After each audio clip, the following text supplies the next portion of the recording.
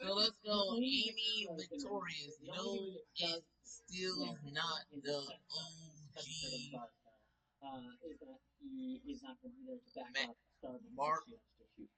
Marset, very thorough athlete review. New Argyle plus surf face video.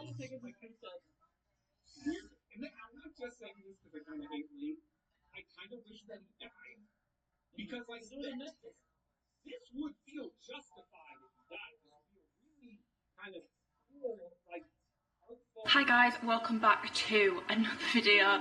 I'm gonna say it again and I'm saying it in every single haul recently, but like seriously. Ooh, these launches have got to stop coming around so thick and fast because these videos, it's not like work, it takes a long time, but I love doing them so I don't really mind. Today's video, it's an exciting one. We've got some more Amplify, the Surface range is back, which I know that some people love. My own opinions on that I'll get to. Launch is August 6th. However, before I get into all the good stuff that you actually came to the video for, I just want to say very quickly, I have come to the end of my like 3-month rolling thing where I've been choosing a charity local to me, mainly dealing with like things related to cost of living and all that sort of stuff. I'm coming to the end of that 3-month thing where I'm donating a portion of my social earnings every single month, but it's something that I really want to continue with. However, I've sat and thought about it and I feel like you guys support me so much with Alphalete, you support me with everything, like even like watching a simple video. It's because of you guys that we've even been able to donate it. Like I don't see it as me doing it, I see it as us doing it.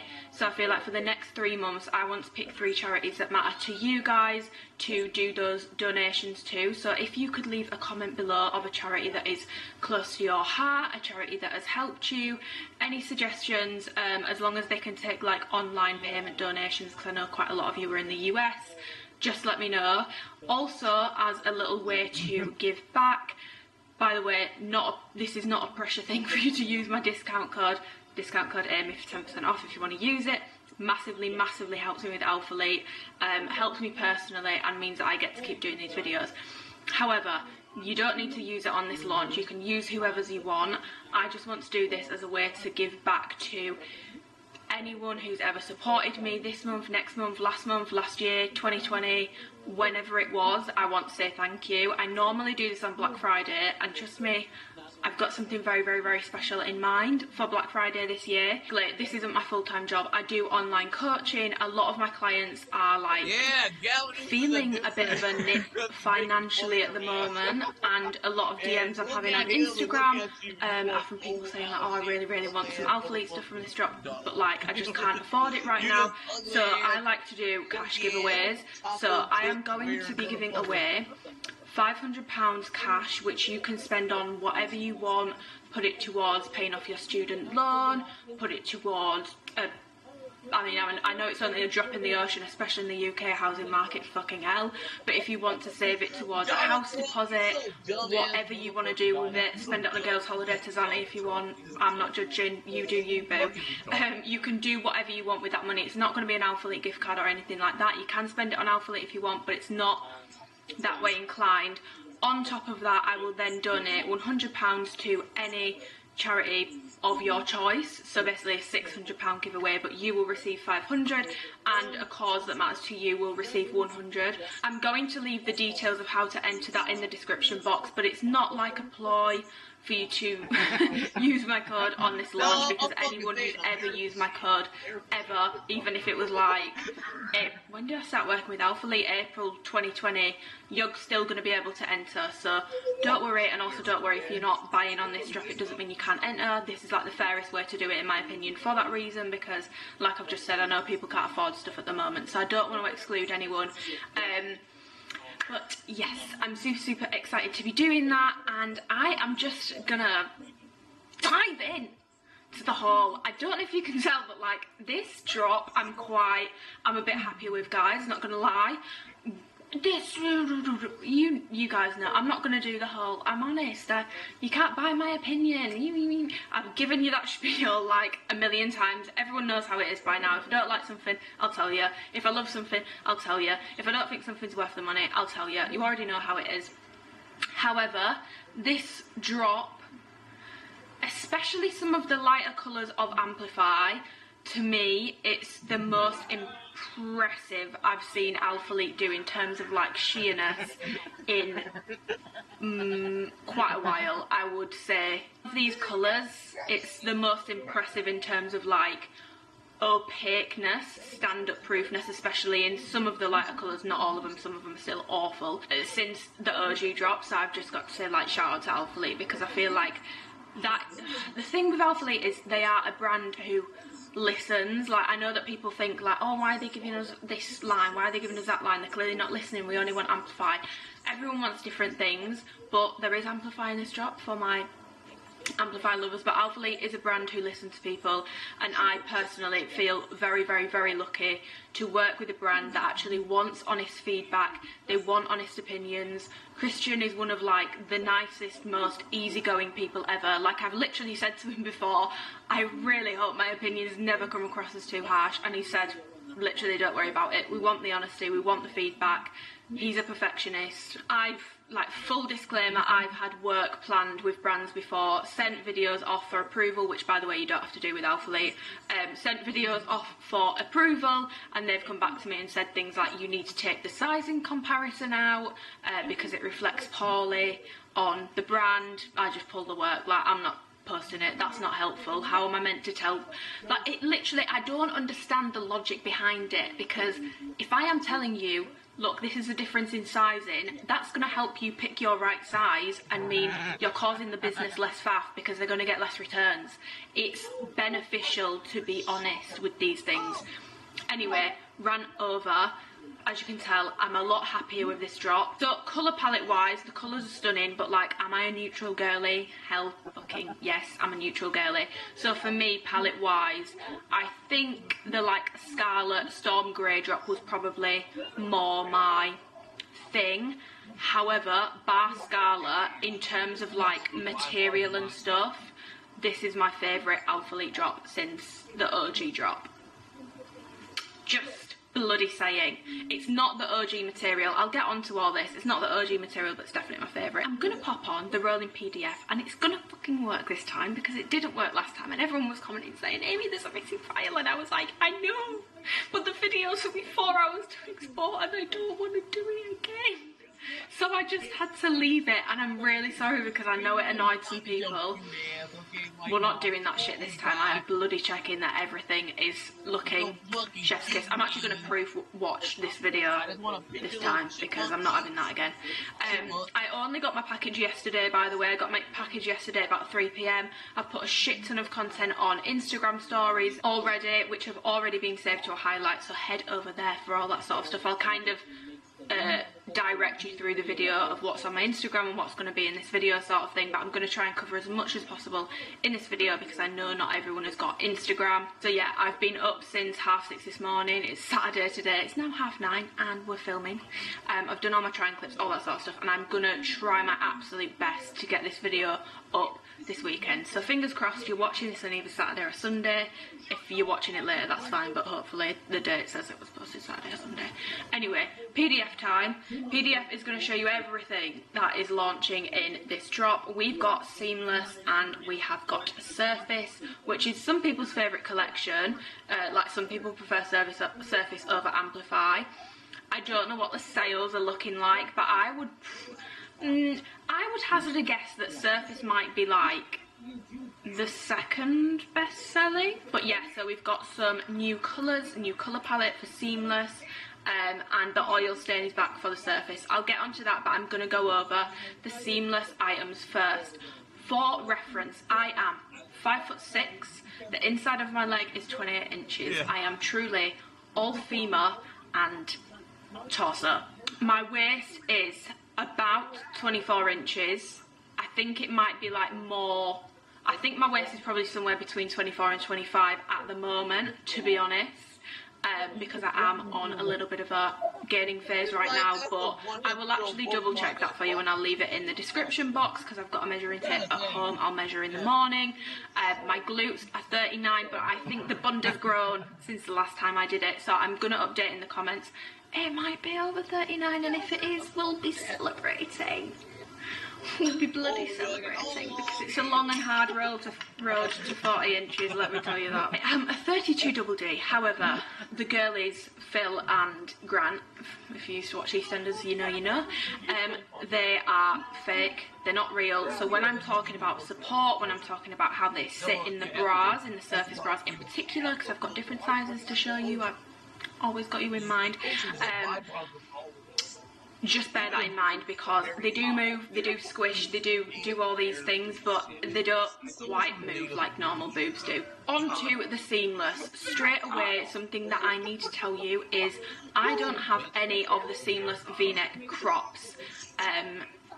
Not sure why. I did pick the pink one, but it wasn't in my package, so I hate doing this because I feel like it sounds like a ploy to make you follow me on Instagram, but it's really not. Actually, just stalk me every day for the next 2 weeks until August the 6th when this drop happens, and that's completely fine with me. But I will go over that on Instagram if/when I get the top.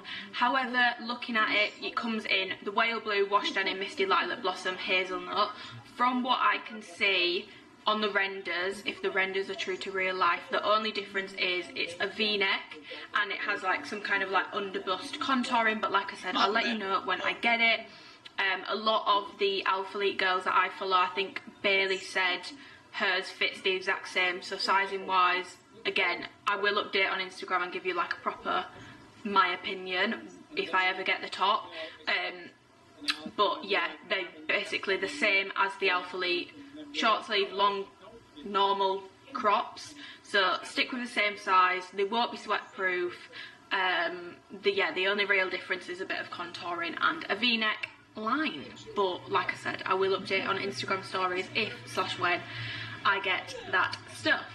So let's go over the shorts first. I've got the shorts in every single colour. So we've got whale blue, we've got hazelnut, which kind of matches my bodysuit. By the way, I know I'm going to get questions. Bodysuit is Skims. I got to work with Skims recently. When I tell you I shit myself when I got the email, I was like, are you fucking kidding me? Oh! Yeah, hazelnut colour. Love this colour. Like, on the renders it looks very like yellow and just weird. In person it's like a stunning nude cream. And then we have got the blossom colour, which is like this beautiful baby pink, but these colours are very much like muted dull colours, if that makes sense. Like, it's not a bright baby pink, it's a dusty baby pink.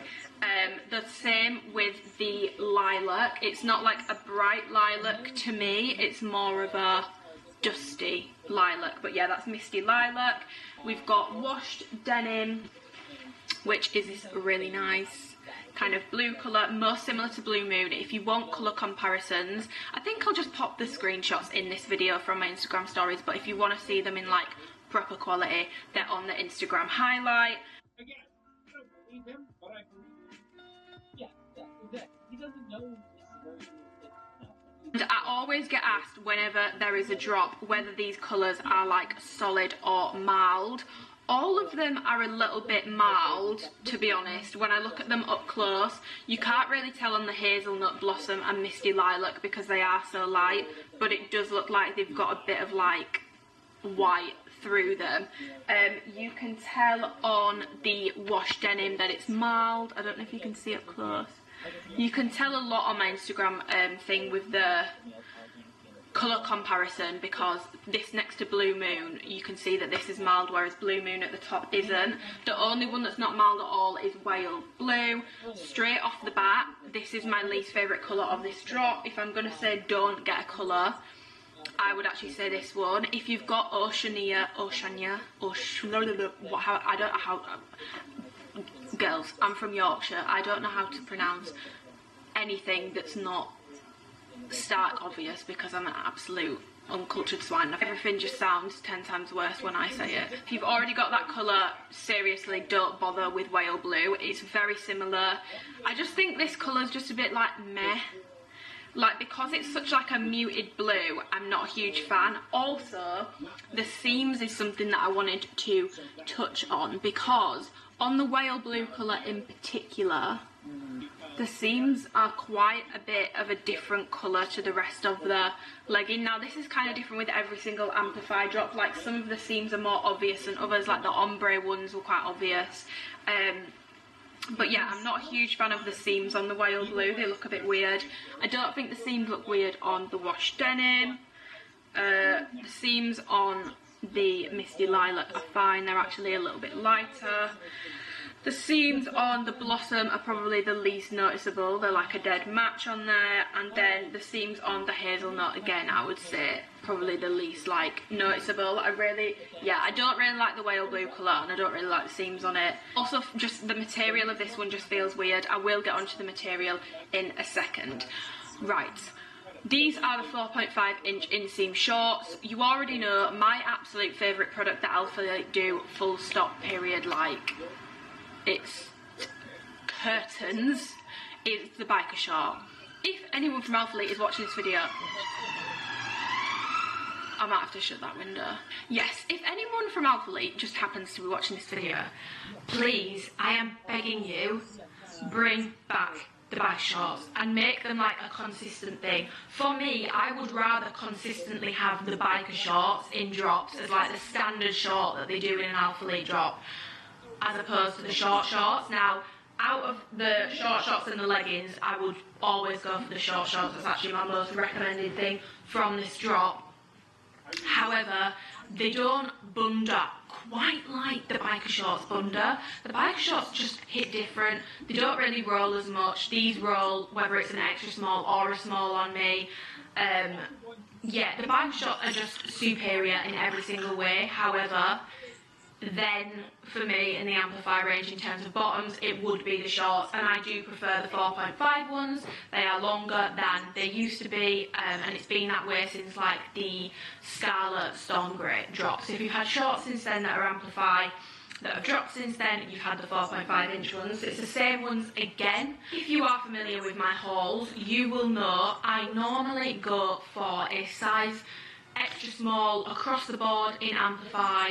I know my measurements sometimes probably warrant more of a size small, but I've always been an extra small. I've never had issues like OG material. I've still got my extra small Viola biker shorts. They're not even sheer on me, and that's like basically, it's lighter than the lilac colour, which does go to show that it's not the OG material and all that sort of stuff. I'll get onto that. I need to stop getting sidetracked. I've always been extra small. However, with the leggings on recent launches, I have been very more towards a small ever since the... So with the ombre drop, I definitely needed a size small. Like the size small was a lot better on me than the extra small was. And in the Formula Red drop, the extra small was just way too tight, especially in the leggings. The shorts were actually okay, but the leggings were like, ooh. The shorts have been fine for me in an extra small recently. I'd say the only drop where I've ever thought, ooh, these are very, very, very small was the Frozen Spring Bloom Cheeky Coral drop.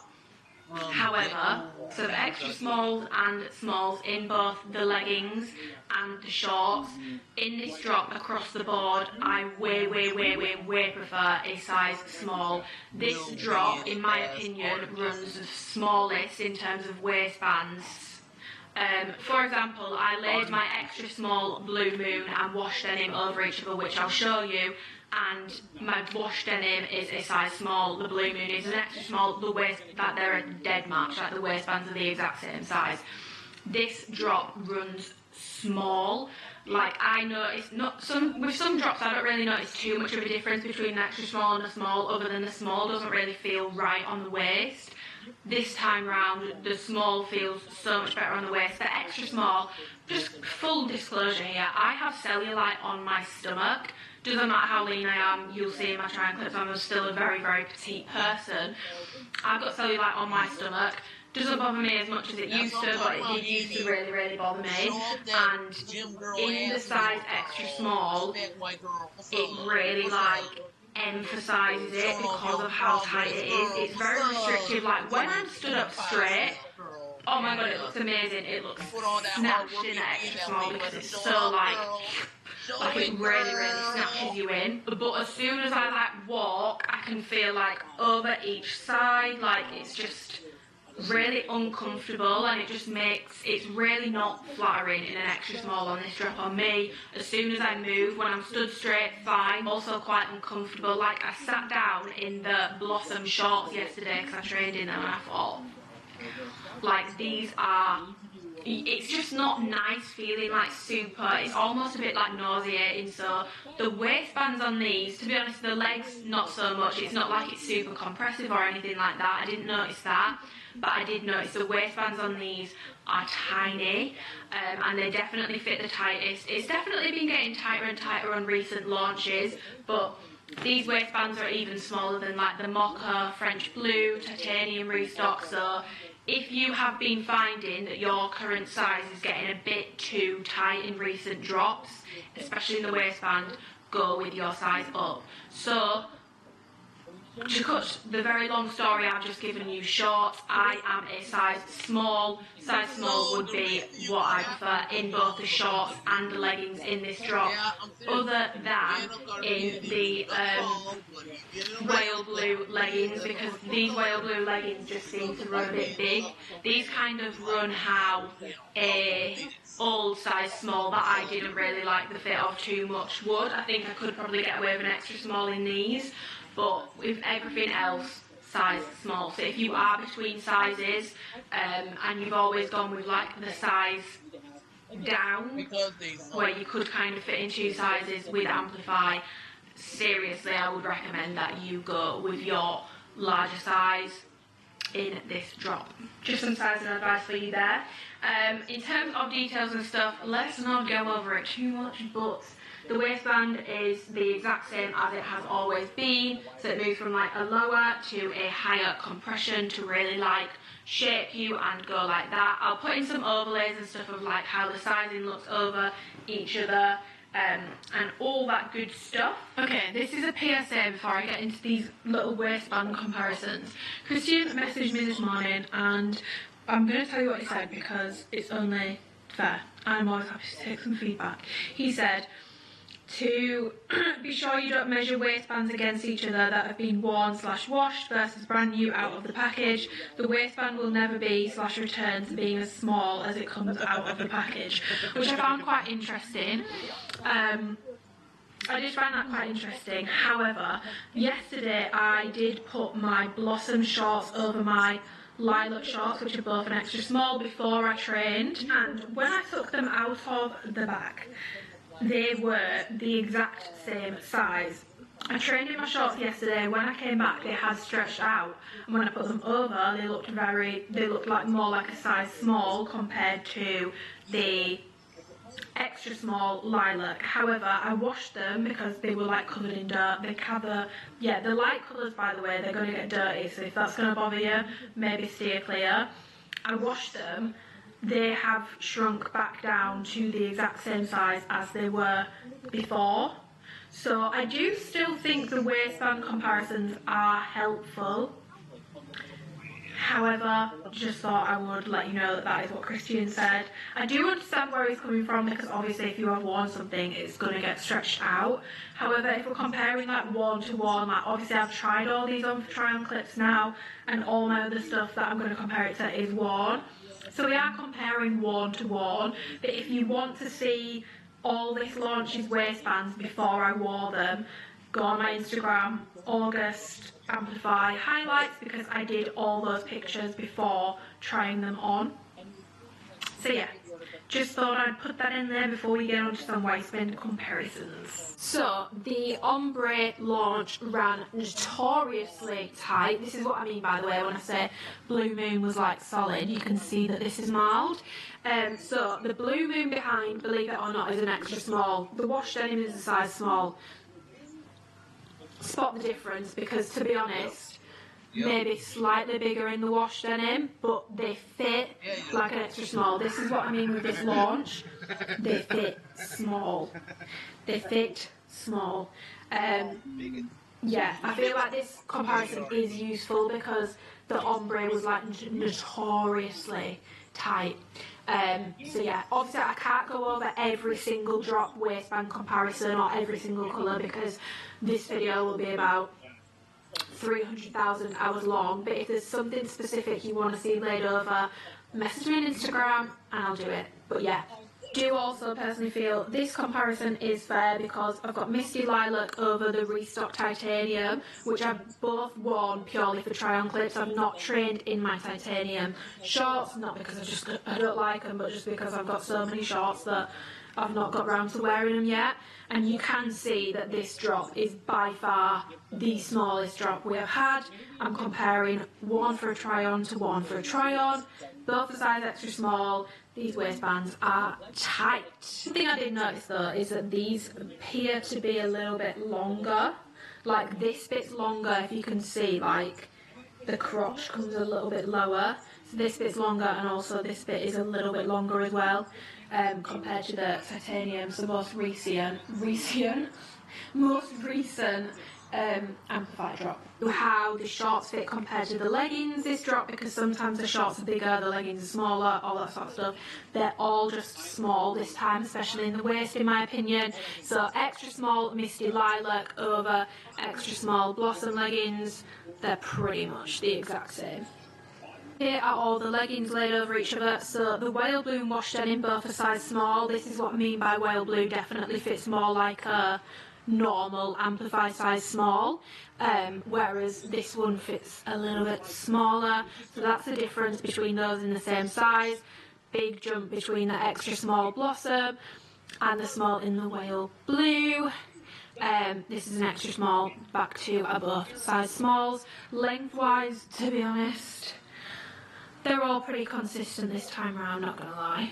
All the shorts overlaid, lengthwise, to be honest, they're all pretty similar, despite being some different sizes. The extra small Misty Lilac, though, is definitely the longest in terms of length, but I don't notice a difference when I'm on. So you've got whale blue size small, hazelnut and washed blue size small. These are pretty much the exact same. Then you've got Blossom and Misty Lilac in an extra small. It is worth bearing in mind with the Blossom, these are washed but not dry yet. They're still a little bit wet. They're a little bit damp because they just didn't have time to dry properly overnight. So I do feel like filming the try on clips has stretched this out more because it's wet. But yeah, that's the shorts all laid over each other. Alphalete logo on the back is the same as recent drops, so the slightly like smaller one. This is probably my favourite like style of the logo that they've had on Amplify on the recent drops. I think it's the better one. Yeah, seam at the bottom as normal, and then scrunch on the back, which I'll put in some more like clips of the scrunchies and talk you through them, because there is a little bit of a difference between certain ones. I'll show you the old compared to the new. The scrunch is the newer scrunch, it's a thicker scrunch. Some people like it, some people don't like it as much. If I could choose, I would go back to the old scrunch. Personally, I never had a scrunch rip, or I don't think they needed to make it thicker to reinforce it. Some people might disagree.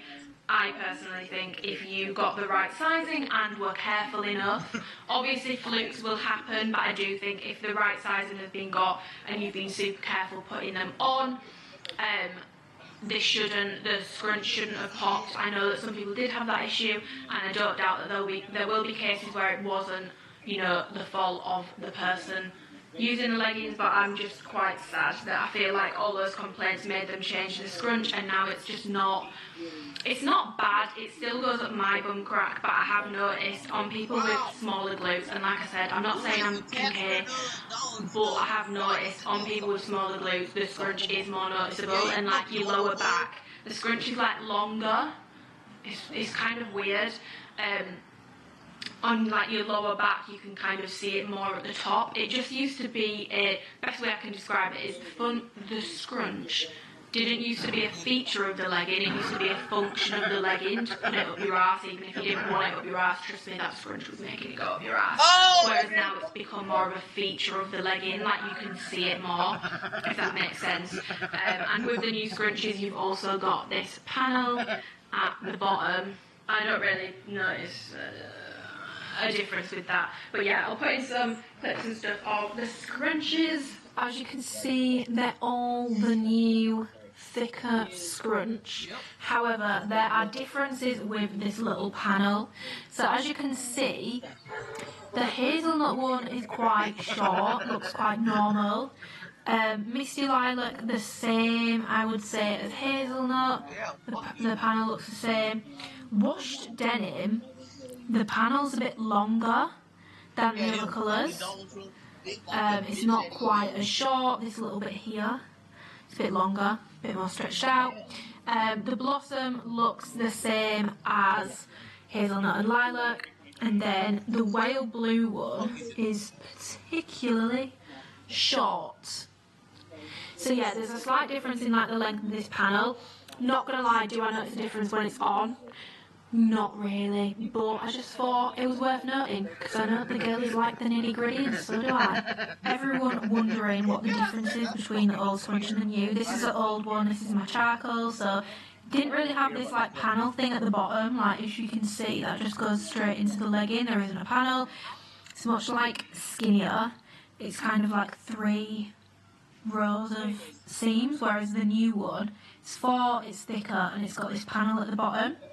I've explained more in the video about like flatteriness and all that sort of stuff, but yeah, that's the difference. Just to show you that it is like the newer one, you've got Storm Grey, which I think was like the first drop that had this newer, thicker scrunch, and then you've got the new lilac, so they've both got the panel, thicker scrunch. What I will say is these scrunchies are definitely longer, in my opinion, than the Storm Grey one. It does vary colour to colour, but you can see that that is a bit of a longer scrunch, and these are both a size extra small, just for reference.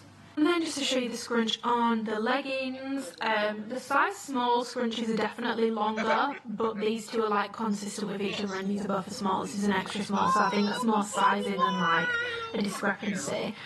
However, with them being longer, they do look more like stretched out and a little bit skinnier in the size small than they do in the extra small. I don't know if you can tell, I feel like this does look a bit skinnier, but it's also longer. With the shorts, regardless of whether it's extra small or small, they're all the same kind of like thickness. It's just kind of, yeah. So yeah, that's the legging scrunches. So, camel toe wise on these, I don't get one like immediately putting them on, but when I've trained in them, it does ride up there a little bit. I have said this before, I'll say it again. I love Alphalete seamless underwear, but I do find for some reason it's giving camel toe when I wear those, that underwear, especially with Amplify, to be honest with anything, but with Amplify in particular. So if you have that issue, Primark's £1.50 like G-string thongs, you might get more of a like VPL kind of line. To be honest, you get VPL with this newer Amplify material anyway, even in seamless. You might get that, but I do find I get less of a camel toe when I wear that underwear. So it definitely depends what underwear you get, but if I went commando, the hoof would be hoofing, do you know what I mean? Like, I'd get a camel toe. Sweatproofness, this material is not completely sweatproof. I trained in the blossom colour yesterday and I did get a little bit of crotch sweat. Roll proofness, these shorts roll both in an extra small and a small on me. I just find shorts roll regardless of what size I get them in. The biker shorts are the only shorts that don't roll, so regardless of size, these do roll when you're working out. If that is going to annoy you, you'll probably prefer the leggings or just wait until there is bikers. I actually like it when my shorts roll, and I actually like that they dig in a little bit on my thigh, which they do in both an extra small and small, more so in an extra small of course, but I like that because when it digs in it gives you that extra security, especially underneath your bum at the back, because if it's digging in a bit, it's not going to roll up and expose half your ass cheek. Like the Pulse shorts, for example, don't do that, but like the bottom of my bum cheeks was definitely hanging out when I was trying to train in them. So that is something to be aware of. Let's go on to squat proofness. Let's talk about it. So I'm going to put in some pictures, first of all, of stand-up proof tests it's in black underwear. So I've got a black thong on in all these pictures, and you are going to see what's crack-a-lacking with that. To just let you know as I'm going through them, the hazelnut I have in a size small, so what you're seeing is in a size small. The whale blue that you're seeing is also a size small. The wash denim, also a size small. And the blossom and misty lilac are a size extra small. So just for reference in terms of like sizing up, all that sort of stuff. I've got a black thong on. The whale blue, as I suspected, are completely fine when you are standing up. There is no issue whatsoever. The wash denim is completely fine, kind of. You can see the black through like the mesh thing at the side, and you can see a very thin outline when I'm standing front on, but it's really not too bad, to be honest. Nowhere near as bad as like recent blues that I've tried. Like Blue Moon was quite bad, and this is quite similar in shade, so this definitely works better than Blue Moon for me. But it is worth bearing in mind this is a size small, not an extra small. The hazelnut really shocked me because I thought with a colour like this, even if you size up, which I technically have to a size small in this colour, you're still going to run into issues.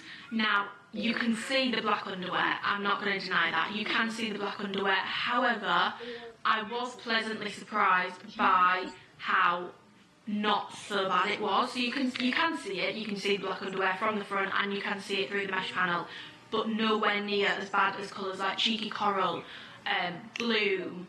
That drop was so bad, and I feel like these colours are kind of on the same wavelength in terms of, you know, the kind of lightness of the shades.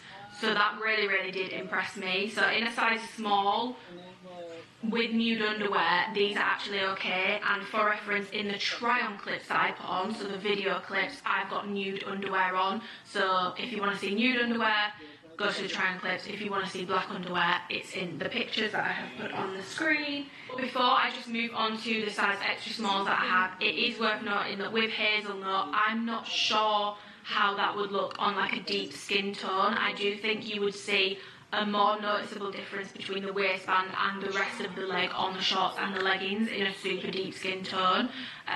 There is a girl who I love speaking to on Instagram. I think her handle is like Cat K Fitness. I don't know if she's interested in the hazelnut colour, but she does normally get a lot of colours. She'll post really beautiful pictures on her Instagram. Stunning woman. Lovely, beautiful, dark skin. So she's not going to have them before the drop, but she might get these kind of colours. If you want to kind of see how these colours work on darker skin tones, hit her up, follow her. Yeah, make friends. She's a really lovely woman. I just love talking shit with her. Like, we talk about like designer stuff. I don't know her, by the way, we just know each other through Instagram. Really nice woman, love. But yeah, so with the lighter colours, so like the hazelnut, the blossom and the misty lilac, do bear in mind I can't vouch for dark skin tones, deep skin tones, and how that's going to look. Again, this highlights the importance of representation. However, I've got these two colours in an extra small. The least bad one out of the two is definitely lilac. So with nude underwear, this is actually okay on me. Like, it's not bad at all. Now, would I feel comfortable in these colours or hazelnut going commando? No. I'm going to be completely honest. I tried the commando life in front of the mirror yesterday in hazelnut and blossom, and I'm not judging. If you want to go commando, you do you, go commando. But could I see my actual in the mirror when I was like doing like an RDL kind of movement pattern? Yes. So I wouldn't recommend you go commando unless you're trying to give people a free show, in which case you do you, but you should probably charge for that because let's profit from these things. I wouldn't recommend going commando in them. I would recommend just sticking a nude pair of underwear on with them. However, with nude underwear, Misty Lilac is actually okay on me. I can still see nude underwear through this mesh panel down the side, just to be completely transparent. I can still see the label, and I can also, but you can tear away the labels. They are meant to be torn out. Can see the label and can see a bit of the nude underwear through the mesh panel, but to be honest, through the main body of the legging with nude underwear on, these are actually okay. The blossom colour, however, is really not okay. It doesn't even really work with nude underwear on me. It's very sheer, not even stand-up proof. Having said that, this is in a size extra small. I do genuinely believe if you go with the bigger size, which is what I probably should have done, I kind of wish I got this in an extra small and a small, but I was quite limited in what we could get. Like, we could get 9 amplify items, so I wanted to make sure I got like more colours and stuff rather than getting the same colour in different sizes. So if you got to a size small, I still think you're going to have issues with sheerness, not going to lie. However, it probably won't look as bad as the extra small. Like, the extra small on me, can't go commando because you can literally see my fanny. Can't go nude underwear. Well, I will wear this colour. Like, let's be honest, I'm going to wear this colour. I wore it to training yesterday with nude underwear. You can still see it. Luckily for me, my gym's lighting is quite dark and like moody, so you can't really see too much. But if I was like walking around during the day in these, you could see my nude underwear through them. Dark underwear is just a no-go. To be honest, no offence, you're a bit of an idiot if you're trying to wear black underwear with like baby pink, misty lilac. The reason why I did that is just to show a range. This one is not stand-up proof on me. Personally, I'm not interested in hearing the excuses of, well, it's a light colour. Viola is lighter. I've said it before, I'll say it again. It's completely fine. I can literally wear black underwear with those shorts and you cannot see shit. So I'm not interested in that. It's a light colour, because if it was the true OG fabric, it would be fine. Just very, very quickly, squat proofness. The washed denim passed the test for me personally. I didn't have any issues with it. If you're wearing big underwear, like I know that Catherine does like the big underwear squat proof test, I have no doubt that you are going to be able to see big underwear under these, because you can with most things, to be honest, if you wore a big pant. However, if you wear a thong with these, I think you're going to be completely fine. Weirdly, whale blue, not squat proof. Like, you can see sheerness around like the bottom of my bum. It's not like a sheen of the material, it's just sheer at the bottom of the squat in these, and you can also see it in like an RDL movement pattern. So these are not completely squat proof. Weirdly, I found that with Alphalete and like some recent drops. Some of the darker colours are worse than the lighter colours, but I think that's because of the contrast between the darkness of the colour and my skin tone. Whereas some with dark skin might have more issues with the lighter colours, if that makes sense. So that's always something to consider. Again, that's why representation matters. And then these 3 are not squat proof. Like, they're just not squat proof. I will wear them in the gym comfortably. It's not as bad as like Cheeky Coral. Like, Cheeky Coral has never seen the light of day in my gym because it's just ridiculously sheer, to the point where I just know people are going to be looking at me and thinking, does she know how sheer her shorts are? All this talk of Viola brings me on to the material, which, will we ever have it the same between launches ever again? I don't know, because every launch is different, but that's why we go over these things, girlies, so we can grasp what the material is like. This material, straight off the bat, it's not the OG material. I don't think it's the OG material.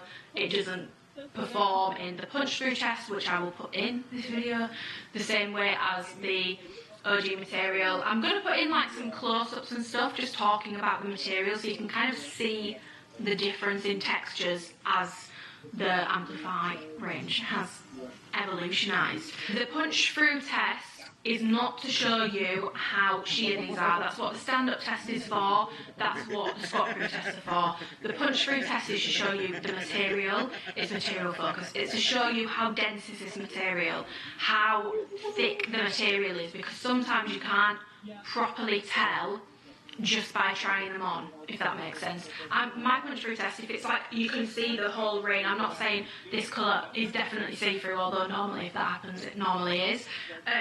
I'm just saying it's not the OG material, and you will see that, and I'll put in like comparisons and stuff.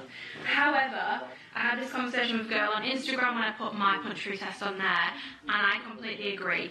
Other than hazelnut and blossom and the whale blue, these colours perform so much better on the punch through test than recent launches. But did it perform as well as the OG? No, it didn't, because it's not the OG material.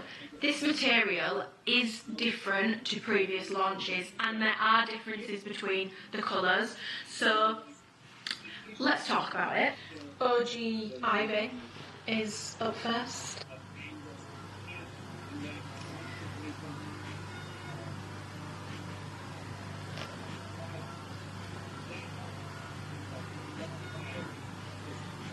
Then you've got whale blue. This is what I mean when I say whale blue is like so weirdly bad on this test. It's a lot thinner, but once it's on your body, it's okay. Like I said, take this with a pinch of salt. It's not to test the see-throughness, it's to test the material, the thinness. Then you've got hazelnut, which, I mean, it was never gonna, do you know what I mean? I'm saying this, Viola's actually not too bad. And then we've got Misty Lilac. Let me make sure I don't put it through the mesh panel, because that's not fair.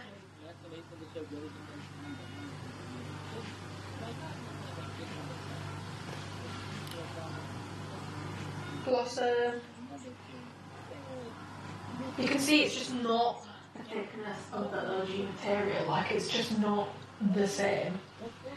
And then wash denim, which I feel like, to be honest, out of the bunch is the least bad on this drop. Again, that could just be because of the contrast, but if it wants to focus, wash denim. I feel like it's not as bad. I don't know, now it kind of does look bad. When I took these out, I noticed the colour that felt different to the rest, like straight away from feel, is the whale blue colour, and that's the same for the shorts and the leggings. If you have anything from the charcoal, passive purple, dusty green, victory blue launch, the whale blue colour feels the exact same as that. Like, I did a colour comparison yesterday and I took my victory blue out and I realised they feel the exact same as these ones. The whale blue and victory blue feel very similar. So that is the same material as that drop in this colour, in my opinion. It's very, very, very similar. It feels the same. It's got that kind of dense feel to it, but also being thin. But the density, in my opinion, comes from how soft it feels. Like, it feels very soft. It feels very plush almost. It's got that kind of fluffy texture that people talk about. That is what the whale blue colour feels like. Then we've got the blossom colour, which to me feels more similar to the pea blue storm grey drop. That is what this colour feels like to me. I did actually have a very interesting conversation on Instagram about how the material kind of changes when you wash it, because I noticed with like the charcoal drop, I've washed them so many times and they don't have like a rough texture to them at all. They still feel like really, really soft. With the OG, they have a rougher texture, but they're very soft. They're not like itchy or anything like that. However, with the Storm Grey Pea Blue launch, they felt very soft. Not as soft as some other launches. They felt a little bit close to the OG, but not really the OG at all. However, when I washed them, it's almost like the softness was washed off in the washing machine, and now they do feel quite a bit rougher. And I'm not gonna lie, when I sweat in like the pea blue shorts, my legs itch. Like, I get really, really itchy and irritated. I found the Formula Red drop to be quite itchy and irritating as well. So as I said, I trained in the Blossom shorts yesterday, so these are freshly washed. I have washed these, and even after one wash, because I've not washed the leggings, they do have more of a rough texture. So for me, the Blossom feels like how Storm Grey Pea Blue felt when I first got it. Having now washed the shorts, it feels like how Storm Grey Pea Blue does once it's washed. So soft, yes. Stretchy, yes. Slightly rougher texture once it's been washed. Makes you itch when you sweat in it, which is weird. It definitely, like, it's got a bit of like an itchy texture to it. It's not super rough, it is soft, but it has a rougher texture, and once you put it in the washing machine, the softness kind of gets washed off slightly. Still soft, still stretchy, but a bit rougher, a little bit itchy, and much thinner than the OG. So if you have the Storm Grey Pea Blue drop, that is what these feel like. They don't feel like Scarlet, because to me Scarlet is the most similar. Even like despite these, Scarlet is the most similar to the OG material, like pretty much the exact same. These, however, feel more like the Storm Grey and the Pea Blue. So yeah, if you tried those, that's what it feels like. Did hip thrusts in this Blossom colour yesterday, and the material does pill if you sit on a gym floor, which is unavoidable if you're doing hip thrusts, and bridges and all that sort of stuff, or even just resting between sets, the material will pill. If you catch it against a bar, it will pill. It's not pill proof. The Misty Lilac, the Hazelnut and the Wash Denim all feel the same material. This material to me is a mix of the OG material. It's not the OG, don't get excited. Let's not get excited. It's a mix of the OG material and the Passive Purple, Dusty Green, Charcoal launch. What I mean by that is, it has the softness and stretchiness, yeah, of the Charcoal Passive Purple drop. It has the slightly fluffy texture to it that the Passive Purple Charcoal drop had. Not as fluffy, because that is like, my charcoal leggings look awful. Like, they're bobbled everywhere. They've pilled severely. That was definitely the worst drop for pilling by a mile. So if you are concerned about that, maybe don't get whale blue, because it feels very, very similar. This material, slightly less fluffy, but it has that kind of like fluffiness to it. That's what's similar about it. Also very soft. However, what is more similar to the OG is how dense these feel. Like, these feel like they've got a bit more weight to them. They're not as thick as the OG material, and they have a little bit more of a slick feel to them than the OG material. However, these colours don't have any sheen to them. They're very much matte. So if you found that with recent Amplify drops you've not liked the sheen they had, which to be honest I'm not a huge fan of the sheen. It doesn't bother me, but I'd rather it wasn't there. That's what I like about the OG, how like matte they are, they don't have one. That's what's similar about the OG material. So I would say this is a blend of like the more softer, stretchier, slightly fluffier, more prone to pilling parts of the Passive Purple drop, but the more dense, matte elements of the OG material. And this material of these colours is my favourite Amplify material since the OG. Does it beat the OG? No, the OG has my heart forever and always. Kiss. However, we're just going to say it. And I've not said it about an Amplify material in a while, but this material is approved by Amy. Now, do I think this will pill? Yes, it will pill, which is why we can't put it on the same level as the OG, because the OG hasn't pilled for me and I've had them since 2020, and I wear them all the time. My gym is sick of seeing my Viola biker shorts. It's a joke at this point. If anyone watches this who ever see me in the gym, at least 1 to 2 times a week in those shorts, which is why we can't put them on the OG pedestal. However, after OG, this is my favourite Amplified material, and I'm also like, I've just got to say, I'm so fucking proud of Alphalete for getting back into making some lighter colours like the Hazelnut and like the Misty Lilac that don't look like, fucking hell, what am I meant to wear this with? Like, the Misty Lilac is in an extra small, which actually I probably need more of a small, and even in an extra small, it doesn't look like, whoa. Do you know what I mean? Like, people might say, let's not applaud fish for swimming, but I am just happy to see that Alphalete have done some light ass colours again, and the quality of these feels so much better than the Frozen Spring Cheeky Coral launch. Like, I can't lie, that material was also pill central. Like I said, this will pill, but not as bad. See-through, fell, like, what Alphalete does best is like high quality shit. Like, they can make a fucking good product. They can make a fucking good product. They can make a high quality product, which is why I just, recent Amplify drops have just frustrated me, because I'm like, it's not giving what it needs to give or what I know it can give. It's giving again. I am really, really, really happy with this material. If I had to choose, I'd still choose the OG, but like, at this point, am I kind of giving up my hopes of getting it back? Yes. But I'm much, much, much happier with this material. You guys know I've not really been super happy with the material recently, other than the Scarlet colour, which is basically the OG material. Maybe slightly different, but basically the OG material. But this, I just love it. I love it. We're going to do a little evolution of the Amplify material, an updated edition. So this is the OG in Ivy. As you can see, it's very matte. It's very thick, if I go like this. You know, it's got a kind of like, it's not rough. Like when I say rough, it makes it sound like it'd be so uncomfortable, but it's not like silky soft. It doesn't really have like a slick feeling. Super stretchy, but like maybe not quite as stretchy as like the ombre drops and all that sort of stuff.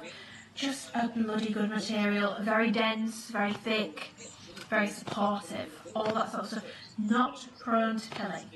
When Mocha first dropped, that was when the material first changed. It went thin, it became more tight-like, and it was like very, very, very stretchy. Like it was literally like wearing tights. That's when the first change happened. Then you had French blue, hot pink, things kind of stayed the same, other than like hot pink, it started to get a little bit fluffier. French blue from that drop still felt a bit more like the OG material, but the hot pink had like kind of like a fluffiness to it. Then we had the passive purple charcoal drop, which is this material, which as you can see, this is what I mean when I say like my charcoal leggings are a little bit bugged. They are very, very, very soft, very delicate, very prone to friction and pilling. So this drop was like fluffy in texture, very stretchy, had a little bit more sheen like the Mocha drop did, like a bit more of a sheen to the leggings when they're on. Just like kind of fluffy in texture, very soft, very stretchy, definitely the softest drop so far at that point. But yeah, this was like the charcoal, dusty green, passive purple. Before we had the ombre drop though, we did have the Frozen Spring cheeky coral drop, which was by far the thinnest material Alphalete have ever done. Ombre was slightly thicker than that. It was super, super thin, very fluffy, very sheer, comfortable, but like in the colourways that they brought that material in, just not a vibe. Like way too sheer, just ridiculous. Just looked ridiculous. Then you had the ombre drop, which is by far the softest and like fluffiest drop that they've ever done. For me, this was just like not, probably my least favourite material that they did for Amplify. Like yes, it was comfy, but like just not practical at all. Way too prone to pilling. Obviously these don't look bad because I've barely worn them for that reason. They're just very thin, they show everything, like they show literally everything. Some of the colours were pretty see-through, even this one was pretty see-through. Just a very, it seemed to just get soft, fluffier, but thinner, and just less durable as the drops went on. The redemption began with the Storm Grey Scarlet drop. Scarlet was the most similar to the OG material, by a mile. And I personally felt like they were getting back on the right track with this drop. It's slightly less fluffy, slightly less soft, a little bit rougher in texture again, less of a sheen to most of the colours, not all, but some. Chocolate was awful for me. It was just thin and like tights, and like I can't even wear the leggings because you can literally see my legs through them. Like they're just awful. But colours like Pure Blue, Storm Grey, Scarlet I really, really liked. Scarlet was definitely the highest quality. I've worn mine quite a lot, and it's not pilled. My Storm Grey has some pilling on in the bike shorts, but they are in the wash right now. But yeah, kind of went back to being more of like a rougher texture. However, my gripe with this was it's itchy. The OG doesn't itch me. And that brings us to now. Woo, that was a nice little evolution. So, as you can see, I'm going to try and show you textures up close. I feel like you can see the Storm Grey texture. Let me just focus you in on that. The Storm Grey texture and the Blossom texture, super, super, super similar. The Blossom colour feels the exact same as like Storm Grey, Pure Blue. So it's kind of like super thin still, nowhere near as thick as the OG, but like a bit scratchy, like it's a little bit itchy. Just in this Blossom colour, it's really strange, but I feel like you can see from the textures that it's very, very, very similar to that drop, and it feels similar.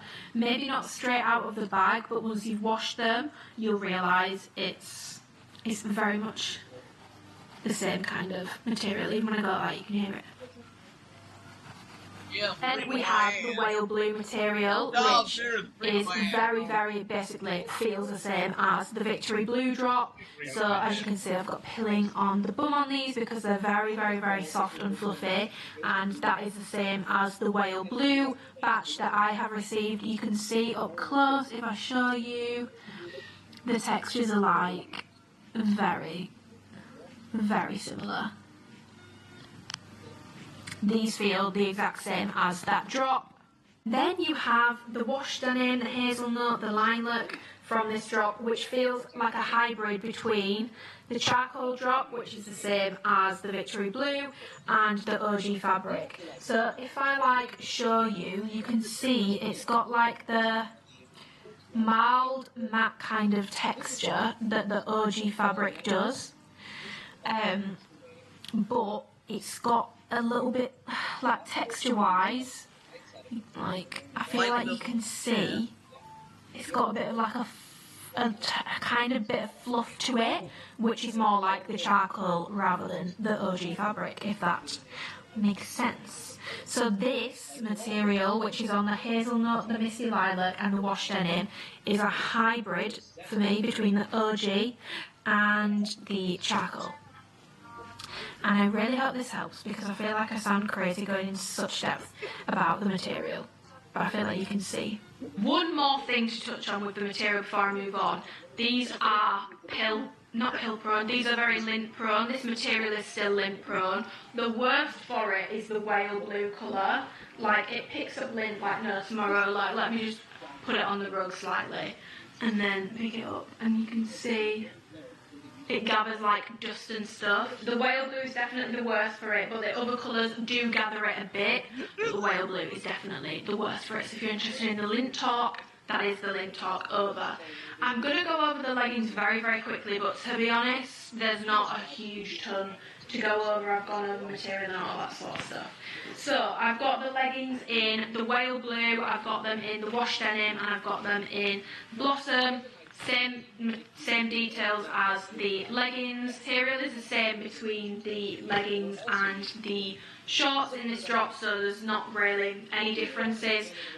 Like I said, I find the blossom material to be a little bit itchy. Like when I was doing the try on clip, this was like itching me. The whale blue leggings feel like the Victory Blue leggings, and then these ones are like my new second fave amplify material next to the OGs. But yeah, that is that. Yeah, the blossom, when I was doing the try and clip, it was very hot outside, and like I live with Dan now. Windows all across here, it's like being in a bloody greenhouse. It was 40 degrees on Monday, by the way, guys, in England. Can we just process that? I'm really glad I didn't get my package on Monday, because I would have liked trying to do try and clips. So it's quite hot and sweaty. My legs didn't itch in any of the other ones, but they did itch in the blossom colour. It's a little bit itchy. And it's also the most see-through, so as much as like to look at, it's probably my favourite colour from the drop. You know, the sheerness compiled with like the itchiness. Not the comfiest legging. Sizing wise, like I said, I've got extra smalls and smalls. So I've got the blossom in that extra small, and then the wash denim and whale blue are in a small. I think in the whale blue I could still fit an extra small. The wash denim in a size small fits fine, it fits perfect. Very happy with it. The blossom, I can get into it, but like it's not very comfortable when it's on. It just makes my stomach feel awful. Like it's so tight, it's nauseating. Stood up, still fine again, like I said. As soon as I start walking, I just feel awful. Sit down, feel awful. We all get rolls when we sit down, but like if you're wearing something that's so restrictive on your stomach, it just feels awful to sit down in. So yeah, same size and advice as I gave with the shorts. If you have always been in between sizes and gone with, let's say, an extra small over a small, definitely go with the small on this drop. Pick between the leggings and the shorts. I would go with the shorts any day of the week. Just this for the bike shorts, please bring them back. I need them. I just don't find leggings that flattering on me.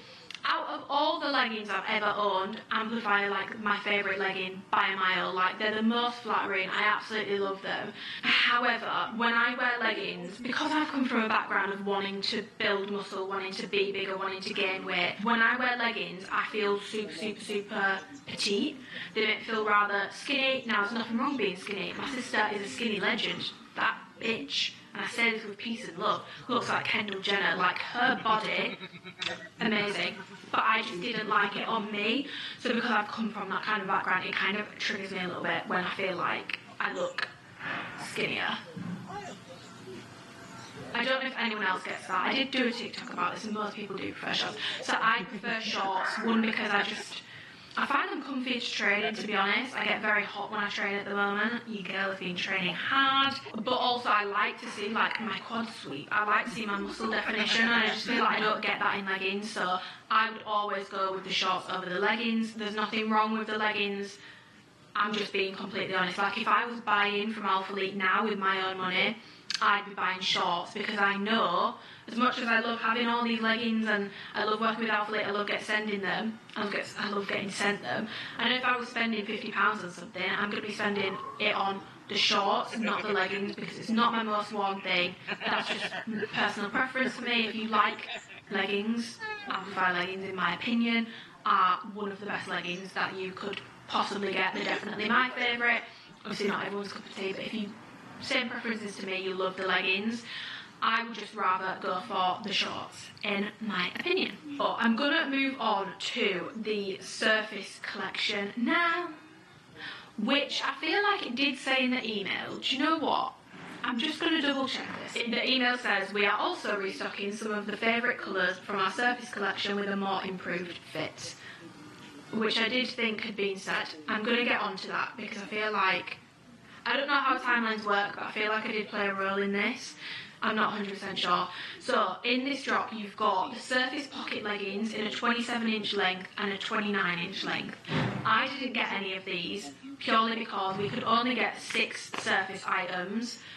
I know from what I see, I ain't selling many pocket leggings, which tells me you guys aren't really interested in them either. There's nothing wrong with them. I actually quite like the Surface material. My favourite Surface legging is definitely the Elevation legging that they did in like the Netherland colour. I actually really like those leggings. I think they're really flattering. They're definitely my favourite Surface legging. Alphalete, bring them back. The reason I didn't get the pocket leggings is, one, because of what I just said, but two, nothing wrong with being a mum. I will probably, hopefully, be a mum at some point. No, I'm soon. I'm only 23. But they just remind me of something my mum would wear. I feel like having pockets on leggings is quite a practical thing.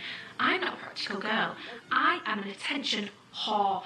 I am bothered about the performance, and like I've spoken about pilling and stuff. I am bothered about how things hold up. I am bothered about performance, you know, things not rolling down, all that sort of stuff, like waistbands and stuff.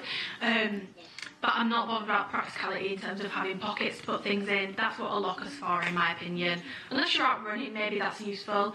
It's just not my cup of tea. If it's your cup of tea, they're not a bad legging, they're not bad quality, there's nothing really wrong with them. From what I can remember, if the fit is similar, you will be fine staying true to size with those. You don't need to size up or size down. Moving on, you've got the women's Surface Power legging 27-inch. Now, I did pick these, but they're not in my package, so something's telling me maybe I've got another mini package coming. If so, I will go over all this on Instagram. I still have my old black oil stain Surface Power leggings, which I'm going to put in this video to compare the pattern to the shorts anyway. But yeah, I will go over that on Instagram. The only reason I'm not doing it in this video is because I don't have them. But I will go over and do full-blown comparison stuff on Instagram when I get them. Then we have the women's Surface Power Short 5-inch. Now, I'm not going to speak too much in this video about comparing them to the old one too much, because I do have my new pair here. I got these in a size extra small. Hello. I'm not going to talk about differences too much, just because I am going home today. I'm going to finish this video today, and I think I've got an old pair of these shorts at home, so I can do a proper overlay comparison, which I will put in this video. I just don't want to say the wrong thing and then get home and be like, shit, and I can't remember what the inseam was on the old one. So again, I'll go over all that in the clip, which I will hopefully do later. But I got these in a size extra small. Now, the reason I say I'm not sure whether I played a role in rejigging the fit of this is, let me go on messages to Christian, because this is what I mean by Alphalete, guys. They do like seriously want feedback on stuff. Oh, my mum's just texted me, going to Morrison's, any supplies needed for sleepover. I'm staying at home for mum and dad tonight. I'm so excited. I'm so excited. My parents are a bit older, so like, sometimes I have an existential crisis about the fact that they're not going to be here forever. Do you know what I mean?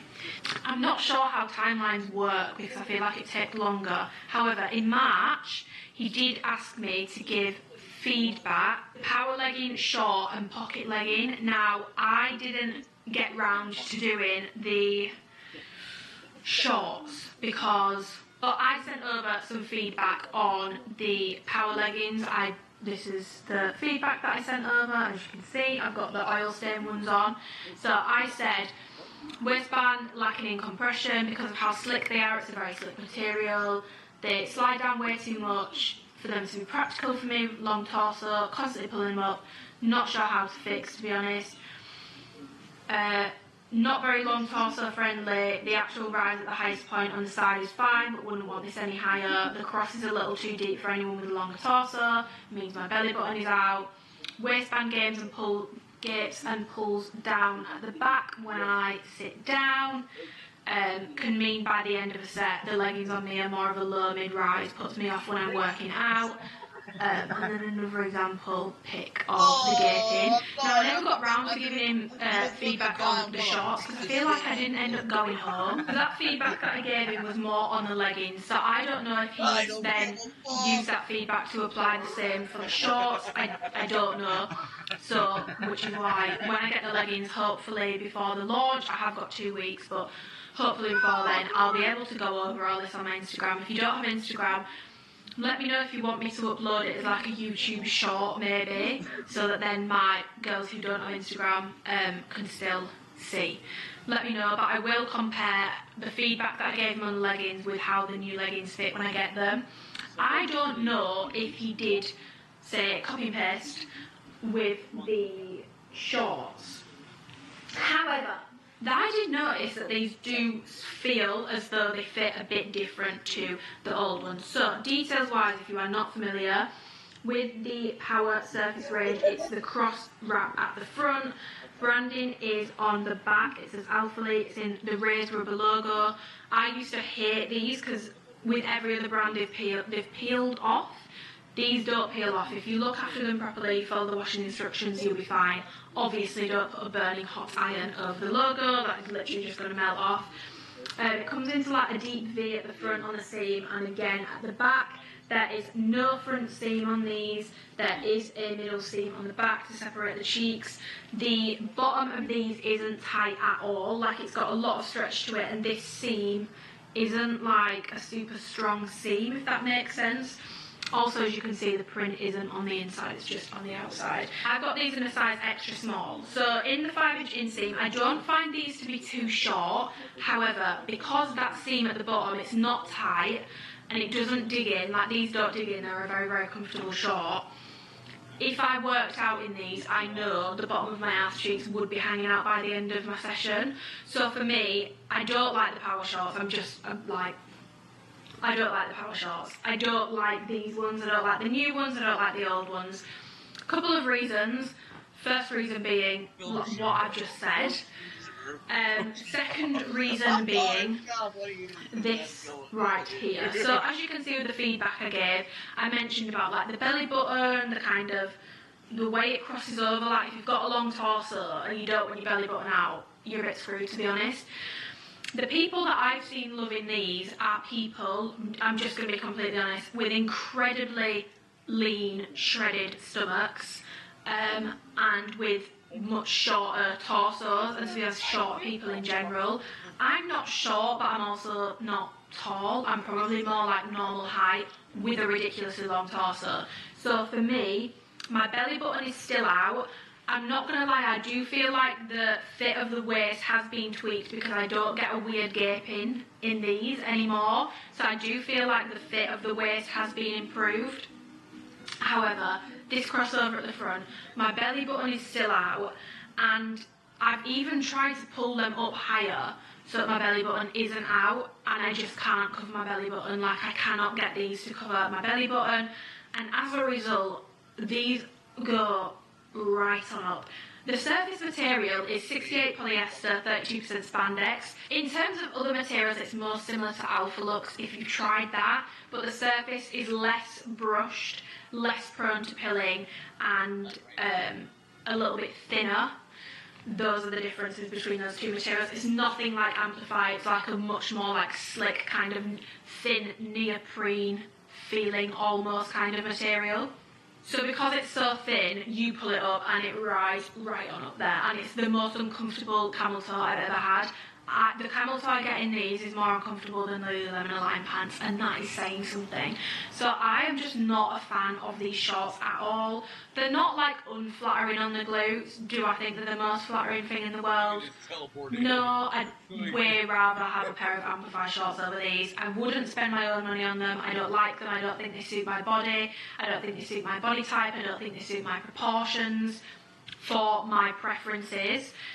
Some people, I have to say it, some people absolutely go mad for the power shorts and power leggings. If I had to choose, but it's hard for me to say because I've not tried the new and improved fit of the leggings, I way prefer the leggings. It was always the same with the old fit of them. I always preferred the leggings. I just don't like them. The camel toes are uncomfortable. My belly button's out. I don't like where they hit. The seam isn't tight on the bottom, so like your ass cheeks are at risk of being exposed whilst you're training. They don't stay up. The material's quite like slick, and there's no like elastic in the top seam, which I don't really like it when brands do that anyway, because it just creates like a weird kind of pudge. But it doesn't stay up. Like, it doesn't stay up throughout the workout. Slides down. It's too slick of a material to be something that you don't have to constantly faff around with. This is a faffy material. It's a faffy legging, it's a faffy short. They're just a bit of a faff to train in if you have like proportions similar to me. I'm sure if you have a short torso, maybe you don't need to readjust them that much, but I do think everyone needs to consistently pull these shorts and leggings up because they just slide down. They're just too slick of a material. Very comfortable, but not for me. I don't like the shorts, don't rate them, wouldn't spend my own money on them. They are squat proof on me, and not camel toe proof, and the surface range isn't sweat proof. However, it's only launching in black and black oil stains, so you're not going to see anything anyway. I'll pop in comparison clips of the old power short and the new power short, and also the old oil stain material and the new one. Old oil stain print compared to new, to me it looks pretty much the same. Obviously it's got more like oil stain print on the crotch, but I do remember from last time these dropped, every pair kind of looked a bit different. They weren't all exactly the same, but the colours and kind of the way it kind of vibes is the same. And if you have a pair of the old surface power leggings and you're interested in the shorts but don't know what to do about sizing, these are both an extra small, and the sizing is the exact same. No different. Thought I'd lost them, but I finally found a pair of old power shorts. So there are a few differences. These are both an extra small. As you can see, these ones are running smaller. The waist is also lower, which did surprise me a little bit, not gonna lie. But at the same time, I do feel like my belly button's out even more, like I can't even try and cover it. With the old ones, I felt like I could kind of try, don't get me wrong, it'd give me an awful camel toe, but I could try. Whereas with the new one, like, I just can't, like, it won't cover it. So it does surprise me, but also kind of doesn't. The other difference is the waistband on this one, at the front, is in a V, and on the old ones, it's curved, as you can see. I'm trying to look. I don't know if this is just because the waistband is smaller, but where this comes across here, it comes further across. This one came more down, and I feel like now it's a little bit more across, but details-wise, still got the curve on the side. On the back, let's have a look. Yeah, this had a V on the back before, it's got a V on the back now. The logo is in the same place. So if I line the waistbands up to be like at the same point, you can see that the new ones are longer. If we look at this here, this length here, compared to this, it's much longer. There. I'd say it used to be 3 inches, to be honest, and now it's 5. So they are longer inseam, but the waistband is shorter. So, to be honest, they don't feel that much longer when they're on. It will depend on your proportions. Hope it helps. Oh, moving on to the women's service tri-bra. Oh my god, guys. Guys. These bras are some of my most worn bras from Alphalete.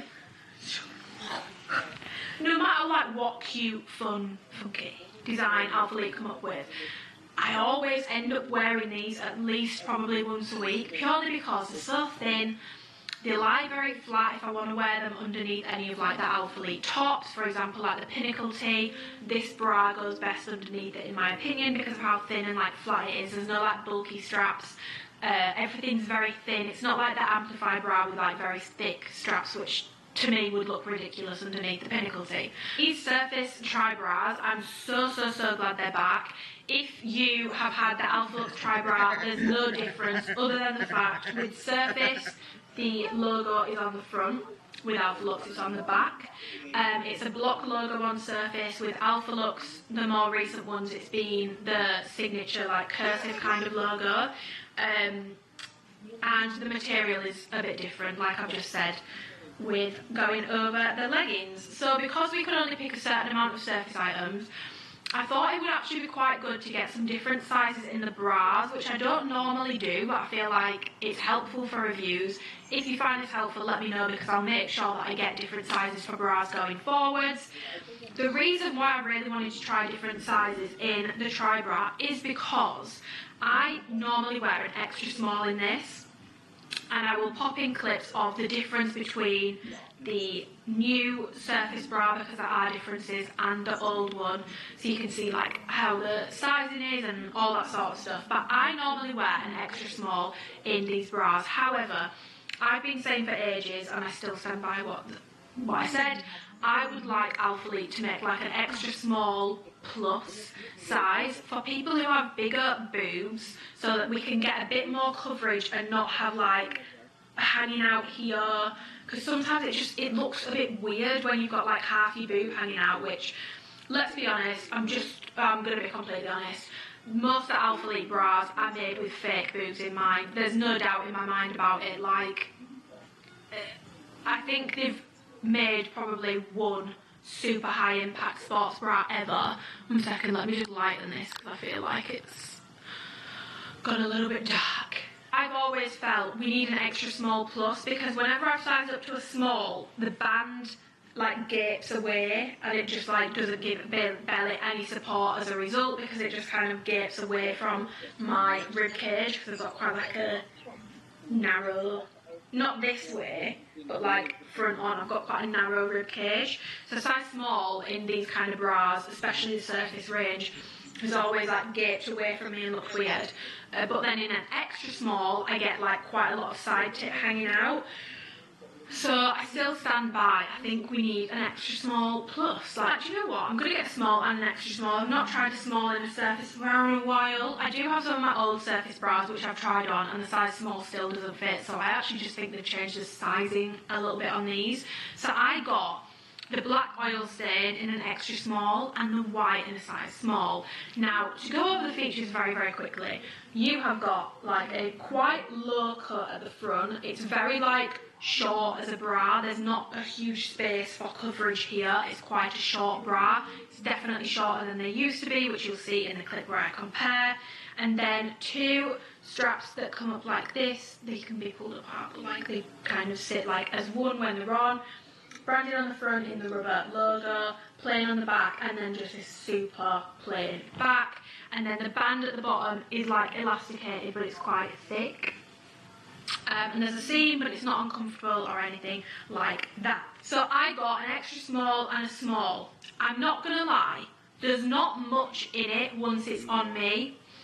The band definitely does fit better in the extra small, I'm not going to lie. However, the size small doesn't gape like it used to, and it gives me a bit more extra coverage at the side, and it digs in slightly less here. The extra small, the small still digs in a bit because my boobs are fake, so I've got a lot of what Dr. Fratty would call upper pull fullness, I think is what the surgeons call it, which is where you have more tissue up here, which is very common for a fake boob. If you have natural boobs, it tends to fall more into the bottom because that's how life works, that's gravity, unless you've got something pushing it up. So in the extra small, I get a bit more of like a ridge here, where it looks like I've kind of got 4 tits, whereas in a small, I don't get that as much. I get a little bit more extra coverage. The band doesn't come away, but you'll see in the try-on clip, I'm going to try put them like side by side. It kind of like, you can tell a difference, and to be honest, on the back I don't feel like there's too much of a difference. Like one of them, like the extra small isn't super uncomfortable. I just think the small fits a bit better, to be honest, on me, and it looks a bit better as well. I feel like it just doesn't dig in as much. So for me personally, I'd go for size small, which is a size up from my usual Alphalete sizing. But for my boobs, I should probably be a size small anyway, if that makes sense. Alphalete bras just tend to run a bit bigger. I can fit both. It's really not that deep. I just prefer the size small. Support-wise, these are a low support bra. It says low to medium, but I do kind of feel like it's more low support. I do get a bit more support in the extra small, so if you are between sizes, if you want more support, you can go with your smaller size.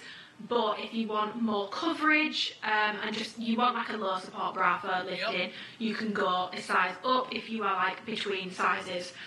I'll wear both, to be honest. There's not a huge amount in it, but I do like how the small fits. It fits a lot better than how the old smalls fit. With it being slightly different to the old surface bra, you do get a bit more boob on show, which I feel like the small helps with. In terms of like making sure I'm not feeling like I'm gonna spill out. But yeah, these are a staple bra from Alphalete. These will go quick. Extra small compared to small in the surface bra. It's a little bit bigger. I'd say this sizing looks about right to me. Like that looks like the kind of difference there should be between an extra small and a small. So this is the difference between the old surface tri bra and the new one. So as you can see, it's got a much lower neckline, less coverage here as opposed to more coverage on here, and sizing wise these are both an extra small. However, as you can see, the new ones fit a little bit bigger than the old ones did, and as you can see over time, just to show you for complete transparency, the surface bra has pilled over time. Let me show you what it looks like on the front.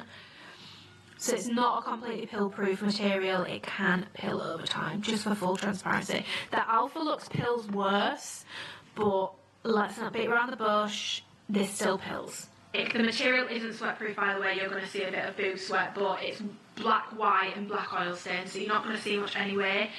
Like I've said, you've got a black and white bra. There's nothing better than a fresh white bra. I'm going to put in like a boomerang clip of what I wore to the gym yesterday, which was a massive t-shirt, which I don't have on in the boomerang, but I wore this bra with the Blossom shorts.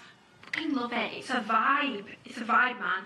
And there's nothing better than a fresh white sports bra. It just... it bangs. I love it. I absolutely love it. These are an absolute staple in my opinion. If you are in the market for a new sports bra that's very, you know, basic to be honest, but flattering. It's flattering on the chest, it's flattering on your back. You don't need it for cardio, it's just for weights.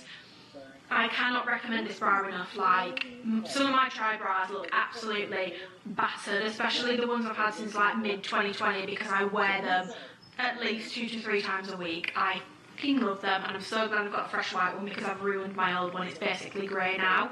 And I really do like the black oil stain one, not gonna lie. Really do like it. I think it's stunning. So yeah, if you're gonna get any bra from this launch, get this one. Then you've got the Surface Limitless bra. I didn't get any of them purely because, like I said, we could only pick 6. I don't like the Surface Limitless bra. I don't like how the straps, so with the straps of the tri bra, they kind of come more halter neck. The Limitless bra goes more straight across. It's a very short bra. It's shorter than the tri bras, so there's not much room for your boob.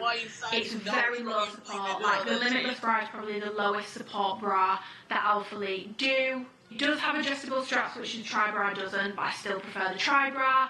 I just don't like the Limitless bra. I tried to like it, and I've never, ever, other than maybe twice, reached for my Limitless bra. I don't wear them. I think because they're quite open on the back, they make my trap from the back, if I've got my hair up, it just makes my traps look huge, and my back just looks meh. Like, I think it's more flattering when you've got something coming like this on your back, in my opinion. If you're part of the itty bitty titty committee, a lot of the itty bitty titty committee, fucking hell, can't get my words out, love the Limitless bras. But if you've got a bigger chest, it's hard to fit your tit in it, to be honest, and they're just not that flattering. It makes me feel quite top heavy because it's such like a small fitting bra. If you do have big boobs with the Limitless bra, I would definitely say to size up. But yeah, I didn't get any of those, but I have reviewed them before, which I will leave linked below with timestamp if you want to see what they look like. It's just not my cup of tea, and I thought I can't. No, I'm just not. No, I've already got so many, and they're just gathering dust. I need to give some stuff away soon.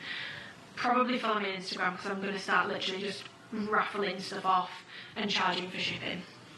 So stay tuned for that. The Surface Altitude bra.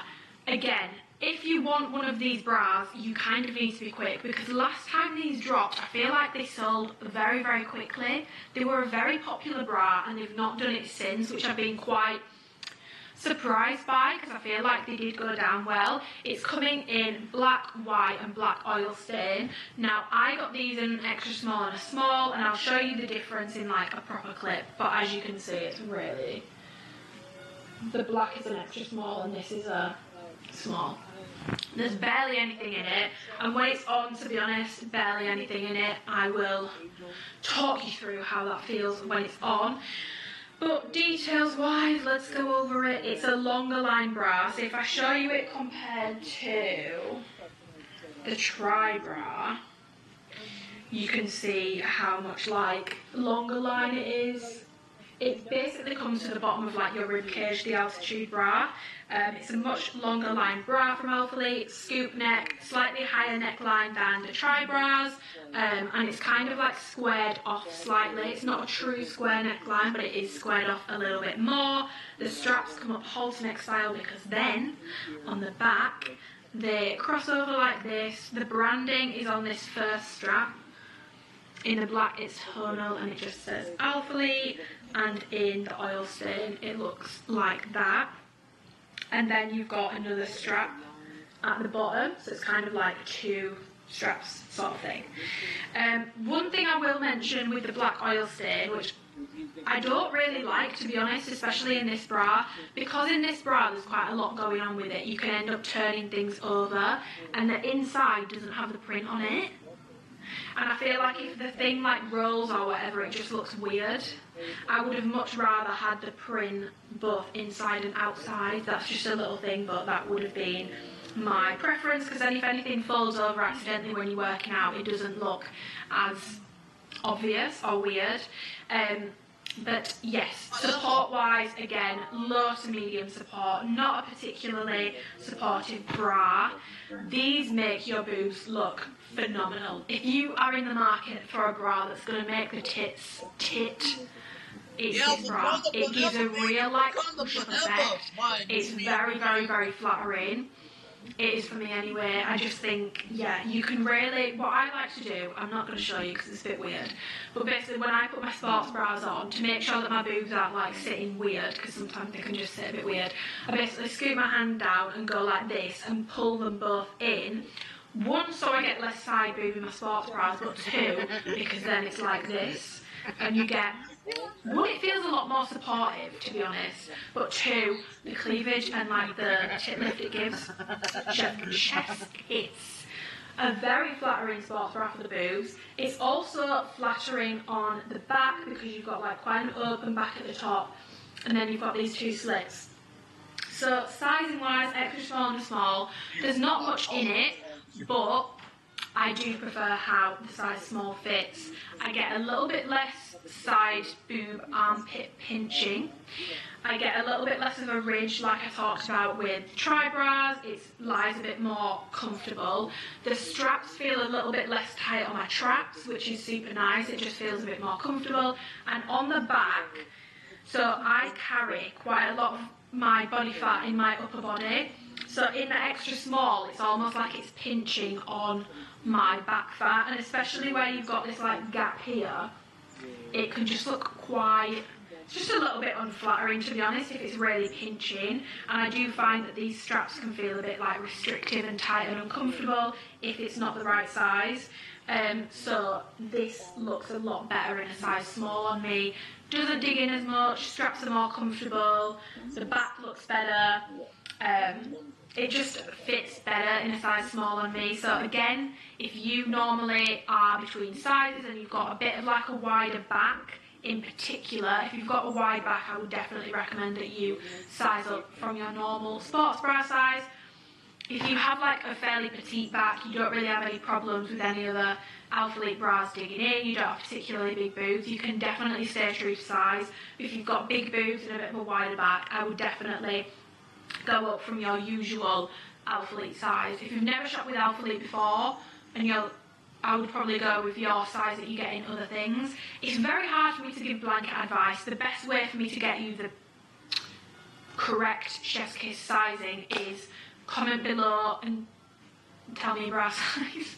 Comment below and give me your measurements and what you want sizing for, and I will give you personalised sizing recommendations. If you're not comfortable doing that, which I know some people won't be, it's a bit of a strange thing to do, to post your measurements online, DM me on Instagram. I get back to everyone before the launches. Absolutely everyone. Again, it's the exact same material as the tri-bra, so it's not sweat proof. You will see a bit of sweat, but yeah, I do really like those bras. I would spend my own money on them. However, do I reach for them as much as I thought I would when I first tried them last year? No, it's not my most worn Alphalete sports bra. I like it, it looks good, but in reality, how often do I reach for it? Not often. And I actually find I reach for those bras more when I'm not training. I do not, I just feel like they look quite cute with joggers, to be honest, so yeah. Pop in this bra layover here. So we've got the extra small altitude bra over the small. You can really see there's not much in it, but I have explained in the video how different it feels when it's on. But I just thought I'd do an overlay so you can see it's got a little bit more coverage up top, a little bit more extra room here. Woo! I found my old altitude bra, so this is an extra small, and then the new black extra small. So they are running like a little bit bigger. But other than that, there's not a huge difference. The only difference is they've gone with the block Alphalete logo over the signature. And then another difference is this band at the bottom used to be a lot thinner, now it's thicker. I feel like it does help to stop it being like a dig-in thing that like bulges here. Definitely does help with that, but yeah, I'm not really, I think I do prefer the block logo, to be honest, but both cute, but they're the differences. Yes, I feel like this video maybe wasn't as watched 1.5 hours later. I feel like I've got through this video a little bit quicker. Well, I have done when I'm sat filming, when I put in my little overlay clips, it might be a whole different story, but I feel like I've got through this video quicker than recent ones. Thank you so much for watching. I'll make sure I timestamp everything, so if you want to jump to certain things, you can. I'll put my giveaway details, I'll put the launch PDF in the description box. Instagram highlights have got all my colour comparisons. If you want to see anything laid over a specific launch, message me on Instagram. I will literally just shoot you over a picture. If you want to see any colours paired with anything in particular, again, message me on Instagram. More than happy to shoot you over a picture. I'm also going to do like the tonal matching thing again, and I'll do that on Instagram just because I'm not going to have time today because I need to jet home and all my stuff is under the bed in here.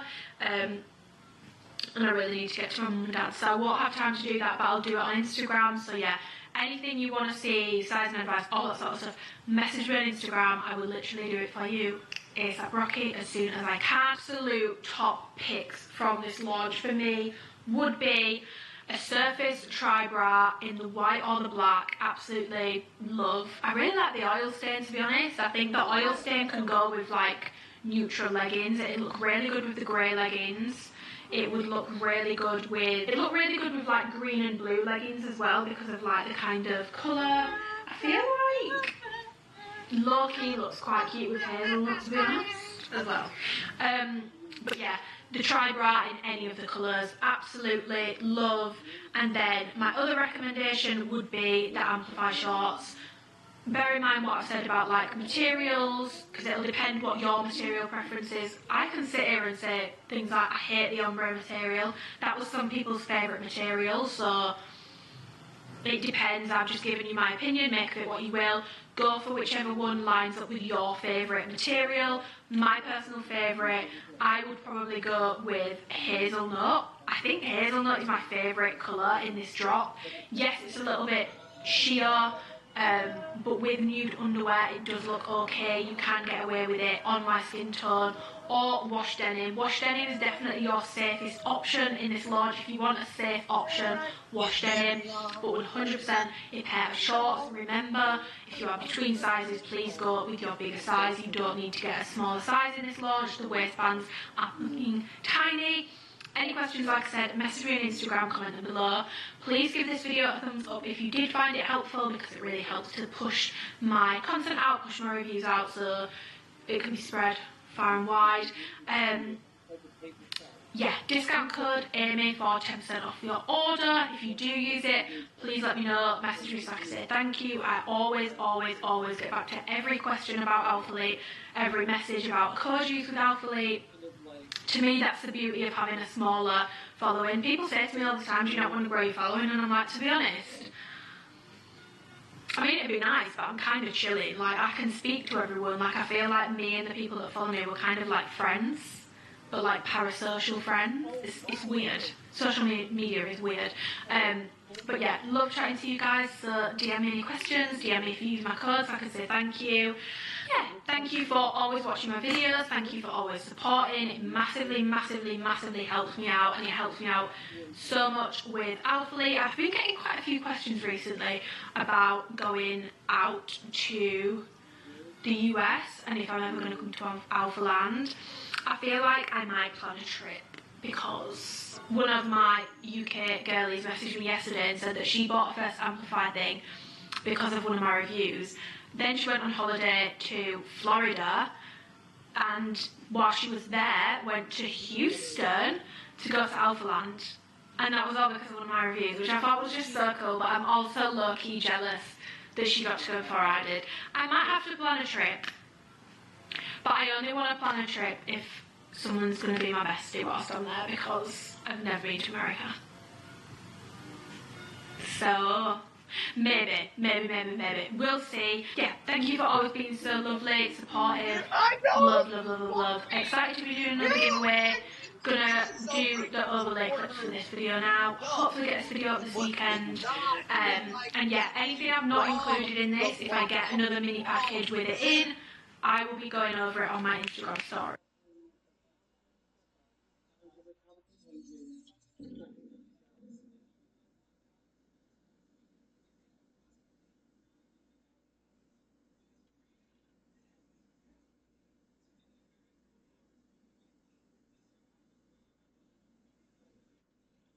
Never even chance of talking about it. Sarah Sweeney's been in a couple of bomb movies outside of Madam Web. It's like none of y'all talking about that shit. It's like you all talk about other people's bombs, but not Sarah Sweeney. It's once again Sarah Sweeney and Gina Carano have been the bombs that y'all support. But none of y'all motherfuckers talk about that shit. Sarah Sweeney has her Americano's bomb. Is like, I'm not saying it's not a good movie. I'm just saying, why y'all not talk about it? Why these motherfuckers not talking about it? Oh know because she's one of y'all, so you're not gonna talk about it because it doesn't fit your narrative to say that Sarah Sweeney's movie's bomb.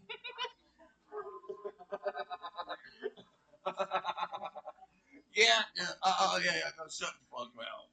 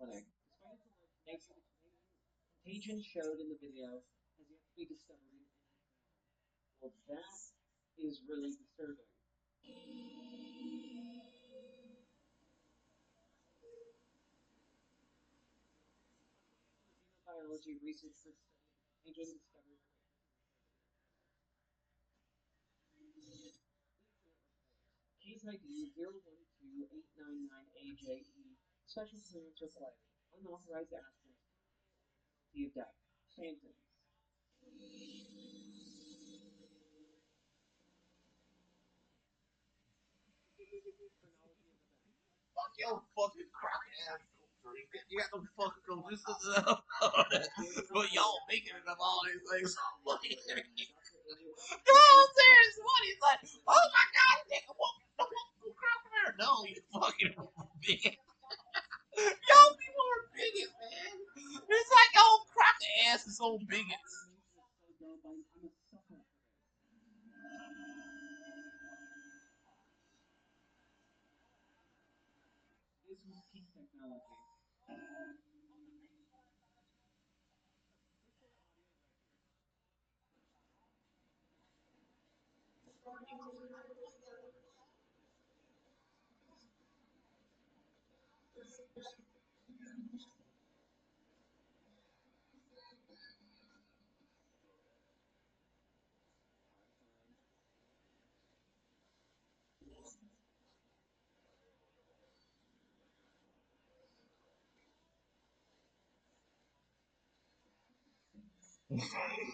Really, bro? Like, why you? I feel like that's slightly better. Oh my gosh, still look a little bit cooked.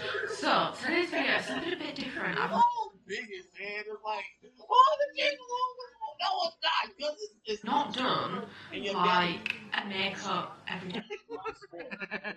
Makeup routine. I don't think I've done one since I was at uni. Basically, the girls on Instagram have been asking me what I use on my skin in particular. So why don't I just do like a get ready with me, but like a chatty one? Because let's be honest, I'm no like makeup by Mario. I'm not going to be doing makeup by Mario vibes. I'm not super.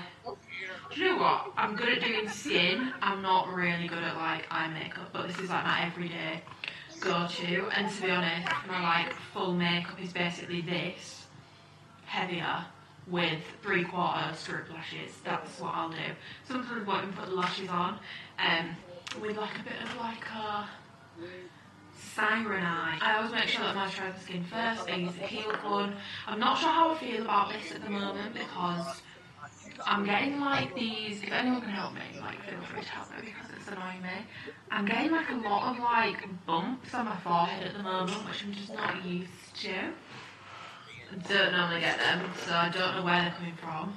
I can't help feel like every time I go back to using this moisturiser, it happens. I'm not 100% sure. I don't know if it is that. I don't know. So I asked some like questions, topics to talk about, so I'll just go through that whilst I do my everyday makeup. So yeah, loads of people have been asking me about Love Island. It's the 25th today, so by the way, when I put like my skin products on, I'm using that Hourglass Stick Foundation. I've always, well not always used this, but ever since I bought it. Basically, I used to have loads of foundations, like when I was in sixth form.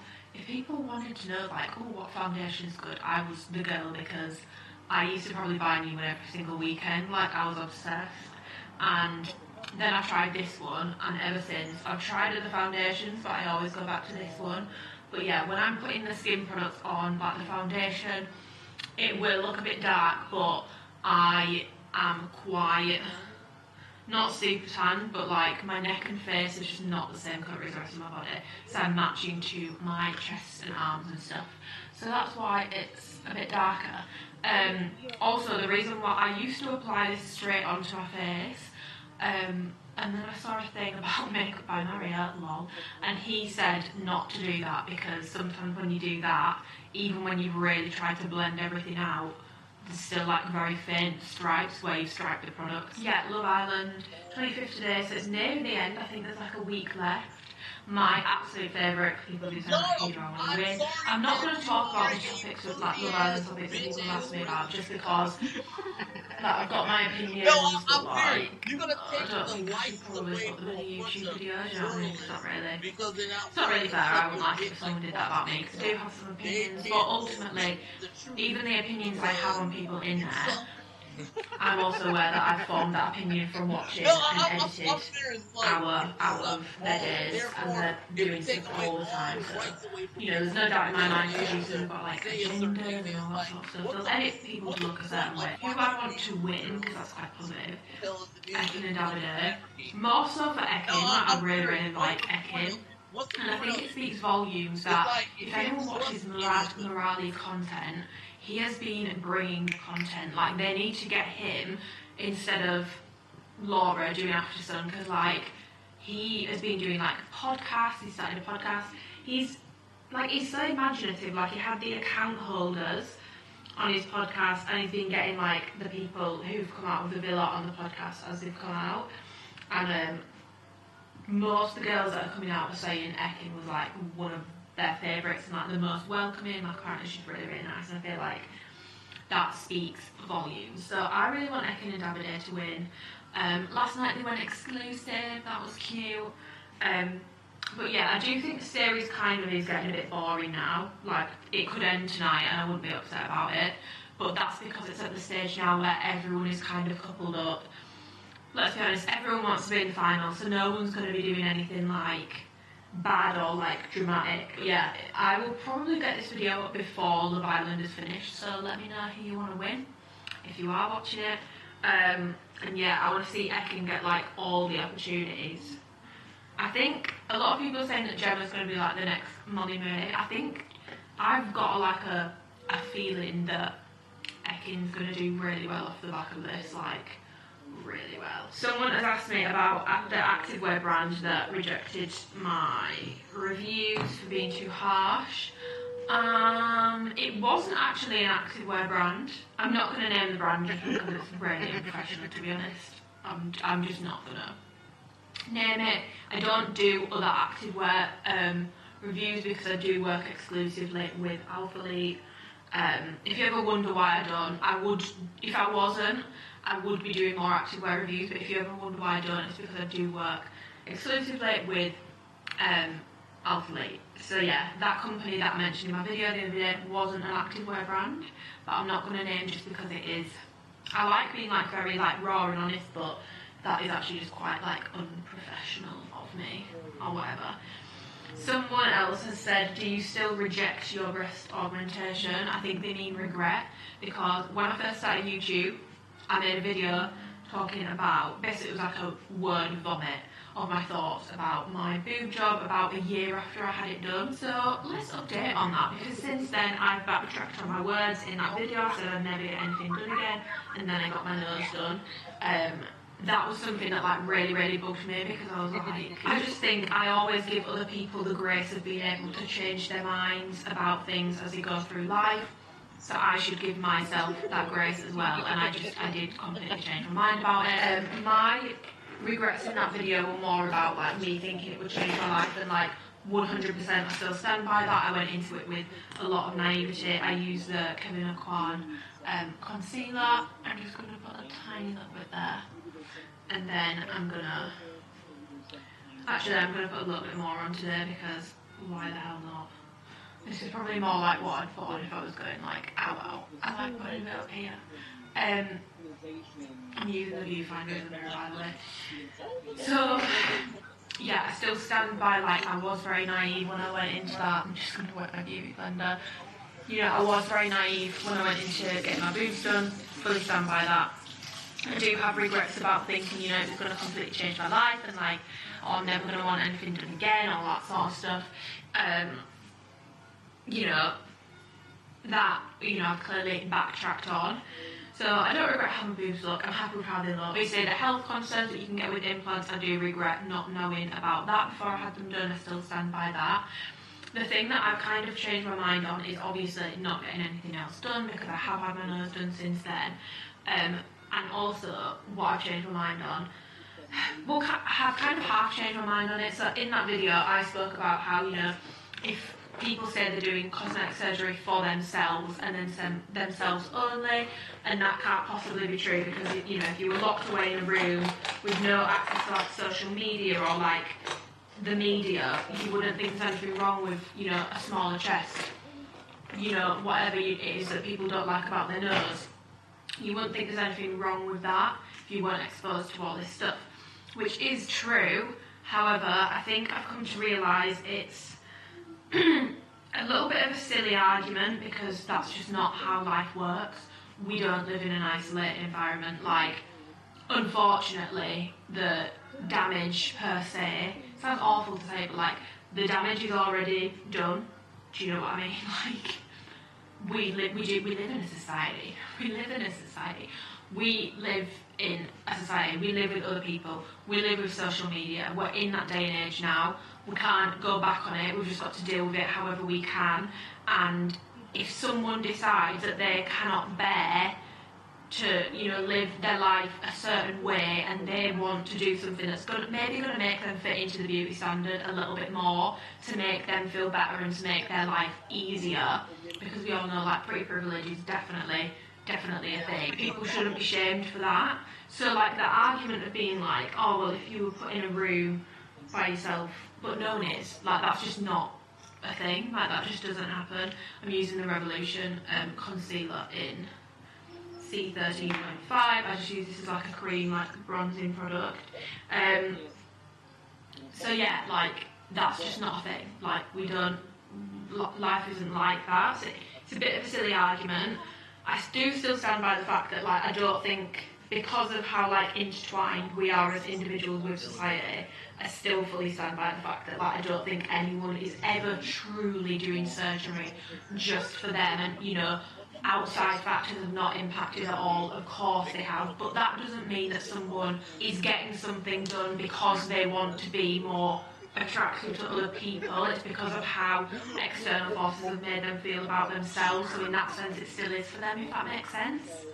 Does that make sense? I've just kind of thought about that argument a little bit more, and I kind of changed my mind on it. Sort of, not really. Oh, that's not blended. Let me check. Sometimes this foundation just doesn't blend. So yeah, they are my thoughts on that.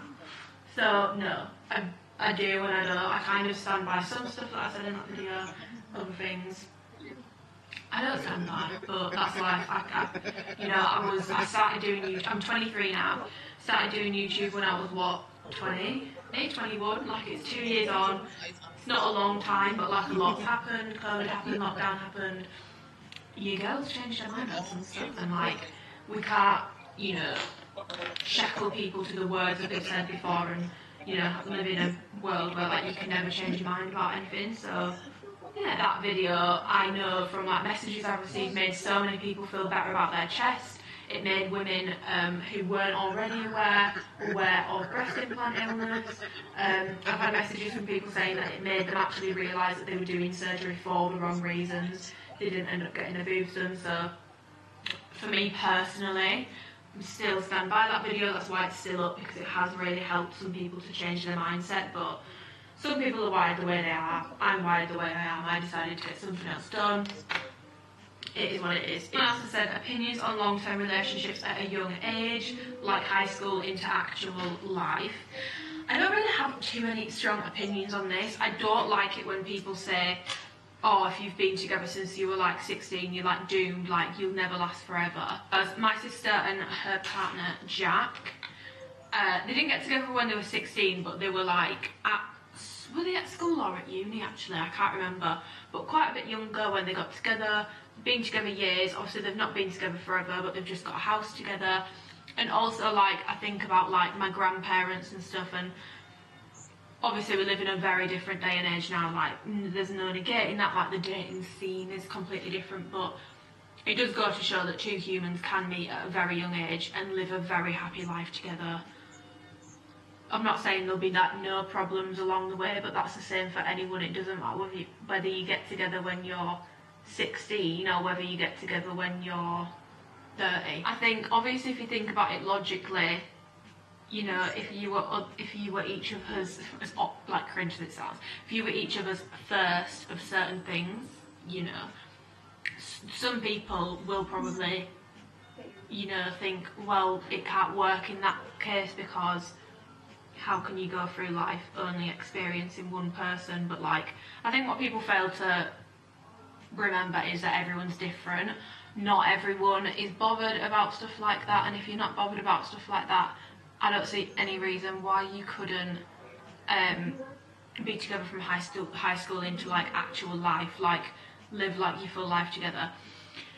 I know it's like becoming less and less and less common for people to spend like their life together. You know, there's a lot of people get divorced, a lot of people have kids and then split up, but for me, I am a hopeless romantic, and I like to believe in people being together forever. Like, hopefully my mum and dad will stay together forever. Granted, they've not been together since they were like super young, but like, I like to think that they'll probably stay together forever. I do like to think that people can live a long happy life together. Do you know what I mean? I don't really put too much in my eyebrows. I just kind of try and fix the ends because sometimes I look a little bit fucked up. This is definitely my favourite eyebrow. I definitely prefer this eyebrow over the other, but that's literally all I do to my eyebrows. I try not to do too much to them. If I'm going out, fun fact, and if you're going out, I learned this the hard way. If you're going out and you know that pictures are going to be taken under harsh lighting, sometimes if it's like a photo event and you know loads of photos are going to be taken, it's better to have the playoff of looking maybe a little bit too heavy in person, but then the pictures come out nice if it's like a very like photo heavy event. So like, I do more in my eyebrows, I do a heavier base and all that sort of stuff. You need it heavier if you're doing like any camera work. I don't know why I'm acting like a makeup artist, but like, that is true. I used to work in a nightclub in Newcastle. I used to work in Tuk Tuk for a few months, and whilst I worked there every Saturday, I used to put so much makeup on and the photos always came out banging, but like in person it probably looked a bit, not too much, I never did it super heavy, but like definitely heavier than like what I've got on now. I'm just going to run a tiny bit of brow gel through my eyebrows. I just use this MAC one. I think it's MAC. It's just this clear MAC one. I think I got it in the advent calendar. Red flags in a friend and red flags in a partner. Depends on the person really, doesn't it? Because everyone's got different things that they do and don't like. I'd say the biggest red flag in a friend is someone who can like never be like genuinely happy for you. Like, if you notice every single time you bring up like an achievement that you've recently had, or you know, something like that you're super proud of, they'll go very quiet or like change the subject. I don't want to say red flag because some people do that because they're just quite like insecure and like it's not really their fault. And I don't, you know, humans feel emotions, like humans do get jealous and stuff, but if someone consistently does that, or like they'll make like sly digs, that's a red flag for me. I don't like people that do that. It's a very like scarcity mindset to hear someone talking about their achievements and feel so like threatened or like jealous of it that you feel like you need to change the subject or belittle someone or make snide remarks. It's just, it's not it. Kind of depends, like there's certain things that I might think, oh my god, that's such a red flag. By the way, I'm not baking, I just like to put like a very like thin layer of powder over my face. I'm using the RCMA one. I know some people don't like it, but like I've used it for years and I still really like it. I've got the Charlotte Tilbury one, which I do like, but I do find this is very, very thin, like it looks lightweight, it won't make your makeup cake up, whereas I just personally do find sometimes with the Charlotte Tilbury it makes my makeup look really, really, really cakey. But yeah, everyone's different, so everyone's going to have different kind of red flags. I whitened my teeth last night and I can't tell if it actually worked or not. Depends on the person really, but that would be something that I would look out for, because like your friends should be supporting you, not like secretly hoping that like stuff goes wrong for you. It's just not nice. It's not a nice friendship kind of dynamic to have. We don't like that. We don't like that at all. I'm just going to use a bit of the Fenty Beauty Island Ting bronzer. This is a bronzer that I use on my face, but I'm just going to put a little bit on my eyes so that they just look a little bit less bare, and it just matches in with the rest of my face a bit better. In terms of red flags in a partner, there's so many, so I'm not going to sit here and reel them off. One thing that I would be very, very, very wary of is someone who negs at you. So if someone like constantly makes like very snide remarks, or like just says things that you think, why have you said that? If you Google negging, there'll be a proper definition on there. That for me is a red flag, because it's very common for men but also women to get with someone like maybe, you know, more good looking than them, better looking than them, and then they'll slowly just try and chip away at someone's confidence to bring them down to their level. Like, that is something that people do unfortunately. Again, it's just an insecurity thing, it's a scarcity mindset, it's, you know, I'm scared that you're going to leave me, so I'm going to slowly eat away at your confidence so that you feel like you're stuck with me anyway, like who would want you, you don't value yourself sort of thing. I think everyone's got different kind of red flags. I don't like it when it's double standards, that's a big red flag for me. I don't like double standards. I know some people think female friends are a red flag. I don't personally agree with that. It depends how they go about it. Depends how weird it is. I think generally speaking in relationships, to be honest, as long as you live in a way that you're not doing anything that if your partner did you'd be really upset, pissed off, annoyed about, and no one's perfect, so you're undoubtedly going to be a little bit of a hypocrite sometimes, but if you try your best to live your life that way, I feel like they're the kind of healthiest of relationships. I'm now putting the Charlotte Tilbury, what's this? I don't know what colour it's in, Peach Gasm Beauty Light Wand. I put it on the back of my hand first, and then I use my Royal Techniques stippling brush and I just put it on my cheek. So yeah, I think red flags in a partner depends on the person really, doesn't it? Everyone's got a kind of different red flag. Another question is, who are your favourite Alphalete athletes / your favourite people at Alphalete? I don't like to say favourites because, to be honest, the people I'm going to name are the only people I've actually spoken to that either are on like the athlete side of things or work like at Alphalete. So this isn't me saying, if I don't mention someone's name, it doesn't mean that like I've had a bad experience with them. I want to make that very clear. Little girlie over here is on like a very, very minuscule amount of followers compared to everyone else, so with peace and love, a lot of, I would probably say 3/4 of the like athlete team at Alphalete don't know who I am. That's fine. I don't take that personally. Like, when you work with a brand, well, I can only speak about Alphalete to be honest, but when you work with a brand, in my experience, it's not like, you know, there's a big like group chat, everyone gets introduced to each other, like it's just not, that's just not how it is. But my favourite people are, and I'm just going to list everyone that I've ever spoken to that's affiliated with Alphalete. Brit's really, really nice. Bailey is really, really nice. Like, she obviously does a lot of the photo shoots with them, so I do find myself sometimes when I'm doing like my selections for launches, if I've seen that she's done a shoot with them, I'll be like, can you help me with sizing? And she always does. She's really, really nice. I've not spoken to Michaela personally, but we do follow each other on Instagram, so therefore love. I also just feel like she seems like a really nice person. She seems quite, yeah, she just seems like a nice person. I'm trying to think of other people. who else? I really haven't spoken to that many of like the athletes and affiliates. Emily's really nice. We used to speak on Instagram before she worked with them. Now she works with them.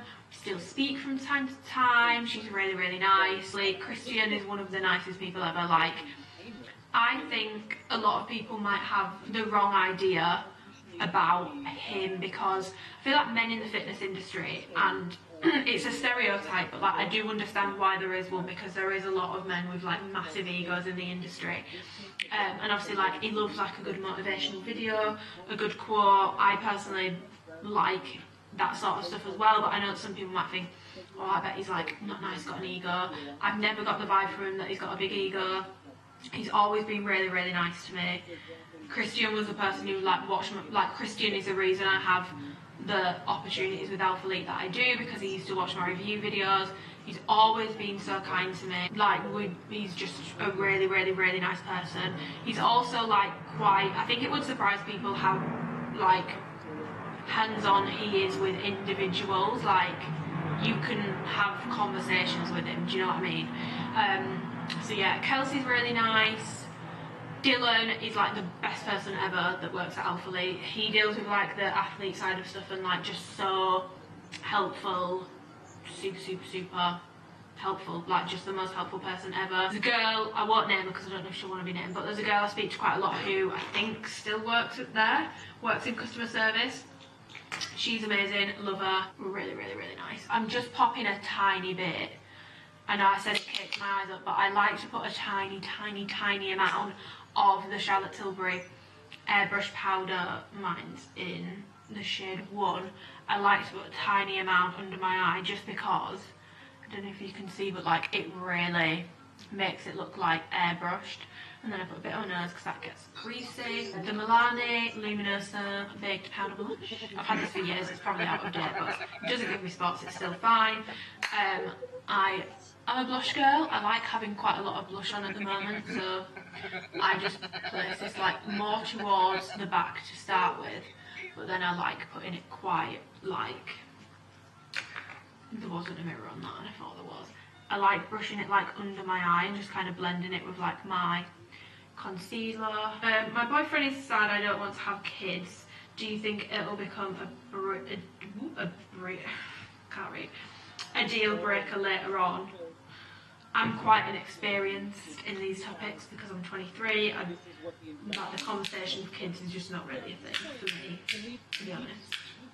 At this point, I'm very young. Someone really wants to, you know, experience that in their life, have the experience of having children, and the person that they're with doesn't. By the way, this is going to look absolutely crazy until I blend it out, but it does look good once I've blended it out. I do actually know a few older couples who are at like baby birthing, well, typical baby birthing age, who have like parted ways, split up because they just have like a different kind of plan in terms of like whether they want kids or not.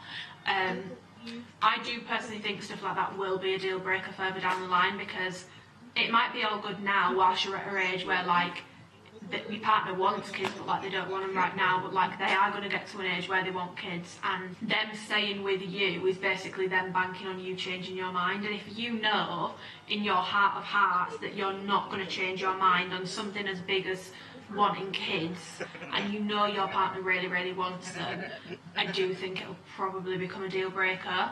There are people who are like adamant on not wanting kids and then they do change their mind, but if you know you don't want them, either your partner is staying with you because they are banking on you changing your mind, or you're staying with them because you're banking on them changing their mind. And these people might not change their mind.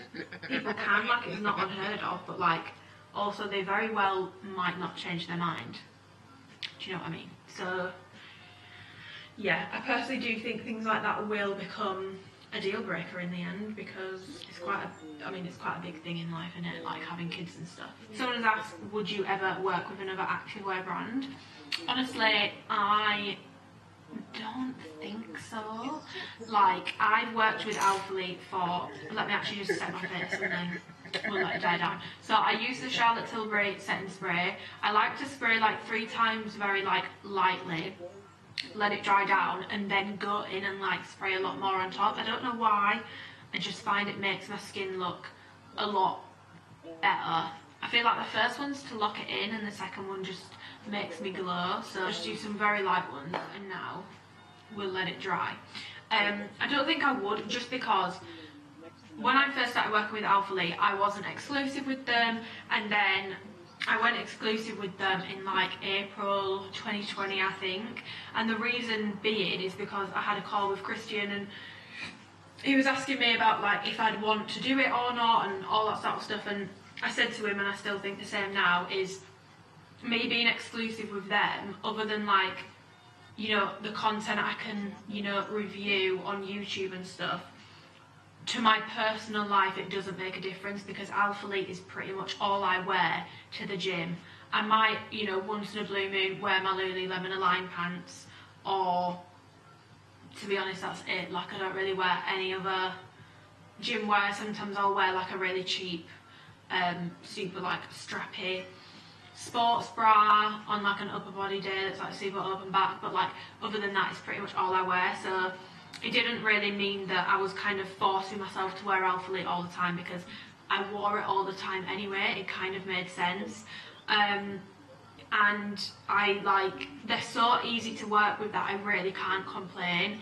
What people might think I'm like limiting myself maybe in just working with them, but you don't understand how strict some brands are with what you can and can't say in reviews. And I really appreciate with Alphalete I can be completely 100% myself. I can say pretty much whatever I want. I can actually say what I think of the product.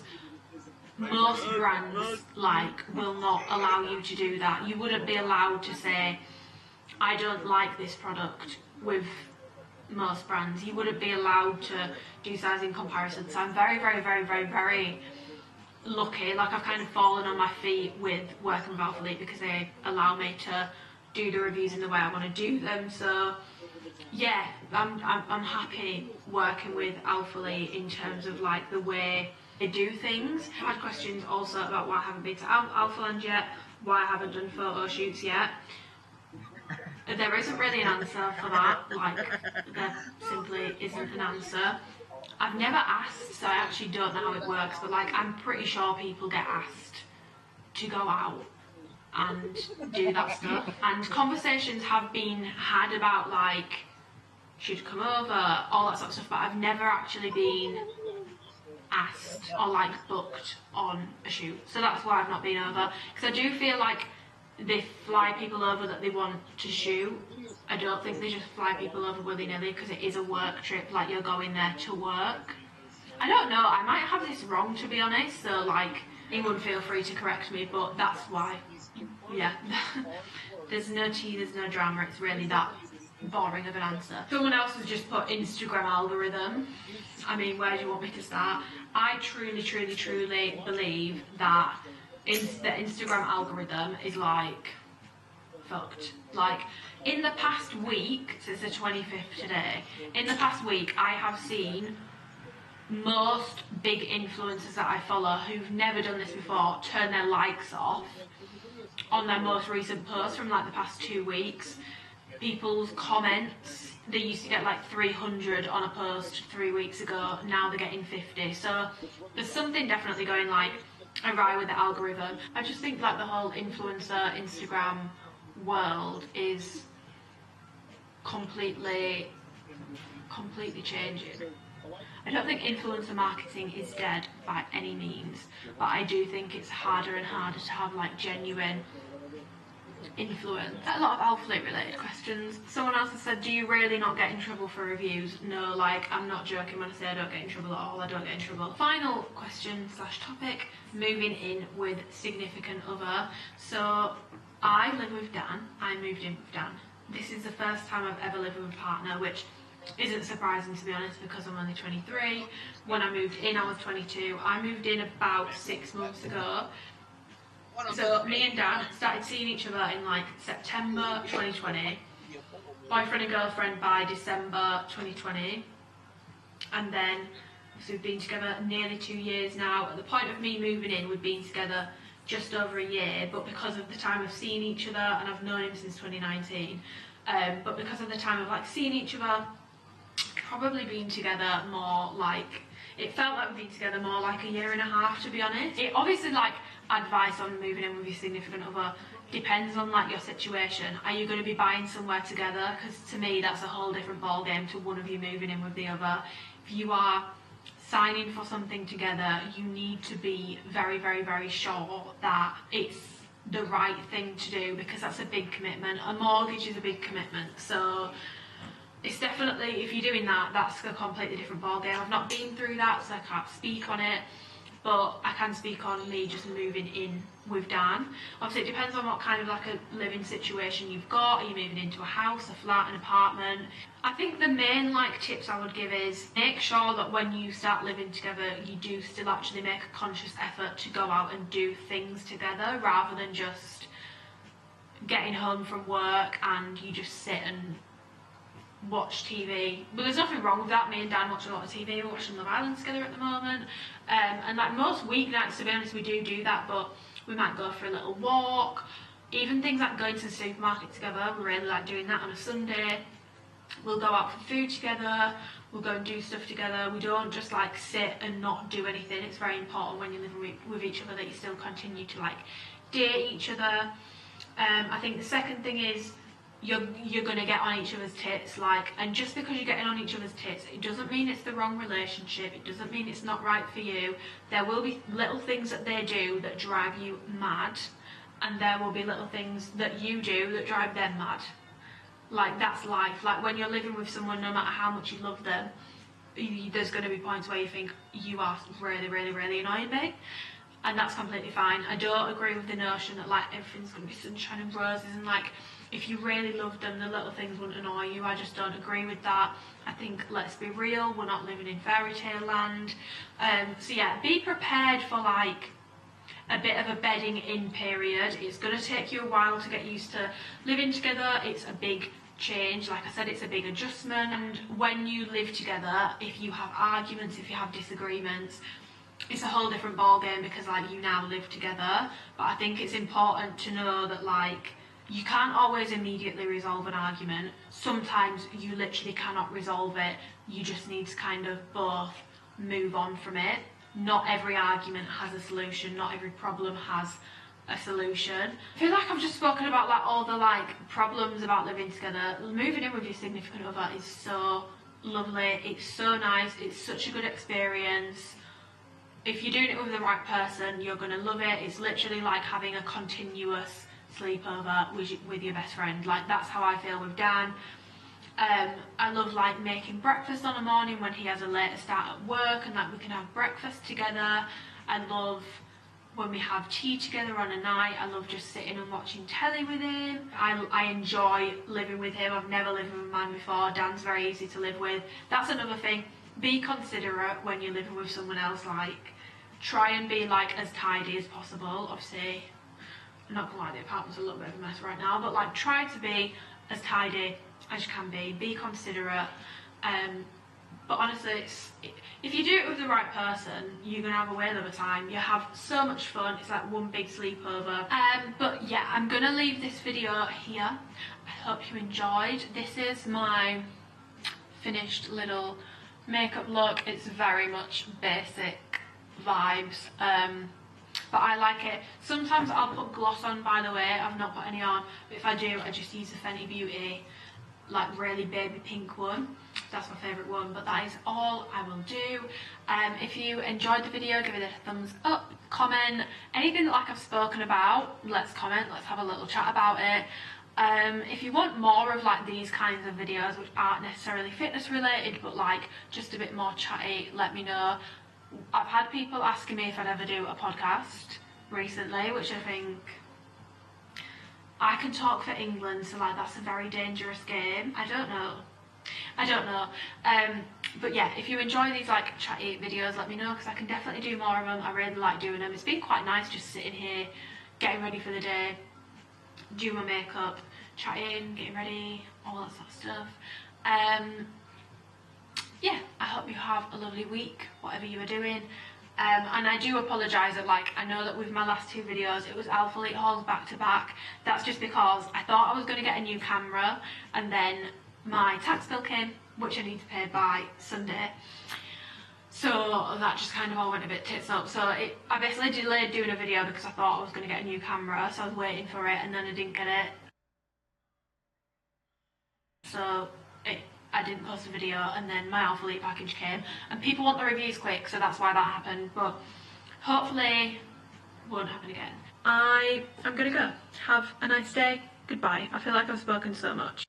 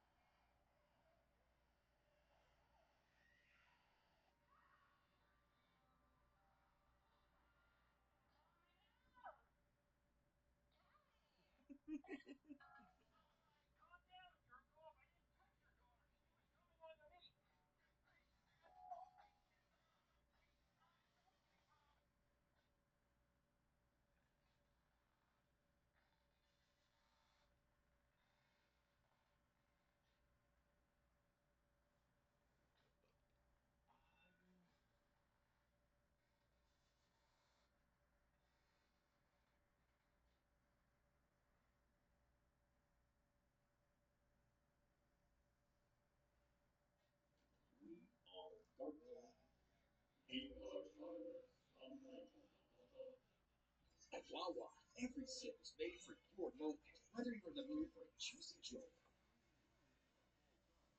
Got you covered. Any flavor, any vibe. Made fresh, just for you. Sipping to something special. Gotta go Wawa.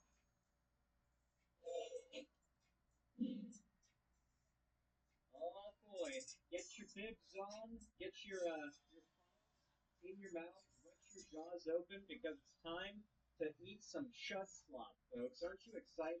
Not just any chud slop, by the way, but Synthetic Man. A guy who I recently watched a big documentary breakdown on and found out is like a massive fucking loser. He's an incel for starters, but also he's like a massive self-hating neat basement dweller. But like he's a complete fucking loser. He is the classic 4chan Nazi that you imagine. Like every stereotype combined into one person, and you get Synthetic Man. He is genuinely one of the most pathetic people on the internet. Like I almost get why he is the way he is. Like I kind of don't judge as much as I would someone else. And I'm sure I'm wrong to think that way, but it's just how I feel. Because this guy is genuinely a massive loser. It wouldn't make sense for him to have any other beliefs than the ones he has. Dead Domain really destroyed him with their essay. I think that might have been the video I saw, to tell you the truth. Anyway, folks, Synthetic Man put out a new video a day ago called Amazon's Fallout. Season 2 will destroy everything you love. That surely couldn't be an exaggeration in the title at all. Maybe I should start titling my videos like that. Apparently that's what gets clicks these days in the political space. For those that don't know, they just dropped the trailer for Fallout Season 2. It looks good as fuck. Spoiler alert. It's going to take place in New Vegas. You're going to see that a lot in this upcoming video. There's Death Claws. There's Milwaukee 38. Mr. House is there. It's awesome. Don't be a cunt. We've been waiting for this ever since the ending of Season 1. So how exactly... You like some Doritos? Basically just...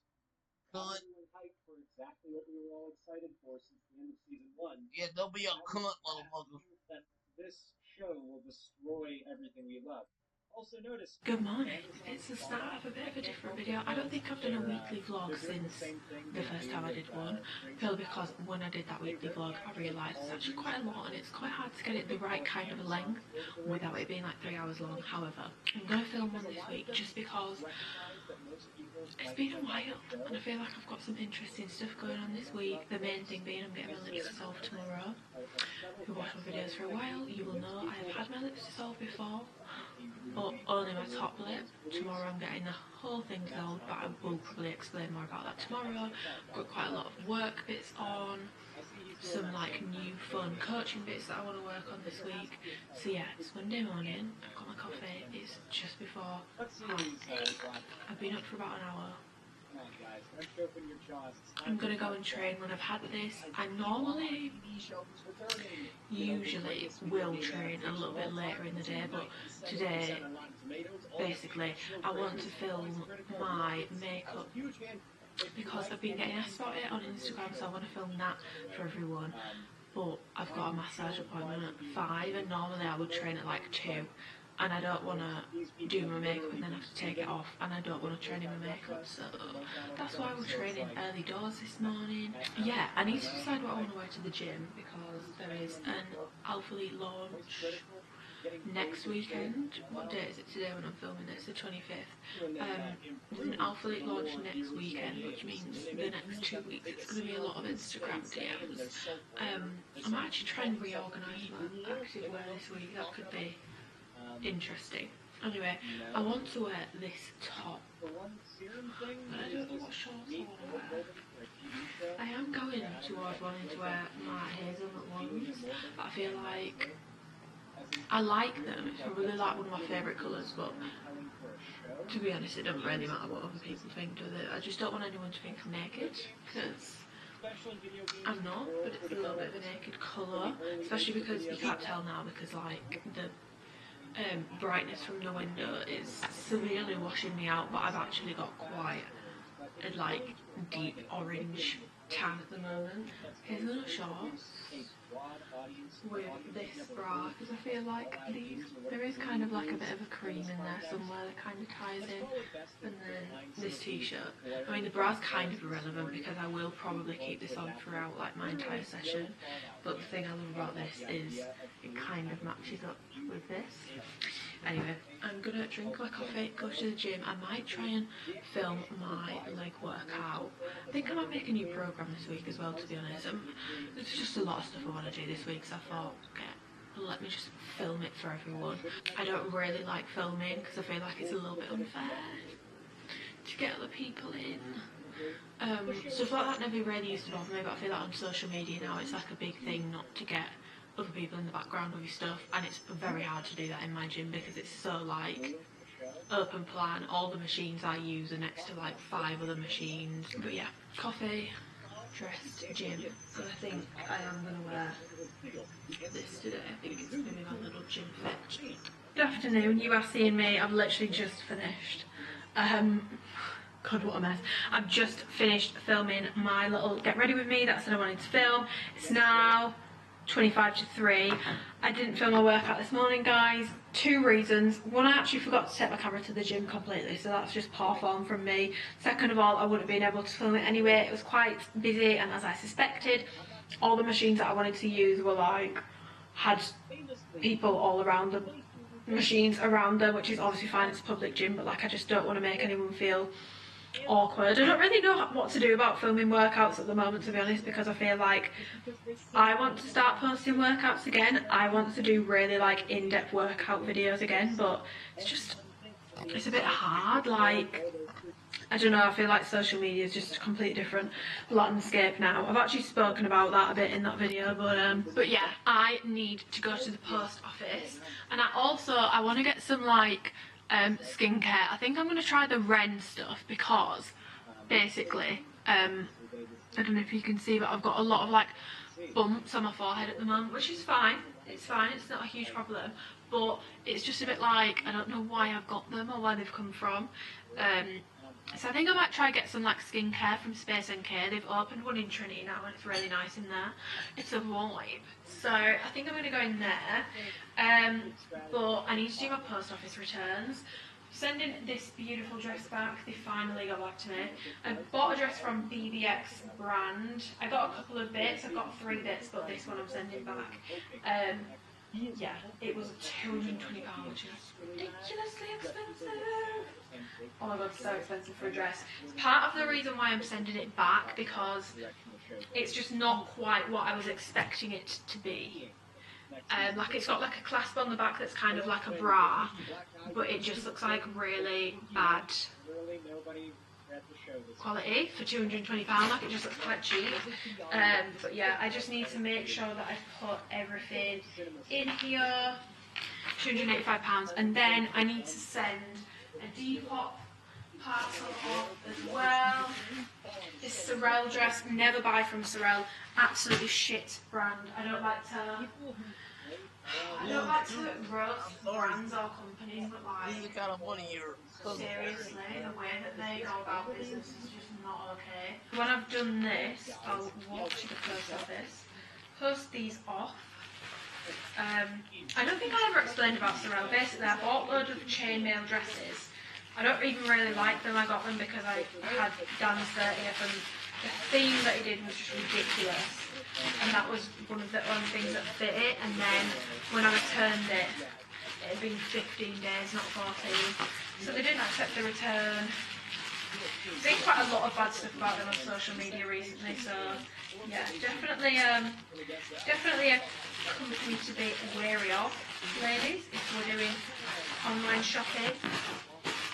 Also, they do rip off a lot of smaller brands with their designs, which I don't like. Get yourself.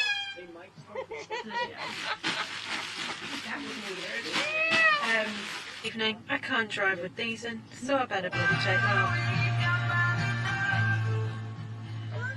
Definitely haven't been listening to Adele. And I was going to go to Space NK, but I don't know if anyone else does this. Sometimes I think there's only like a finite number of reasons why I need to leave the apartment every week, and I kind of like to space them out, because if I do them all on one day, I think if there's nothing actually forcing me to leave the apartment to go for a walk, I just won't leave. So I like to space things out. So I went to the post office, posted the BBX return and the Depop parcel. Now it's 4:10, and I'm gonna set off for my appointment with Beth. She works just off Street Lane in round here. My appointment isn't until 5:15, but I knew I wanted to film a little bit about massages anyway, so yeah. Plus it's Leeds city centre traffic, so if you know, you know, it's going to be awful. But yeah, I thought I'd just explain a little bit about lymphatic drainage massages and what the shindig is. I'm also going to do a food shop after this, so maybe I'll show you what I get in my food shop. I had a lot of stomach problems last year. I do just have a lot of stomach problems in general, and after lots of tests and all that sort of stuff, I have been told the only other explanation for the stomach problems that I have is endometriosis. The only way they can properly diagnose it is through laparoscopic surgery. I have always suffered with really bad period pains, and ever since I started getting lymphatic drainage massages, by the way, this is purely anecdotal, right? So I'm not going to say like this will work for everyone. I was even skeptical about it. But I started getting them, and I've started timing them either like just before, during, or just after my period, and the difference it makes in terms of like my general like digestion, like I'm someone who probably like at least every day is like I've got stomachache, like I've just got stomachache all the time. Since I started getting these done, I don't get stomachache anywhere near as bad. It really helps with like the water retention that I get throughout my menstrual cycle. It really does help with my period pains. It helps with my bloating surrounding my period pains. I feel a lot less lethargic when I've had them. This is all anecdotal. This is just my experience with them. And yeah, the like aesthetic benefits is just like, obviously it can help with like flushing water and stuff out of your stomach, which makes you look smaller. It doesn't like rearrange your fat. It won't help you like lose fat. That's calorie deficit. We know that. I'm not going to start talking rubbish about that, but honestly, it's been life-changing and so helpful for me, so I have been getting that done. It doesn't hurt, it's just like, it can be a little bit uncomfortable, but it's never painful. I need to stop talking, but yeah, lymphatic drainage massage, I've spoken about it on Instagram but never on here, so I'm gonna go get one of those done.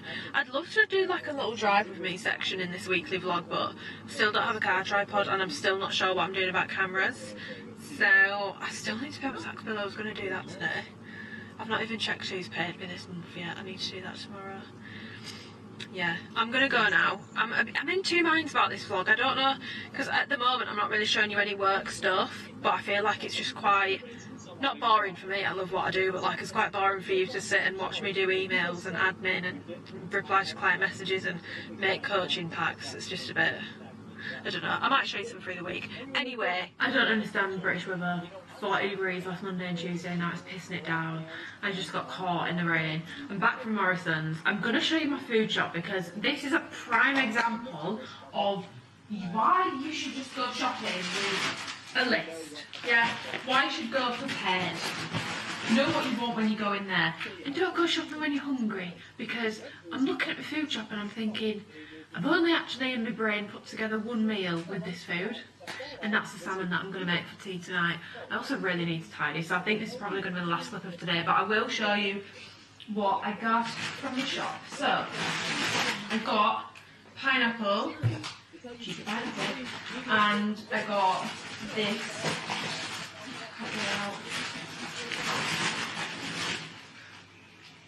and I got this, it's called a snowball melon. They've got them in Morrison's at the moment. I've never tried them before last week and it's actually really nice. It's like a mix between a honeydew and the orange melon. It's like a mix between the two of them. They're really, really good. So recently, I always used to get the fruit pots from Morrison's for like £3. The Tesco ones, they're like just under £3.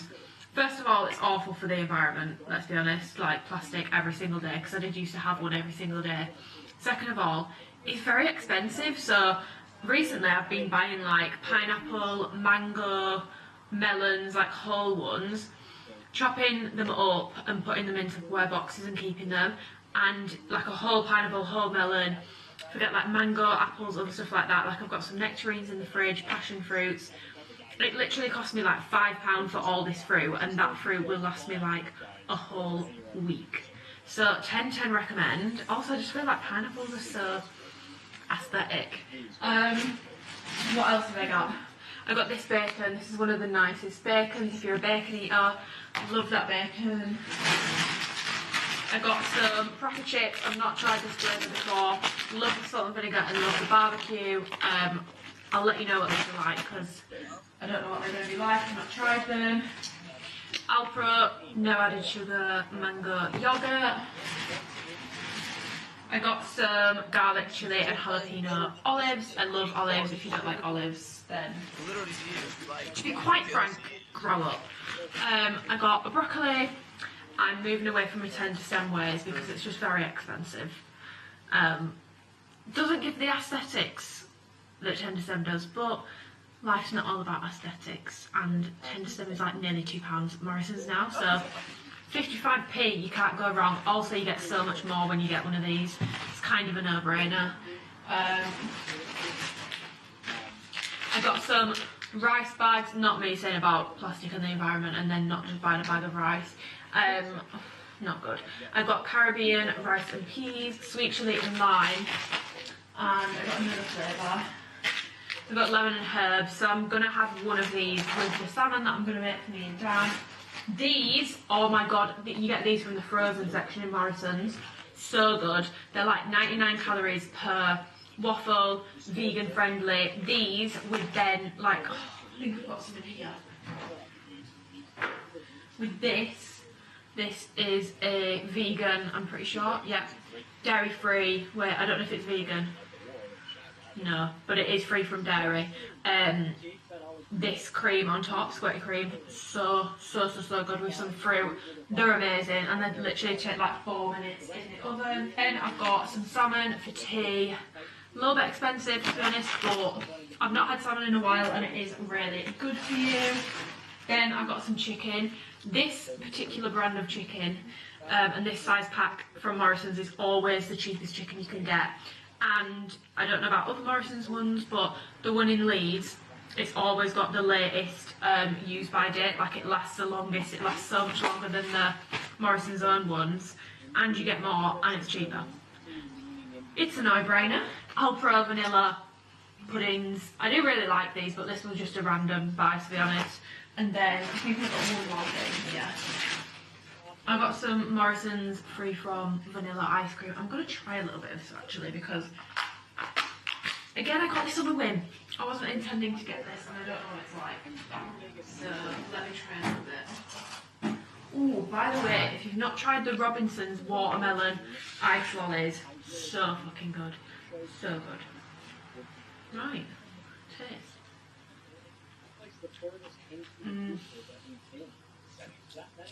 You know what, it's not awful, but it's not great. I'll probably use it as a topper for my waffles.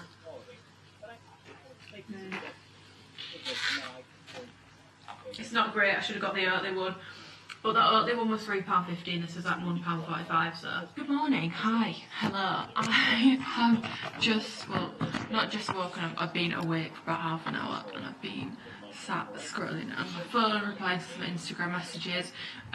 Just a quick side note before I get on with the day, it's Tuesday today. This guy's TikToks are the funniest thing I've ever watched, and it just makes me feel so normal, because sometimes when I'm home alone I pretend, you know, I'm on some like TV show getting interviewed. I think we all do it. I've just realised I never showed you my stomach after my lymphatic drainage massage, so yeah, it really helps me out, like a lot. And she did say yesterday when I went that I had a lot of swelling here and a lot of swelling here, which makes sense because I think, I'm pretty sure I'm due on in like a week and a half, and I know that basically, did you know women only have like one day a month where everything's completely normal? Hello, so I'm now ready for the day. I thought I would just explain a little bit about my lips before I go and get them done. I need to leave in about 45 minutes, so I won't give you the background of my lips before I got them dissolved the first time, because if you want that, I've already done a video. Type in Amy Victoria lip dissolve and it will come up. I got my top lip dissolved, refilled. Then I went back a couple of months ago for another top up, and straight away I was a bit like, ooh, not 100% sure on the shape in particular, because it was quite different to what I'm used to. Ever since I started getting filler, I've never really had a ton put in the sides here. Like, I've always preferred it being more in like the middle bit here, and it was quite like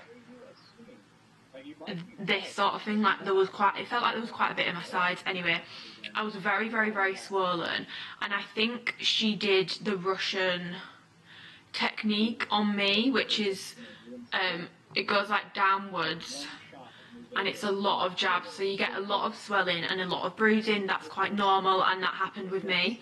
However, when I had it done, my mouth is very swollen. When you get your lips filled, your mouth is very swollen and it makes your whole mouth look swollen, so you can see like the bit like above your lip puff out a little bit. That doesn't mean filler's there, that just means it's swollen. However, a few weeks after I got them done, it just wasn't going down, and I was like, I'm really not 100% sure about this. So I did end up sending a video of my lips, which I'm going to put in here, to the person who did them. They said that they'd pass it on to the person who did them, because the person who runs the social media account isn't the person who did my lips, and get back to me on it. And unfortunately, they never got back to me on it. Now, I'm not going to name and shame, I'm not going to say like it's really bad. It could be just be a genuine mistake. I do believe it probably was just a genuine mistake. However, it's just put me off a little bit, so I am going somewhere else. I'm going to see Claire at Amica, which I've already mentioned. I've heard so many good things about her, and yeah, she's going to take a look at my lips hopefully we're gonna dissolve them, and then I think I will refill. I know loads of people get their lips dissolved and don't put anything back in. I'll see how I feel. Like I said, I've never had my bottom lip dissolved, so I don't know how I'm gonna feel about it. For me, my lips were never an insecurity anyway. I literally got my lips done because it was cheap, because they needed lip models, and then got hooked ever since. So we'll see what happens. But yeah, also a lot of people that get their lip filler dissolved and then never have anything put back in, they've had something put back in, and you can tell. But that's none of my business. I'm going to show you exactly what I mean about my lips in this little mirror here, because I feel like this is where you can see it the best. So let me show you exactly what I'm talking about. So you can see here I've got like a ridge above my lip. When I talk in particular, it doesn't look good. Now if I'm sat like right in front of a window, direct sunlight, my lips actually look okay, but as soon as I don't have light directly on me, my lips look quite bad, not gonna lie. They're not as bad as they were before I got them dissolved the first time, nowhere near as bad, but it's just not great. Like with my bottom lip, to be honest, I just need to start again because it's very, very, very full. There's a lot of filler in there, and when I talk, like these side bits here, it just feels a bit taut because there's a lot of filler in there. Like I've never had that dissolved, and I've had my lips done multiple times. But that's my own fault, because to be honest, when I got my top lip dissolved last time, I probably should have got my bottom done as well. But I didn't, just because I didn't think it had migrated, but I do think there is a bit of migration on my bottom lip. It feels awful, not gonna lie, my lip feels very, very, very firm. Yeah, and I do also, I'm gonna be completely honest, I do get comments about my lips and my mouth sometimes.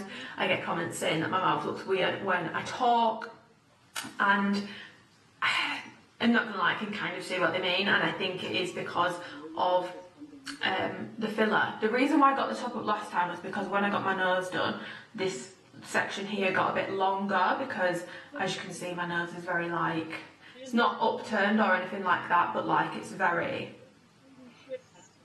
like straight and stuff. So I thought, oh, I need a bit of a top up to make my lip a bit bigger, but my lip got no bigger, to be honest, after that top up. This bit up here just got bigger. So we're gonna get that mofo dissolved. Yeah, I will show you the process like through the day, how it goes down, all that sort of stuff, and anything else I get up to today, because it's a weekly vlog. So yeah, enjoy.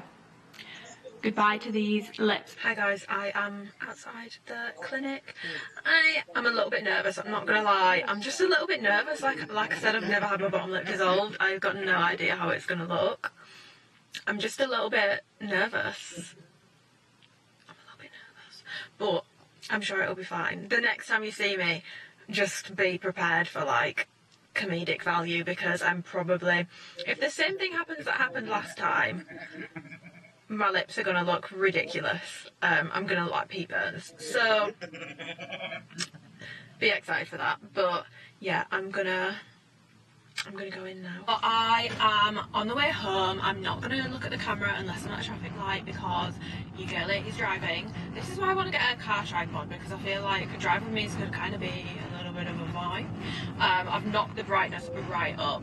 So I'm gonna pop in some clips here of Claire dissolving my lips, because like I said, she wanted to make a reel like explaining the dissolving process. I actually like loved listening to it. Like that, I learned a lot about like filler, dissolving, migration, how it happens, all that sort of stuff, which I just wasn't aware of. As you can see, when I'm not driving, I will show you my lips a bit closer up.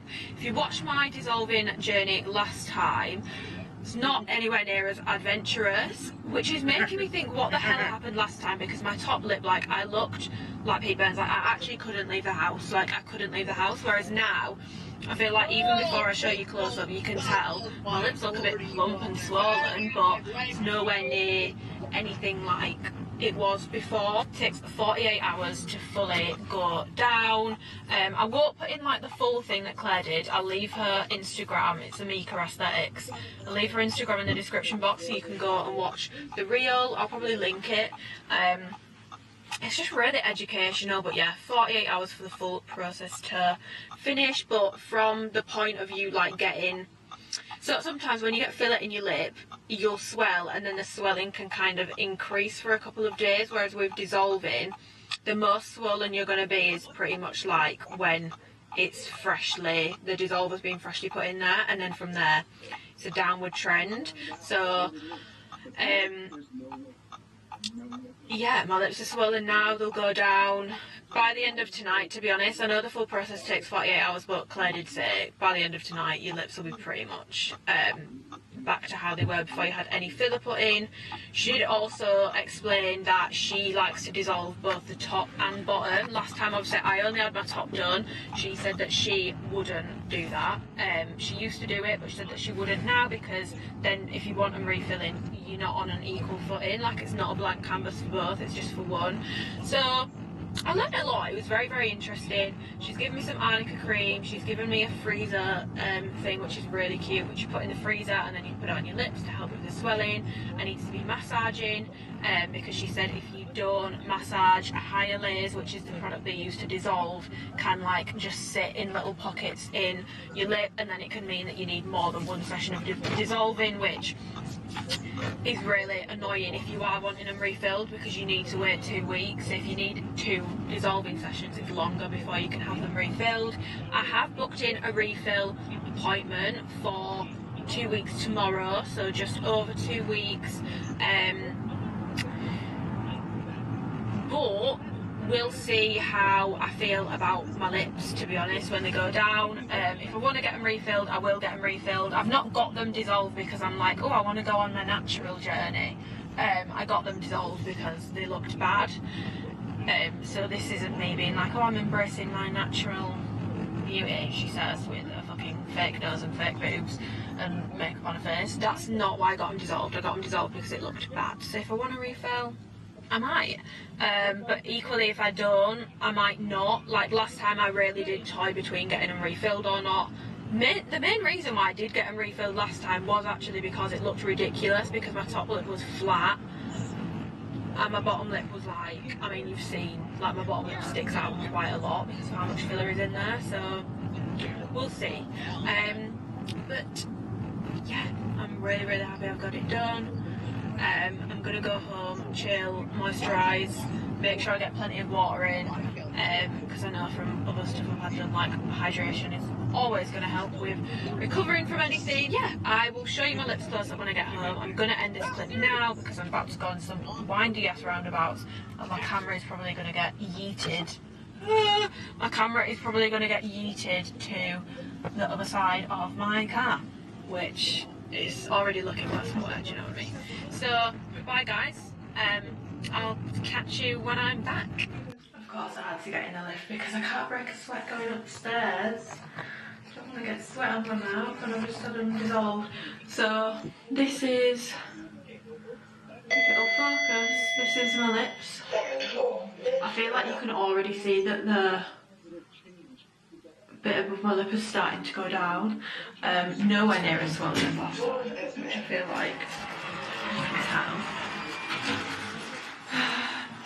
Yeah, because in that kind of lighting that you've just seen me in there, normally it looks really, really, really bad, but I feel like that didn't look that bad that time. Don't get me wrong, very swollen, but I feel like we're making progress already, you know what I mean? Yeah. These are my lips. I'm going to wash my hands and I'm going to massage them, and I'm going to use my little freezer thing that Claire gave me, which you can put on your lips, but you put it in the freezer, it helps with swelling, and then might put some arnica cream on because this bit's going to bruise here. But honestly, like, I'm just really, really happy with that process, to be honest. It felt very easy, very nice, it didn't hurt. Very happy. I just went to get the hand wash out of the bathroom because we don't have any in here at the moment. But yeah, I'm just going to wash my hands and then I'm going to massage my lips. I think I meant to go like this and just like, oh my god, that feels so weird. Just like make sure that it's like all working. Yeah, this side's definitely gonna bruise because this side doesn't hurt at all when I go like this. This side feels weird.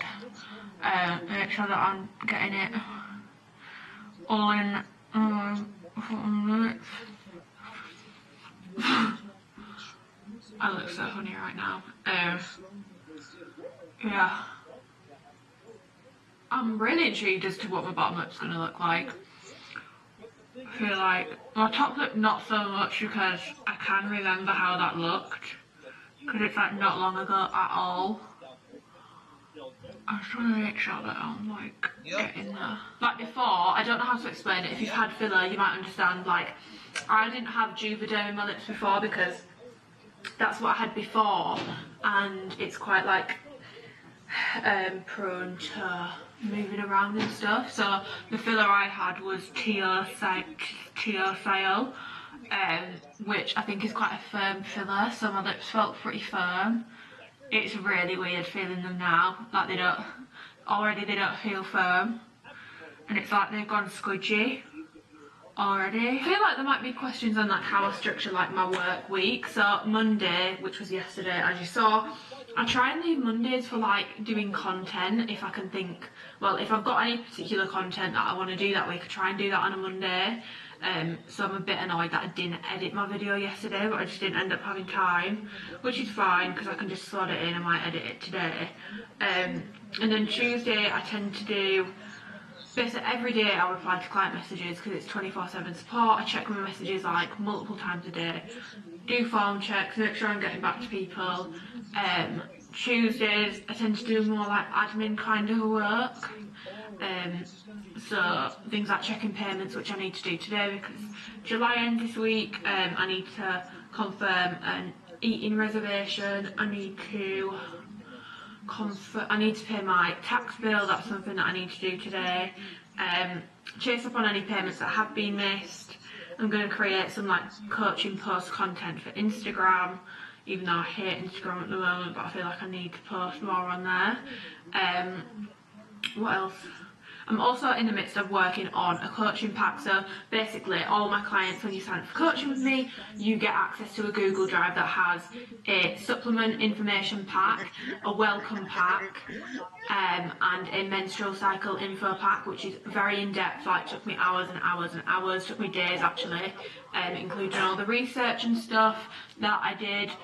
And I'm in the midst of making one that's more like training focused. It's going to cover things like lifting straps, lifting belts, how to brace properly for your lifts, reps in reserve, intensity, rest, the importance of rest between sets, but also the importance of rest days, a little bit about the recovery curve. What else am I going to put in there? Bits about stretching, dynamic stretching, static stretching, improving your flexibility, a little bit on mobility, but I'm hesitant to put a lot in there on mobility just because I don't actually think I know enough about mobility to do like a whole thing on it, and I'm very keen on like the idea of just saying it's okay to say that you don't know and go away and actually spend time researching things rather than just googling things, because what you come to realise working in the fitness industry is you can Google something and it's not always the right answer, if that makes sense. Like you can Google hip dip workouts for like how to fill out your hip dips and it'll give you a workout, and they don't work, but that's what Google says. So you've got to be very careful. You've really got to put in the time and effort to research, which is something I'm very passionate about doing.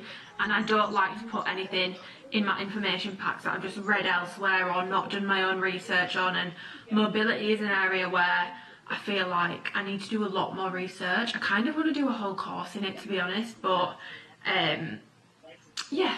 So I'm going to do some work on that. I'll see if Dan wants to go to the gym. I'll probably put Dan in today as well, to be honest. He's not been in yet. I feel like even whilst I've just been speaking to you there, my lips have gone down. But yeah. I will update you through the day with the lip process. I guess that's probably going to be today's clips. Okay, I'm going to give you another lip update on a little vlog. It's been a few hours. I've just uploaded, well, not posted, but been uploading a video. I've done my payments for July, been doing some messages and emails. So yeah, I'm going to give you another update on my mouth if it wants to focus. So this is how they're looking now.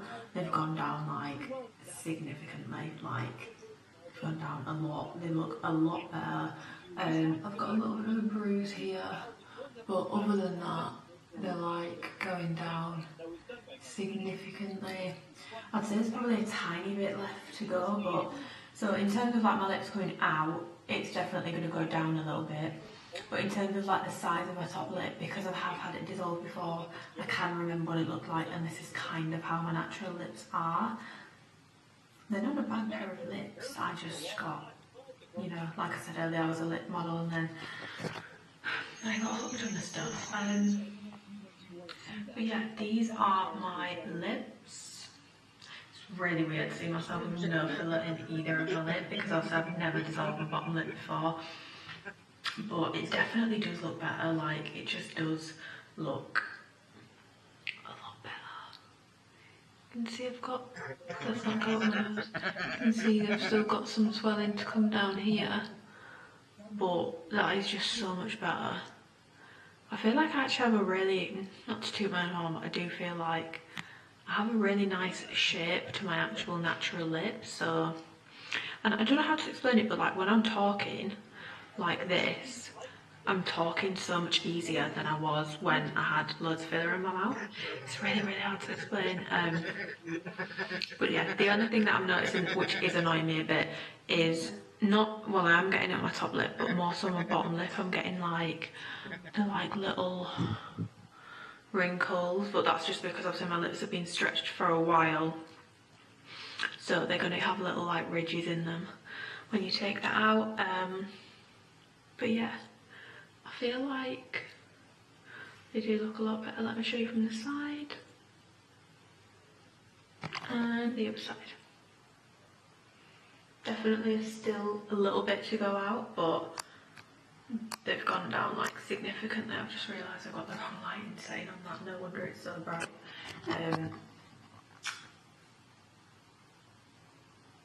Yes, I'm a lot happy with how they look. I know some people get their filler taken out and they feel worse and like, you really want it put back in. I do get that, but I actually feel better without mine because it was so bad. Our top lip was just so not well done. In particular, and my bottom lip just looked like very full, so I'm happy with it. Like I said earlier, I am booked in for 2 weeks tomorrow to have something put back in, which, to be honest, because I have got like the little like wrinkles on my lips, I probably do need, not need, but like I am going to want something back in there. But I really do like the natural shape of my lip, so I don't see myself getting mils and mils and mils again. Obviously I never did that in one sitting, but built up over time. I don't really see myself doing that again. Good morning. So don't mind the fact that I literally look like Wednesday Addams right now because of my hair, but it's Wednesday morning. This is probably going to be the last time I really update per se on my lips in this vlog. They're pretty much all gone now, like you can see in the mirror when I'm talking. I don't have like a weird ridge anymore. It is different, but I feel like because my filler literally wasn't in my actual lip, my lips don't look that much smaller, they're just not protruding anymore. But yeah, it's about 8 AM when I turn this camera on. Do not judge me. Me and Dan have been up since like 6 AM purely because we normally get up at like, well, I normally get up at like 7:30, and if Dan's got work he'll normally get up at 7 if he's on like a morning shift, but he woke up at 6 because one of his clients emailed him saying like, oh, I can't make my appointment today because there's a train strike, so he's working in Manchester today, but he's gonna have to come back at 4, like his last client's at 4, because if he didn't come back then he can't get home. And I said I would drive from Leeds to Manchester, it's about an hour, but because there's a train strike everyone's going to be driving and you do not want to be on that motorway. Is it the M25? I don't know. You don't want to be on there at 4 p.m. trying to get back to Leeds or trying to go to Manchester when there's on a good day, but like when there's a train strike, I think not. But yeah, so I got up and I just started doing my some work for my Alphalete drop, well, my Alphalete drop, for the Alphalete drop. So I've been doing like tonal matches slash things that go with each other. Look at the fucking mess.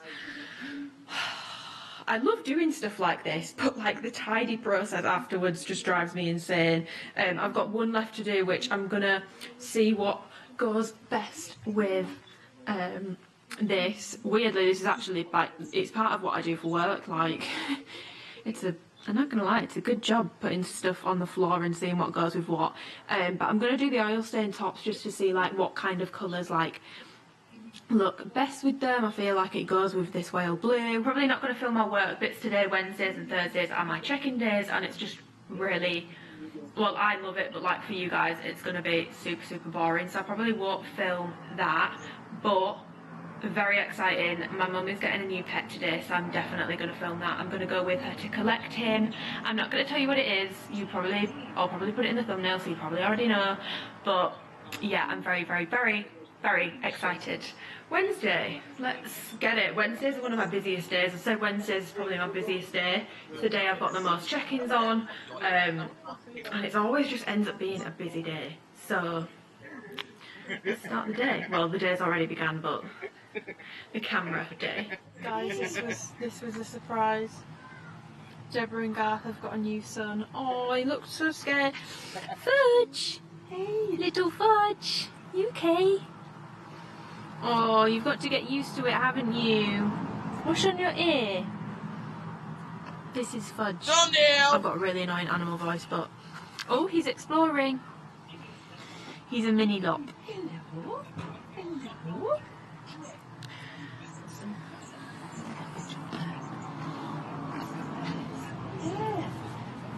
Oh, Fudge! Oh my god, you're so cute! Hello, little Fudge. Oh my god! Oh, you look even smaller. Stroke? Yeah. Oh, I carried him all. Well, I didn't carry him all the way home. He was in the thing. But this is his home. This is his home for now. He might need something a bit bigger, but for now, you're in here. Because my sister's moved out, so she's taking the guinea pigs. So Deborah needed a new child. Some lettuce. You can have a bit of lettuce. Oh, maybe he's anxious. Oh, he's so cute. Oh. Oh my god, you're the highlight of my weekly vlog. Forget getting my lips dissolved. You're the best part. Oh, you're so soft. Okay, I'm gonna let you settle in. Good morning. It's now Friday. I actually didn't vlog anything yesterday because I ended up just having a very busy day with check-ins. I also feel like this is a bit disjointed because I feel like I feel like the last clip is Fudge and I just didn't explain that well. I was going to film going to pick him up, but then I was like, it's quite strange to film because we got it from someone's house. So I can't really film someone's house. That's very weird. And then on the way back, I had to have him on my lap and he was just quite scared. So I was like, let me not shove a camera in his face. But yeah, Wednesday, I worked and went to go and pick up Fudge with my mum, which is my mum's new pet rabbit. He's a mini lop. And he's like 3 months old, I think. He won't get much bigger than he is now. My mum's bought loads of stuff from there, like she got him loads of toys, a playpen. I have had people message me on Instagram saying it's quite cruel to only get one rabbit. My mum might get another one, but also my mum has had, we've had pets for a while. She's quite clued up on this stuff, and a lot of people that are like dead into animals and stuff say as long as it's a house rabbit, which it is going to be a house rabbit, we're not keeping it outside, it's going to stay inside at my mum and dad's house, and you're giving it enough like attention, affection, toys, playtime, which my mum will. Like, my mum has basically looked after my sister's guinea pigs. Like, my mum loves animals. Like, she'd never do something that's not right for the animal sort of thing. So yes, no one needs to panic. Fudge is going to be getting plenty of love and attention, and who knows, she might get him a little friend. But yeah, it's Friday morning. I've just been listening to Beyonce's new album, but I can't listen to it whilst filming because copyright, and the video will get taken down. Basically, I'm in the process of tidying up a bit. It's like 9:30. I've just replied to some client messages, and I'm in the process of tidying up. I've put all the clean washing away. I've done a whites wash, and now I need to wash the bedding, so I'm going to do the dreaded task of stripping off the bed sheets. This is my lounge look. It's absolutely stunning. I hate washing bed sheets. Like, I don't know why, but I actually just like hate it so much. What else are we doing today? I've got quite a bit of work to do. I'm still working on my client's coaching info pack, like the training one. That's got so much stuff in it. But it's taken me a lot longer than I thought it was going to be honest. I've been working on it for weeks, and I was like, oh, it'll take me like a week. No, it's taken me way longer. I've got some Alphalete DM questions that I need to get back to. And oh, actually, later we're going for pizza with David and Chloe. David is a photographer, such a good photographer. I need videographer as well. No, she was. She was joking. It says how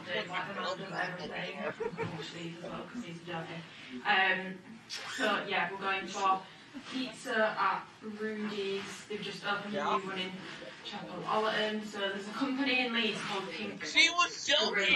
Which is like she was joking. PR kind of company, and they like set up like events for new restaurants, bars, all that sort of stuff. So they'll invite people to go for free and try things out.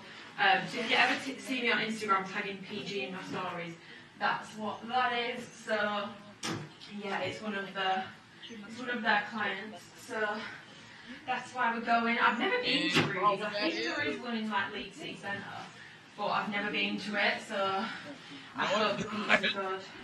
I really hope they have a good dairy-free option. Why? Because he was joking. You said she wanted to be Spider-Man? We'll see. If they don't, can I be bothered to risk it? She was joking. I don't think I should risk it. My memory card just cut out, so I've just had to delete some stuff. But yeah, I think they're going to get some pictures for the clinic. I know! Naturally, I'll pick but Alphalete if sets was, on. they You can't even tell that I'm like stripping the bed from this angle. That's probably better. That's better. You've really not missed out on much yesterday. It was a bit of a boring day. Went to the gym, did a lot of work, a lot of check-ins. Watched Love Island Classic. But I really was not paying yesterday, to be honest. I was right about that. Especially last night, so I just wasn't in a good state to fail. I might have to actually shower before I go to the gym because I feel like I've just sweated so much doing that. I hate going to the gym sweaty. I know it sounds counterproductive to shower before you go to the gym, but like my biggest fear is like smelling in the gym. Just need to check through my DMs and make sure everyone's Alphalete questions I have responded to, because it's white, so I'm going to put some white stuff in there. I actually need to make my breakfast, to be fair. I should probably make my breakfast. But yeah, I'll put down in today's vlog, let him say hello. Yeah, lip update. The bruising's going down a lot now. I should be able to cover this today, which is good because I don't really fancy walking around with a massive fat bruise there. But yeah, welcome to Friday. I'm probably nearing the end of this vlog because Sunday we're staying at the Bells, just a little staycation.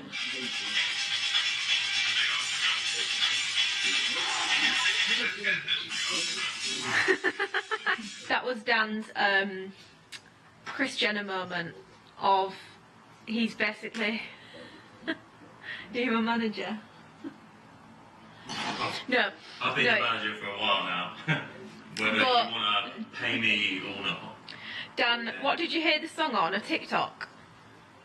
Instagram? No, I heard it on some advertisement for like a festival. But like a little like unknown sort of festival, not like a big one. A little indie festival. And then he was like, oh, let's Shazam it. So Shazammed it, and then he was like, oh my god, you should do deadlifting videos. And to be fair, I don't know if you can actually hear the sound, but it does kind of make sense. But I think the last time I spoke to you was when I was putting the bedding in, so the bedding is now hanging to dry. We're just waiting for David and Chloe, and then are we doing the pictures? Yeah. And then we're going to go and do the pictures that I spoke about earlier that Dan wants for his, well, he wants an Instagram profile picture, and then I think the clinic wants the pictures, so I'm going to pretend to be a receptionist. Yeah, IG and LinkedIn. Do you use LinkedIn? Not really. I feel like you use LinkedIn when you're like looking for a job or when you're looking to put someone in a job. Alright, okay. And I'm not currently looking for What, you want it for your LinkedIn? I want it for my LinkedIn. Oh, Bell Interesting. I'm not playing my LinkedIn in like probably about 5 years. Fair enough. To be fair, at uni in first year we had an assignment to make a LinkedIn profile, and that we actually fully got graded on it. And I made mine, and the only headshot I had was from a night in House of Smith at Skull Candy, so I tried my best to just crop it right in, but you could still see someone in the background, and Fiona was like, lovely picture, but maybe don't use a club setting picture. It's still my LinkedIn profile picture now if you want to see it. Have to smile. That's what it is. White backgrounds. You need something professional. But yeah, we went to the gym, and then I got ready and stuff. I was actually going to film a bit of my hair, but then I realised I made a TikTok of my hair routine the other week, so I'll just leave that linked. I showed like everything I've been using, and also air wrapping it, which is what I've done today. I very rarely, to be fair, sometimes I still use my curler, but I never really like straighten my hair or anything anymore. Put a bit of makeup on. I'm not gonna lie, it's really weird doing a full face of makeup without any filler in my mouth. I feel like when I don't have makeup on, it looks fine. But I feel like now I've got makeup on, it looks weird.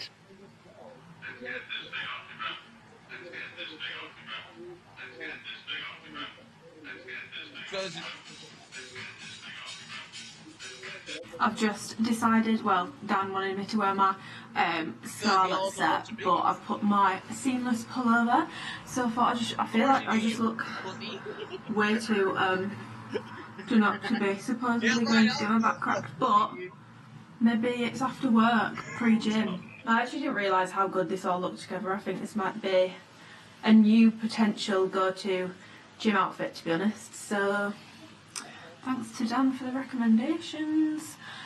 Still waiting for Chloe and David, and then we're going to walk over to the clinic. I need to decide what I actually want to wear to Rudy's. I think I'm going to wear... I've not worn my cargos in a while. I might wear my cargos. I don't really want to wear something skin tight because pizza, we've got to have room for the food. You know? We'll see. Probably cream cargos and a Skims bodysuit, let's be honest. That's literally all I wear. Finished taking all the pictures, and now I'm going to go get pizza. This is Dan's clinic room. How cool are these pictures? Yes, I'm excited for pizza. I'm hungry. I feel like this video has ended up being the most mishmash of a week ever, but it's Sunday today. I didn't film anything yesterday because I forgot to take my camera home, but I just went to go and see my mum and dad, and then I went to my sister's new house and spent some time with her and her boyfriend Jack. But now we're at the Bells, which is... Are these apartments, basically? They are. An apartment thing in these, but I'm going to give you like a full tour because we love a tour. So when you come in, you see Dan. he's gonna talk. Go down some steps. This is like the kitchen. Dan! This is safe for murder. This is like the kitchen, living area. All very, it's very, it looks like something off a Netflix film, do you know what I mean? Yeah. All very grey. We've got some stuff in the fridge, which you do have to pay for if you drink it, but what is she called, Lauren? Lauren, yes. Lauren, Yeah, who Dan treats us very kindly, said that we can drink this for free, so we're going to enjoy that. Keeps me up. Dan's got a massive key. This is like the living area. TV there. Nice little mustard thing. I don't know what's in here. Set of drawers. And then there's a balcony out here. It's just got some chairs. Looks out onto the church. But yeah, that's what the kitchen living area looks like. I'll show you the bedrooms. So the master bedroom, I always think this happens with every single place. The master bedroom is never the nicest bedroom. It's normally got like a quirky feature, but it's not necessarily the nicest. So this is the master bedroom. Harish and Paran, our friends, are coming. They're going to stay in here. It's got this cute little like windy staircase and then a little ledge up there. Robes, water, massive bed. The bathroom is like all see-through, a mirror there. The bathroom in here. I mean, they're both really, really nice rooms. It's not like there's one like really not good room. It's just preference. And then there is a little toilet there, and then this is a room that me and Dan are going to stay in. It's just bigger, like there's just more room, and I do actually prefer the shower in here. I just think it's a bit nicer. Again, it's all very like connected. Love the wood, love the exposed brick. This is a really nice mirror, to be fair. Hi. Yeah, robes again. And then this is like the selling point of this specific one. So you come outside, go up some stairs. I don't know where Dan's gone. There he is. We've got Dan modelling. Oh, it's windy, so I'm going to have to shout. So we've got a massive hot tub, so you can see what's going on around you. From Leeds, you'll recognise these sort of settings, but no one else can see you when you're up here. Heat lamps, little cute sofas, little cute seating area over there. Massive hot tub. This is why it's called Big Ben, because you've got that view. But yeah, it's really, really, really, really, really very nice. Very nice. This hot tub is massive, by the way. I feel like this hot tub puts hot tubs to shame. It's a 6-person hot tub. It's massive. It smells very clean, as it should. As I say, 6 men, but 1 man, 10 models. That's just not when I'm at the top of the stairs. That's disgusting.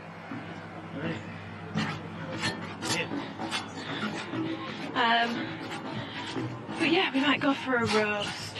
I don't know, we're gonna go for a roast or order food. I don't know. It's very, very, very nice in here. Very nice indeed. It's gonna be our little Sunday Eve staycation. It's very much a staycation. It's literally like 10 minutes from where we actually live, but nonetheless, it's very nice. Very, very nice in here. Well, that absolutely is a bad movie. The reason these anti-woke grifters give for its failure, wokeness, really isn't the reason at all. But believe it or not, the bad faith criticism doesn't even end with the Spider-Man movie. They've also provided bad faith criticism for the Spider-Man video games even. In particular, one game that got this a lot was Marvel Spider-Man 2, which was targeted a lot by the anti-woke grifters. Yeah, because they're not for the people, they're for Donald Trump. It's like so obvious, because that's how he won the election, and that's how he won it.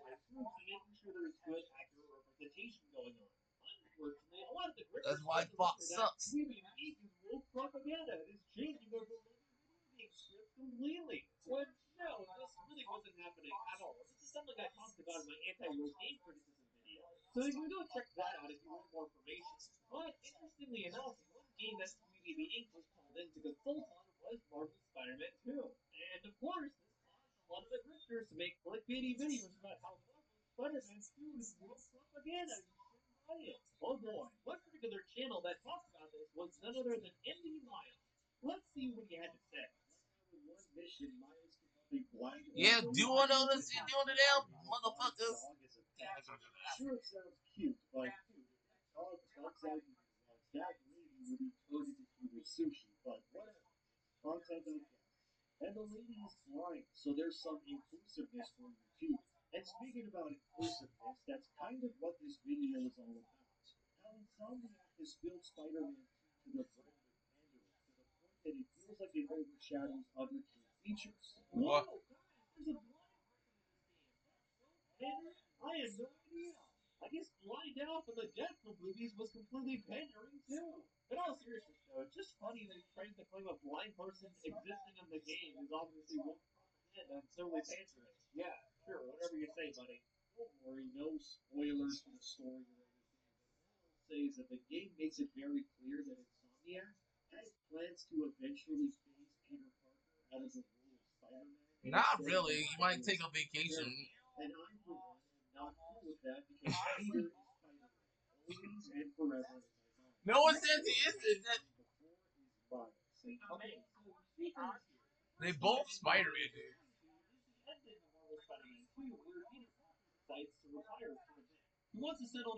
Yeah, he's not for good. Is this for a vacate?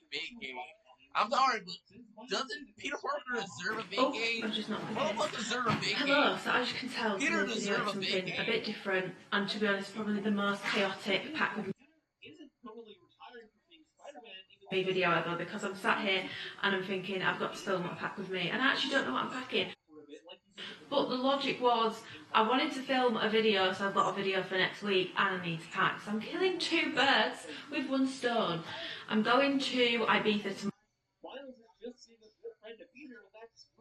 tomorrow with Dan for Jason's birthday. There's a group of like 12, I think there's about 12 of us. I can't work out what my hair looks like, way too much, and I just need to pin it. So yeah, we're going to Ibiza tomorrow. It's a very fleeting trip, so naturally I'm taking a massive suitcase because I need options, and also TMI, but most of us are probably going to be girls here.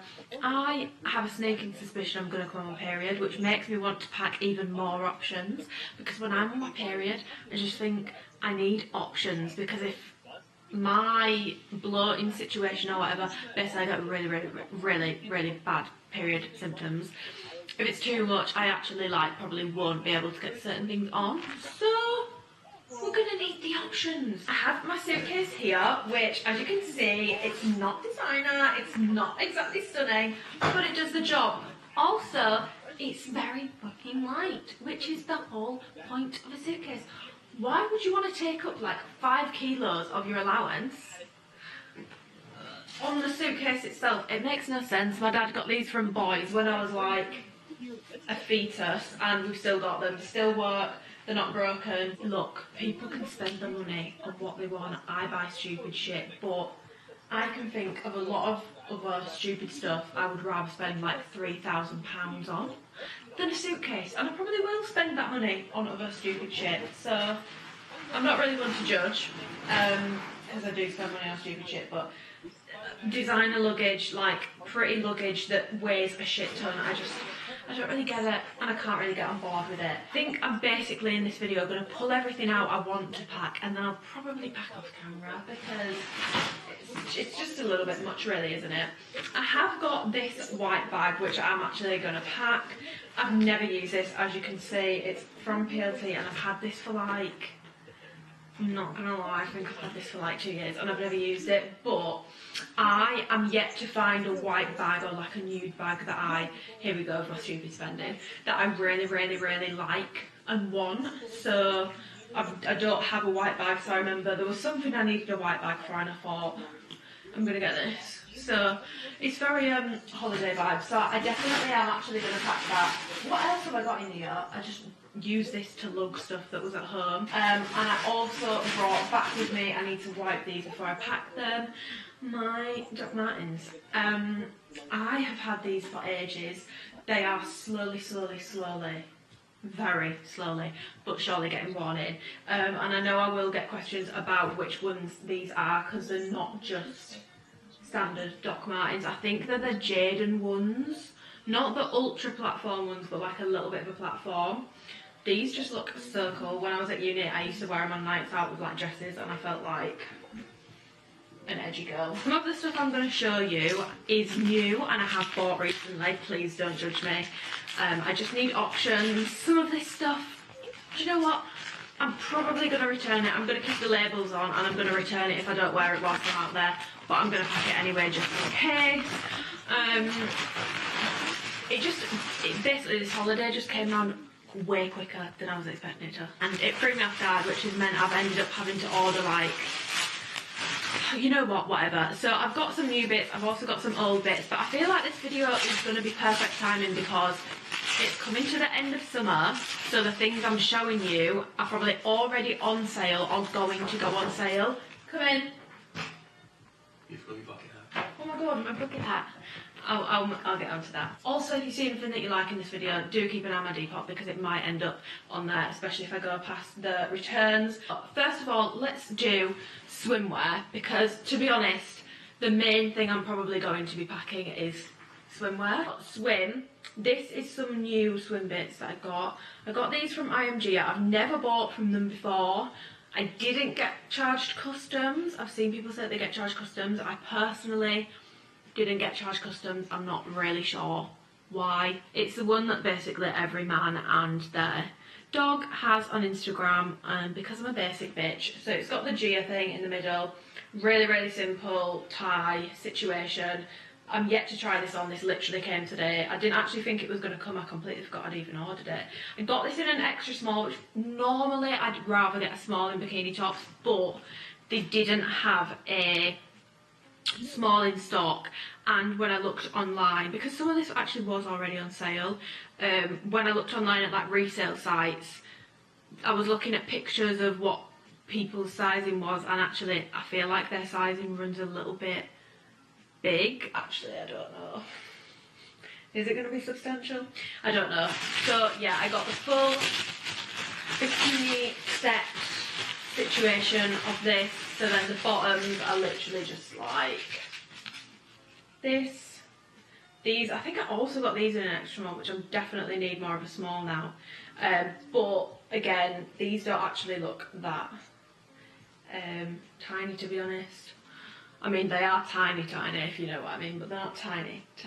Then got this like red tie-dye one, which I think is really cute. Again, I got an extra small in the bottoms, and I think again I got an extra small in the top. These are just bikinis. I can wear these. I think I'm going to post this after I've already been, so I don't really mind sharing where I'm staying and stuff. Me and Dan are staying at the Amyrookes hotel, so I might use these around the hotel. Equally, if it's like super hot and we're going to do something, I might literally just wear like a bikini top and shorts, or bikini top and skirt. So that's some of the swimwear. Another new bit of swimwear which I bought with the intention of this being a potential option to wear to Ocean Beach on the Tuesday. I bought this bikini from Rat & Boa, which straight off the bat, no one scream at me. I know it's ridiculously expensive, but I've been eyeing up the brand for ages. I just have. So I thought I just need to treat myself and try it out. So it's this kind of like zebra print bikini. It looks black and white, but it's not. It's like cream and dark blue, tie side. It's got the RB on the back, and this isn't a haul. And then this cute little matching top. Again, triangle tops are my favourite bikini tops. I just think they're the most flattering on most chest sizes, shapes, everything. To be honest, same with tie side bottoms. I think you can't really go wrong. And then this was like the thing that made me think, oh, I could actually wear this on Tuesday. I got this shirt. So yeah, just for reference, this stuff does run small. I tried this top in an extra small, didn't really like it, so I've got it in a small, and I just feel like this could look quite cute with the bikini underneath it for Ocean Beach on Tuesday. But again, unsure. I'm packing options here. We're thinking options. I'm going to talk you through some other options quickly because I know someone will ask me if I think it's worth the price. Honestly, it's a bit like saying, is a designer bag worth the price? To the person paying the price, probably, but realistically, you know, everything wise, quality wise, like, does it Does the quality alone, without the name of the brand, warrant the price? No. It was literally like ridiculously expensive for a bikini. So, we're gonna move on to my little chamber of swimwear that I've got under the bed. Another thing that I bought this months ago, like literally months ago. I've got this Mars Label swimsuit. I literally just said I've got no red swimwear. Here we are, red swimwear.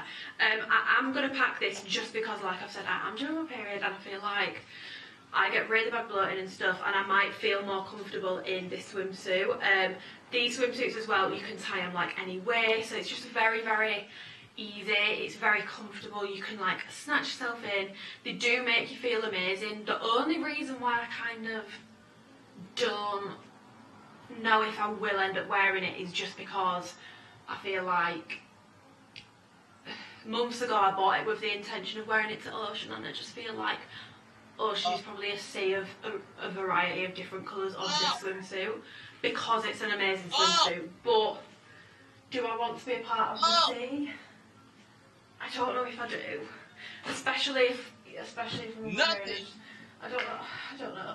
I'm packing a lot of swim, and before anyone thinks, you're never going to get through all that, I know I'm not. But it's very light, and it means I've got options, and I like having options. This is why I paid for extra baggage, because your girl likes having her options. So I got this gorgeous bikini, which, fun fact, I got my holiday nails done this morning with Harriet, who is actually now going to be joining us, which is fun. Got them done to match the bikini because it's got like the blue and orange, and I just feel like cute. So I got this Hawaii London bikini, which I'm going to pack. Their bikinis are super, super cute. Every summer I highly recommend you check out their swim selection because they're very unique, and I feel like they've not really like gone viral just yet. So if you're wanting something where the chances of someone else rocking up in the exact same thing of you are a little bit lower. It's a really, really good brand. The quality is really, really good. But I'm going to pack this because here's the vibe for this. This is something that Jason put together, the birthday boy, when he came around the other night. This is a jaded cover-up that I got ages ago. This is another Ocean potential, or I think we're going to go to like a nice place on the Monday. I could wear it there. It's like this maxi beach cover-up thing. If you go back and watch my things I bought recently from summer last year with the poster girl dress in, this dress is in there if you want to see it tried on. But it's like got all these like cute cutouts at the top. It kind of ties around the neck, and then it's like a really nice floaty maxi mesh, and with this underneath it, it looks really, really cute. So I'm packing this all together as a potential. This is coming away with me 100%. It's another jaded cover-up, purely because when I went to Thailand, I pretty much wore this every day.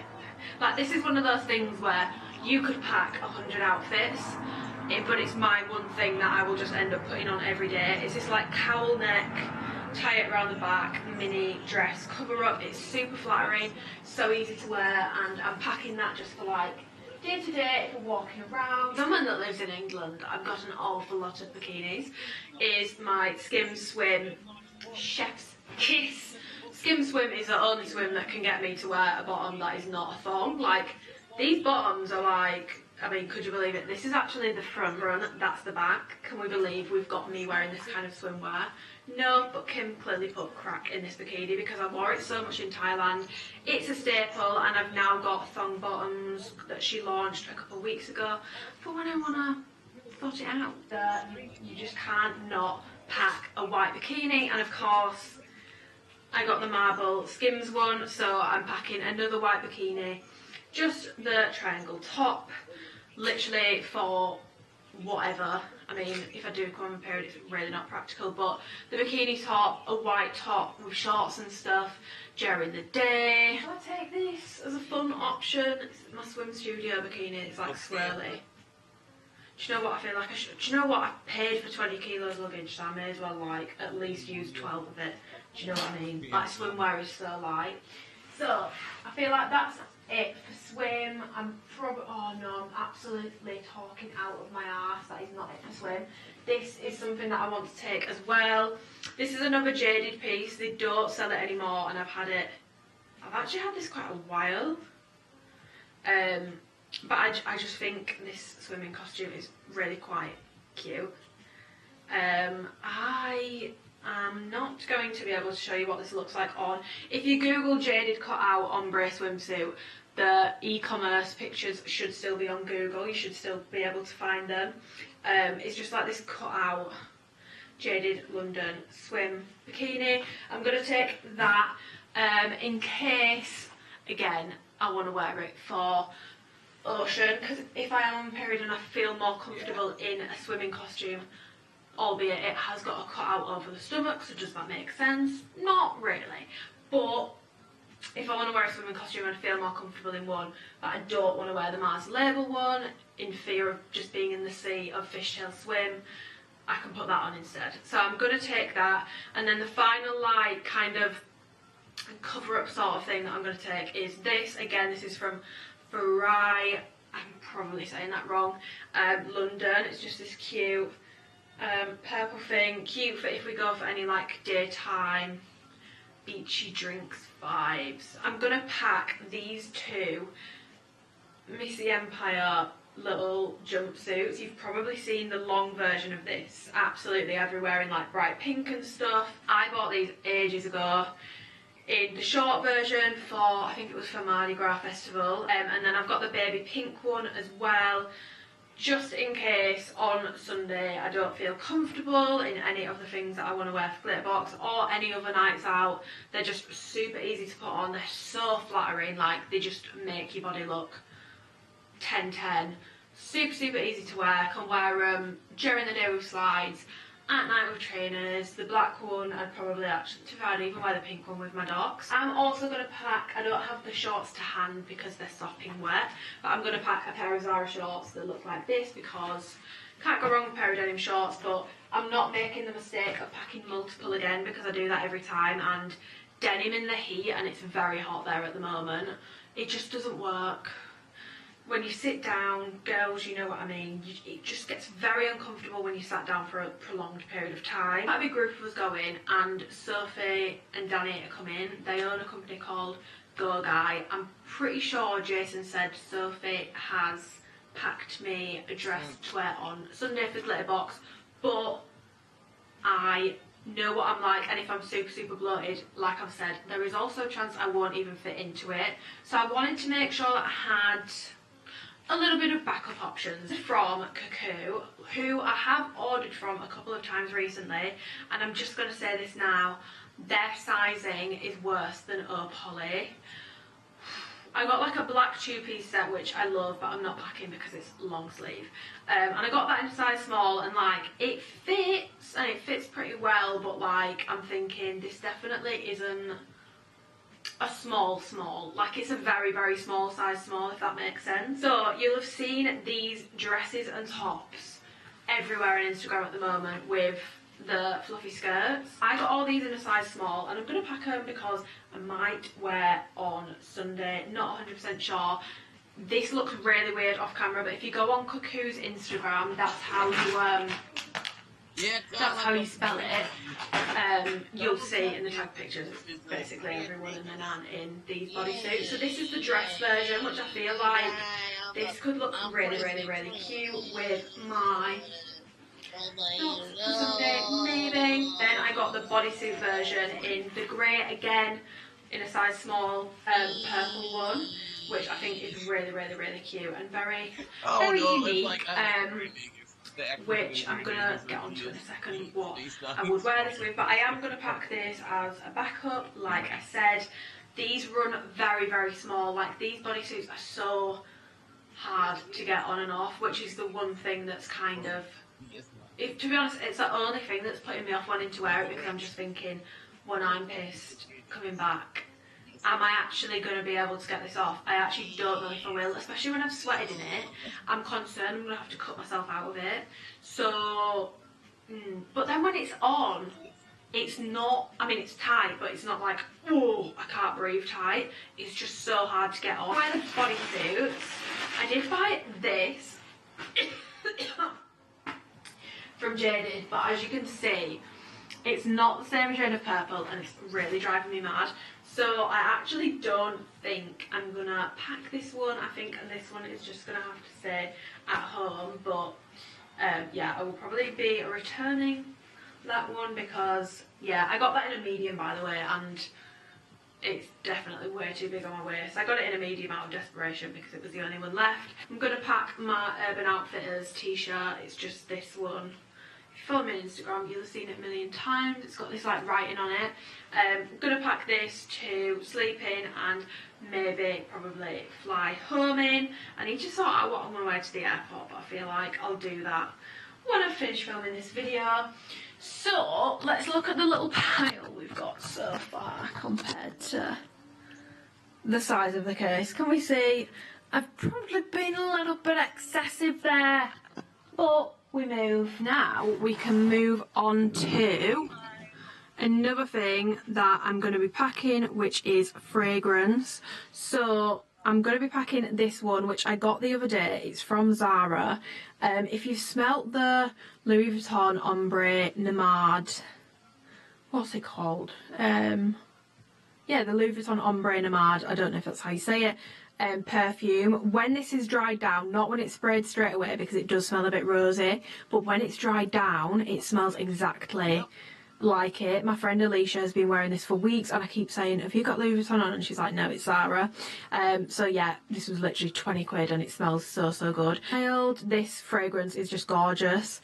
I know people say there's dupes. The only one that really smells similar to me is Cloud by Ariana Grande. So if you want to get a similar scent on a smaller budget, highly recommend. But if you can, and I know that not many people will, I really don't want to sound tone deaf here, but if you can splash out or ask for this as a gift, it's such a gorgeous scent. I hated it at first and then I sprayed it on my coat as a tester and I was walking around like 3 days later and I was like, that smells delicious. It's like a candy kind of smell. It's really, really, really, really good. So those are going to be my two fragrances that I take on holiday with me. I'm not going to take my entire Dyson Airwrap because that's ridiculous, but I am going to take the main thing and two attachments in case I do need to.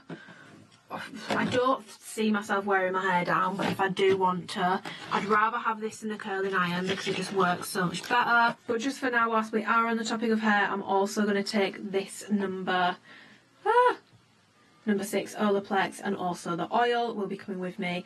Also some heat protectant spray because you've got to have the heat protectant spray. I just love this. Like, it's like a cheese. I mean, I don't think it's genuine cheesecloth, but it's like a cheesecloth kind of feeling. Massive overshirt. I got it from ASOS like years ago. It's lasted me ages. It's really, really, really, really, really good quality.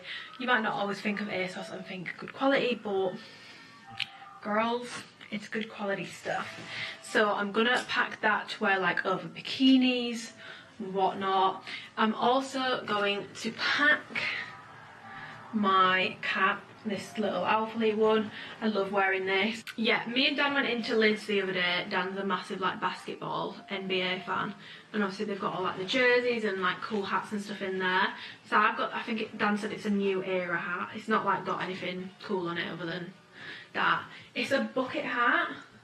It's a size large because I've got a massive head, and I put it on and I was like, do you know what, I'm not mad at it. I feel like it's kind of cute with like bikinis and stuff. Obviously not wearing a hoodie with a bucket hat because I feel like that does look a little bit strange. Oh, I also definitely want to pack this. I've just seen it up there because it's amazing what you see when you walk around. This headband is amazing for when I take my makeup off, so you're coming with me. There's one more thing in the wardrobe which I walked past BBX the brand on Instagram, and it's basically, it's a very thick mesh. Like the jaded ones are very thin. It's a very thick mesh. God, the zip makes this look so weird. Beach cover up, but you can also actually just, like, I actually wore it out because it's such a nice dress. It's got this kind of like detailing on the side, and I'm not even joking. If you've got like a nipped in waist and like a slightly bigger hip bones. Oh God, look at me with this bucket on. Look, I'm right idiot. Obviously, I've got the dips are dipping in the hips, but my like waist to actual like hip bone ratio is ratioing, and I just feel like this really flatters it. And I love clothes that do that, because I'm gonna cheat my hand here. It's one of my favourite things on my body. But yeah, like look at that, it's just stunning. So I'm gonna pack this. If we do end up doing any nice meals, this could be a really nice option. And I just think it's super cute. It's very weird off. I've had this, it's from House CB, I've had it for years. It's just a really nice dress. Again, same kind of flatteringness as the BBX one that I just spoke about. I think I probably actually will take that. Anyway, we need to move on to shoes. So, shoes wise, I will wear one of these pairs to the airport tomorrow. So, I've got my off-white trainers and then my brand new all-white dunks. One of these I will wear to the airport, the other one will go in the suitcase, purely from like a weight point of view. I'm probably going to wear my off-whites and pack my dunks. I've then got, carrying on with the off-white theme, I don't know if I want to show you these because I've had them a while and they're filthy on like the actual foot. I swear I don't have dirty feet, but it's just like, I pretty much wore these every single day in Thailand. I wore these in Malta. I wear them pretty much every single day. They're a little bit dirty, but I did clean like the strap thing earlier. But I'm packing my off-white slides because literally I'll probably wear them the most on holiday. I'm then packing these like flat form sandals from Misguided. I've had these for years. I'll probably wear these to, I'll probably wear those to Ocean. I know some people wear heels, but I just think the heels are going to end up coming off anyway for me. Like, just me, I've learned my lesson when it comes to heat and feet and heels. Like, my feet were so swollen. I had blisters about an inch deep all over the bottom of my feet. So I'm not doing that again. These are just from Public Desire. Fun fact, these are actually my graduation shoes. They're a very comfy heel. They smell really weird. Not because of my feet, but because of the material that they are. So yeah, that's shoes and toiletry. Obviously not everything, I am going to forget things. For example, some of my skincare is in the bathroom. The cleanser I'm going to take is the Kiehl's calendula one because my Elemis one ran out, and to be honest right now I really can't be asked to spend £40 on a new cleanser. The things for my skincare, for my face, this is my absolute favourite moisturiser at the moment, and it's just like, makes you feel amazing. I spoke about the Kiehl's moisturiser before, and like the bumps I was getting on my forehead. I don't know if it was that or the Elemis cleanser, but it was one of them because I've got like a couple, like maybe like 2 bumps left now. The rest of them are gone. This is so like non-aggravating, amazing. Like I love this moisturiser, so you're coming home with me. Like, is my Glow Recipe SPF 50. If you ever wonder why my face is like ghostly pale compared to the rest of me, it's because I SPF 50 that bitch every single day. So that's come with me, use that every single day. Love other worthy notes, Neutrogena Hydra Boost. This is coming with me. This is the best moisturiser ever, and if you want to really live your best slug life, get the cream like gel version. Put that on first, wait for it to sink in, and then spray this over the top and you will literally be glowing. I love this. I'm taking this because it's smaller and it's just a bit more convenient. Shampoo and conditioner, I'm not taking my good stuff because I just feel like I'll probably leave it there and forget about it. And also, I don't have that much left of it. I'd rather leave it till I'm back when my hair will probably need some TLC from the sun. So I've got this that I took to Thailand. I did actually quite like it, to be fair. It's very light. It's this shampoo, and for when I do need to put something on my hair, I'm going to be using the Maria Nilo Luminous Colour Mask. I feel like I might need this after a couple of days because I've had light bits put back in my hair.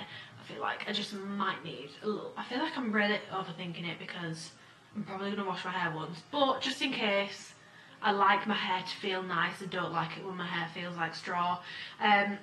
So I'm going to take this mask just in case, and my Olaplex number 3, because when I'm like swimming or if I go in the sea at all, I like putting this in my hair. And this is what I use on my body.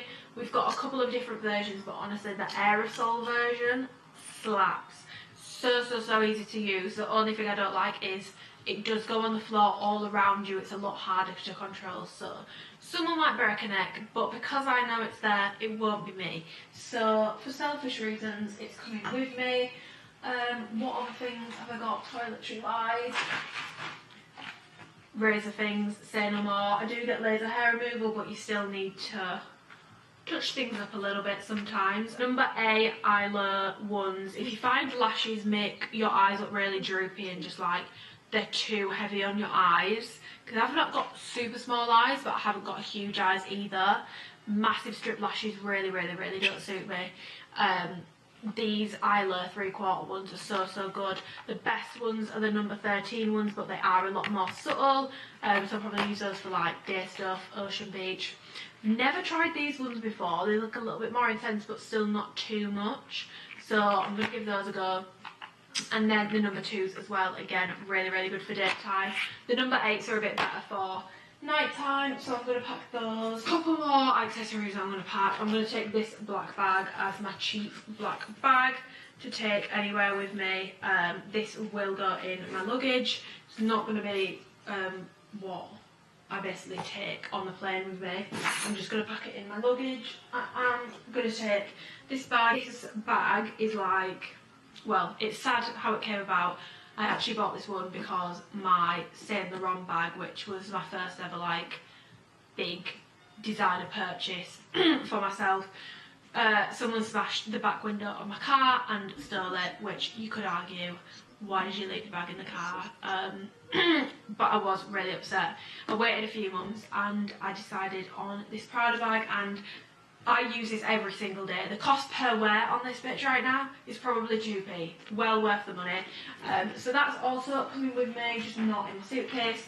Then makeup bag. I'm not going to bore you with going through all of this and pulling it all out.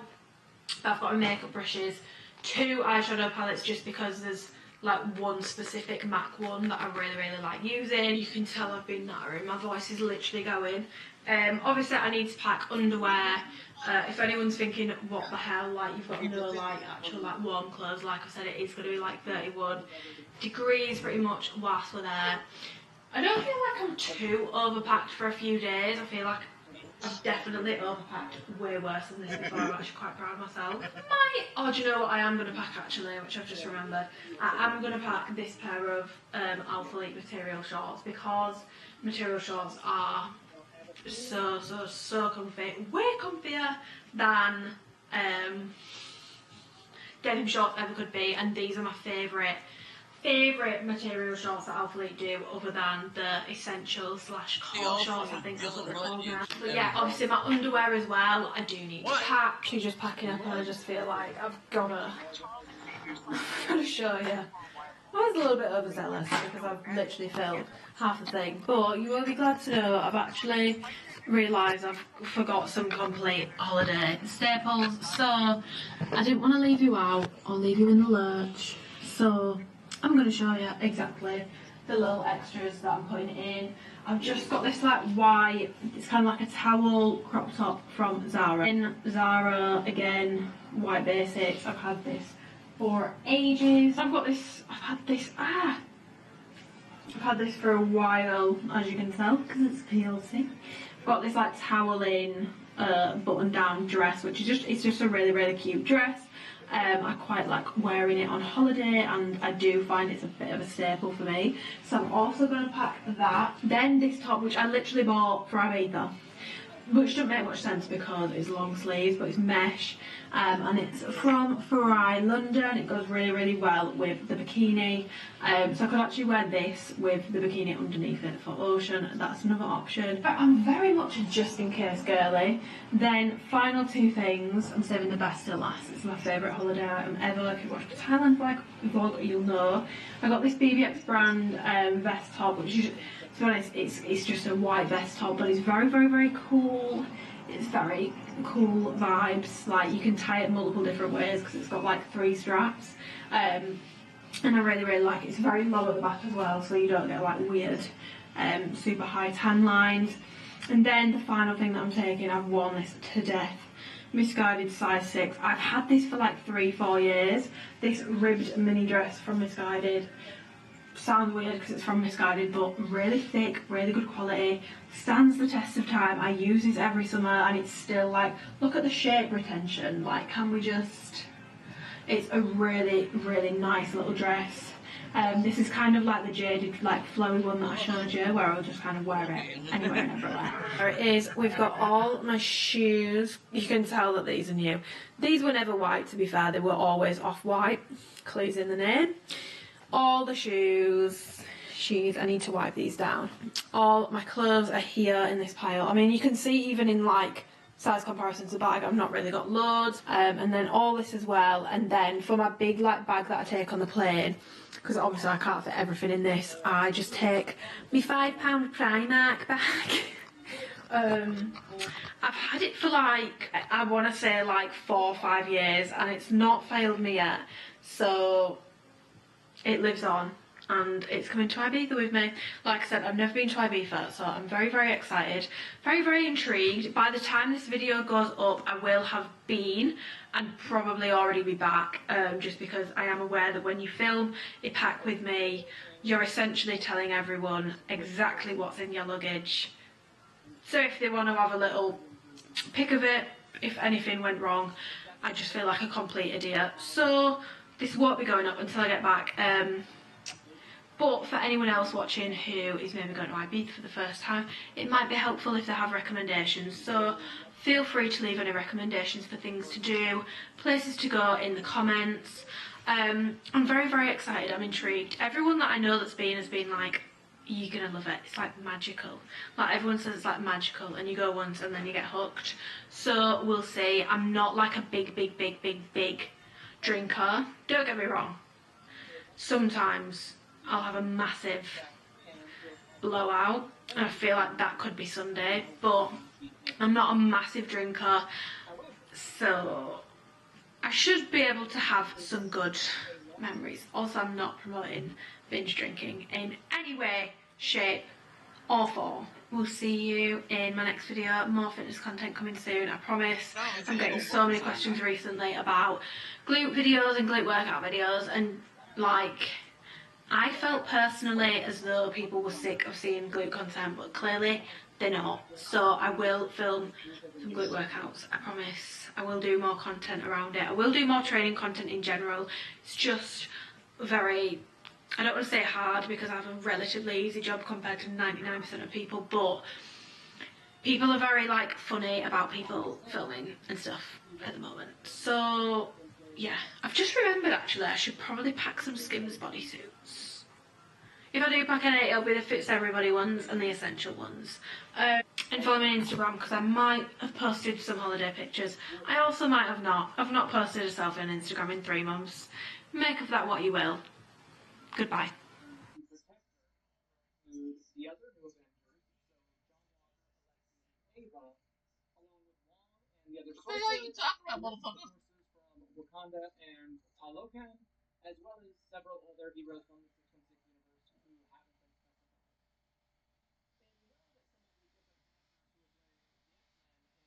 who haven't been specified. And we know that some of the different characters who have played the X-Men in Avengers Doomsday and with all the announced that they're filming for the movie. But the filming schedule on Avengers Doomsday is currently scheduled to continue on until at least the end of the year.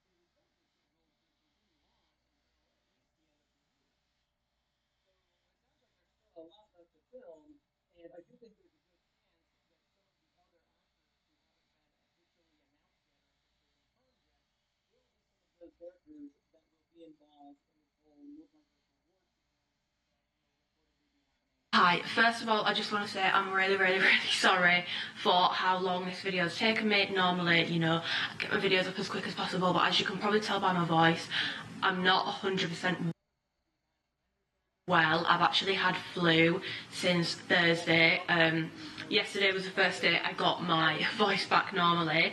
If you could see like the amount of throat lozenges, everything that I've been through in the past like however long, it's a joke. But yeah, that's why my video is a little bit later than usual. It's like 1,000,001 random jumps in this video is probably because I've had to go off camera to have a coffee and fit, or I've had it on camera and I've just had to cut it out. But today's video, as you can probably tell by the title of the video, is about Alphalete's new drop, which is happening this Saturday on the 10th. So it's in the Amplify shorts are restocking in the colourways that were on the Lost drop. So hazelnut, wild blue, washed denim, misty lilac and blossom. Just the shorts restocking, and then you've got a whole lot of new Alphalete stuff, which is really exciting because I know it's definitely probably my second favourite range, next to all the Amplify stuff. I definitely prefer it over Surface, I prefer the material. We've got some hats, some bags, and then the new Varsity collection, which the bat is not really my cup of tea.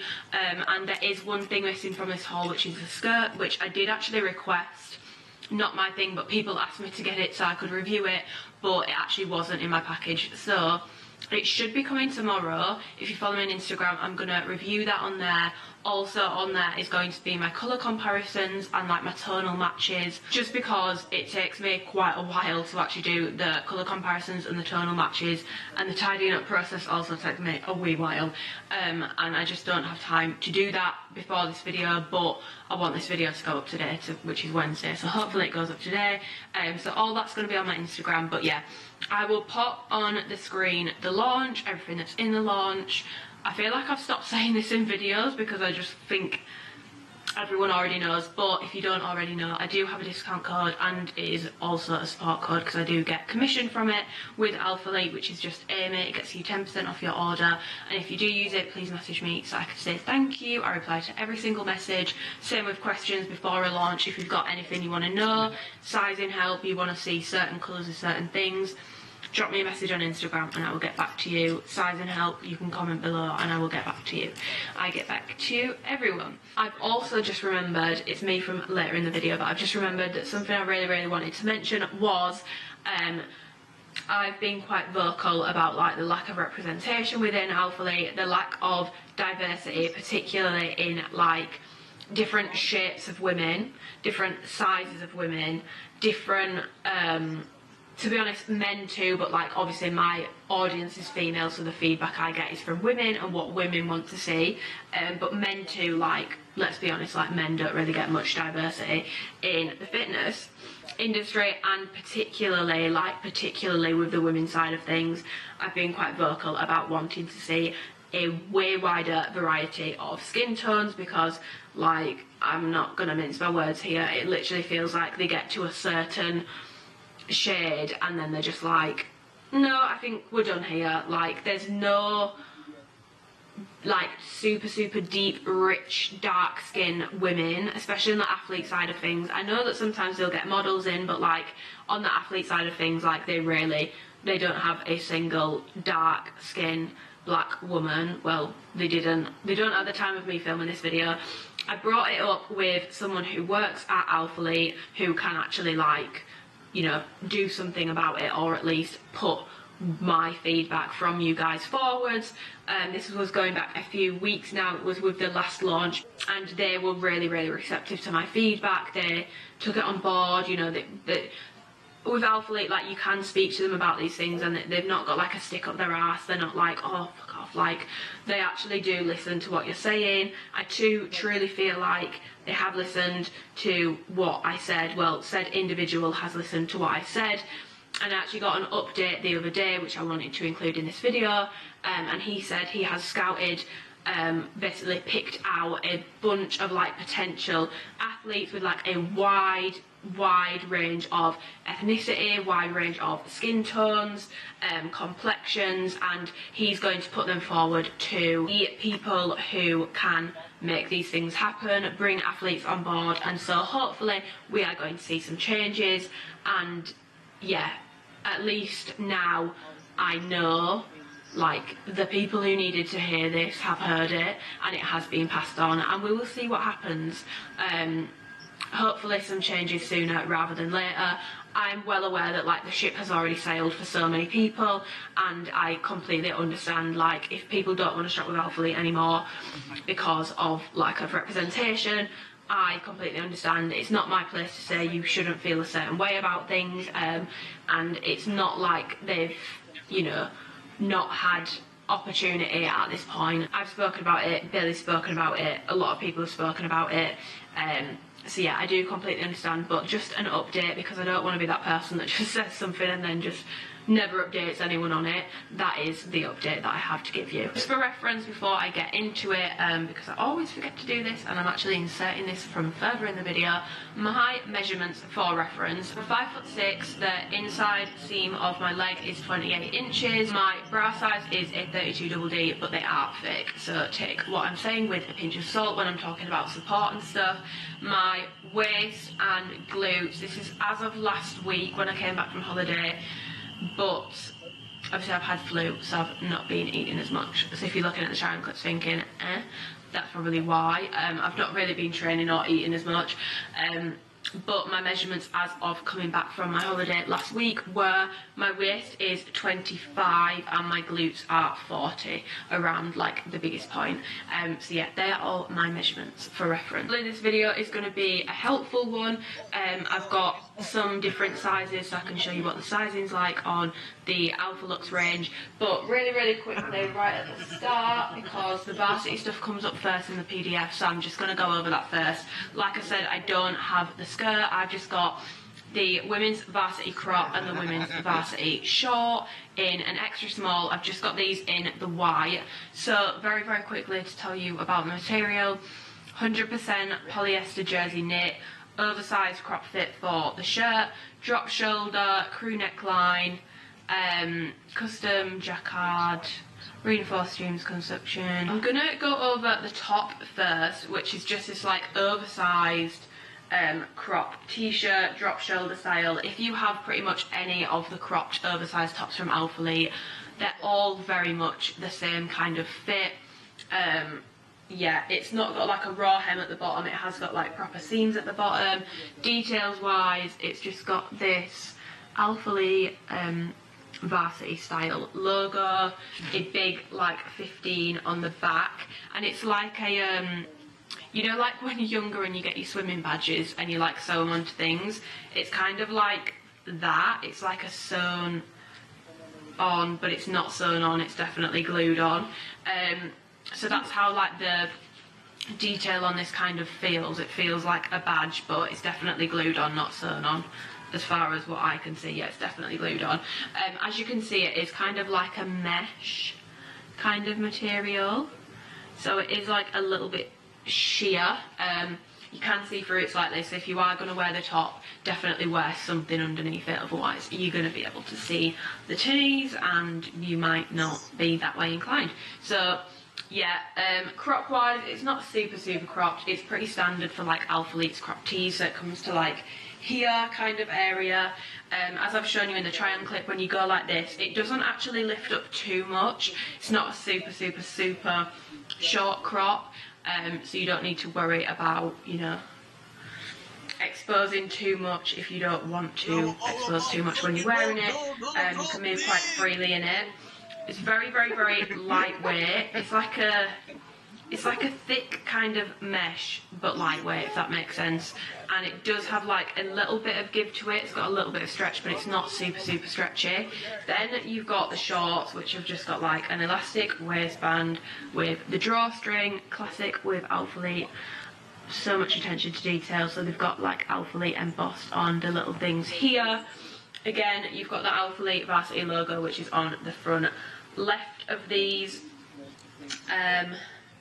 Yeah, they're pretty plain at the front, and then in the back you've got this kind of layer here. They're like split up the side, like they've got the curved hem kind of thing, which is meant to be more flattering on the glutes, the leg kind of region. These are a 3.25 inch inseam, and I got these in an extra small, so the top in an extra small is fine. I would say sizing wise, if you want to pick up one of these, definitely stay true to size if you just want a standard fit. If you want it super oversized, you can go up 1, 2, 3 sizes if you wanted it like massive, and also to get a little bit of extra length.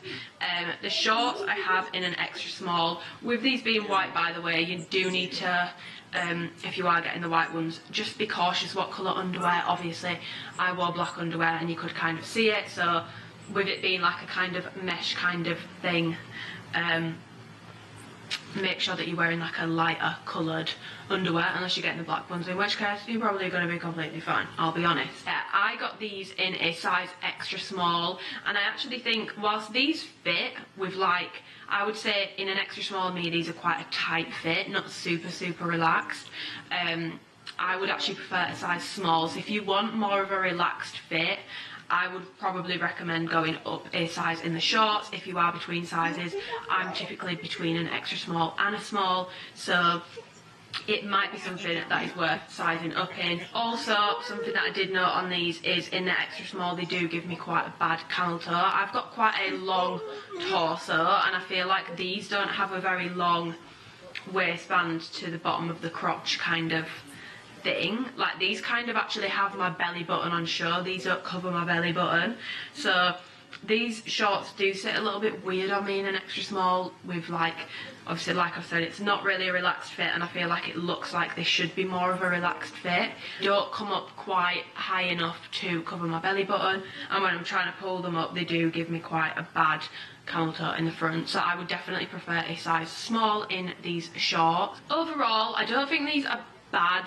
product. I'm gonna be completely honest, I'm not a fan of the top at all. Like, for me, this is just a bit much. It's a bit too like in your face, and it feels very like chunky. Like, this just feels very, it just feels a bit too chunky to me. I think I'd probably like it more if it just had this on it.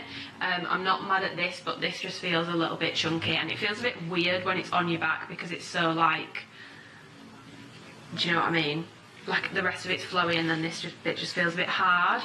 I'm not a huge fan of the top for that reason. It doesn't feel bad quality, but I just know it's not something that I'm going to wear, so I'm not going to sit here and be like, oh my god, it's so cute, I love it. And then you will literally probably never see me wear this again. Do you know what I mean? So, just for full transparency, not really my cup of tea. Not a huge fan of it. The shorts, I actually do like. These are probably one of my more preferred shorts out of all the kind of like running kind of style shorts that Alphalete have done. I think these are probably one of my favourite ones of those kind. However, will I wear them loads? No, I'll probably wear them to lounge around in. I probably won't really wear these out of the house, to be honest. Like, they're quite thin. I just feel like they're more of like a lounging around kind of short for me. Might be perfect for running, but I feel like Alphalete have better quality options if you want a running short, to be honest, as opposed to these. These are more of like a lounge short, and for a lounge short, for me, in my opinion, pretty expensive. So yeah, I probably, if I was shopping this launch, basically what I'm saying is I wouldn't be picking up either of these. They're not like bad quality, they're just not really my cup of tea, and so it's not something that I would personally be spending my money on. Then you've got the varsity skirt, which I don't have to hand, but I will be getting it tomorrow, I think. So if you go on my Instagram, I should be able to review that for you on there. Also missing from my package was the oversized t-shirts, but these are in the exact same style as other t-shirts I have had before. Go back to my Ozone collection video. I think it was that one. I've got one of the oversized unisex tees on in there, and I wear a size medium in these. So I go up from, typically my size in tops is extra small. I go up 2 sizes to get these a kind of oversized fit. What I will say is they definitely still fit smaller than the Urban Outfitters kind of tees. If you are used to getting those, because I know quite a lot of you have those, or the Skinners t-shirts, which also I have as well. I get those in a medium. These definitely feel like they fit not quite as oversized as those, so I could probably actually try a large, but then the shoulders kind of come like right down here, and they look a little bit silly because of like how dropped shoulder it is. So I definitely do still prefer a medium. That is something to bear in mind with the t-shirts. I don't have either of them to hand. I'm hoping I'm gonna receive one of them, and then I can maybe show on Instagram.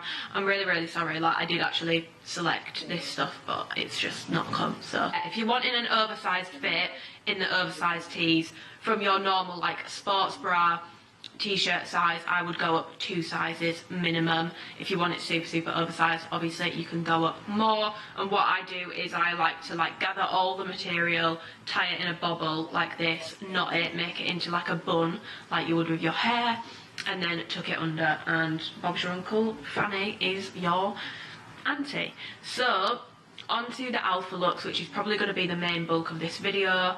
I filmed so many like try on clips, layover clips, so I really hope I've like communicated what this is to you well. I have done like a full fabric comparison, which I feel like is kind of going to explain more about the Alphalete material, the range in general. So whilst I'm talking about the products and stuff, there will be clips coming in comparing new to old, new to new, sizing, all this sort of stuff, some flat lay clips, close-ups of materials, and to save me going over the material right now in depth, I'm going to put in the clip of me comparing this material to Amplify, Surface and Pulse. I'm just going to talk to you a little bit about the Alphalete material, and I feel like when I show you like up close textures and stuff comparing, it makes it a lot easier. Granted, it's going to be quite hard to show against black with the Surface, but we move. So the Pulse collection is 78% nylon, 22% elastane. Amplify is 51 polyamide, 38 polyester, 11 elastane. Then you've got Surface, which is 68 polyester, 32 elastane. And then Alphalete is 75% nylon, 25% elastane, which technically means, like material wise, it's closest to Pulse. However, going off feel, I would say Alphaluxe's closest, like, you know, thing is the Surface collection. So Amplify does not even feel remotely similar to Alphalete. As you can see, it's very much like a seamless kind of material. Yeah, it's just not a similar kind of material at all. So if you've tried Amplify and you've not tried Alphalete, Alphalete is like completely different. If I go like this, I feel like you'll be able to hear the difference. That's against Amplify. And then that's against Alphalete. Like, as you can see, like it's a very like, I would describe Alphalete as like very brushed cotton vibes. It's got less of a slick feeling than the Surface collection does. It's more kind of like brushed. But yeah, it's nothing like Amplify, so I'm just going to take that one out of the mix. Then you've got Pulse, which, like I've said, in blends, technically, they're the most similar, but to me, they're just not that similar. Like, Pulse is very much like a very nylon feel, a nylon look, got like a kind of shine to it, like your typical like 2000s kind of workout material vibes. Definitely Alphalete's most similar kind of vibe to Align pants. If you like Align pants, you might like these. But yeah, despite what the labels say, this definitely feels very different, and it's much more nylon-y than the Alphalete range. So that's the Pulse range, and then you've got the Surface range. I feel like these are the most similar. The differences between the two is, I would say the Surface is more kind of slick, and I do find the Surface a bit more compressive than I find the Alphalete. I find that Alphalete just kind of sits on top of your body. It's not super compressive, whereas the Surface does actually give a bit of compression. I feel like Alphalete is slightly thicker. It feels a little bit thicker. I don't know if that's just because it's more like brushed cotton, but the Surface feels slightly thinner. Similarities are they are both very prone to pilling, straight up, like your Alphalete stuff is going to pill. These Surface leggings I got a few months ago, I've not even worn them that much, and they've started pilling already. So both these materials are prone to pilling. They will pill. Personally, in my opinion, I actually don't think you can avoid it. I think it's kind of the nature of the material, and like I said with the Alphalete range, it reminds me the most of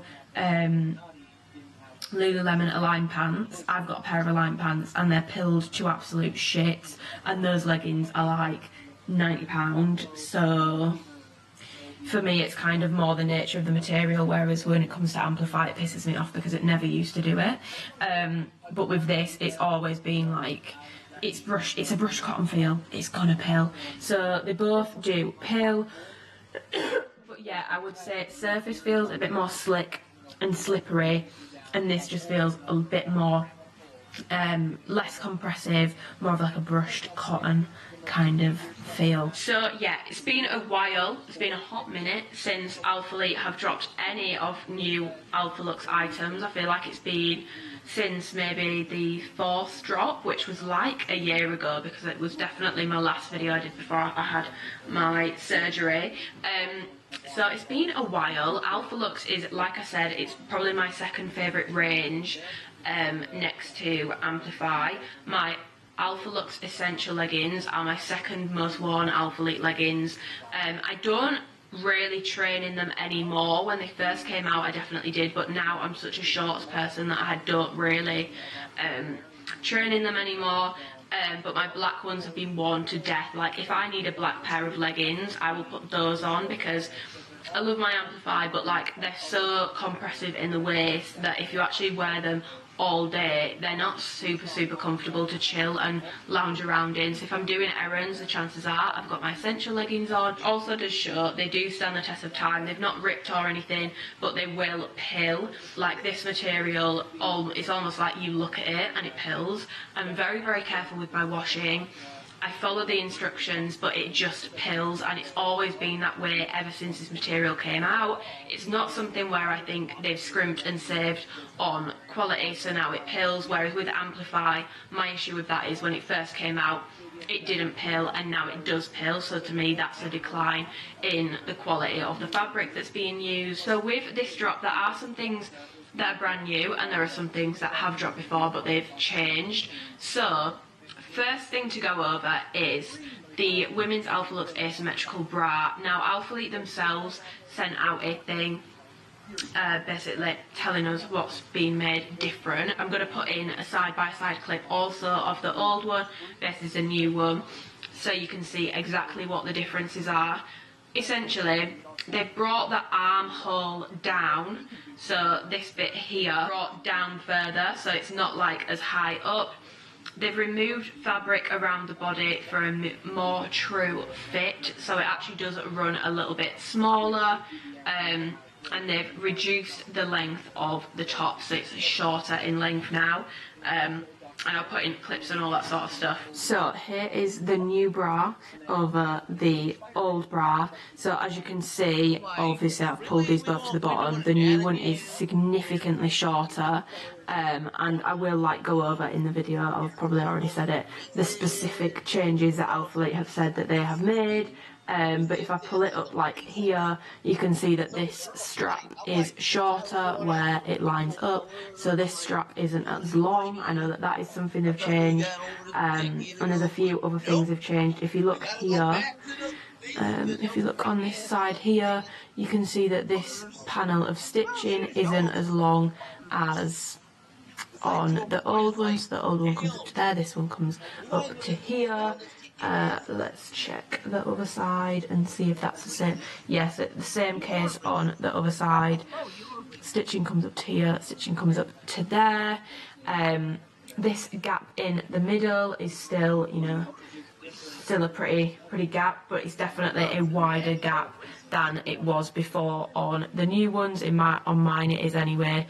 This gap is definitely wider, shorter overall, shorter strap, shorter in the length. And then if I turn them onto the back, you can see both have got the rubber logo, but this one's got the kind of more version of the logo, if that makes sense. If I show you them like side by side, I feel like you can kind of see what I mean. This one's a bit more this way, and this one's ever so slightly more like squished this way, if that makes sense. But yeah, that's the difference between the two from the back. Okay, so this is a difference side by side of the old one compared to the new one.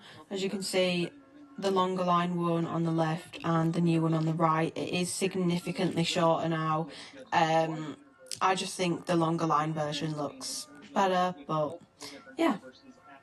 This is the new bra. If you are not familiar with the asymmetrical bra, the clue is in the name. It comes over the shoulder here. You have a keyhole cutout detail there.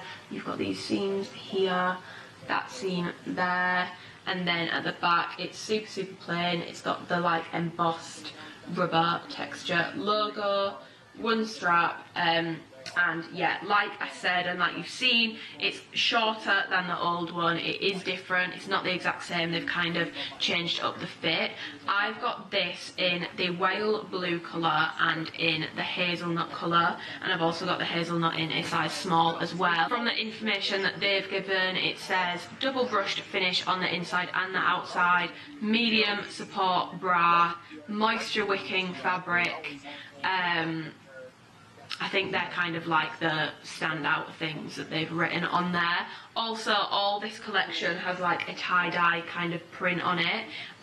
All my pieces are kind of unique though, to be fair. Like I've got two hazelnut bras and the print is slightly different on both of them. So they're definitely kind of unique pieces in terms of the print. So do bear that in mind if you are picking anything up.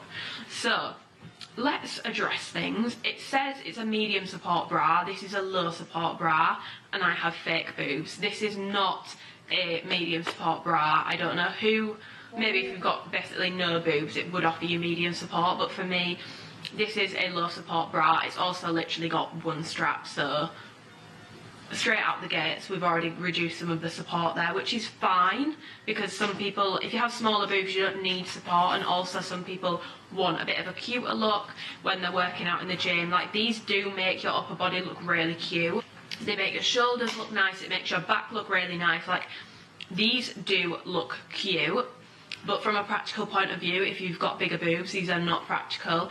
The way I feel about these is the exact same way that I felt about the old ones, which was I just don't feel secure in them. Even when I'm weightlifting, I'm scared that like this side's just gonna like come down and I'm just gonna be like spilled out everywhere. And I feel the exact same way in an extra small and a small about that, because I have tried both sizes. In my opinion, this is for more smaller chested girls. I'm not saying people with big boobs can't wear it, of course they can. I look quite cute in it, if I might say so myself, but for working out in, whether it's cardio or weights, this is not big boob friendly from a support point of view. Moisture wicking fabric, I appreciate moisture wicking doesn't mean sweat proof, it just means it dries quite quick.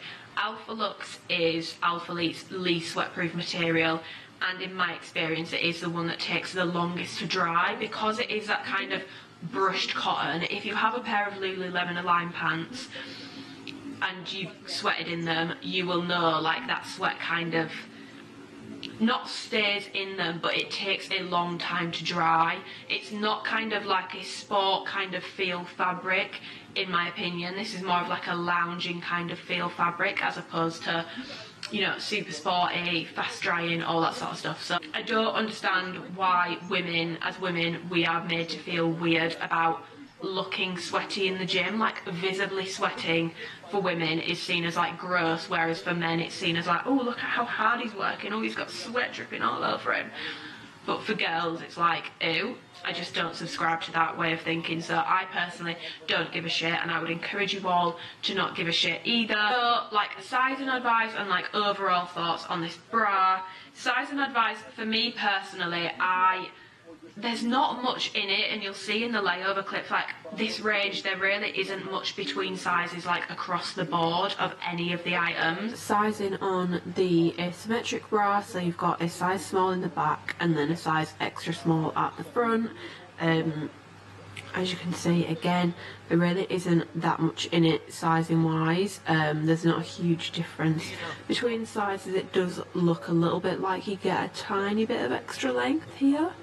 So if you want it a bit longer, you could definitely size up because there really isn't a lot between the two. Symmetrical bras, both an extra small, exact same, no difference between colourways. Okay, we've got the size extra small on the left and the size small on the right. As you can see, there's not a huge difference, but small definitely does fit a little bit better, but I do still get that kind of ridge thing, which you can kind of see. I definitely think from the back the size small looks a lot better, so I definitely prefer the size small. But just from like I get a little bit of extra length point of view, I definitely do prefer the size small. I don't notice a huge difference in terms of how supported I feel between the extra small and the small. I still get like a kind of tit ridge even in the size small in this bra. It's not uncomfortable, and I do think a medium would actually probably be a bit too big. I think that would be a little bit too much extra material. But I do still get like the kind of ridge thing here, which is why I just don't think these are built with like larger boobs in mind. You do get a bit of like boob spillage out of the side. It does happen less in the size small on me, but it still happens in the size small and the extra small. Overall, I would go with a size small in this bra, so if you are someone who toys between two sizes with Alphalete sports bras, definitely go with the bigger size. And if you have big boobs in general and you've not tried this bra before, I would definitely size up for a little bit of extra coverage. But I'm not gonna lie, it's not gonna do much. It's not a high coverage bra. It doesn't feel super supportive when it's on. And like I said, for small boobs girls, it's probably fine and it doesn't interfere with their workout. But for me, when I've worn these bras, I feel like I kind of need to, both the new one and the old one, I feel like I kind of need to keep something on over the top just in case. Like, it just gives me a bit of anxiety. It looks a bit too busty for me. And I love a little bit of cleavage, but for me, this just feels a bit too much. Like, it's just a bit too much. And if I had to pick between the new design and the old design, I actually much prefer the longer line one. I don't know if that's because I've got like a longer torso and I just feel like it balances better, but I just feel like this is already quite a like ooh out there bra, and I feel like when it was longer line it looked a little bit better to me. I actually preferred it a bit longer line. I'm a little bit gutted that they made it shorter, but for short torso people, this will probably be a favourite, especially if you've got smaller boobs. I don't get my wear out of them, and therefore it's not a product that I would say, oh my god, I'm obsessed with. It's just not something that I wear. Then there is their brand new bra, which is called the Alphalete Wonder Bra, and this has never dropped before, so obviously there's no adjustments to go over here. I will talk you through the details very quickly. So it's all in the same material, so it's got the double brushed finish on it, very like a line pant feeling, very soft, very comfortable, very stretchy, got a lot of give to it. So this one's got kind of like a V-neck, it's got this sewing down the middle. Oh, that reminds me actually, with the asymmetric bras, you don't have any sewing down the middle on the outside, but on the inside it is sewn down the middle to keep the boob pads separate, and the boob pads do come in, but I find that these fit. The boob pads in the asymmetric bra sit really quite strange, so I would definitely probably take the pads out. Just an FYI, I do think the padding sits weird in that bra. But yeah, you've got the sewing down the middle. It's actually on the outside on these ones, but it is like, it's not artificial like it is there. And on the bottom, you've just got like a seam that comes along here, and then thicker band at the bottom, and then on the back you've got the same branding kind of style as is on the asymmetric bra. I really do like the back of this, so it's basically got a thong back, and this is adjustable, so you can make this as short as you want or as long as you want. So this bit here is adjustable, these two bits here are not adjustable, and therein lies the major problem with this bra, which is it's so fucking uncomfortable. This bra, I would say next to like the balance bra, if you get the wrong size in that bitch, oh, you know, that's uncomfortable. This is probably their most uncomfortable bra, and understand why especially when you use a material like this for straps. I've got Honor Active sports bras and I barely reach for them for the exact same reason as I will probably have issues with these ones, is because when brands use this material for the straps, like, yeah, cute that they put a brush thing on the inside so against your skin it's not uncomfortable, but this material, it's just really, really, really not comfortable. I almost kind of wish they'd carried on with this material for the strap. Let's be honest, right? Let's talk frankly. Ladies, if we gym, if we lift heavy, the chances are in the trap area, I'm not saying we look like, you know, Tyson Fury, Tommy Fury. I'm not saying we've got the boxer's shoulders, but like, let's be honest, we're probably not completely like, ooh, dainty around the trap area. You've probably got a little bit of bulk there, and that's not a problem. It's what happens when you're picking up weights. What happens? We can try to take our traps out of it, but like the chances are you've probably got developed traps. As a woman who lifts, it's just what happens. And so, as a sportswear brand, we need to remember that women are not always super dainty in this area. If you don't have traps, if you don't have like any kind of, you know, size here around your neck, you might be fine. These might actually be perfectly comfortable on you. But if you have traps, be aware, this is going to dig in. This is going to dig in. And I actually tested this out the other day when I was poorly, because I've only actually been able to train once in this stuff, and it was a fucking bad idea. Let me tell you that. I was seeing stars and I had to leave the gym because I thought I was going to throw up. I had a nosebleed. It was just not good. So when I couldn't train at the weekend, I actually put the hazelnut one on, and I wore it because I was getting messages saying, oh, like, so everyone's saying like this bra's really uncomfortable, can you test it? So I put it on and I was like, what are people talking about? This is fine, it's not uncomfortable. I would say as soon as you hit the 2-hour mark, it gets very uncomfortable. I'll put in pictures of what my neck looked like for reference, and I've had messages from people saying just adjust it. You can't adjust these. This bit adjusts, this bit does not. And unless you want this just like down the middle of your back, which actually is probably just going to have more tension on your neck, adjusting this will not change how uncomfortable this is.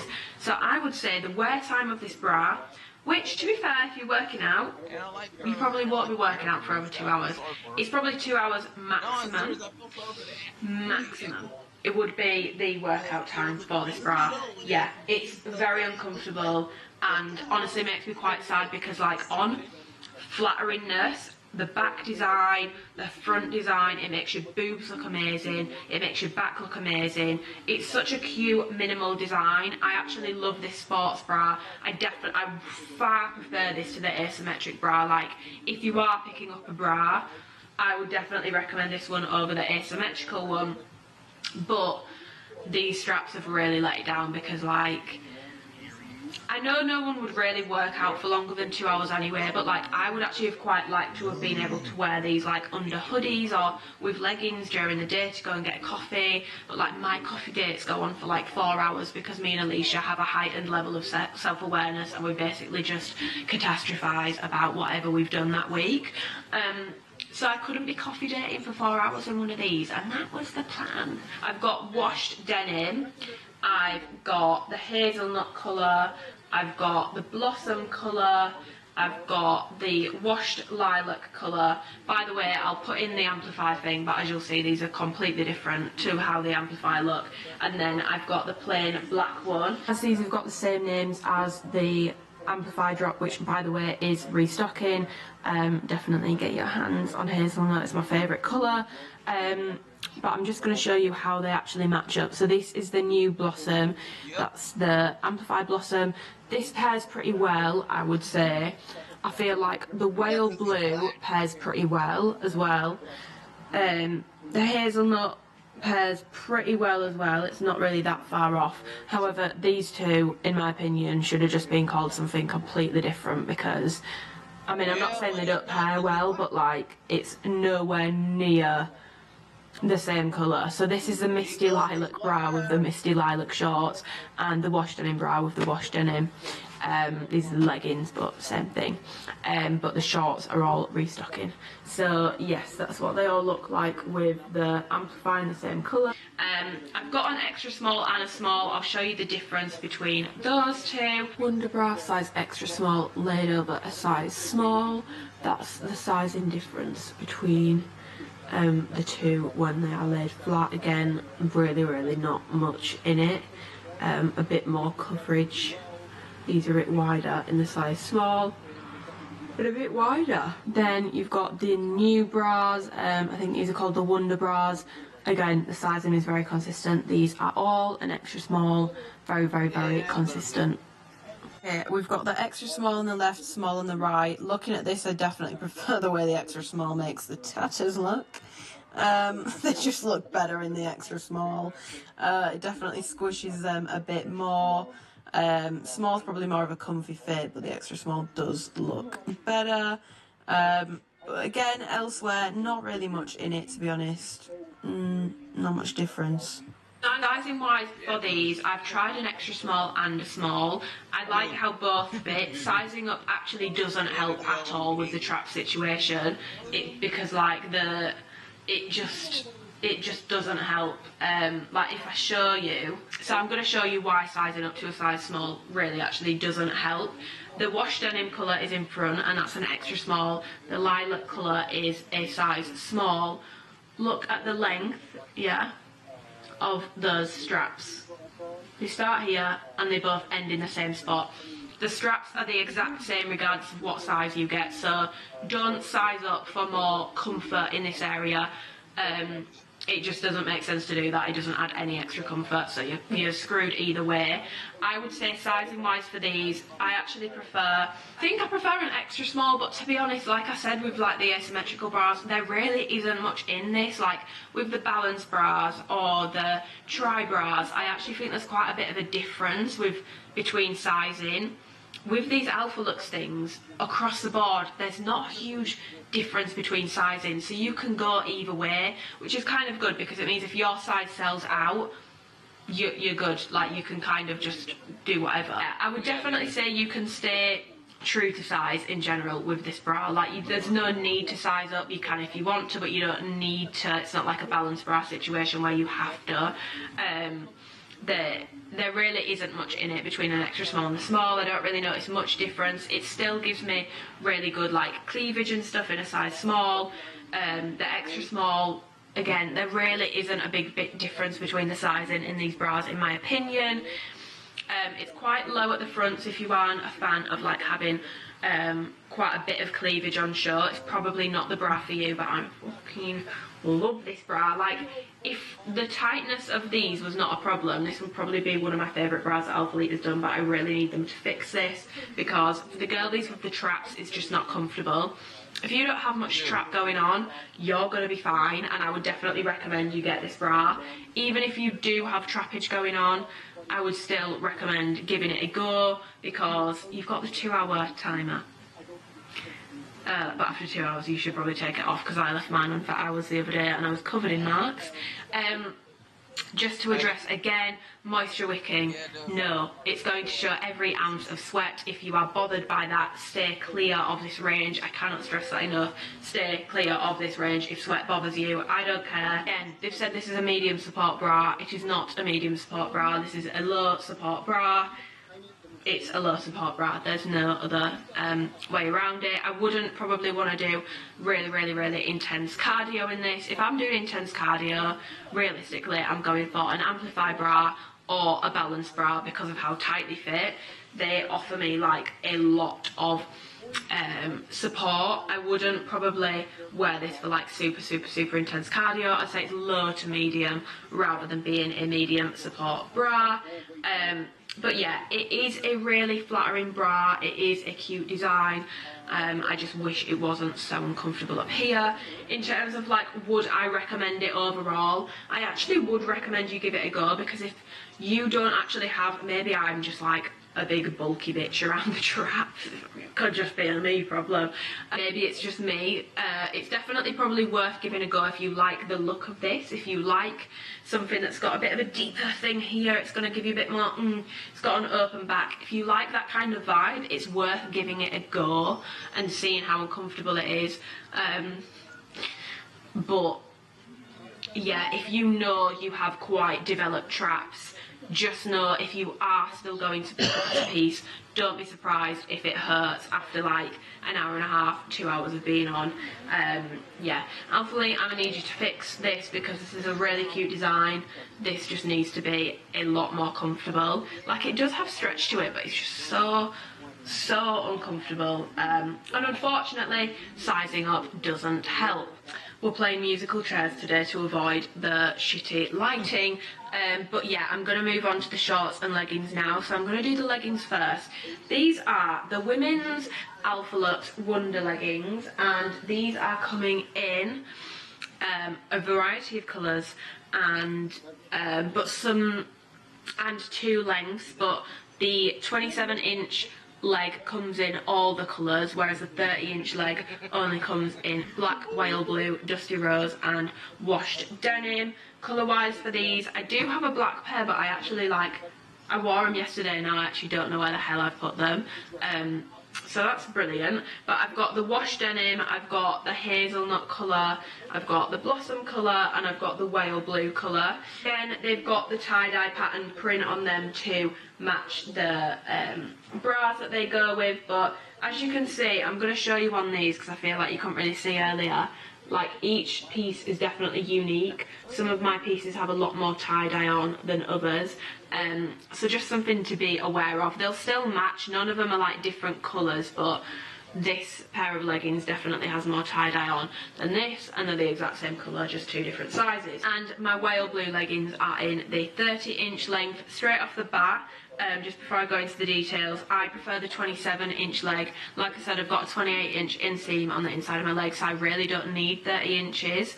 But if you are a taller girl, then there is a taller option, because I know 27 inches is quite short. If you are a long-legged girl, like my sister's got really long legs, she definitely need the 30 inches one. So these are the Wonder leggings. These are a brand new legging. However, I'm going to take you through the whole history of the Alphalete range, and these are, in my opinion, these are the essential legging, but like rejigged and redone, because they're the plainest Alphaletes. Like, the Force leggings were nice, but like they weren't plain, they had pockets, a lot of seams. The thing I loved about the essential leggings was how fucking plain they were. Like, I'm not a fan of pockets on leggings, I'm not a fan of seams everywhere. These were just like super plain, and I love that. So yeah, to me these are like the essential leggings, renamed and with some changes made, which I'll get into in a second. But to talk you through the details, you've got a waistband here. Now, as you're going to see, I don't think I've done an actual clip of this, so I'll do it now, just to show you the difference in waistbands between like an Amplify waistband compared to this. So Amplify, it's a very thick waistband. You've got the 3 different layers of compression, and it's very thick. It really sculpts you in. It's got a lot of compression. It's a high compression waistband, and some people love that, some people don't. This waistband doesn't have any ribbing. It's very thin. It's double lined in the waistband, so you've got like 2 here, and then the legging is like not double lined, it's single lined.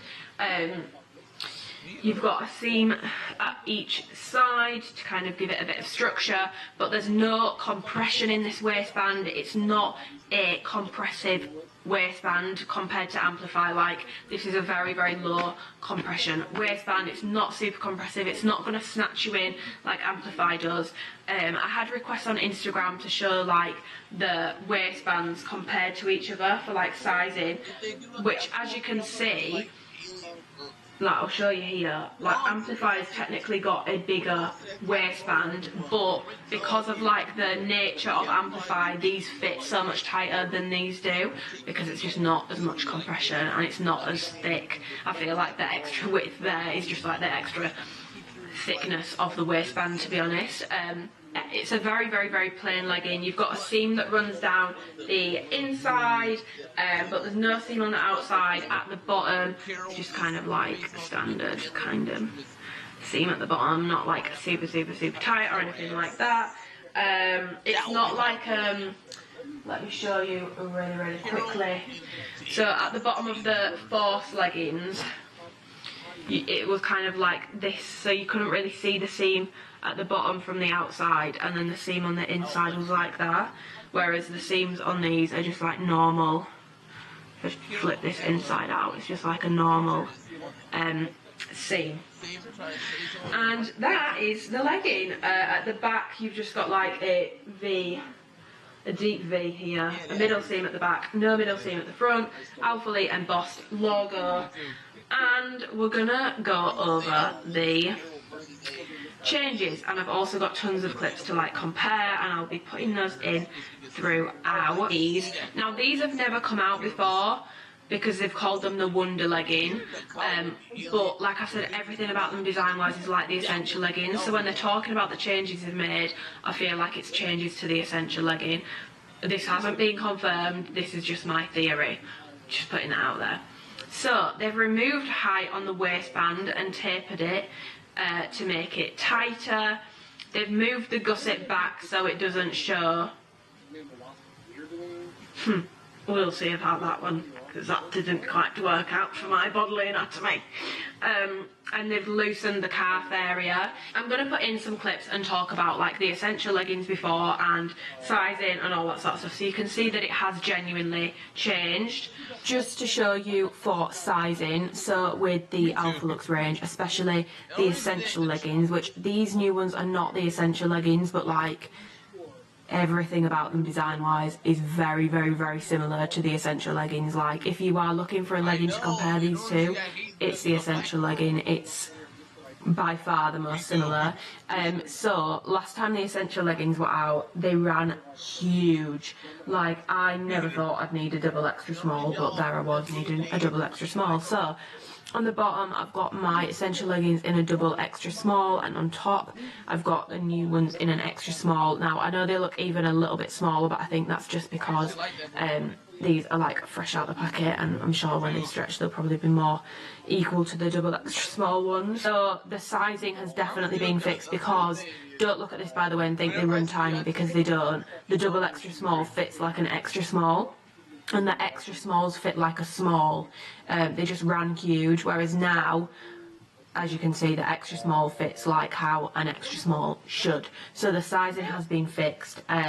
So yeah, and then just to show you again, and I'm also just going to do more of a comparison to the Essential leggings so you can see how similar they are. This is an extra small in the old Essential leggings compared to these new Alphalete leggings in an extra small. As you can see, these are the more true extra small. These ones fit more like a small. So these fit a lot more true to size now. As you can see, the extra small actually fits like an extra small. If you had the Essential leggings before and you sized down, you definitely don't need to size down in the Wonder leggings. You are going to be completely fine. Like, you'll be completely fine. There's no issue. The loosening of the calf area, I have to be honest, I haven't noticed a huge change in how these feels on my calf. Like, if they hadn't said they'd loosened the calf area, I wouldn't have thought they'd made any change to it. Like, it just doesn't feel any different when it's on. They're saying they've done it, so they must have done it, but when it's on, it feels no different to how the Essential leggings used to feel before on me. I still find these leggings, which ties into like loosening the calf area, very, very, very hard to get on. Once they're on, they're fine, but these are quite a hard legging to get on, in my opinion. They take quite a lot of pulling, and it's quite hard to get them over your foot. I still think the bottom of these leggings is quite tight, to be honest. Don't get me wrong, I'd rather it be like that than be loosey-goosey around my ankle, but I don't really notice having as hard a time getting other leggings on as I do these ones. They're quite hard. Once they're over your foot, they're fine, but like they're quite hard to get over your foot, and I've got size 4 feet. I don't have big feet, so it shouldn't really be a problem. Random, but just something that I thought I would mention. And then when you're getting them on, they do kind of come on quite easily once they're over your foot, but do bear that in mind. Be prepared to have to quite tug at them to get them over your foot, which is why the loosening of calf area, I'm not sure, and I didn't really feel any difference. Move the gusset back so it doesn't show. So I'm going to pop in some clips here, which are going to kind of show you like removing height on the waistband, the new compared to the old, and all that sort of stuff, and a little bit of a chat about the gusset. and yeah. Differences wise between these and the Essential leggings, the waistband is the exact same height. This is what I mean, they're very, very, very similar leggings. Neither of them have a panel, not a panel, a front seam. One thing that has changed between the two is definitely the length between here and the bottom of the gusset. As you can see, it's a shorter length here, which I actually find has given me a bit of a problem, because this pulls way too far forward at the front now, which makes the camel toe situation worse.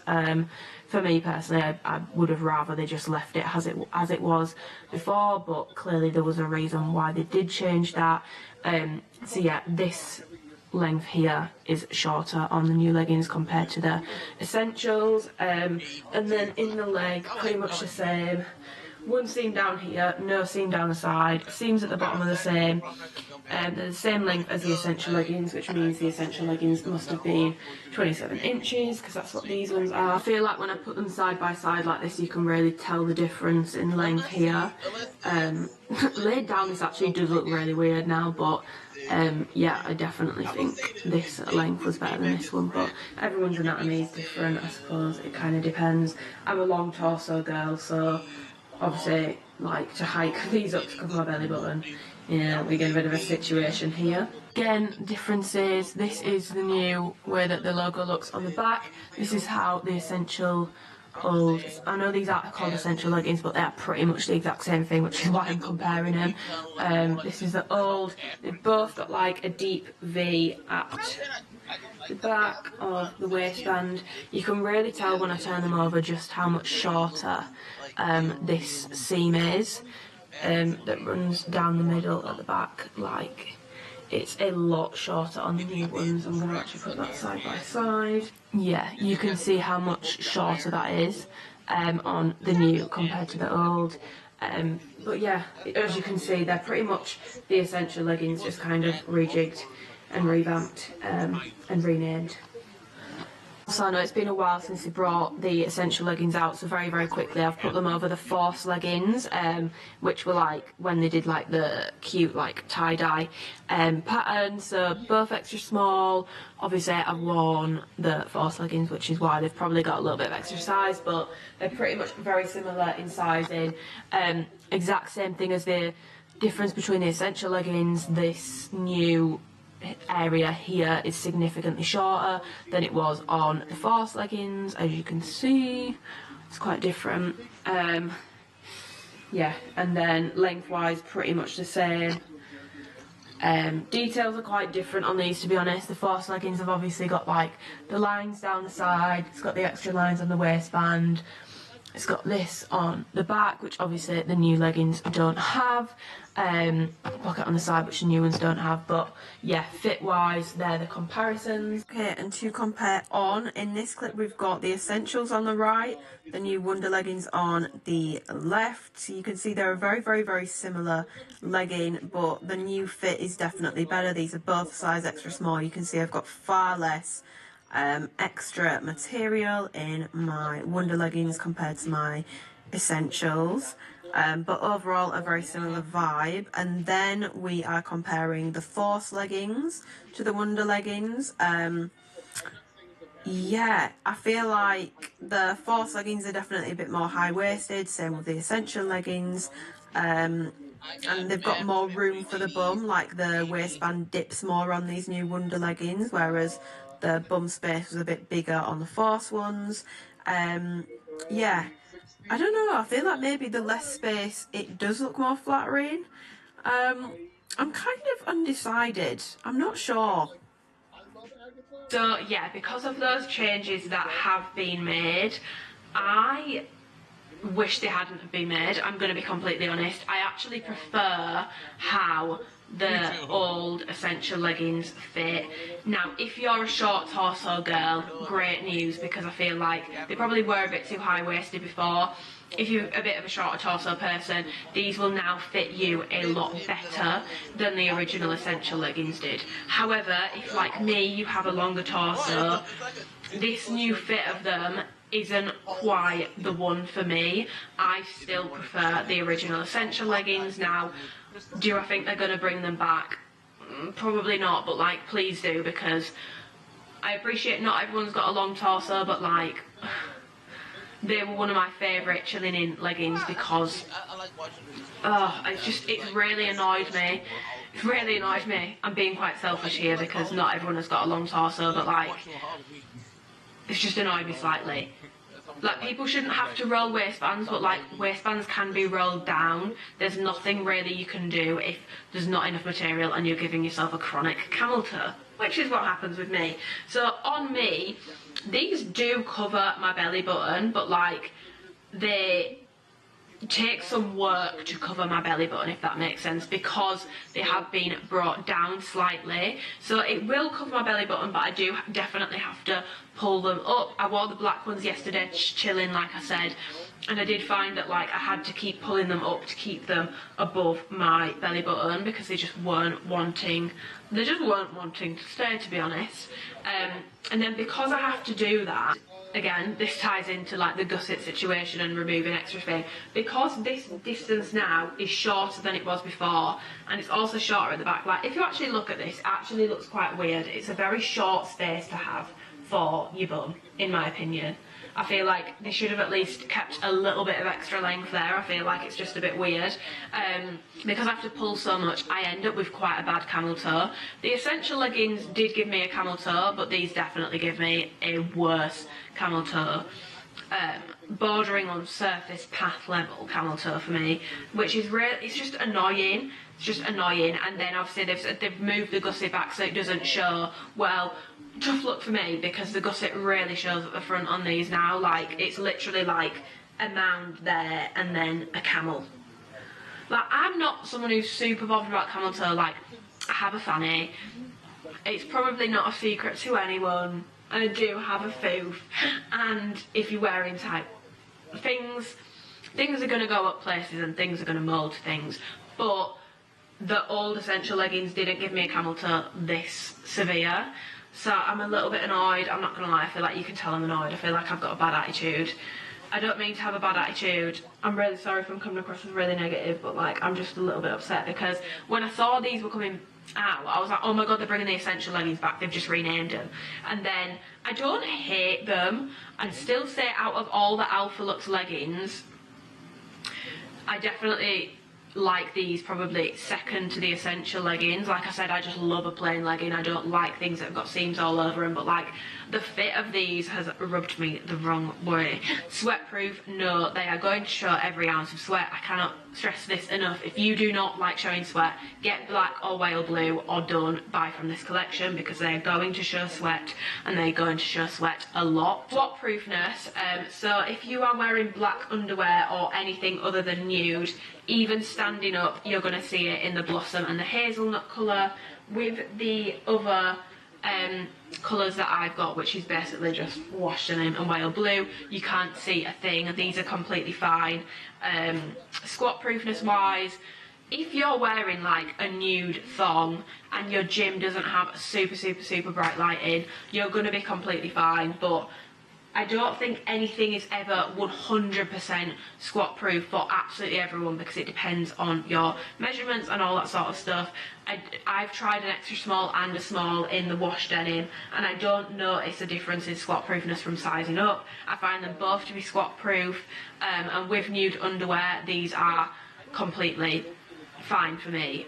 I have no doubt if you wear big underwear with these leggings, they're probably not going to be completely squat proof, but it's just not something that I do. So squat proofness is not something you really need to worry about, especially in the darker colours.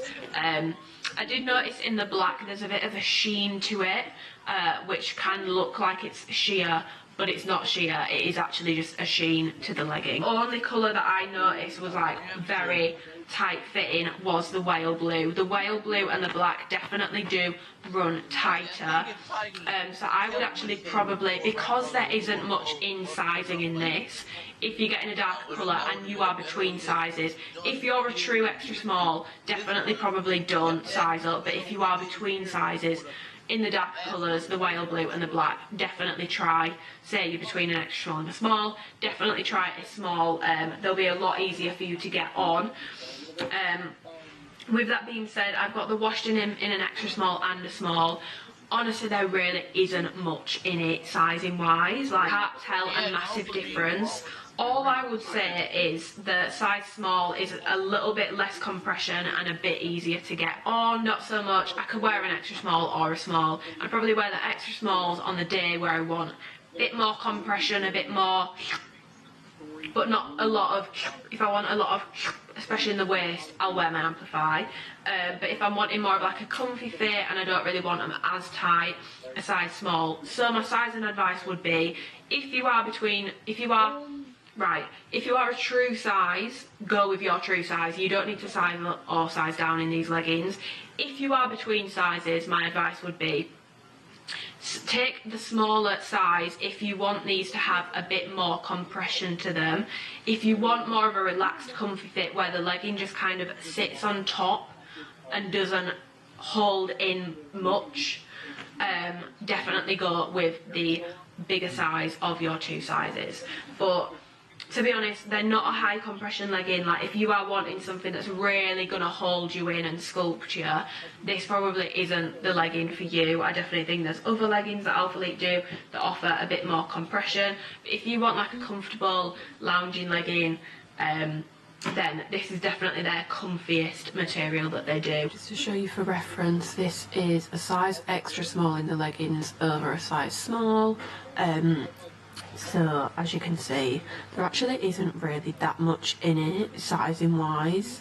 Like, there's a tiny amount in it. So I'd say the sizes are definitely pretty interchangeable. Okay, so we've got the extra small on the right, size small on the left. As you can see, sizing up definitely does help with the camel toe situation, but I have been looking at this. Now, it's slightly different angles, so I cannot confirm for sure. But I just feel like the extra small makes my bum look better. I don't know. Right now, the extra small is definitely taking it in terms of like bum flatteringness.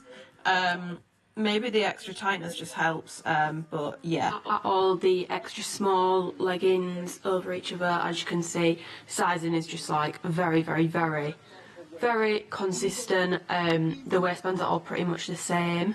I do find that with these kind of ranges compared to like the seamless materials, so like Amplify, Revivals, Halos, stuff like this, and like the surface range and stuff is normally a lot more consistent with sizing between colourways. And then just to show you at the bottom, so in my whale blue I've got the 30-inch length, and the rest are, I believe, the 27, and as you can see they are all even. That's how much extra length you get on the 30-inch. Definitely prefer the 27 personally.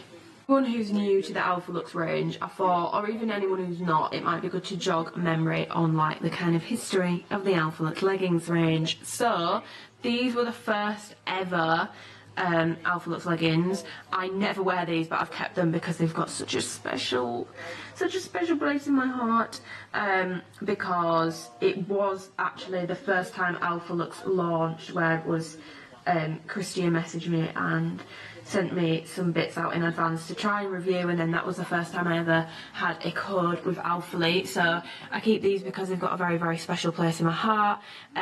These were the Alphalete pocket leggings. As you can see, this was all the original branding, pockets on the side, deep V on the back to kind of accentuate the glutes. Not quite as deep a V as the newer ones, but a deep V nonetheless. Very soft, like, but as you can see, like they do kind of like pill and bobble over time. Front seam, which I think they very quickly realised was just not it.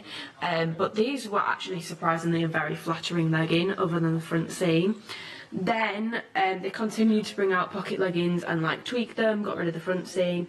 Then they also launched the essential leggings, which I've already spoken about probably in this video, depending on what order I've put the clips in. So these were the first ones that didn't have the front seam, and they were just a very plain legging. When these first dropped, I was obsessed with these. Like, they were probably my second, and still are to be honest, my second most worn and favourite legging that Alphalete do. They're just so plain, no front seam, like no seams down the side, very, very plain legging, deep V on the back, and the material and just like the vibes of these reminded me of Align pants, which are Lululemon Align pants, if you're not aware. And I love these leggings. I still love these leggings to this day. My black and grey ones I wear all the time. But yes, so we had the pocket leggings, then we had the essential leggings. Brought those out a few times, and then they dropped the Harmony leggings, which I absolutely hate. Like, I don't like these leggings at all. I just don't really like them, and as you can see, like, I don't like them, so I've barely worn them, and they've still pilled. Like, it's a very pill prone material. So you've got like all the ribbing here, and then on the back you've got this kind of like heart bum detailing. Still, they kept this branding on it, which I did actually like, to be fair. I thought it was quite cute. One of the things I hated the most about these leggings was this at the bottom, like the seam at the bottom was like, oh, I just hated it so much. So these were not my personal cup of tea. These ones also had a seam down the side, which the essential leggings never did. No front seam, and I feel like this was shorter, which gave a really bad camel toe. I remember these leggings giving me the worst camel toe. Then we had the Force leggings, which out of the whole Alphalete range, next to the essential leggings and basically the new ones, which are pretty much the essential leggings just tweaked, my favourite leggings in the Alphalete range. I'm not normally a pocket girl, but like these are just really flattering when they're on. So obviously no front seam, kind of the same detailing as the Harmony leggings but without the ribbing. Again, the same kind of detailing on the back but without the ribbing. This was when they changed the logo to this one. Oh god. This distance was again more like the essential leggings rather than the Harmony one where it was shorter, or the newer one when it's shorter again. These, I believe these came in different lengths. I feel like I remember them coming in different lengths. But again, as you can see, like, this material does pill, like, you can really see it. I have given these some love, and obviously they've got a lot more design on them than any of the other Alphalete leggings. Like, they've just got a lot of like seam work, but it all does really, really flatter. And yeah, definitely my second most worn Alphalete leggings. And then that brings you on to the new ones, which obviously I've spoken about in this video, gone over a million times, but that's kind of like the evolution of the Alphalete range. I think I'll turn these all over and show you them all kind of from the back and what they look like from the back, so you can see. So yeah, this was the first Alphalete legging, the pocket legging, the original pocket legging. Then we had the essential legging, that's what these look like from the back. Then we had the Harmony legging, this is what that looks like from the back. Then the Force legging, and now the new legging. As you can tell, it's definitely like design wise and everything most similar to the essential legging. But that's what all the Alphalete range leggings look like from the back. I just thought this might be like helpful for anyone who either isn't familiar with the range or is familiar with the range and wants to know what leggings they're most like. But yeah, as you can see, like, the material does show wear and tear over time. Pretty a lot, to be honest. There's quite a lot of pilling on these. Hi guys, I've just remembered when I'm filming and going back to edit this video, I don't feel like I clarified enough on like the flatteriness of these leggings on the glute region, which I know a lot of the girlies are interested in. So to summarise, these don't like do anything for your glutes if they aren't there in the same way that Amplify does. So it's not like that kind of, like, it does something to them. This is more of a, it just kind of sits on top of them and it will show off their shape, but it's not going to lift them, it's not going to, you know, do any of that. It's just kind of, it just kind of sits, you know. Yeah, you can pull the middle seam up your bum, but it will come out. You will keep having to shove it back up there, but you don't get like a complete uni butt. You can keep, you know, feeding it back through. But yeah, next to Amplify, I put these leggings and the Essentials as pretty much tied in terms of like glute flatteringness. So they are a glute flattering legging in my opinion. But yeah, I don't think I actually clarified that in the video, so here you go.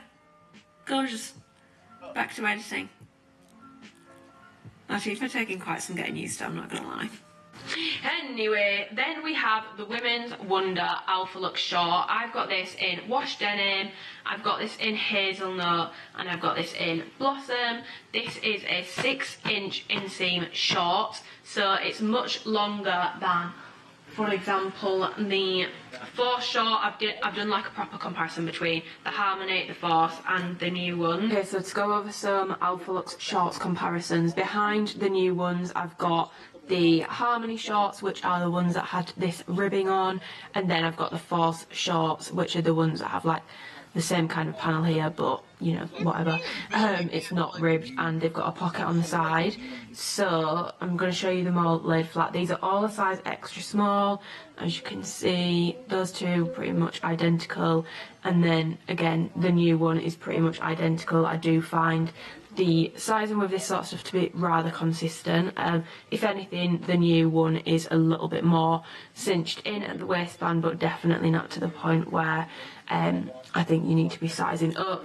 Lengthwise, obviously these new ones are 6 inches, so much longer in length. The Harmony shorts are the shortest of the bunch. I'm not sure what this inseam is. If I go back through my old videos, I will be able to find it. But these were the shortest of the Alphalete shorts, and then I do remember the Force ones being slightly longer. I mean, you can tell even from like the gusset there that the Force ones were definitely longer. So yeah, let me show you them all from the back. Okay, so these are the Harmony shorts. As you can tell, these had this like kind of detail with the ribbon carried on, middle seam down the back, and this was the old Alphalete logo. Like this was the original one that all the Alphalete stuff had. Then you had the Force shorts, which have got the same detailing. Obviously they've got the short at the side, and then they switched over to this logo. Obviously they've got the middle seam down the back, and then you've got the new ones, which the logo is very similar to how the Force short logo was. So it's just in the rubberized texture. None of this kind of detailing. It doesn't have this. It just has the one seam, which is very similar to the Essential leggings if you ever had them, and then a seam down the back. So that is kind of how all the Alphalete range shorts compare to one another. Okay, Force shorts on the right, new Wonder shorts on the left. I actually think looking at this, the Force shorts are definitely more flattering on the waist. But yeah, just a comparison of the two. So these are all the new shorts laid over each other. These are all an extra small. As you can see, the sizing, length, everything is very consistent. So they're all an extra small and they're all very consistent. The only one that looks slightly bigger is the Blossom, and that's because I trained in it yesterday, so I've sweated in it and it's stretched out slightly, but like ever so slightly. Like these waistbands definitely retain this kind of shape better than Amplify ones do. Yeah, it's a much longer short, which I feel like when you've got a material like this, I've said this before, I've said it about like the pulse leggings, surface leggings, everything, you need to have a longer inseam with these shorts, because as you're going to see in the try-on clips, you can't even bloody tell it's a 6-inch inseam. This material is soft, it's slick, it rolls, like it just does roll. It will roll up, like even if you don't want it to, it's not going to stay put. The seam at the bottom isn't like tight at all, it doesn't dig in. So with Amplify, I like that the seam digs in, because it means that it doesn't roll up and expose my bum cheek, especially in the shorter shorts. But because these have got a 6-inch inseam, it's a bit more forgiving if they do roll, and I do still feel secure in them. So I actually am really happy that these are a 6-inch inseam, because they're gonna roll anyway. Like don't look at this and think it's way too long of an inseam. They will roll up anyway. They'll end up looking more like a 3-inch, 4-inch inseam.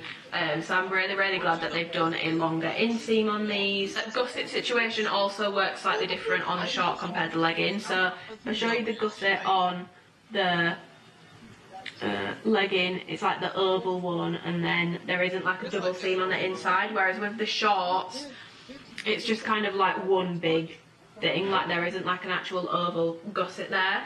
So that's something to bear in mind. I did also notice as well that I feel like the shorts have more room for the glutes, but these are both an extra small, and as you can see, the one that my thumb is on is the legging and this is the short. The shorts have got a slightly longer seam at the back. It's ever so slight, but it definitely does actually make a difference when they are on. So yes, to go over details wise, it's basically a short version of the legging. So waistband the exact same, no front seam, seam on the back, middle seam, deep V on the back, and then like I said, the seam on these, it's not like a flat tight seam, it just kind of sits against your leg. It doesn't like dig in like with the fourth short. The bottom seam on these really digged in, which I didn't actually mind because it actually meant that it didn't, these shorts being a short didn't roll as much. So I do remember saying I did actually quite appreciate that it digged in a bit. Like the seam, like the rest of the short was so stretchy, but the seam was like a little bit stiffer, whereas with this the seam isn't stiff at all. It's the exact same stretch as the rest of the thing. It just kind of sits against your leg. Like I said, it will roll up. Camel toe wise, these do give a bit of a camel toe, but I do find I don't get as much camel toe in the shorts as I do in the leggings, which I feel is because of what I've just shown you. Like I feel like they've got a little bit of extra room for things in these, and also like obviously the gusset is very different on the shorts compared to the leggings, which definitely helps in my opinion, because I do notice the camel toe just isn't as bad in the shorts as it is in the leggings. The shorts are a lot easier to get on than the leggings. The shorts definitely don't feel like they fit quite as tight as the leggings. When I lay them flat, they're like completely the same, but I think just because you haven't got a tube to get your leg in, it's always the same. Like with any range, the shorts always feel like they fit not quite as tight as the legging. Just be aware if you're getting blossom or hazelnut that you will need to wear nude underwear. If you wear black underwear, you can see it even when you stood up, especially with the hazelnut. I would say hazelnut is definitely the sheerest of the bunch. It's a very like thick material. Like if I show you me punching, we're doing a cheeky punch, it's definitely a lot thicker than, you know, let's say a amplify material, which is like thinner. I feel like you can't really tell, but yeah, the amplify is like a lot thinner. This is like quite a thick, it's not a thick material, it's still like thin and breathable, but it just feels more dense. Because obviously it's got the brushed cotton feel. The material feels the same on every single one of them, like there isn't a big difference. I've got these in an extra small and a small, which I'll show you, and then extra small over a size small in the shorts. As you can see, probably a bit of a bigger difference with the shorts than there is the leggings in terms of going a size up, but it doesn't give you any extra length or anything like that down here. I've lost the extra small clip, so I'm just showing you what the size small shorts look like on here. Feel free to compare to the tri clips of the other colour. Yeah, not much in it. Again, I just really don't feel like there's that much between sizes. Probably got a bit of extra material in size small. Squat proof is fine. Oh, she's posing. Work it, girl. Yep. Brilliant. Having tried them on, I'm honestly indifferent sizing wise. I could wear an extra small or a small. I feel like, to be honest, I could put on a small and not know I've put on a size small. I could put on an extra small and not know I've put on an extra small. Like, there is that little difference between the sizing with this stuff. You really can't tell a difference. It's not like Amplify where you get loads of extra material. I feel like there isn't even that much extra material. Like, there just isn't a big difference between sizes at all. When you size up, like you've seen, you don't get extra length or anything like that. So Sizing wise on these, honestly, stay true to size. You don't need to size up or size down, just stay true to size. And the same thing with the leggings. If you are between sizes, it depends what kind of a fit you want, although it's a minimal difference. If you want a bit more compression, go with the smaller size. If you want a bit more of a comfortable fit, go with the size up. Quickly to talk overall about the bottoms in this range and like practicality and all that sort of stuff. So like I've already spoken about, the material is going to pill. It's in the nature of this kind of material, it will pill. There's nothing you can do about it, like try avoiding it, good luck, it's going to pill. Even if you use this for like day-to-day wear and not training in, these are going to pill. Like, it's just going to happen. So if that's going to bother you, honestly, stay clear of this collection because it is going to pill. You've seen in the clips, like, even Alphalete pieces that are barely worn have pilled. It's like you look at the material and it pills. It's going to pill like a line pants pill.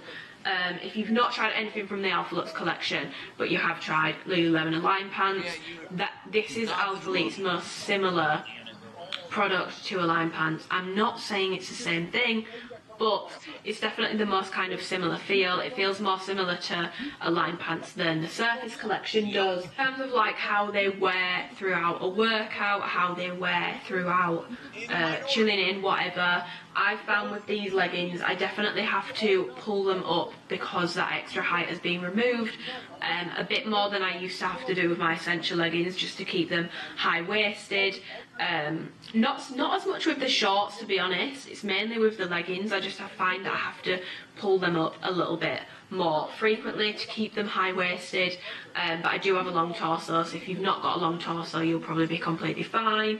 I do find when I sit down that the back definitely doesn't gape, but it definitely scoops down more at the back, like it kind of curves down at the back a lot more than my Essential leggings do. Again, I think that's because of the removed height from the waistband. In terms of like working out, if you've tried the Surface leggings, the Surface Path leggings in particular, these stay put a lot better than the Surface Path leggings. I think because they don't have like a cross waistband and it doesn't like roll when you're doing RDLs, like it's completely fine. It doesn't like roll over if you're doing an RDL, like it stays put, it stays where it is. If you're moving around a lot, you will find that they will slip down slightly and you'll have to pull them back up.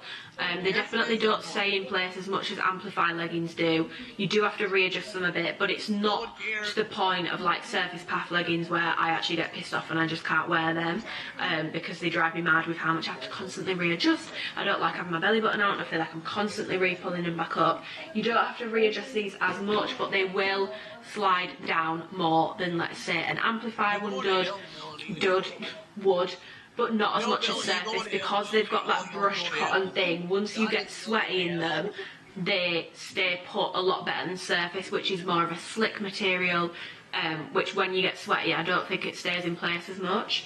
I'm trying to think if there's anything else that I need to go over about the bottoms in general. If there's something about Amplify that you don't like, in the sense of like it gives you a pudge when you sit down, or like you find yourself like rolling over it, these are definitely worth giving a go because they won't do things like that because of like the nature of the fit, the kind of material, the way that they sit and all that sort of stuff. You're not really going to have those problems with these leggings. They're definitely a comfier legging.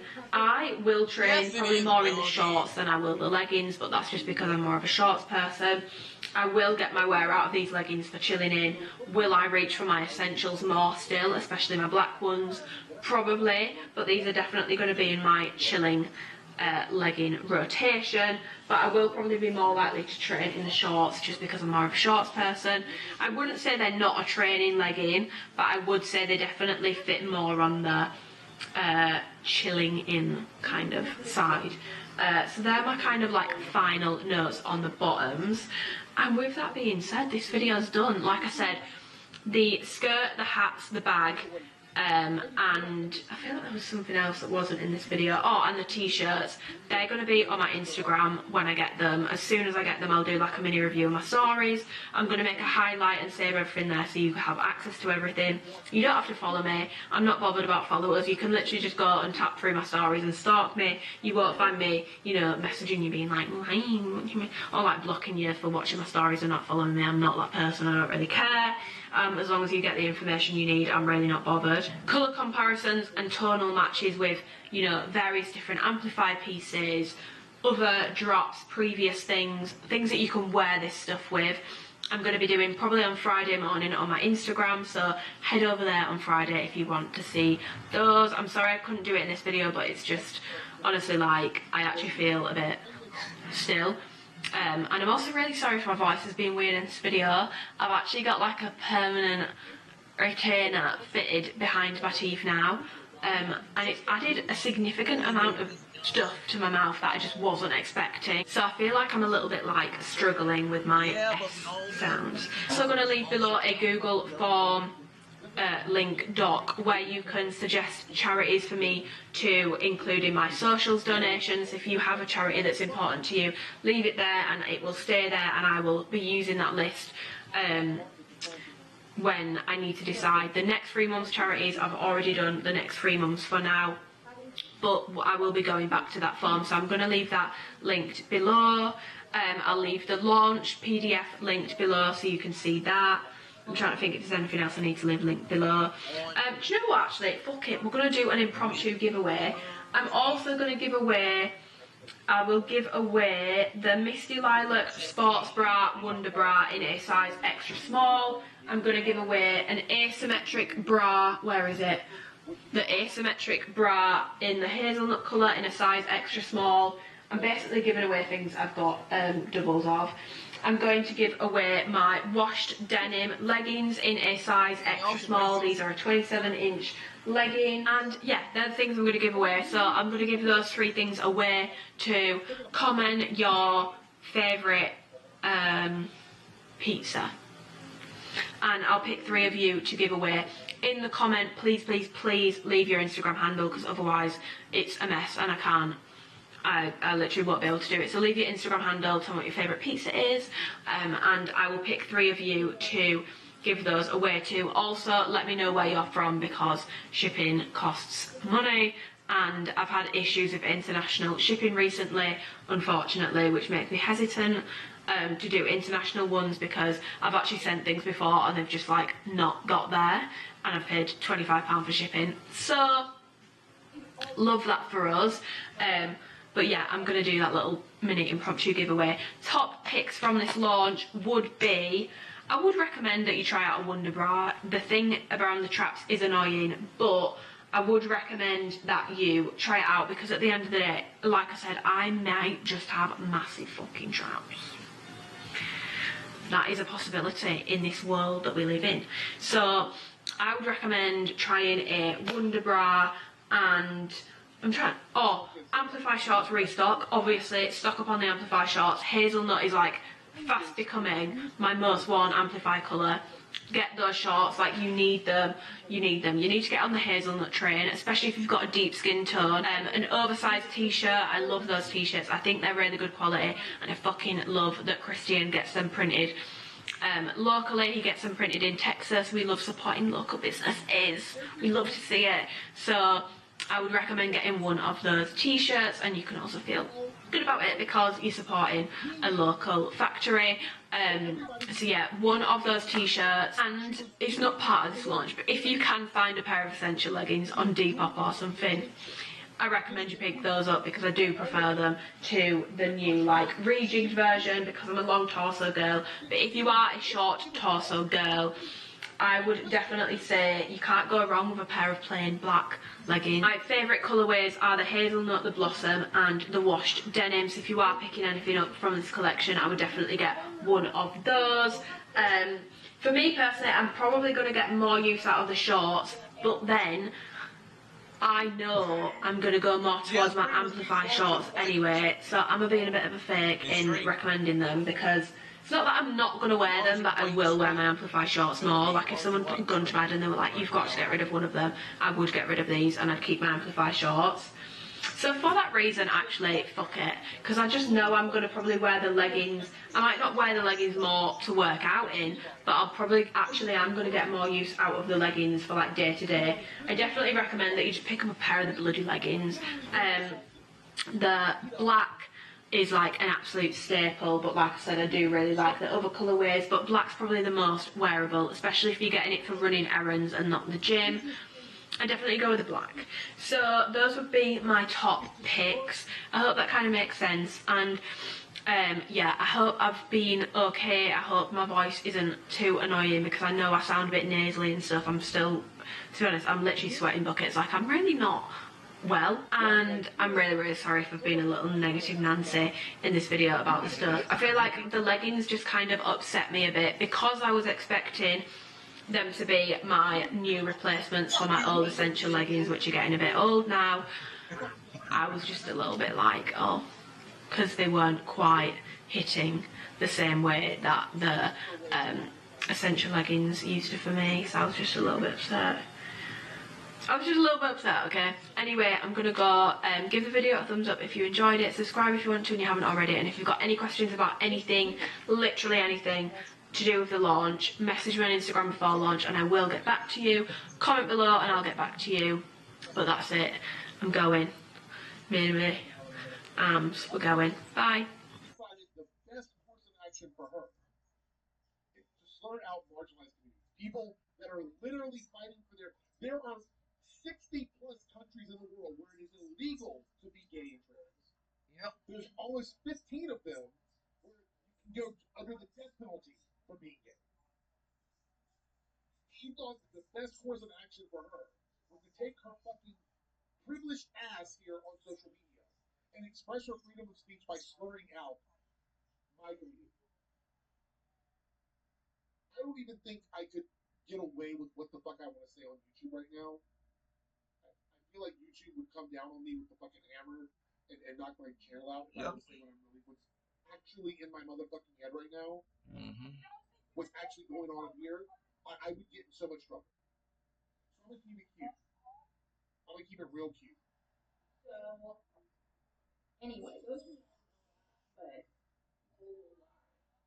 all the time. But anyway, it's not about the people that know. The people that know, I don't give a fuck what happens in a vacuum. I don't give a fuck what happens with you and your close friends. The harm that you inflicted, the people on the other end of that, this is how fucking irresponsible it is. The people on the other end of your clips are getting attacked and treated like shit on behalf of your videos, off of your tweets. And now it's just, it was a joke. This is my freedom of speech. That's the hill we're on right now.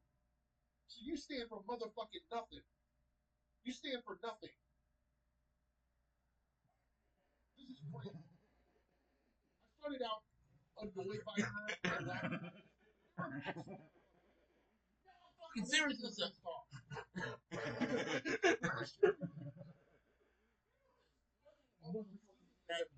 Society deserves anybody's respect or anyone's and people in my community care for you. It's just a joke. It's just a joke, bro. Holy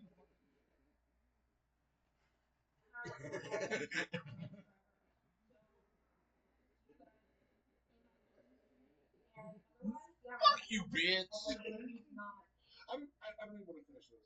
I don't even want to finish. There's only a couple minutes left. I'm not even going to finish it. I'm so fucking annoyed. Fuck you. Channel. You're no longer accepted into your community. I'm glad they did. Your community sucks. Not only do I fucking hate some of the stuff they do and dislike all of them and think they're all liars, but the fact that you are so awful that you walked away from a community that embraced you, you turned on them, then the community that picked you up and platformed you, you turned on them, and now you're mad that they're not. Hello, welcome back to another video. Today's video is something a little bit different, but it has been roughly 1 year since I had my nose done. I didn't have filler, I had a full-blown like proper nose job. I had a rhinoplasty, and I did vlog the experience. When I did that video, I was like, no, this is it, this is one and done, I'm never going to post about it again. Like, however, every single time I do like Q&As on Instagram, I get asked questions about it. I still get comments on that video now asking me questions, so I thought, why don't I just do like a 1 year post-op update, and then we can park it there. So if you want information on like the surgery itself, you want to see the process, not the surgery, I didn't film that. If you want that kind of content, that is in my rhinoplasty vlog. Very quickly before I get into it, I'm gonna obviously give you my 1 year updates on my nose, but I am also going to touch on plastic surgery in general and just some plastic surgery chats, because I feel like the more you shy away from these kinds of topics, the more unrealistic people's ideas maybe get when it comes to, you know, how they feel about themselves and stuff like that, because people genuinely don't realise like how common surgery is. And that's not me saying it's a good thing, that's just me saying I think we should be more open about it. This video is in no way promoting plastic surgery. If you know me, if you are familiar with my content, you will know that is not my vibe. I'm actually very like, I'm pretty slap bang in the middle when it comes to plastic surgery. If you are someone who is going to watch this video, because I am going to compare my old nose to my new one 1 year on, so you can see like this is pretty much the final result, well, just under a year. If you are someone who maybe is going to watch this video and feel bad if you had a nose similar to me before, and it's going to make you feel a certain kind of way, please don't watch this video. I've said this before, and I know that some people think bullshit if you really thought that you wouldn't have changed it, but the nose I had before is a very, very, very common shaped nose. I look at other people with that nose when I had that nose myself and when I have my new nose, and I think, wow, stunning, beautiful, adds so much character, looks amazing. But I just didn't like it on me. My mum, my nose was a mixture of my mum and dad's nose. I look at my mum, I think she's beautiful. If Diana, Princess Diana, hadn't have passed away when she did, I'm convinced that they would have grown up being doppelgangers, because when I look at pictures of my mum when she was younger, she's like Princess Diana, like, yeah. So, yeah, I do want to say that before I get into this video, because I don't want to upset anyone, I don't want to offend anyone, and I don't want, yeah, basically if you're going to be triggered by things to do with surgery, please don't watch this video. Without further ado, before I get into the questions, we may as well give you an update. So, I have got some makeup on and I have contoured my nose, but I'm not very good at contouring it, so make of that what you will. But this is my nose, just under 1 year on. If you're not familiar with nose jobs, you're looking at roughly 1 year, sometimes longer, sometimes less, for it to properly heal. And factors that will impact that is things like how thick your skin is, how quick of a healer you are. I have very thin skin, which worked in my favour in the sense that my nose has healed quite quickly. I don't notice like drastic changes month to month now. They're more like super tiny changes, whereas I know that people with thick skin, they see big differences as it heals. There's also cons to thin skin. I feel like people make out like having a thin skin is like the dream for a rhinoplasty, but the downside to having thin skin is if any mistakes are made on the table, you are going to see them, because your skin is very thin. My skin is very thin. So yeah, this is my nose 1 year on. I might try and put like in a before and after, like a side by side. I don't know if I've got like a dead clip that's going to match up with this one, but this is my front profile. Let me turn to the side so you can see. This is my side profile. The one thing that I really didn't like before is I'm quite an expressionate person. If you're new here, then if you're not new here, then you will know that I pull a lot of faces, and I do like to smile, I like to laugh, and I really didn't like how my nose would pull down when I laughed. I was very self-conscious of it. So that's one thing that has changed. If I show you, if I smile now, hopefully you see it doesn't pull down as much. Awkward if it does. And then this is my other side. With any surgery, with anything you're going to get done, your body is not symmetrical. You will still have a favourite side. I know it's quite common for people to get a nose job and their favourite side might change. My favourite side, I think, is still the same.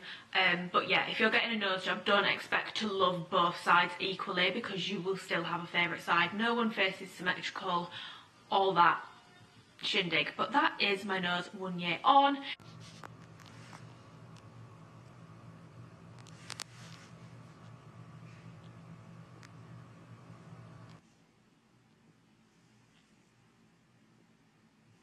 So very quickly, if you've not watched my vlog, definitely go and watch it if you want to and you want more in-depth info on this. But my surgery was done in England, it was done in the UK, which you can probably tell by the type of nose job I have had.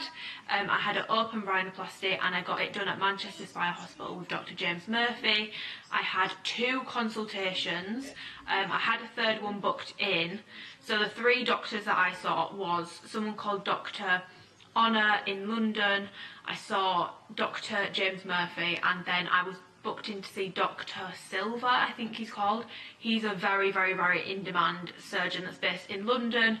I did also inquire with Lydia Badia and Charles East, but they never actually got back to me, so that was that. And I have a feeling they would have been very booked up. I think they've done like royal family people's noses. I had my consultation in London with Dr. Honor Gilead first, then I had Dr. James Murphy's consultation in Manchester, and then I was booked in for October with Dr. Silver. By October I'd already had my nose done, so I cancelled that one, because as soon as I met Dr. Murphy I was like, this is the man for me. The way I'm going to speak about him is very positive and glowing, because that's my experience. Please do not take this as me promoting surgery to you guys. I never ever want to do that, but I do feel like we've got to give credit where credit is due, because surgeons have a reputation for being very cold. And I did get asked about my surgeon in general, so here is my review of him. Surgeons have a reputation for being very cold and quite, yeah, cold would be the word I would use to describe surgeons and the kind of reputation they get. As soon as I walked in, I was like at the reception thing in the Spire Hospital, and I was then walking around because I couldn't work out where I needed to go, and he came up to me and he was just like, put his hand on my shoulder, not in a weird way, it wasn't weird, but like he came up to me, put his hand on my shoulder, and he's like, is it Amy? And I was like, yes. And he was like, oh, I'm Dr. James Murphy, really nice to meet you, I'll be with you shortly, you can just go and sit over there. And straight away I was just like, this guy seems really nice, and honestly a breath of fresh air. I've had my boobs done, if you don't know that already, so I have seen a few surgeons in my time, and by far the warmest, least surgeon I've ever met in my life.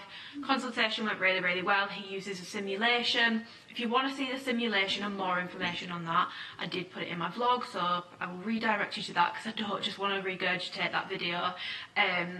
But yeah, those are like the main things just to bring you up to speed. And my surgery was the end of September last year, so we're coming up to 1 year pretty rapidly. So question number 1, what was the recovery like? How painful was the recovery? If you watch my vlog, I hate to say it, if you watch my vlog, I vlogged the recovery, so you can see more in depth. Very quickly, I had a very uneventful recovery. I had no bruising. I swelled a little bit, like facially, but like I had no bruising.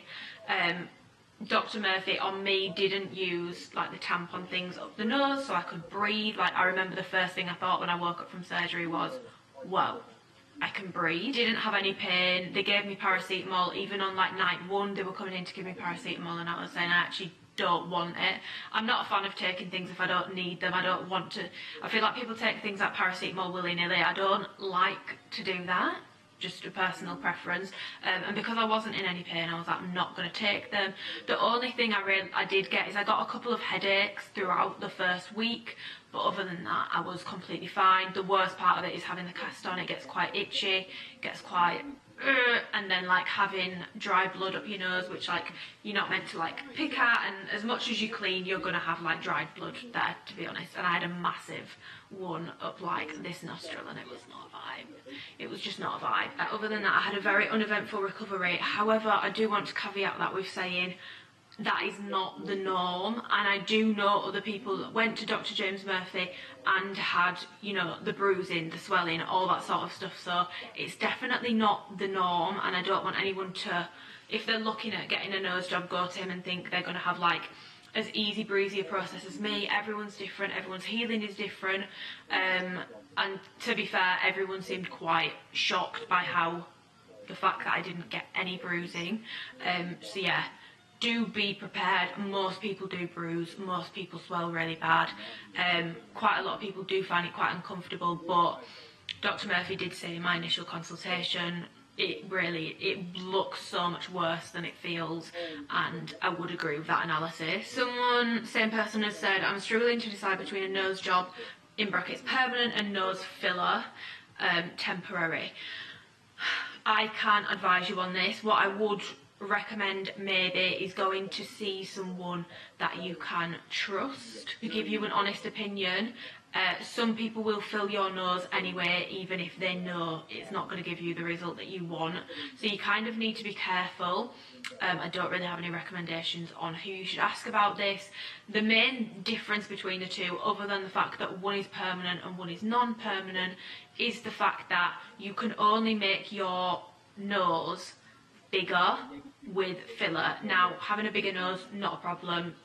Literally not a problem. However, if you want a smaller nose and a reduction in size, filler cannot do that. So if that's your query with your nose, it might be worth looking into a nose job. However, obviously the downsides of that are it is permanent if that goes wrong. Although to be fair, filler can go wrong and you can literally end up with like necrosis or blindness.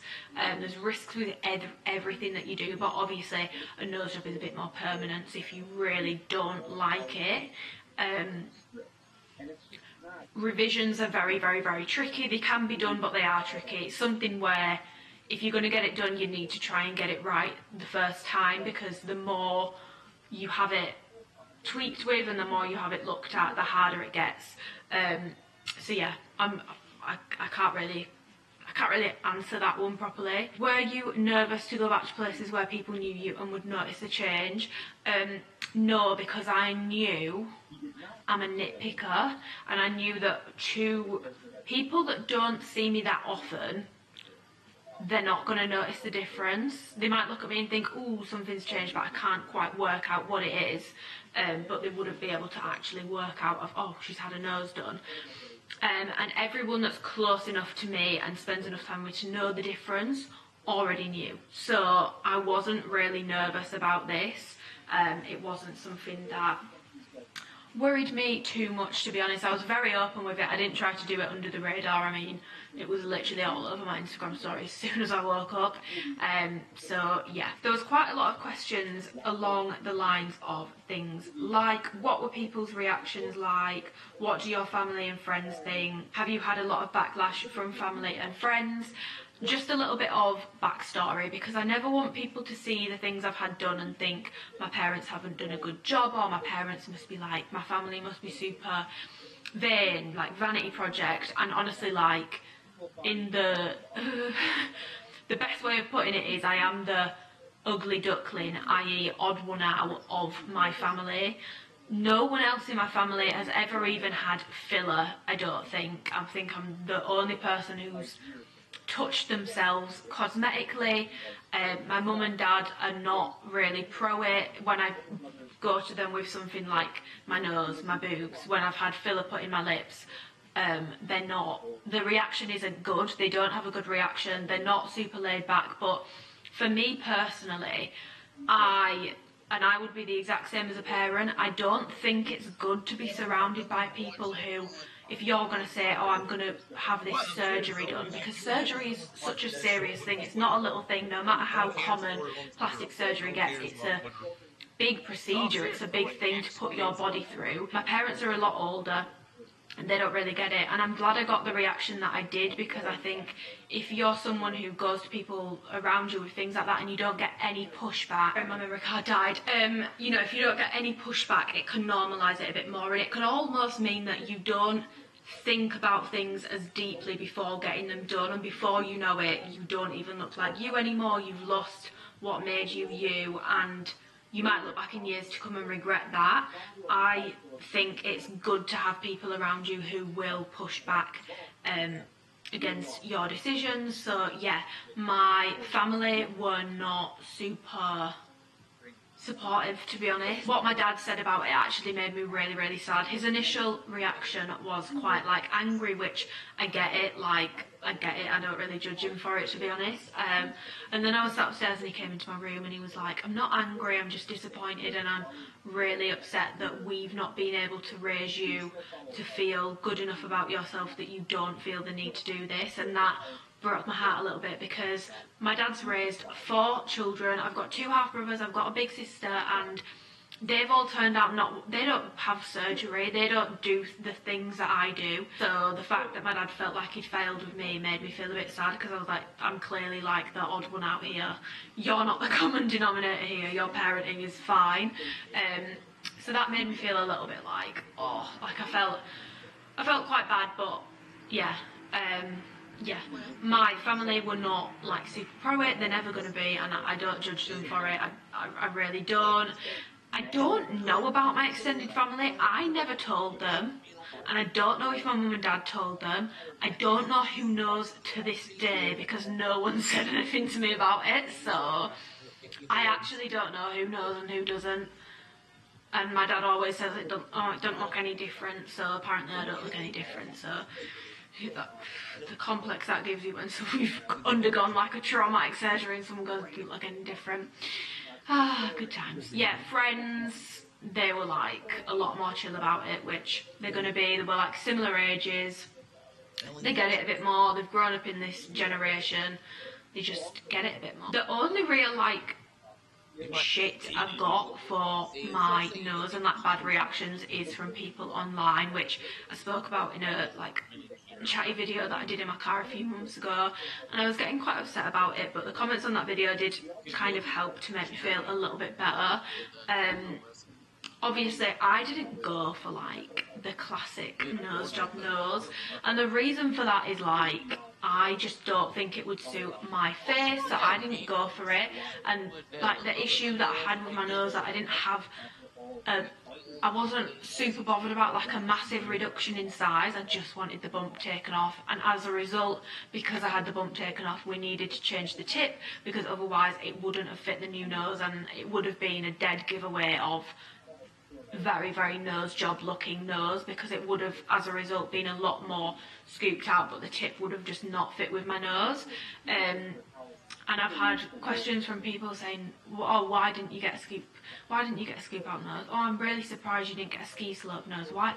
And when you get questions like that consistently, it makes you kind of question your decision. But ultimately, I'm very, very happy with my nose, and the only time where I think, oh my god, have I made a mistake, like, did I not make a big enough change, like, is when I get those kinds of comments. So the people who've said it online are now aware, and I don't really get people saying it anymore as much anyway. I do still get the odd question, and the people who have said it in real life have stopped saying it since I told them, like, you're actually really upsetting me and making me feel you kind of like taking the shine off something that's been a really good decision for me, sort of thing. So yeah, that pretty much covers people's reactions and what people think, but ultimately I got it done for me and I am over the moon with the results. So yeah. Someone else has said, a year on, do you ever miss your natural nose? Not really, to be honest. Like, as with anything that you change about your body, obviously I've got my boobs done. I look back at my old boobs now and I think, no, not wrong with them. I actually quite suited having small boobs, but at the time I absolutely, like, I felt awful about it. I was so self-conscious about it, and I know that if I hadn't have got it done, I would have always thought that's going to make me feel a lot better, sort of thing. I will say my boobs and my nose have been a very different experience. Like, my nose really has actually impacted how I feel about things quite a lot, whereas my boobs, I went into it with really unrealistic expectations. I was like, this is going to change my life, and then it didn't. But you live and you learn, and it meant that I went into this surgery with a lot healthier expectations. So I do look back at my old nose now and I do think it really wasn't as bad as I thought it was. However, I do prefer my nose now. On me, I think this, I like my nose now. I do look back at my old nose and think it wasn't as bad as I thought it was, but you're always going to do that. You're literally always going to do that. So I try not to get too caught up in it. I really wish that I could have put the comments I'd had about my nose and how I felt about it to the back of my mind and pushed through and grown into it and grown to love it, because obviously when I have kids there's a chance that they might have the nose I had before, and I don't want them to grow up and think, oh well, mum changed hers, so there's clearly something wrong with it, because like I said, I just didn't like it on my face. It's a very common nose shape and it looks stunning on some people. Like everyone I see with that nose I think, wow, stunning, but I just didn't like it on me. So I do wish I could have done that, but ultimately, like, we don't live in confined spaces with no access to social media. We don't live in confined spaces where no one ever says anything nasty about your appearance. And unfortunately, people will say sticks and stones may break my bones, words will never hurt me. I think that's a load of bollock. We don't live isolated in this society from wider society, and so you're going to be impacted by it. Maybe I'm just a weaker person because I gave in, but I'm happy. And yeah, another question is, can I breathe properly? Yes, I can breathe properly. I didn't have any breathing issues before. He did say when he looked at my nose that I had a slight blockage of one of my airways, but I never noticed that when I was breathing. Like, I could never notice it. It could still be there now for all I know. I'm not aware. I actually don't know if it's still there or not, because I never noticed it before when I was breathing. So yes, I can breathe properly, and that's another thing if you are considering getting your nose done, you really need to be careful, because a lot of these noses might look super cute and you might think that's what I want, but if your facial structures can't allow for it whilst being able to breathe, trust me, it's not worth it. I've had so many messages from people saying that they've been to certain surgeons or places or whatever, had their nose done and it looks great, but they can't breathe, and like as a result they wish they'd never touched it. And I can't imagine, like, when I get a blocked nose, it drives me insane, and I'm like, I've missed the times where I took it for granted where I could breathe properly, so I can't imagine how horrible that must be. Well, I finished filming this a while ago, but I'm just going to pop this clip in here because I'm watching a podcast and it's made me realise something that I forgot that I wanted to say. And it kind of ties into why I am so happy with my nose and why it kind of annoys me when people are like, why do you get a sleek slip nose? Because I feel like, and by the way, this isn't me saying those noses don't have character. I'm just talking about fitting with my face. My nose still gives me character. My nose hasn't made me look like everyone else. My nose still remains a solid feature of my face, and I quite like that.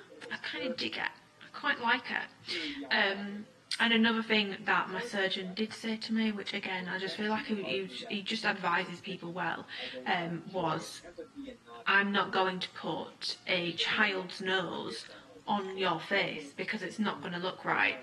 And when you're getting cosmetic procedures done, especially things like noses where it can really alter your appearance, you need to think about, not just now, especially because it's permanent, like it's a permanent change, you need to think about, yeah, what it's going to look like now, but it's also probably worth thinking about. I mean, to be fair, you could get hit by a bus. You could literally, like, not live past the age of 25. So I guess you've just got to do what you want right now in this moment. But for me, it was a consideration how I'm going to look as I get older, and this nose is going to suit my face through my ages, if that makes sense, because it fits with my face. Thought I'd add that little tidbit in there.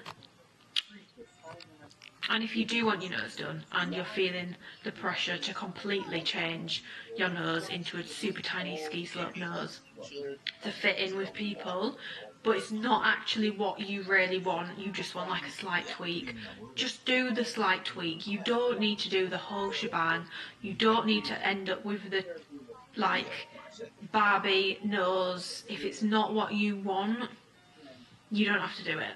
You don't have to do it. There's nothing wrong with getting a subtle change. Not everything needs to be done to the extreme. Equally, if you want to get the teeny tiny Barbie nose and it's going to look good on your face, go for it. You should all just do what we want to do.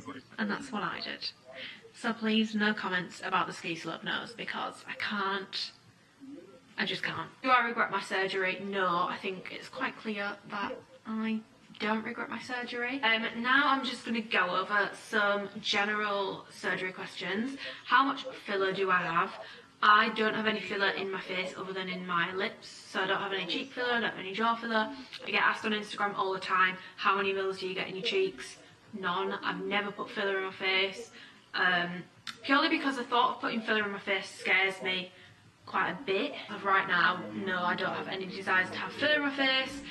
The only filler that I have had is in my lips, and if you've watched my last video, I got those dissolved and then I got a little bit put back in. Someone else has said, is there any procedure you would never get?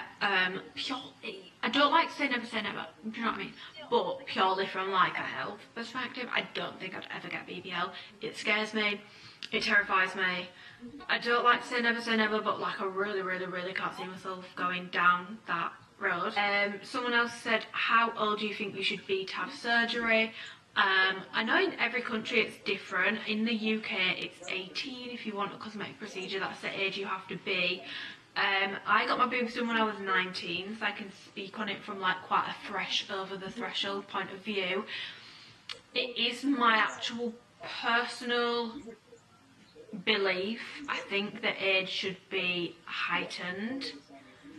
Just because I'm really not convinced I would have still got my boobs done if I'd waited it out a couple more years. Like I said, I can say that now and it could not be true, and I'm, you know, maybe, you know, I would have still got it done, but I do think I should have waited a couple more years. So I personally would not be mad if it was raised to 21, but then I suppose it's probably not that fair for me to sit and say this, because if people got the same insecurities that I did at like age 18, 19, 20, I understand how much it impacts you, and I'd hate to think that people are experiencing that for longer than they need to, but I just think 18 is still super young and it's super fresh, and I do wish when it comes to my boobs I had waited longer. Obviously I'm only 23 now, I'm still super young, but yeah.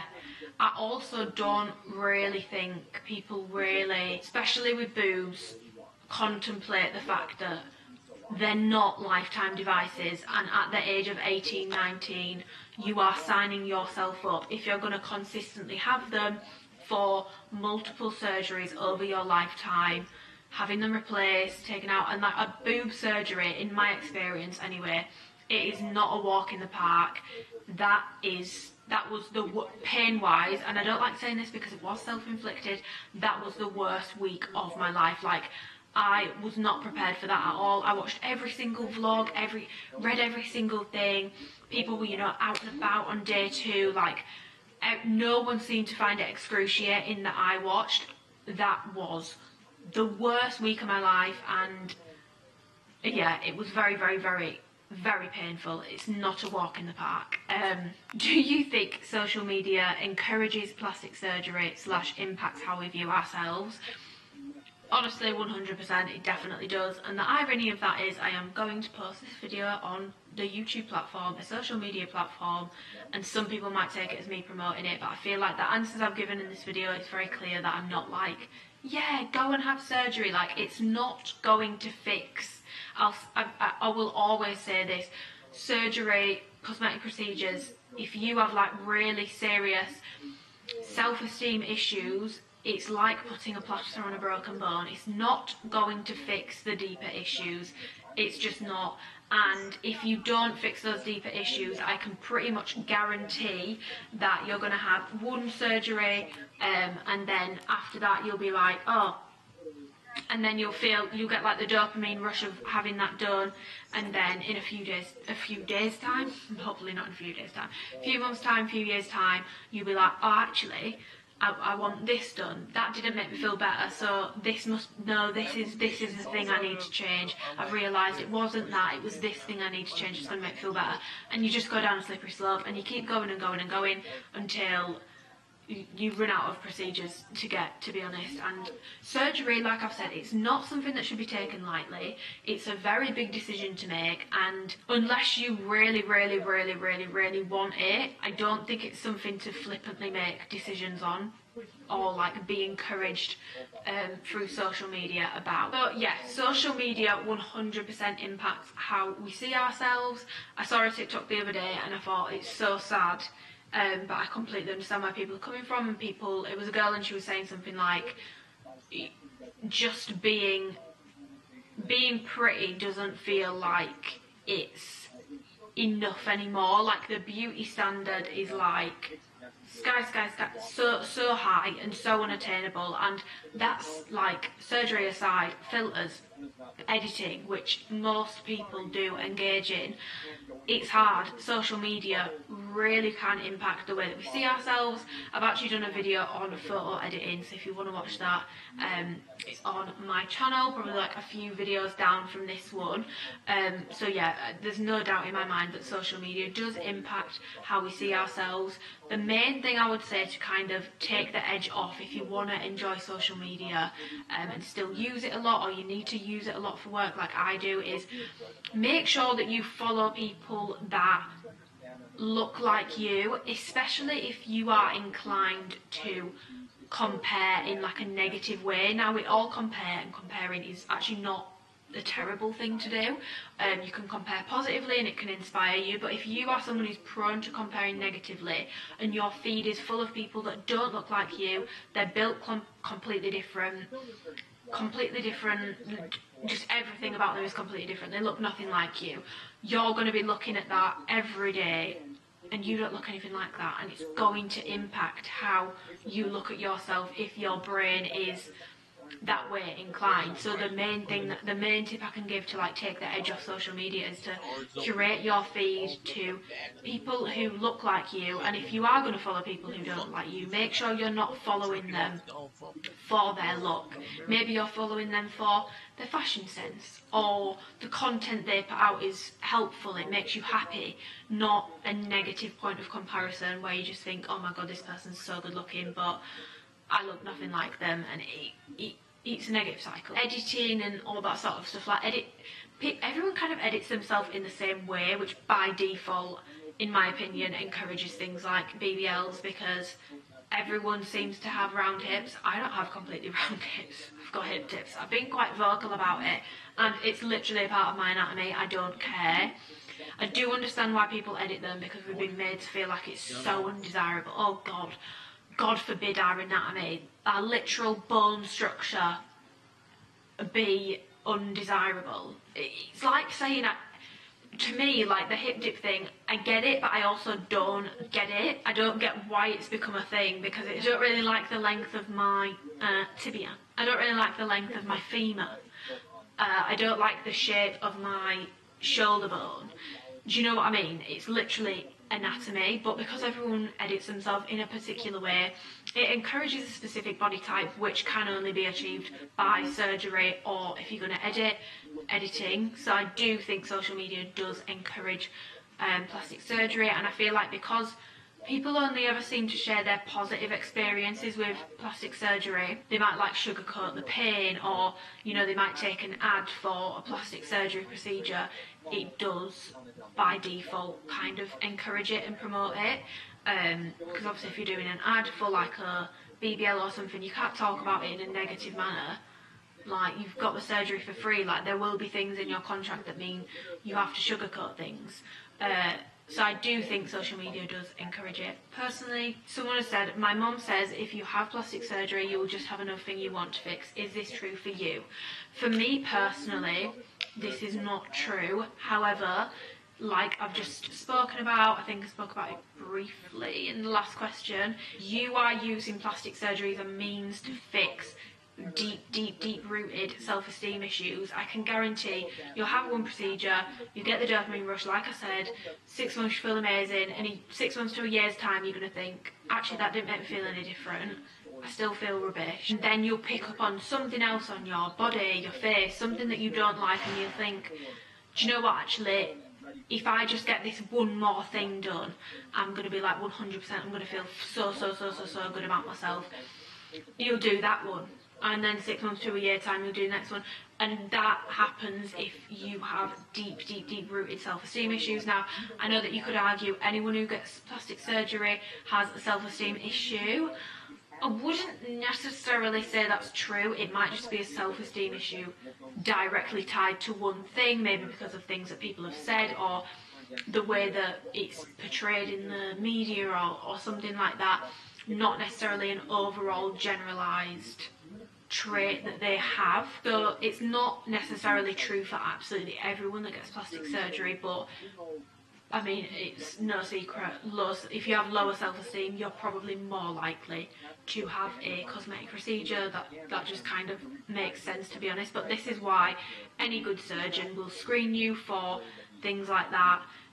They'll screen you for things like body dysmorphia, and if they feel like you actually need some different kind of help, some therapy, they'll point you in the right direction and they will refuse you surgery.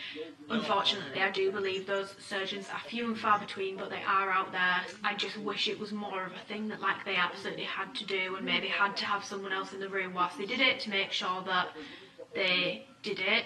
Do you know what, that's actually quite a good idea. If surgeons had to have someone in consultations with them who isn't going to be profiting off the surgery, to listen into like the consultation, the interview, and pick up on things, that could actually be quite a good idea, because then there's no financial incentive there.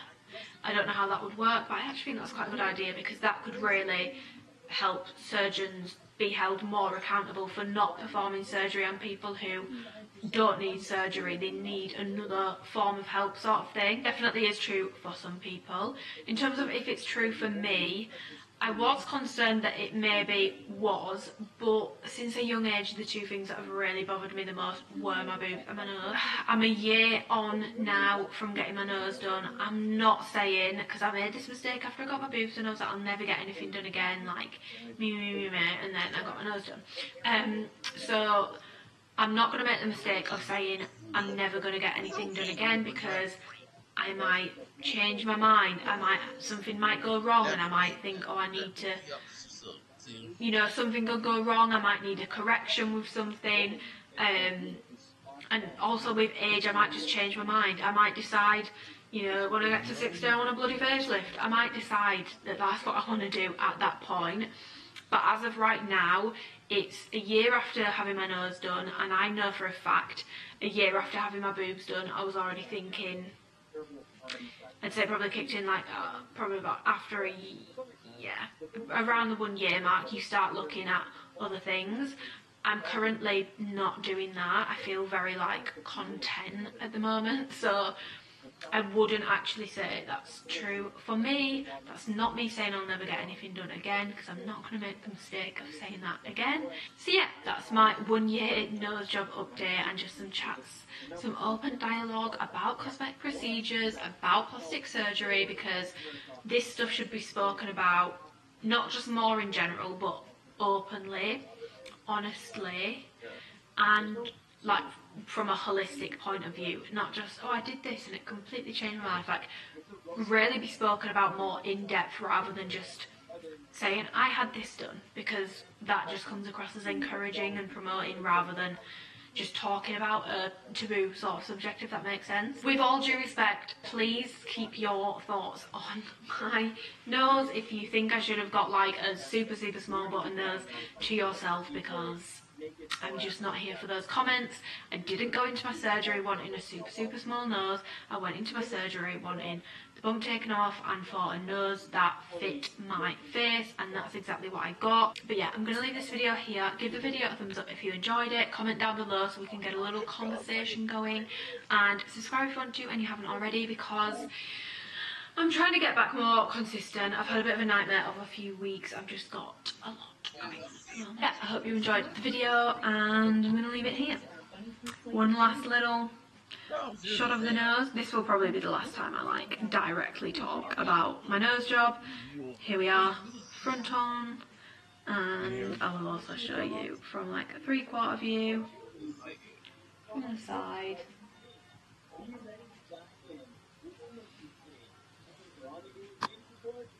And it's better.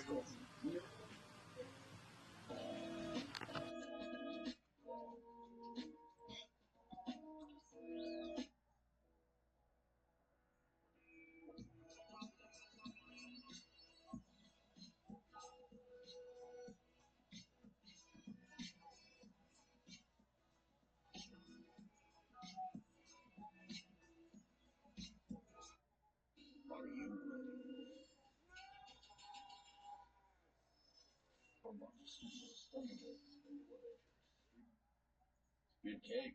My wife made it. My wife! Alright. Himself. Matt appears in the film with the explicit goal of trying to find out more obsessed with race. He ponders this question when he finds himself uncertain about whether or not it's politically correct to ask a black woman for black coffee. I have never met anyone who has had this concern. That honestly sounds like more of a you problem, Matt, and not something within society that has decayed communication. Like, if you're really going to be that fucking weird about it, just say you don't want anything. Say you want to play. This is not a problem. Being around black people in general just makes you feel uncomfortable because your problem is, wait, I have them. What is within anti-racist? Matt has to fabricate situations in his favor. For example, there's the scene that some people bring up. Hello, welcome back to another video, and what is hopefully going to be the start, well, not hopefully because I'm making the commitment to it, the return of some more educational content. If you've been watching my YouTube for a while, you will know a lot of my content used to be like purely like educational. I didn't really do much else for a while. However, I've kind of strayed from that. Whatever, it is what it is, but this is what I want to get back to. This is why I started my YouTube channel. It's what I love about coaching, it's what I love about my full-time job, and I want to make sure that I'm still providing that free educational content for you guys. And you know, I do Q&As on Instagram all the time, and I always get questions, and I always just think it's so much easier for me to be able to provide answers to like your queries, your concerns in a long form video like this. So in this kind of like educational content kind of series, I've not actually come up with a name for it. So if anyone's got any name suggestions, just let me know. There's going to be two different kind of types of videos that I'm going to be going with. Some of them are going to be more covering breadth, so a wider range of topics, but like just the basics that you need to know. And then from those videos, there's also going to be videos that are focusing more on depth. So like I'll pick one thing out of maybe 4 topics I've spoken about briefly in a video and really go into the depth and like the science, the research, everything behind it, and fully explain it, because I want to make sure I'm giving out easy to digest information for my beginner girlies, but also some more in-depth information for people who are maybe a little bit more advanced. Basically an introduction to this series. Let me know what you want to see in it. I've got like 13 video ideas so far. So yeah, without further ado, this video I'm going to be telling you about, which you can probably tell by the title of this video, bulking, cutting, maintenance, calorie deficit, calorie surplus, calorie maintenance. Going over the basics because people find it so confusing to know, you know, what is bulking, what is cutting, do I need to do a bulk, do I need to do a cut, can I build muscle in a deficit, can I build muscle at maintenance, what should I be doing? And whilst I personally think it's always better to get like one-to-one advice, and I'm always here to give people some free one-to-one advice if they want it, this video should be able to help give you an idea of, you know, what direction you kind of should be moving in. So before we even get into what is a bulk, what's a cut, what's calorie maintenance, what does all of this mean, what is energy balance, I think the first thing that you need to consider when you're asking yourself these questions, you know, do I bulk, do I cut, blah, blah, blah. There's a few questions that you need to be asking yourself to help you arrive at the right answer if you want to do this on your own. So the first question would be, what are your goals? Simply put, what are your fitness goals? What is it that you are wanting to achieve? Because that is going to heavily inform which road you go down with your nutrition. For example, if your primary goal is to lose fat, that's going to entail that you will need to be in a calorie deficit in order to achieve that goal. If your primary goal is to build as much muscle as possible, you're not super bothered about gaining fat, we'd probably go more towards doing a bulk. If you are someone who, you know, maybe struggles with body image and you don't want to make drastic changes, you just want to see maybe, you know, a little bit of fat loss over time, a little bit of muscle growth, or just a little bit of muscle growth over time with no fat loss, you might be going more towards a slight deficit or maintenance. The first thing you need to work out is what is your goal, and you need to be specific about it. That is going to inform what road you are going to want to go down and what advice in this video is going to be relevant to you. Question number 2 that I want you to consider is, where are you in your fitness journey right now? Because if you are a brand new beginner to the gym, you know, never picked up a weight in your life, you won't need to do a bulk to add a significant amount of muscle. You know, if you're happy with your weight and you're just thinking, actually, I just want to build some muscle right now, you can build a very decent amount of muscle in a much shorter time frame than more advanced people. At maintenance, you don't necessarily need to do a bulk. So where you are in your fitness journey so far is really going to impact that. On the other side of the scale, you've got people who have been lifting for years and years and years.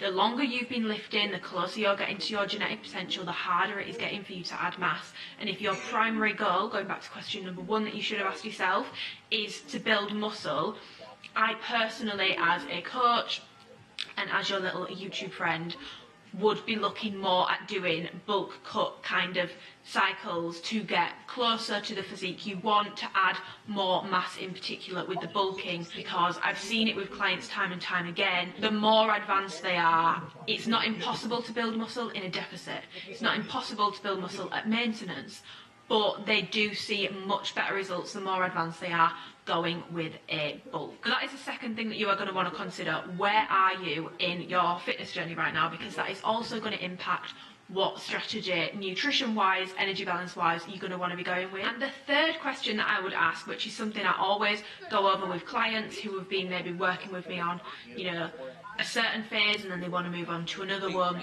it's a really important question to be asking yourself, and that question is, what is it that you really want out of your fitness journey? What is it that you really, really want? And it kind of goes back to question number 1, which is, what are your goals? But this one is really going to make you think. You need to think a little bit deeper about what is it that you really, really want. What is your number 1, like, most important goal? For example, if you have goals of, say you're a little bit more advanced and you've got goals of wanting to lose fat and build muscle, the longer you've been lifting, the more a little bit conflicting that can kind of get. So you really want to think, what's the most important thing to you right now? And in turn with this third question, you are also going to want to be thinking is, what are you comfortable with sacrificing? Because I will always say, you know, for the general population who, you know, if you're someone who you want to build muscle, you really want to build muscle, but you're not bothered about, you know, maxing out absolutely everything you can get out of your body, and you really don't want to gain body fat, you will struggle with it, and you are not comfortable sacrificing your physique, your kind of body fat levels, you're not comfortable sacrificing, you know, maybe needing to go up a size for a few months and things, because when you gain, you will gain everywhere, you will gain body fat everywhere. And if you're not comfortable with sacrificing that, then despite the fact that your goal might be, you know, you really want to build muscle, it might mean instead of going towards thinking I'm going to do a bulk, it might be better for you to do maintenance and just play the long game, because there's nothing wrong with doing that. As coaches, as fitness influencers, we can get very caught up in what's optimal, and that's not a bad thing, because if you're doing something, why the hell wouldn't you want to do it optimally? But sometimes people can forget, a lot of people that consume the content, it's the general population, you know, they're not doing bodybuilding competitions, and I do think sometimes, you know, always saying you must bulk and then you must cut, it's not for everyone, it's just not for everyone. So those are 3 things that I really want you to ask yourself. I want you to get a piece of paper now, I'll wait, and then come back to this video when you have answered those questions, because we are gonna go into the, you know, what is this, what is that, why do this, why do that. So what is bulking? If you are bulking, you are eating in a calorie surplus. And your main aim there is either to gain weight or build as much muscle as possible. What is cutting? If you are going to be cutting, you are going to be eating in a calorie deficit. So it's the opposite to a surplus, and I will get on to what this kind of means in energy balance in a moment. And this is where you would be going if you were looking at losing body fat. And then slap bang in the middle, you have got calorie maintenance, which is calories in equals calories out. Your intake and your expenditure is level, and therefore you are maintaining your weight. And as I've just spoken about briefly in the introduction, this can be, you know, main gaining over time. In my opinion, if you are looking to build the most muscle possible, it's not the best strategy, but like I've just said, for the general population who don't want to sacrifice certain things, it's a really good spot to be. And in my opinion, calorie maintenance is where most people should be aiming to be forever, eventually, probably, because we can't always bulk cut. It can be quite stressful, and it can be quite taxing both on your body but also on your mental well-being as well. So you've just heard me say calorie deficit, calorie surplus, calorie maintenance. What does all of this mean?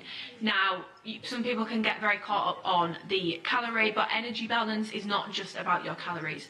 You've got two sides of the thing. I want you to see it as like a seesaw. On one side, you have got your caloric intake. This is everything that you eat in a day. Everything has calories in, that is your intake for the day. And then on the other side, you've got your total daily energy expenditure. This is made up of a few different things. First of all, you have got your BMR, which is your basal metabolic rate. This is what you would burn sat around doing nothing. This is typically based on, you know, how much muscle you have, your body composition, your weight, your height, your age, etc. Your gender also will impact your BMR. You've then got the thermic effect of food, which is the calories burned from breaking down the food that you eat throughout the day. And then you've got your physical activity. This can be split into two. So you've got your exercise activity thermogenesis, a little bit of a mouthful. That's basically the calories burnt during your exercises. If you're training in the gym, calories burnt in that. You're going for a run, calories burnt in that. And then you've got your NEAT, which is your non-exercise activity thermogenesis. And this is what you are going to be burning output wise in terms of how many steps you do in a day. Do you have a more sedentary job? If you have a more sedentary job, then your NEAT will typically be a lot lower. You'll be moving around less, whereas if you work on like a building site, for example, it's quite an active job. You're moving around a lot. It's not exercise per se, it's non-exercise activity thermogenesis. So there will be differences, and the main point of that is basically your lifestyle. What kind of a lifestyle do you live? What kind of a job do you have? And that all makes up this side of the equation, your expenditure. So think of it as a seesaw again. When it's like this, that's maintenance, calories in, calories out, they are equal. If you start eating a little bit less, then your calories in versus calories out, I feel so stupid doing this. Your calories in and your expenditure is going to be uneven, and as you can see, your expenditure is higher than what you're putting in your body, which means you are going to lose body fat, you are going to lose weight.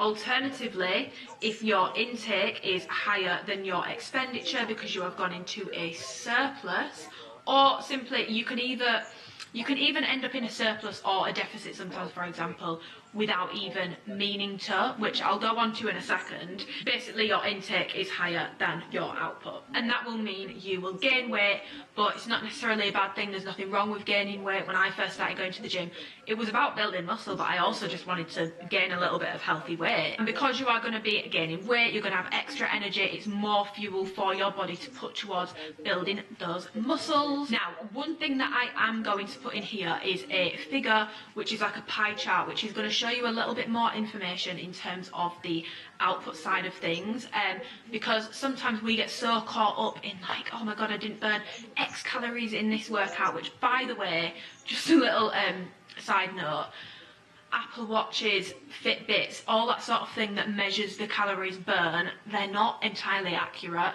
at all, to be honest. The only way for you to accurately know exactly what you burn would be to go to like a proper lab and get hooked up to it. Apple Watch calorie estimations can change depending on which wrist you've got it on, so don't get too caught up in that. But yeah, as you can see, the highest portion of your calories burn in a day, your expenditure, is your BMR, which I've already spoken about the factors which are going to impact that. That is the biggest chunk of your expenditure. Then you have got your NEAT, which is why people stress things like trying to move around more, trying to get a few more steps in. It's where the 10,000 steps a day thing came from, although to be fair, I think when they've done studies on it, I'm pretty sure the benefits kind of tail off around the 7,000 mark. 10,000 was just kind of put out there as like a random number. Little fun fact of the day in case you didn't already know that. And then you have got thermic effect of food, and then the smallest portion of your daily expenditure is actually your exercise activity thermogenesis. So if you ever find yourself panicking about, you know, maybe missing a session because you've been poorly, or missing a session because you just didn't have time that day, it's not going to impact things too much, and it's not something you need to stress about too much, although it is still important. And exercise is undoubtedly important, particularly if you are looking to build muscle, because if you just eat but you're not training hard, that is not going to build muscle. That is just, you're just going to gain body fat. Like, that is what's going to happen. So to go back to something that I mentioned a second ago, just very quickly to explain, you know, calories and your expenditure is not static, it's changing all the time. So you could actually, you know, people do like to focus on calories, which, you know, as a coach with my clients, it's by far the easiest way, because as you can probably tell, it's very, very hard to work out what you are actually burning in a day. It's much easier to focus on what you are putting into your body. So that's why people tend to focus on the calories. However, you could, you know, let's say you think you're eating at calorie maintenance, you think your maintenance is 2,200 calories, that is your maintenance. So you are eating that, but then your expenditure goes up so much because you're training so much harder, you're moving around a lot more, you get a new job, and then your expenditure actually goes up, which ends up putting you in a slight deficit. And the same thing can happen on the reverse. You know, you could think you're at maintenance, but then you change jobs from a more active job to a sedentary job, you aren't training as hard in your sessions, you know, you might go through a phase of skipping, you know, a lot of sessions, moving around less, being poorly, and you can actually end up being in a surplus. So just a reminder that these things aren't kind of static, they can change, and as much as this video is about the input, the output also will play a role and can kind of skew things. Can sometimes be a confusion as to why the scales might be moving in a way that we wouldn't expect them to, and it's because it's not an exact science. We can only ever try and, you know, make very, very close estimations, but ultimately these things are not static. Your body changes all the time. Let's move on to which one you're going to be picking depending on your goals, and give you a little bit of advice on that. Now, it's going to be very, very hard for me to advise absolutely everyone because I don't know your fitness levels, but I'm going to make some kind of sweeping statements just depending on goals. But if you ever want more one-to-one kind of advice, you are always welcome to message me, and I will help you out as much as I can. So if your goal is fat loss, you are going to want to be going into a calorie deficit, which means your input is less than your output. So this will put you in a state of a calorie deficit. This is a negative energy balance, and this is going to result in fat loss and weight loss, essentially, in a nutshell, in a very, very short nutshell. And like I've said, this video is more of a breadth one.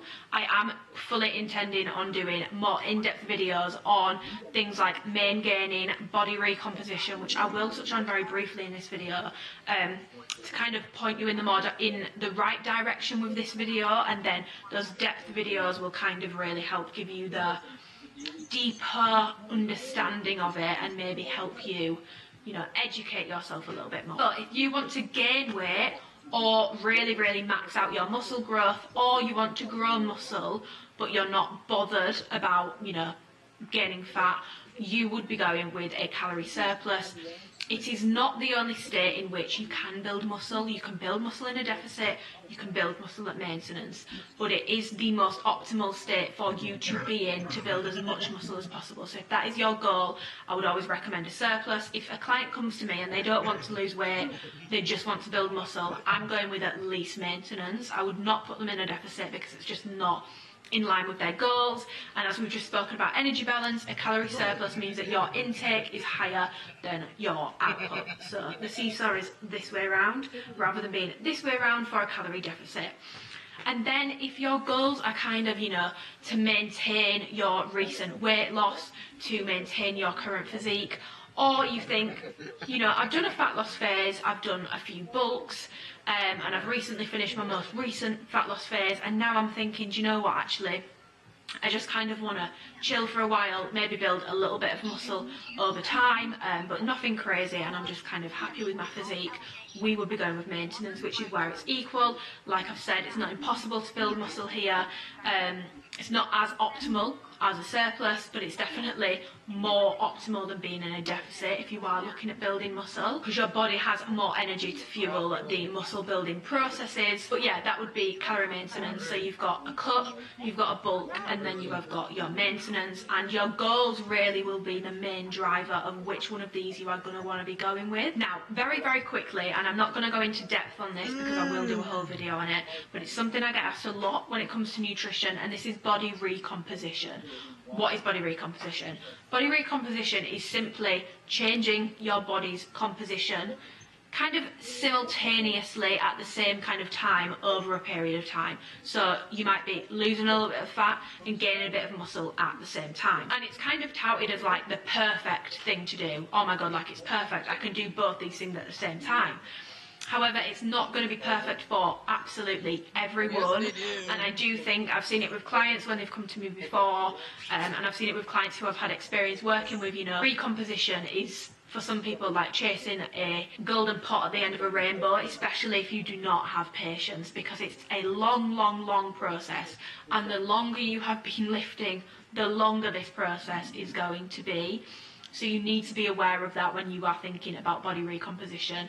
It's not some kind of super easy, oh my god, it solves all the issues, I don't have to gain fat and I can build muscle, I can actually lose fat whilst I'm building muscle. It's a long, long, long process. It is easiest for those who are completely untrained, new to the gym, to achieve body recomposition. I've seen this with so many clients. So many clients will come to me with the goals of losing weight and building muscle. We pop them in a slight deficit and the body changes. Do you know what? I'll put some examples on the screen. Are crazy. They build a really good amount of muscle and losing fat at the same time because they're untrained. Their bodies are just not used to what they are doing, so it's going to stimulate the muscle building process anyway through their training, and then the calorie deficit is helping them to lose fat. And these people that are untrained can build muscle a lot quicker. Speak to anyone who has been going to the gym for years. We all wish we could go back to those beginner days, because I could have lifted a pencil at the start and I would have been like, oh my god, muscle. The second case which can make body recomposition a little bit easier is if you have a higher body fat. The higher body fat that you are starting with, the more fat your body has to use as energy for the muscle building process, which means you can be in a deficit and still your body has the energy to put towards the muscle building process without needing to get it from your intake. So you can eat in that deficit to lose that fat and you can build muscle at the same time. The leaner you get, the harder body recomposition gets for the exact same reason, because the less fat you have, the less energy your body inherently has to put towards the muscle building process. So if you go into a deficit, your body is thinking, hang on a minute, hang on a minute, hang on a minute, I want to hold on to this body fat, I don't want to lose this body fat, I want to keep it for my health, because body fat is not a devil, it's important, we all have it and we all need a healthy amount of it. Women in particular need a little bit more than men do in order to keep our hormones healthy, keep our bodies functioning as they should. So the less fat you have on your body, the leaner you are, the less energy your body has to put towards the muscle building process, which means the more likely you are to need something like a calorie surplus to get the energy required for you to build that muscle. Goes without saying, those on steroids, the roids boys, it's very easy to, well, not easy because they still need to train hard, but body recomposition is undoubtedly much easier if you are taking some kind of performance enhancing drug, things like steroids. What are the boys and girlies using at the moment? I think Tren is quite popular at the moment. yeah, detrained, if you've taken a bit of time off. Muscle memory is real. Your muscle that you built before taking some time off will come back a lot quicker and a lot easier than it took you to get it in the first time, which means you can be in, you know, you might have been poorly, or you might have gone on like a 6-month travelling holiday. You've come back, you've gained a bit of body fat, but your muscles are also smaller and you're not really happy. If you go into a deficit, you will lose that body fat, and you will also be able to gain back the muscle that you had built before much easier and much quicker without needing things like surpluses because of muscle memory. And I have spoken about muscle memory and included studies on that in videos before, so go and check out my old videos for a bit of info on that. And in terms of like energy balance, just to tie it all back, where do people typically tend to sit if they're looking for a bit of body recomposition?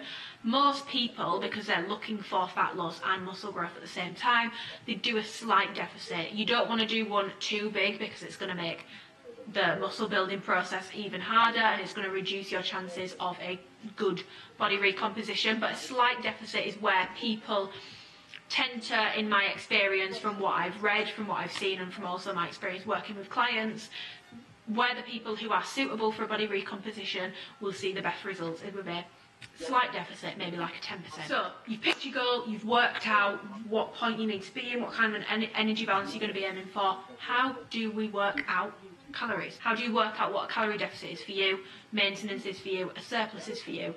And it's different for everyone. Two people, even if you are the same age, height, weight, you could still have very different energy requirements for the different energy balances. Every single person is different, so please never ever look at someone else's body and think, oh, we're very similar, I'm going to copy exactly what they do. You need to work out your individualized calories. The easiest way of doing this, although not the most accurate always, using calorie calculators online. There are so many really good ones, and if you need any recommendations, I will leave them linked in the description box below. But you basically pop in all your details and they will work out how many calories you need to be eating to be in a deficit, how many calories you need to be eating to be at maintenance, and how many calories you need to be eating to be in a surplus. Now, the caveat that I really want to mention with this, because in my opinion it's irresponsible not to do so, humans tend to overestimate their activity level. That's a common thing that we have seen, and they tend to underestimate what they put into their bodies. Studies have been done on this, they've seen it happen time and time again. However, be very cautious of massively underestimating your activity level. Try and get it, just be honest when you are doing it, don't think, oh, I want to lose even more fat, so I'm going to put my activity level as 0. Don't do that, because then it's going to ram your calories down to like 1,000 calories. And yeah, people can say it's irresponsible of the calculators, but then they're not people behind them. They're working off the numbers that you are giving, and they're bringing out a calculation based off of that. Yeah, you need to be honest with the information that you are putting in.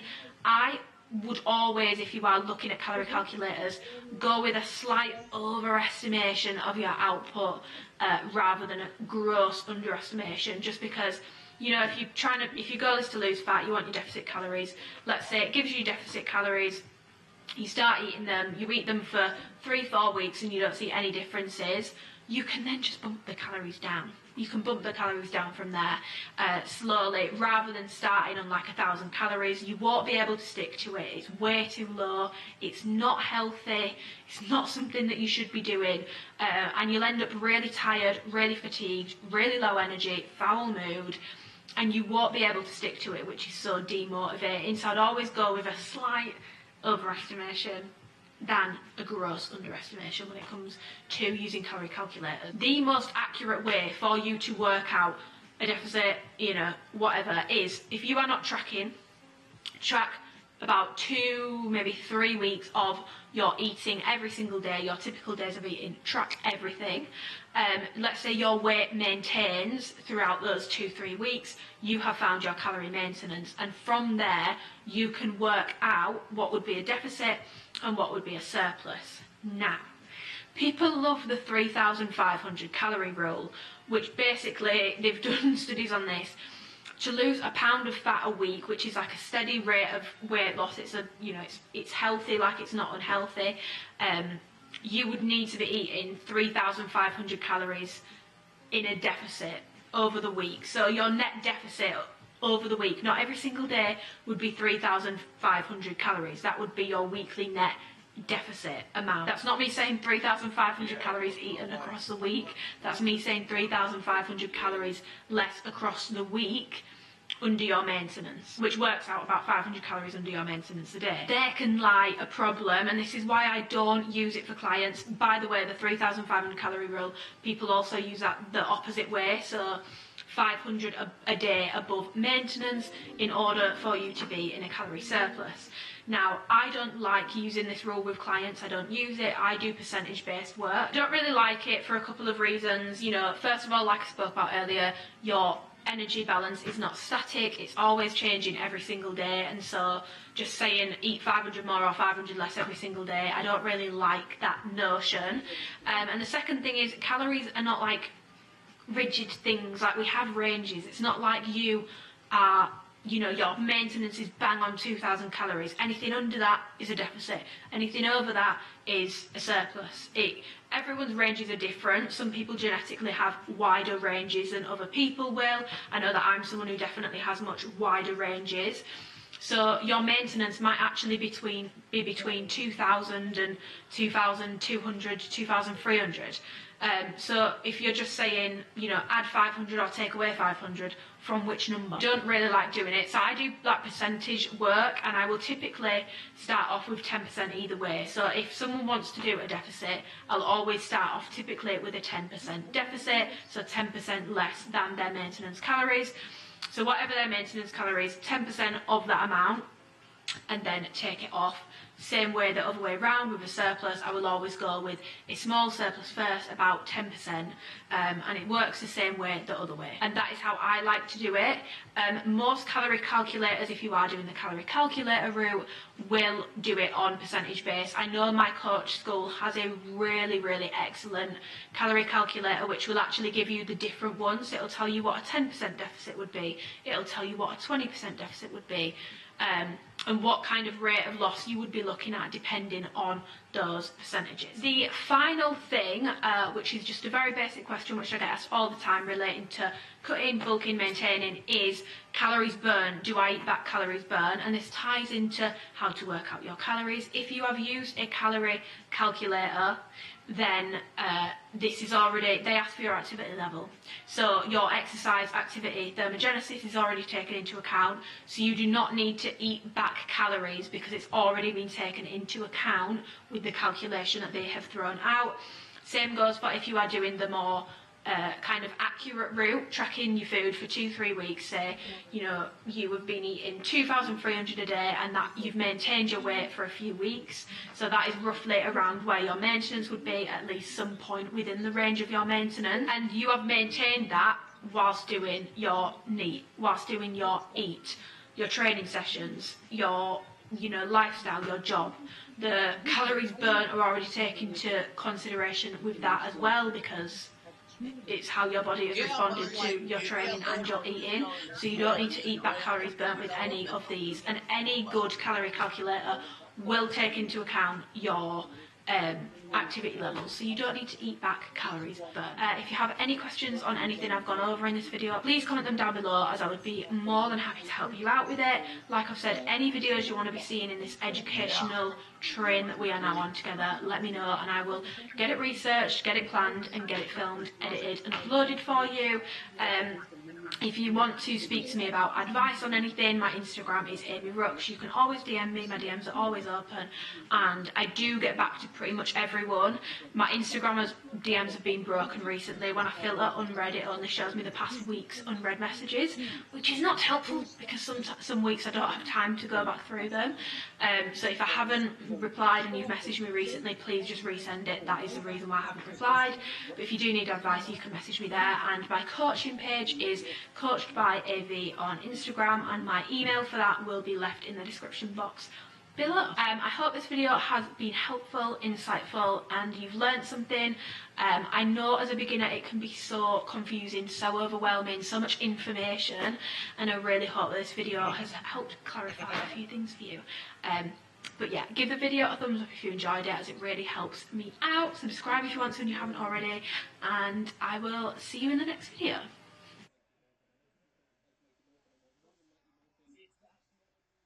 from the more things the series they keep doing. That is still being filmed in London in 2026, and isn't this? This is completely separate. Apparently, this isn't going to be much more filmmaker at all, and it's going to be for slightly older audience. But this suit, this MMPR red suit, has a high resemblance to that of the art by Tokyo J, and that is because confirmed Tokyo J did design these suits. These are based on his original designs. We don't know Tokyo J. He's done an incredible amount of art on Power suits and redesigns for them, but also just other stuff. But really cool to enlighten them. And this suit does look a little bit different to the other Tokyo J ones. The diamonds are white rather than the colour of the Ranger, and he did confirm these are still his designs. They had to make some tweaks for whatever reason. He said we can't really discuss them, and it might be somebody else's story to tell, because obviously this is a production of a Max. You know, there's a bunch of people on the production, but the suits look good. A lot of people are grouping photos of this suit in with like photos of Hugh Jackman's Wolverine costume, the Fantastic Four costumes, all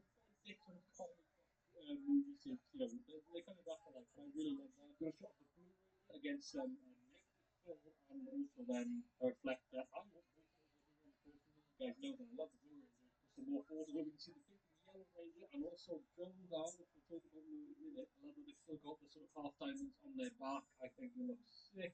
The Yellow Ranger doing the same thing. These are low quality images. I'm hoping to get some better shots soon. A really cool shot. We've got the Blue Rangers here. We've got Kimberly flipping and got clearly off the back of Goldar. Slightly closer look at Goldar here. No Green Ranger so far, but we have got confirmation the Green Ranger is going to be in it thanks to the casting call. And it says Tommy or Noah. I don't know if that's an Ninja related thing or if that's just something they're trying to do where they're not going to recast a Tommy Oliver and they're going to different character. I don't know, we'll have to find out more about that. There's a really cool shot to move front on, looking for Blue Ranger. It seems to be junky here, but I imagine that's just because of the way he stood. He's not really posed very well. You can see the production that's going into it. There's a lot of people doing this project. I got into the helmets, which look really nice, and of course Goldar's face, his head in the middle. There seems to be like a slight lack of detail, like you've not got the white lines in the helmet. I mean, I suppose you do here, but I really like it. It's kind of like, it's a better take on the sort of dark gritty one we had 10 years ago, like Adi Shankar film. This is as if like the Power Rangers scene from the 90s had a modern comic book look, rather than like a modern look where they just make them look dark and gritty like the 2017 film did. I'm not even going to say what I say every single time, because I literally say every time I do feel like the launch is running around a little bit quick. As you can tell by the title of this video, it's going to be an Alphalete haul, review, all that shenanigans. It's new Amplify, which is definitely like the people's favourite. Some new elements, they've kind of changed the fit on a few things, so I'm going to go over that. Some more of their exclusive tees and a new colourway in their duffel bag. I will put on the screen everything that's launching so you can see it, and the PDF will also be linked in the description. So if there's anything that I miss or anything I don't have, it will be on there. You can see all the menswear on the PDF as well. The whole drop, you can see it all. It's the 15th of October that it's happening, which is Saturday. 6 PM UK time, 12 PM CST, same as normal.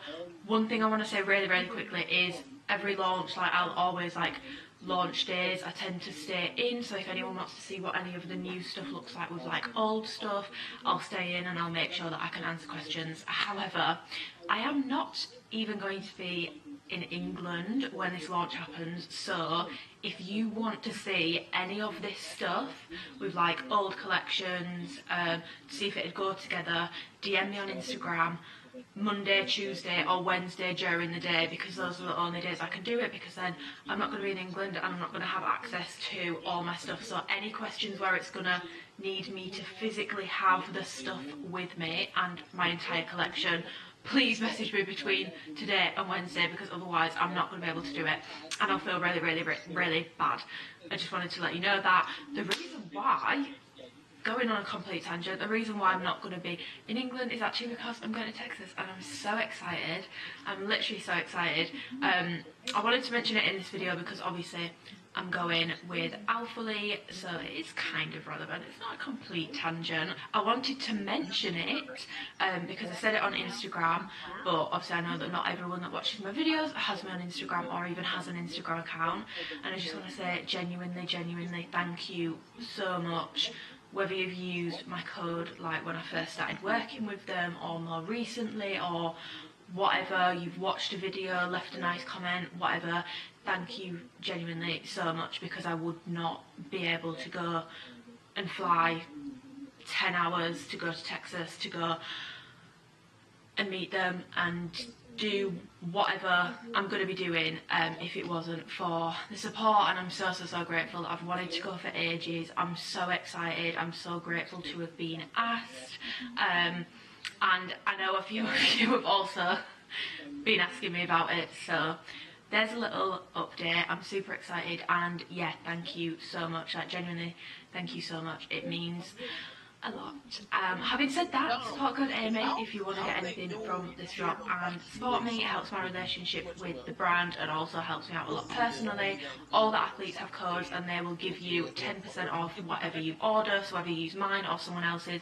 Definitely recommend using one because you get to support someone that you like watching, someone that you find helpful, someone that you find entertaining, and also get yourself a little cheeky 10% discount, so it's a win-win. Another thing I want to say before I get into this is, which I'm not gonna lie guys, kind of shooting myself in the foot here by saying this, but I just feel like it's probably worth saying.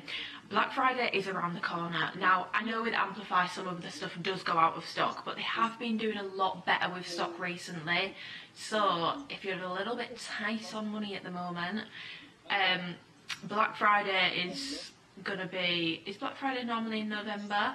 It's not that long away. Now, I will always say, especially with Amplify, for something you know that you definitely want, you're probably better getting it on a launch day just in case it does sell out, because Amplify is most likely to sell out. However, anything else, honestly, between now and then that you kind of umming and ahhing about, I'd probably wait until Black Friday. It probably won't go out of stock and you'll be able to get a much heftier discount on Black Friday. So I just thought I'd mention that because I'm all about saving the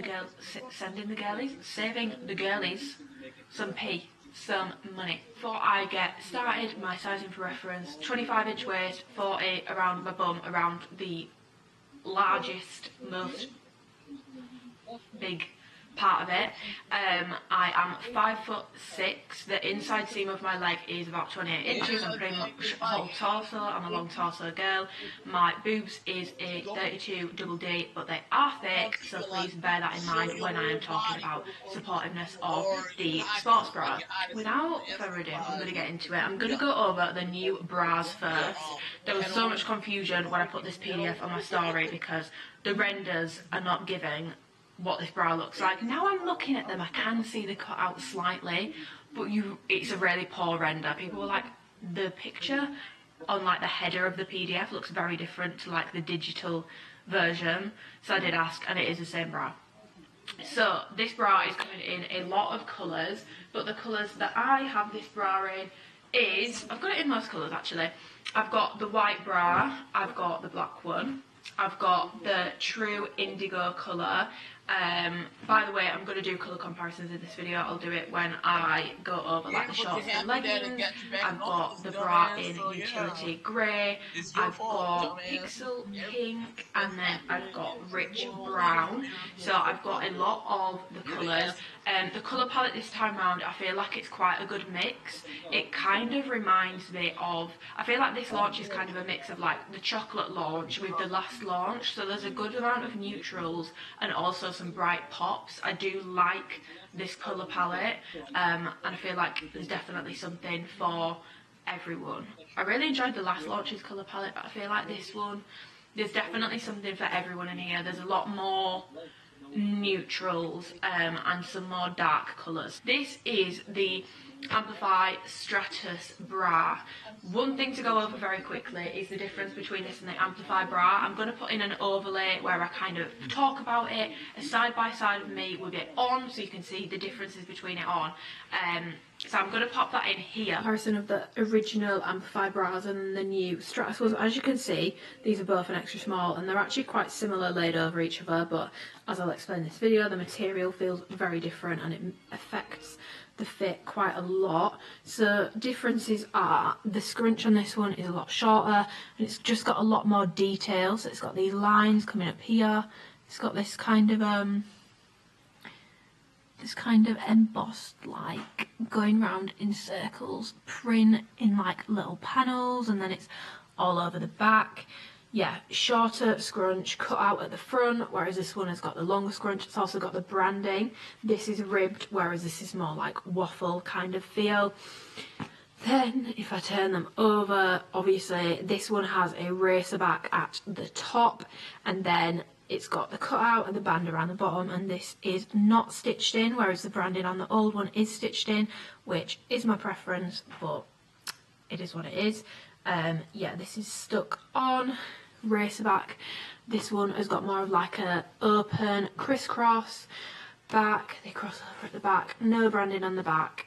That's the difference between the original and the new one. Okay, old Amplify bra versus this new Stratus bra. As you can see, it's just a different kind of design. This looks messy as hell, but these are all the bras in a size small. I feel like the sizing on the bras in terms of like the flat lay is pretty consistent, to be honest. There's not huge discrepancies, but I do find the rich brown runs slightly bigger.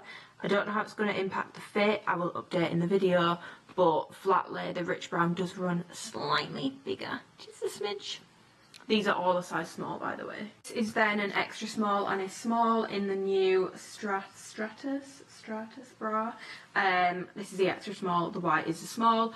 Normally with Alphalete bras, when I flat lay, I find that sometimes there actually isn't a difference at all. There definitely is with these bras. I'll obviously let you know in the video, but the advice, even from Alphalete, is to size up in these, and just looking at the size of this, it looks tiny. However, I did want to mention that like this is not the same bra, so whilst this is under Amplify, it's definitely not the same bra. I noticed straight away when I got them out, they don't feel the same, and the fabric blend is also not the same. So my most recent Amplify bra is 51% polyamide, 38% polyester and 11% elastane, and the Stratus bras are... See, this is what confuses me, because the PDF says, yeah, the PDF says it's that blend, but the label does not say that. And I'm going with the label because I feel like this is what the manufacturers put in there. So the label actually says 54% polyamide, 41% polyester and 5% elastane, which the elastane differences between this label and that label make me think this label is accurate and the PDF is not, because one of the big differences is like it's a lot less giving and a lot less stretchy. But this bra, details wise, let me go over it very speedily. So you've got a little scrunch on the front. I won't go over it too much because I have just compared it to the Amplify bra. The scrunch is nowhere near as long as the Amplify one. And then you've got this kind of print all over. Well, not all over, but in like little panels. It's kind of like a florally kind of print. It's quite hard to explain, but I'm sure you can see up close. It's got that kind of texture to it. Again, it's got seams all around the edge. Then it's got this band on the bottom, which feels kind of like waffled in texture. All the bras have like this kind of tonal detailing, by the way. Can you see like these lines? It's definitely more obvious on some colours than others. Like on the white and the black you can't really see it. I feel like it's most visible out of the colours that I've got on. The pink, but yeah, the band around the bottom, which is kind of like waffled, and then the back is a racer back. You've got, this is kind of attached but not attached, so you have a cutout at the side, and then you've got the band that comes around the back, Alphalete on the back, and this is not stitched in, it's a sticker, just a little FYI. So those are the details of the bra. I'm going to pull up the notes that I wrote about it. Support for this bra, low to medium support. I definitely think that Amplify bra is more supportive than this one is. Alphalete are saying it's medium to high impact. I just don't think this bra is a high impact bra personally. I find the Amplify bra a lot more supportive than I do in this one. Sizing wise, it does actually say on the PDF, and I completely agree, it runs small and you should consider sizing up. Size up if you don't like the compressive fit. Size up regardless. So I've got an extra small in the Pixel Pink and in the True Indigo, and the rest of them I have got in a size small. I'll show you the differences between the two. I way prefer a size small in this. I wore the Pixel Pink extra small to the gym the other day and it was very, very, very uncomfortable. You'll see in the try on clips, I'll do like a side by side sort of thing. It's like, I mean, the small still like creates kind of little bulges here and there, but it's a lot worse in the extra smalls. What you will find when you put this bra on is the elastane difference between this and the Amplify bra is actually quite big, and it's not necessarily in like the body of the material. This is actually still quite stretchy. I wouldn't say it's quite as stretchy as the Amplify, but it's still quite stretchy. But these seams, so the seam here around this band, the seams around here, like, can you see that compared to the Amplify one? So the Amplify bra, the seams are very, very, very stretchy, very giving, and these ones, they're a lot stiffer, so there's not much give. I struggle to get the extra small on because of the band. It's so tight around the bottom and it does feel a lot tighter on my traps. It's not Wonder Bra level of bad, it's still wearable, it's not uncomfortable, not around the traps anyway, but it is a bit tighter than the Amplify bras, so definitely size up. I have got a small in these for my like preferred size, but I'm not gonna lie, you can tell in the try on clips it still digs in. Like, I'm on a gaining phase at the moment, so my body, like, I gain quite a lot of weight around my upper body. It goes to like my arms and my back a little bit more, and I definitely find that I still get digging in a size small, so I would actually be intrigued to try a size medium. When you do size up, you will get less and less support because it's less restrictive, but I honestly don't find, in terms of like boob support, a difference between an extra small and a small. I think a medium would definitely be more low support rather than low to medium, but yeah, the extra small and the small, it's low to medium support for me, but 100% size up in this bra. Just to give you a visual side by side of what an extra small in this bra looks like on me versus a small, here it is. As you can see, it does definitely dig in less in a small, but it still digs in, definitely. These bras are not sweat proof. They do show sweat. I wore the Pixel Pink the other day, like I said, they do show sweat. Obviously I've showed you like the difference design wise between the Amplify bras, but one thing that I do think is very important to mention is that these just feel very different. The Amplify bras have got kind of a more like woven kind of feel, and they feel a lot thicker. The material feels a lot thicker, and I'm not gonna lie, like straight up, they just feel higher quality than these new bras. The Amplify bras definitely feel a lot higher quality. Now, if you're wanting a bra to wear under a top, like a tight top that's not gonna be as bulky, this one would definitely be better because it is thinner, but I do definitely feel that the Amplify bras feel and are of a much higher kind of quality. But yeah, there is definitely a pretty stark difference between the thickness of the Amplify versus the new Stratus bras. The weight is very different as well. These feel a lot more lightweight, these feel a lot more dense, like they just feel heavier. The new ones have more of like a soft feel, whereas this is a bit more like, they're still soft, but it's like thicker, woven. Yeah, these are definitely a lot more lightweight. And having said that, guys, they all come with padding in, which you can remove. Some of them I have removed the padding, some of them I haven't just yet, but I do definitely prefer to remove padding. If you want the white bra, these bras are double lined over the racer back section and over the boob section. However, it's just such a thinner material compared to the Amplify bras, and I did actually find with the white bra in a size small for me, it might not do it as much in a medium because the material wouldn't have to stretch as much. I actually found this a little bit sheer without padding in, and with padding in you could see the pads through it quite badly, so I wouldn't really recommend the white bra if you're wanting to wear it on its own and you don't want people to see either the padding or your nipples through it, because yeah, it's a lot thinner than the Amplify bras. I kind of just want like a standard Amplify bra in white. Yeah, so yeah, that is the bras done, spoken about. Would I recommend them? To be honest, no. I like the idea and I like the style. I think they look nice, but they don't feel as high quality as Amplify bras, and I can't help but feel like these are going to be more expensive because of like the cutout and like the detailing, because it has got extra detailing and I do like the detailing that is on it, but I just don't think these feel as high quality, and then they're just not as comfortable, they're not as easy to get on, you're having to size up quite significantly, which means you're sacrificing support, which just isn't something that I have to do with the Amplify bra. So yeah, this isn't really, I like the design, I like the idea, I think it looks cute, but do I think it's like their best bra?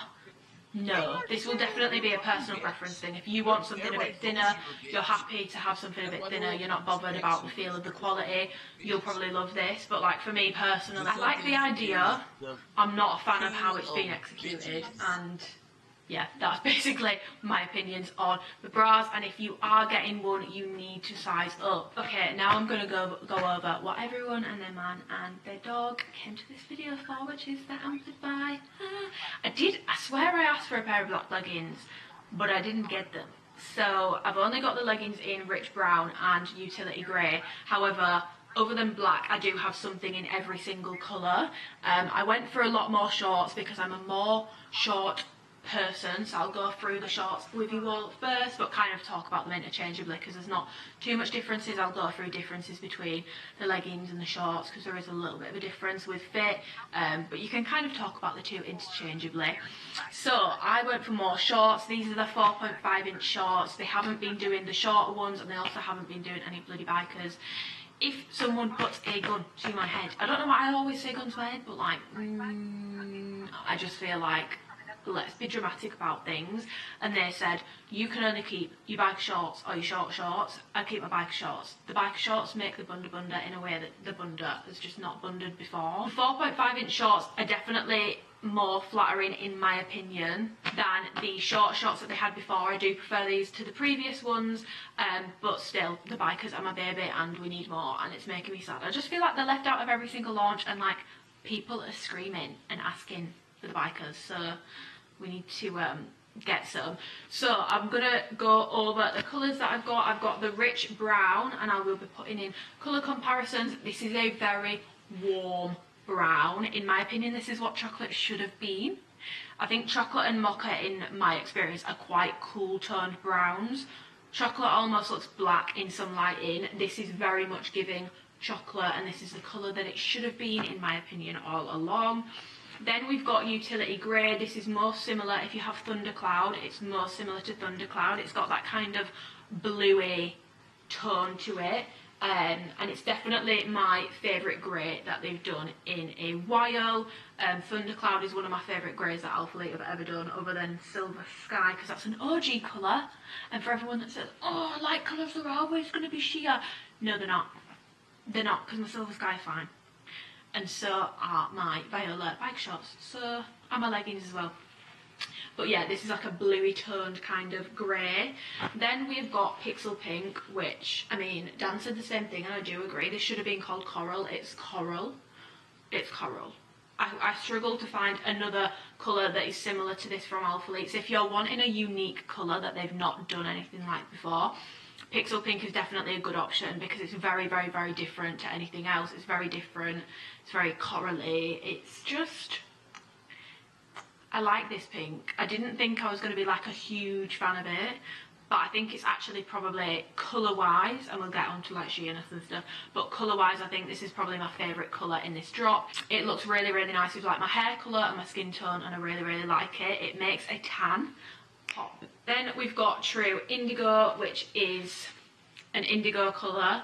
If you are looking at it next to the other blues, which I will have put in the colour comparison, this has definitely got more hints of purple, I would say. It reminds me of a blue that they did in the Revival leggings, and I don't have them anymore, and I can't remember what colour it is. Sonic Blue. Was it Sonic Blue? I feel like that's what it reminds me of, but I don't have it anymore. Then we've got Digital Violet, which here, I'm showing you on camera, it might look like French Blue. It's nothing like French Blue in person. When you put this next to on its own, it looks blue, but then when you put it next to French Blue, wash denim, it's definitely more purple. So Digital Violet is probably an accurate colour name, and I really like this colour as well. I'd say this colour and the Pixel Pink are probably my favourite colours from this drop. Then we have got Butterscotch, which I was thinking, why did they not call this gingerbread? Because it's literally like the colour of a gingerbread man. But then I looked and they did an ozone colour called gingerbread, so that's probably why it's not called gingerbread. But it's a very warm tone. If you have a gingerbread biscuit, like that is literally what this looks like. It's a warm tone, orangey, copper brown. So size wise in these, based off the last launch, I only got the Butterscotch in an extra small just for comparison purposes, and the rest of them I got in a size small because last time I got things in my usual size of an extra small and a couple of smalls for comparison, and my extra smalls are unwearable because they're too bloody tight. But I'll get into that when I go over the sizing very, very quickly. I feel like I'm flogging a dead horse here, but I'm just going to go over the details because there might be people that don't know what amplify is here. So details very quickly, you've got the 3-tier waistband, which basically moves from a lower compression to a higher compression, which means that it shapes you like that. There is no front seam. You have a little seam at the bottom here which can dig in depending on what size you get, but it will prevent it from rolling up. So I actually don't think it's necessarily a bad thing, and it's not an uncomfortable dig in. And then you've got the bum scrunch on the back. Anyone wondering about the bum scrunch, it is the new scrunch. It's the thicker scrunch. It's, yeah, you can see it's got the thicker scrunch. I'll put in a comparison. I'm going to show you a close-up of all of the scrunches. So this is the last launch, just to show you it's the same as last launch. It's this new, thicker scrunch. I'd actually say these scrunches this launch look even a tiny little bit wider than last launch. It's just getting bigger and bigger. For reference, I'm not a huge fan of the bigger scrunch. The scrunch used to be like a feature of the legging with a purpose, and now I feel like it's kind of become like a design part of it where like you can see it, whereas before you couldn't really tell. It just did what it needed to do, if that makes sense. But yeah, as you can see, it's not the thin scrunch. Same as last launch, if not a tiny little bit thicker. So you've got the digital violet one. These, other than the Butterscotch, are all in a size small. So you've got the thicker scrunch and then the little panel at the bottom. Pixel Pink has like a slightly longer scrunch and a longer panel. There's always differences between colours, but yeah, I just think it's important to go over those things. The true indigo colour looks the exact same as the digital violet one. Same with the utility grey colour. I'd say this one is most similar to the Pixel Pink scrunch. Then you've got Butterscotch. Obviously this is an extra small, so it might just be because it's an extra small, but I feel like the scrunch is actually a bit shorter, but then this panel is like a lot longer. Like the panel there, it's that long, and this one's that long. I feel like it's a lot longer, but I don't know if that's just because it's an extra small. And then you've got the rich brown with a big, thick scrunch. And also, actually, to be fair, this one definitely has a longer panel as well. So there are some differences, but again, like I said, there's been inconsistencies recently, so it could actually just be the batch that I've got. I'm not saying like all the Butterscotch ones will have a longer panel, or, you know, all the Pixel Pink ones will have a longer panel. That's just my experience with the ones that I've got. And then on the leggings, obviously the utility grey are extra small and the rich brown are a size small. The scrunch on these looks really long, I'm not gonna lie. I feel like it looks a lot longer than the shorts. Yeah, the scrunchies on the leggings are a lot longer than the ones on the shorts. I don't know if that's because it's a legging and that's just how it has to be, but yeah, the scrunchies definitely look significantly longer on the leggings compared to the shorts, and they've got the panel on these between the extra and the small looks the same, but the scrunchies are definitely longer, and as a result of being a bit longer, they actually do look a little bit thinner, but they're definitely still not back to the original scrunch. Do these give you a camel toe? Yes, they do, in my experience. I've said this before, camel toe in Amplify for me is definitely worse when I wear seamless underwear, which is what I had on in this video. I don't know what it is, I just feel like because seamless underwear is so thin, because it's meant to be invisible, it's a lot easier for the underwear itself to gone up there a little bit, and as a result, whatever you got over it will also be making its way on up there. Now it's not uncomfortable, it's not like a Like the Surface Path leggings give me like the worst camel toe, and it's really uncomfortable. Lululemon Align pants, the worst camel toe, and it's really uncomfortable. It's not an uncomfortable camel toe, and I know that quite a lot of people get Barbie crotch, which is like the V with these, because normally people are having size up now, so it's giving them a bit of excess material, which will make that appear worse. I personally just really don't care. When I wear G-strings, it kind of is a little bit less camel toe. I don't really care anymore in terms of like, but if people can say I've got a fanny, they know I've got a fanny. I've said it before, I'll say it again. Are these sweat proof? No, they are not. I trained in the Pixel Pink the other day, and I also trained in the Digital Violet, and they both showed sweat around the crotch region. It is worth noting I am a particularly sweaty person on my lower body, especially if I'm doing cardio or legs, which is what I was doing this week when I wore them. So something to bear in mind if you don't like people seeing sweat, then they're not sweat proof. This material did used to be sweat proof, and we'll get onto the material, trust me. We'll get onto the material, because in the wise words of Aubrey Drake Graham, I am upset. But yes, these are not going to be sweat proof. Now, I'm going to go over squat proofness, and I'm going to talk about the two, because I always find, regardless of if I size up or not, I always find that leggings fare a lot worse than shorts, and I think that's just because they're a seamless legging, they're kind of like a tube, and they've got to stretch over a vaster part of your body than the shorts do. So by default, they just seem to always be a little bit more sheer. Like when I wear the leggings in certain colours, definitely from more recent launches, I can see my leg, like my thigh. When I sit down, I can kind of see my thigh through it, and I always find they're a little bit less squat proof. But the shorts normally fare a little bit better. But the colours that I have in the shorts and the leggings, I'll let you know if there was a big difference as I go through them. Now, something that I want to go over about squat proofness is the things that are going to impact it and why, you know, things might look a certain way. Skin tone will be a huge impactor of how squat proof something looks, and this is why we need to see a wider variety of skin tones in athletes and affiliates to do these reviews, because me as a white woman, I can't really help people that have dark skin, because I don't have dark skin. I can't help with that, and I feel like there just isn't enough options for people to look at. Like, people have to wait until people have spent their hard-earned cash after a launch to watch the review to see someone with their kind of skin tone, especially if they've got a super deep skin tone, and then by that point it might be bloody out of stock. So skin tone will impact it massively, because darker colours on me may look, and they do, spoiler alert, very sheer in a squat, because the contrast between this colour and my skin tone is vast. Like, it's a very different colour, so it's going to show through a lot more. Now, if you've got someone with a much deeper skin tone than I do, then they're not going to have that problem, because their skin tone is a lot closer to the darker colours. So it's the same with like the indigo colour. It will probably fare a little bit better on deeper skin tones because it's a dark colour and the contrast won't be as vast. Whereas, you know, there's colours like Pixel Pink, which I'll put in like a stand-up proof test to kind of explain what I mean, but when I wear black underwear, it's super visible.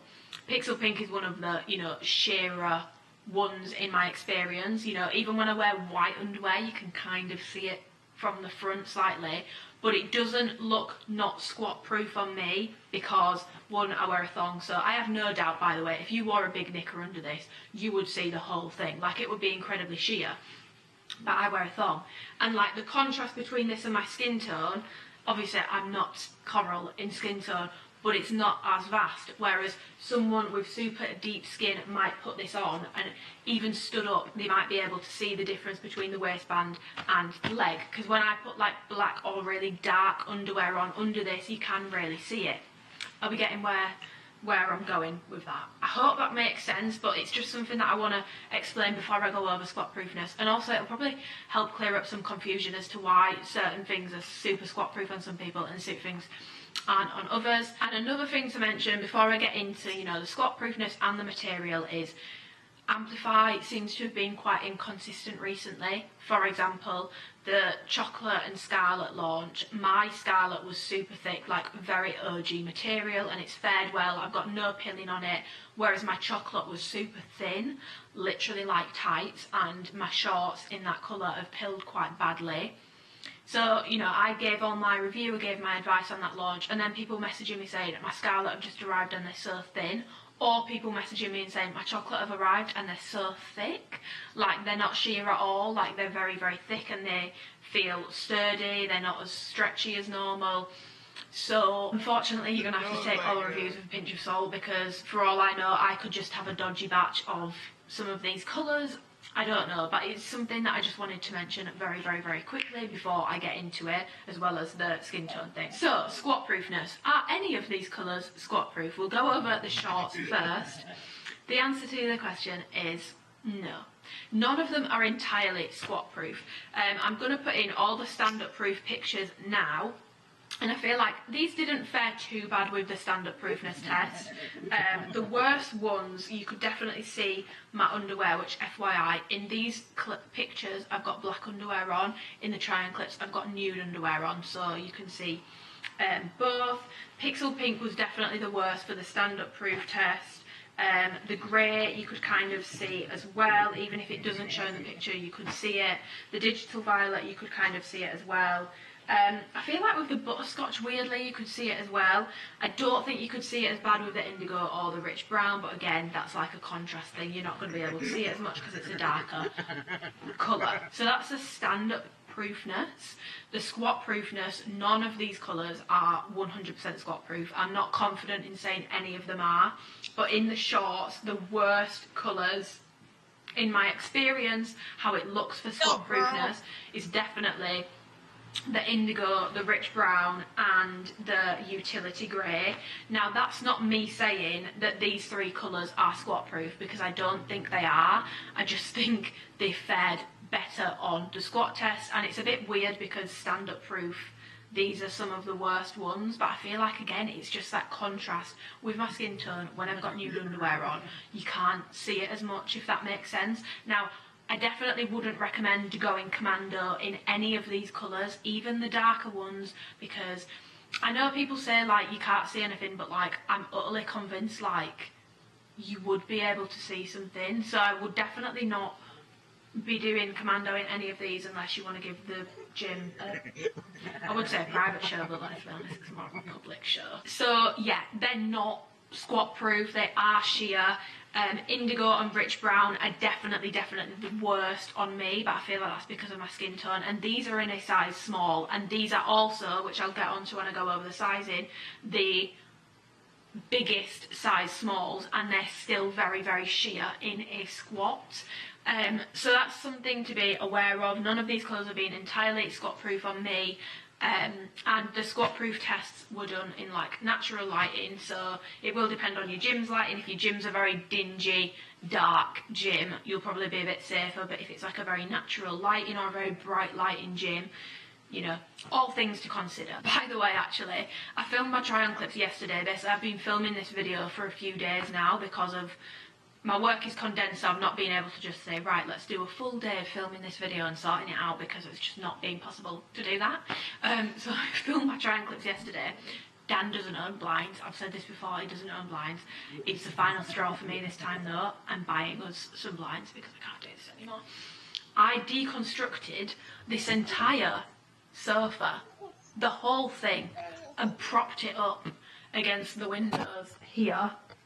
Like, the people that live opposite must have thought, what is she doing? Like, is she filming some kind of, like, adult content? And the answer is, no, it's just a gym review for the girlies, but the lighting was going very messed up.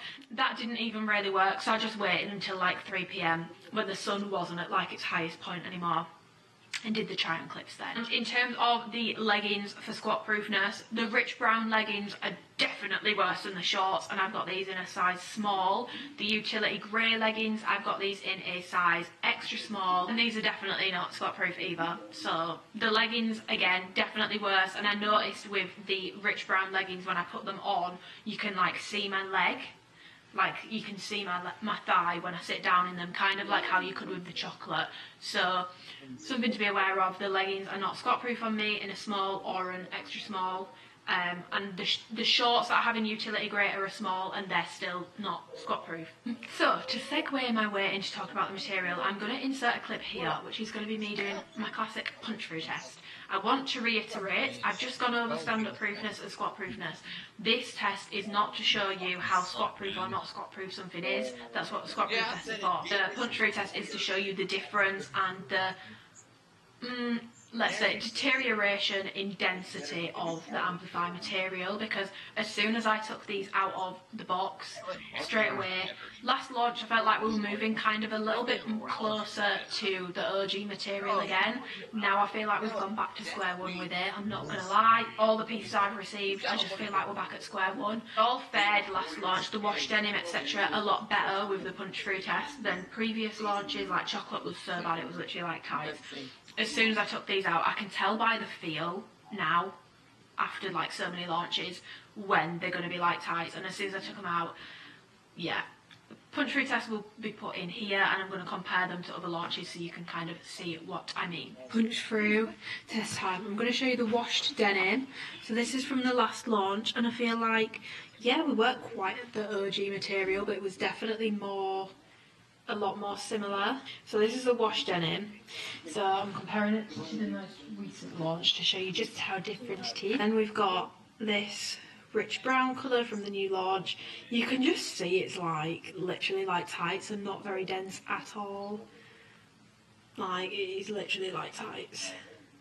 You can see everything. Okay, then we've got butterscotch, which I feel like doesn't maybe look quite as bad as the rich brown, but again that could be a contrast thing, but it's definitely thinner than the wash denim launch was. We've got digital violet, which again, it's not as bad as the rich brown maybe, but it's definitely not on washed denim's level. Then we've got the utility grey colour, which again, I feel like this is very similar to rich brown in terms of being literally like tights. It's very, very, very thin. It's like it's literally got one layer to it. Got true indigo, which again I feel like looks as bad as rich brown, again probably because of the contrast, but it's still just so thin, like you can just see it's a lot thinner. So pink colour, which I feel like is not as bad.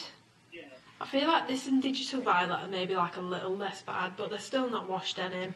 Yeah, that's the punch through test. Again, it is to show you the thinness of the material, not necessarily how squat proof or stand-up proof they are. I hope that makes sense. Let's go over the material. Like I've just said, as soon as I took these out of the box, I was like, oh, fuck. Like these are not it's not giving OG vibes, and it's not like the last launch in my opinion. I'll go over which launches it's most similar to, but I do want to mention all these colours, if you look up close, have a very slight marl to them, and I know that people say that the marl colours are normally more thicker and more like the OG, but this time around they're definitely not. They've all got a kind of like marl if you look very up close, and they don't kind of feel OG vibes. I've also just remembered, the notes thing is really not working. I've just remembered something that I wanted to say, is the seams on this batch of Amplify, they're not like wavy or anything. I've not had any issues with the seams themselves. However, they look a bit shiny, especially on the grey and the brown and the digital violet. To be honest, on all of them other than the true indigo, they look a bit shiny. That's just something to be aware of. I'll show you them. I just feel like they're a lot shinier than they normally are. My other ones don't really look like this, so that's just something to note. But yes, as soon as I took these out the bag, I was like, nope, this ain't the OG material.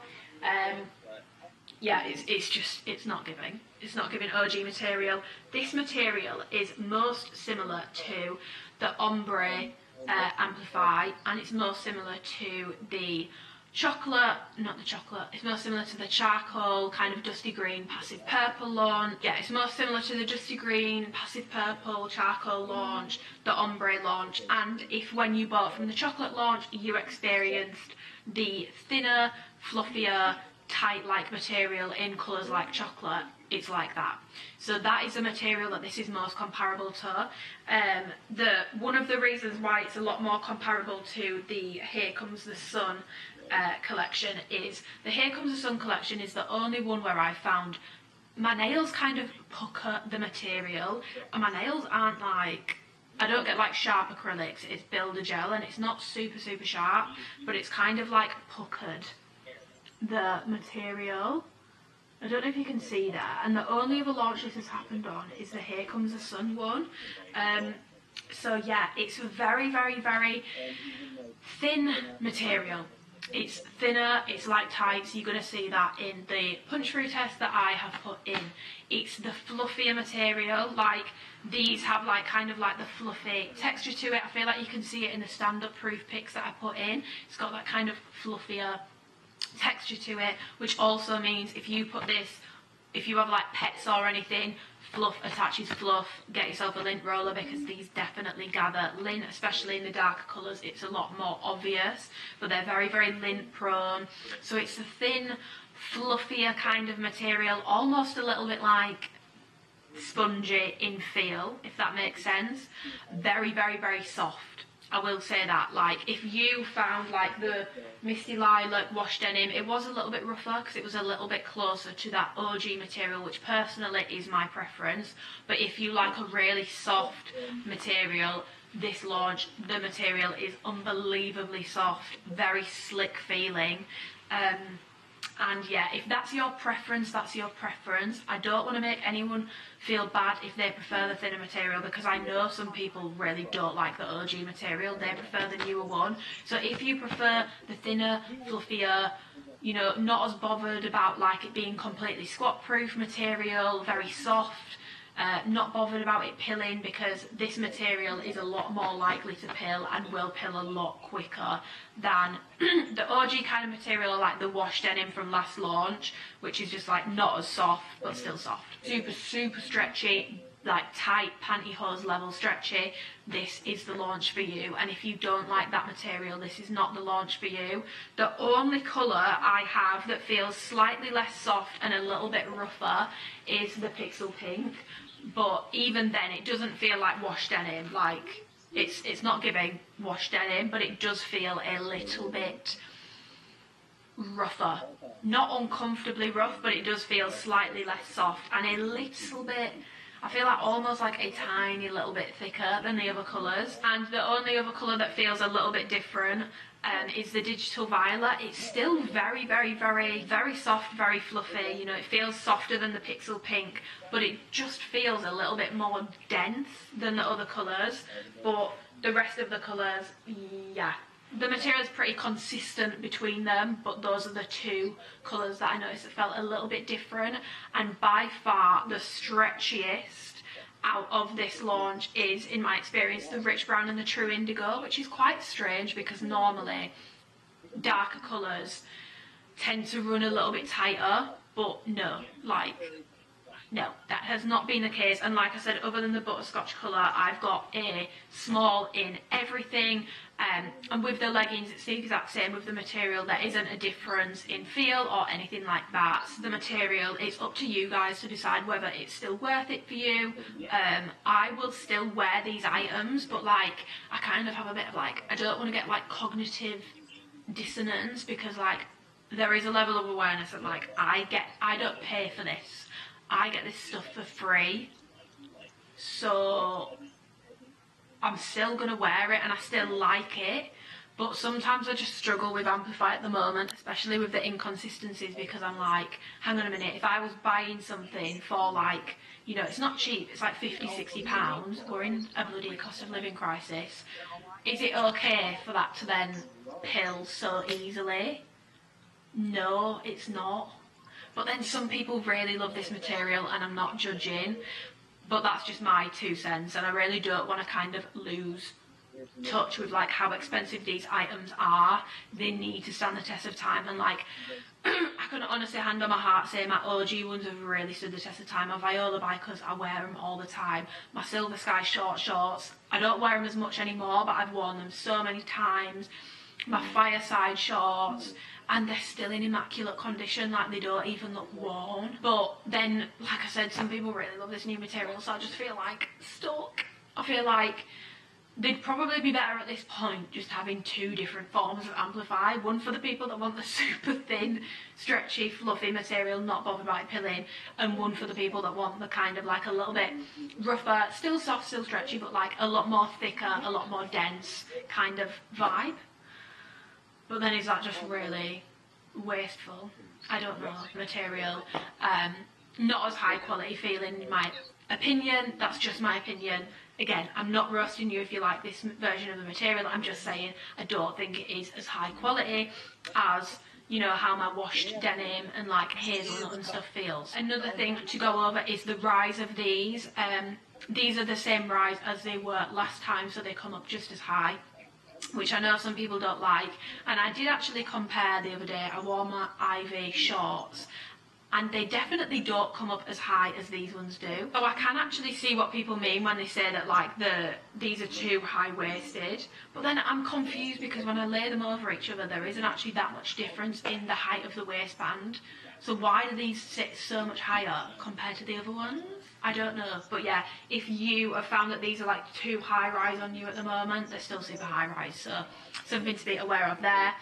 Sizing, let's go over the sizing. Again, something I want to mention because like I feel like people insinuate that like if two people have different opinions, one of them must be lying. And like I said before, there has been a lot of inconsistencies, both not just with sizing between colours, sizing between the same colour, just clearly like different batches. There's just a lot of inconsistencies at the moment. I don't really know what's going on with like the quality control side of things. So if I give an opinion and someone else has a different opinion, it doesn't mean they're lying or I'm lying. It just means we might have actually received completely different batches, which I know you're thinking, well then what's the point in the reviews? And I'm struggling because I don't want to give people the wrong information, but I can only go off the pieces that I have received. So last launch, I've seen people say, I feel like have people been saying can of biscuits? Squeezed out of a can of biscuits. We don't have biscuits in cans in England. Or is it a can of beans? We do have canned beans. I feel like I've seen can of biscuits, tin of biscuits, bag of biscuits. I don't know, but I've seen people saying basically they felt squeezed. Like, you know, like when they put sausage meat in a sausage, like squeezed. By the last launch, there were people that are normally an extra small literally going up to a medium in colours like washed denim, and I did find that the last launch ran smaller. So this launch, like I said, instead of getting mainly extra small, I actually got mainly size small, and then I got one pair of extra small shorts to compare to.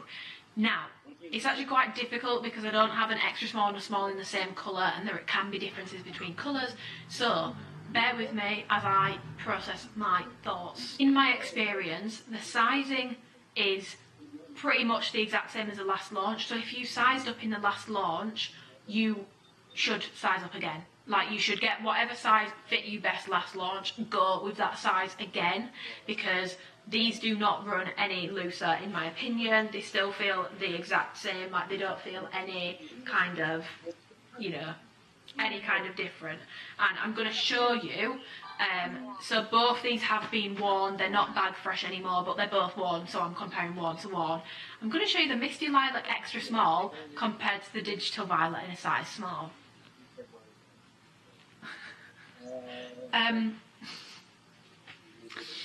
It's giving that's the same size, and I can't wear my Misty Lilac because I trained in them.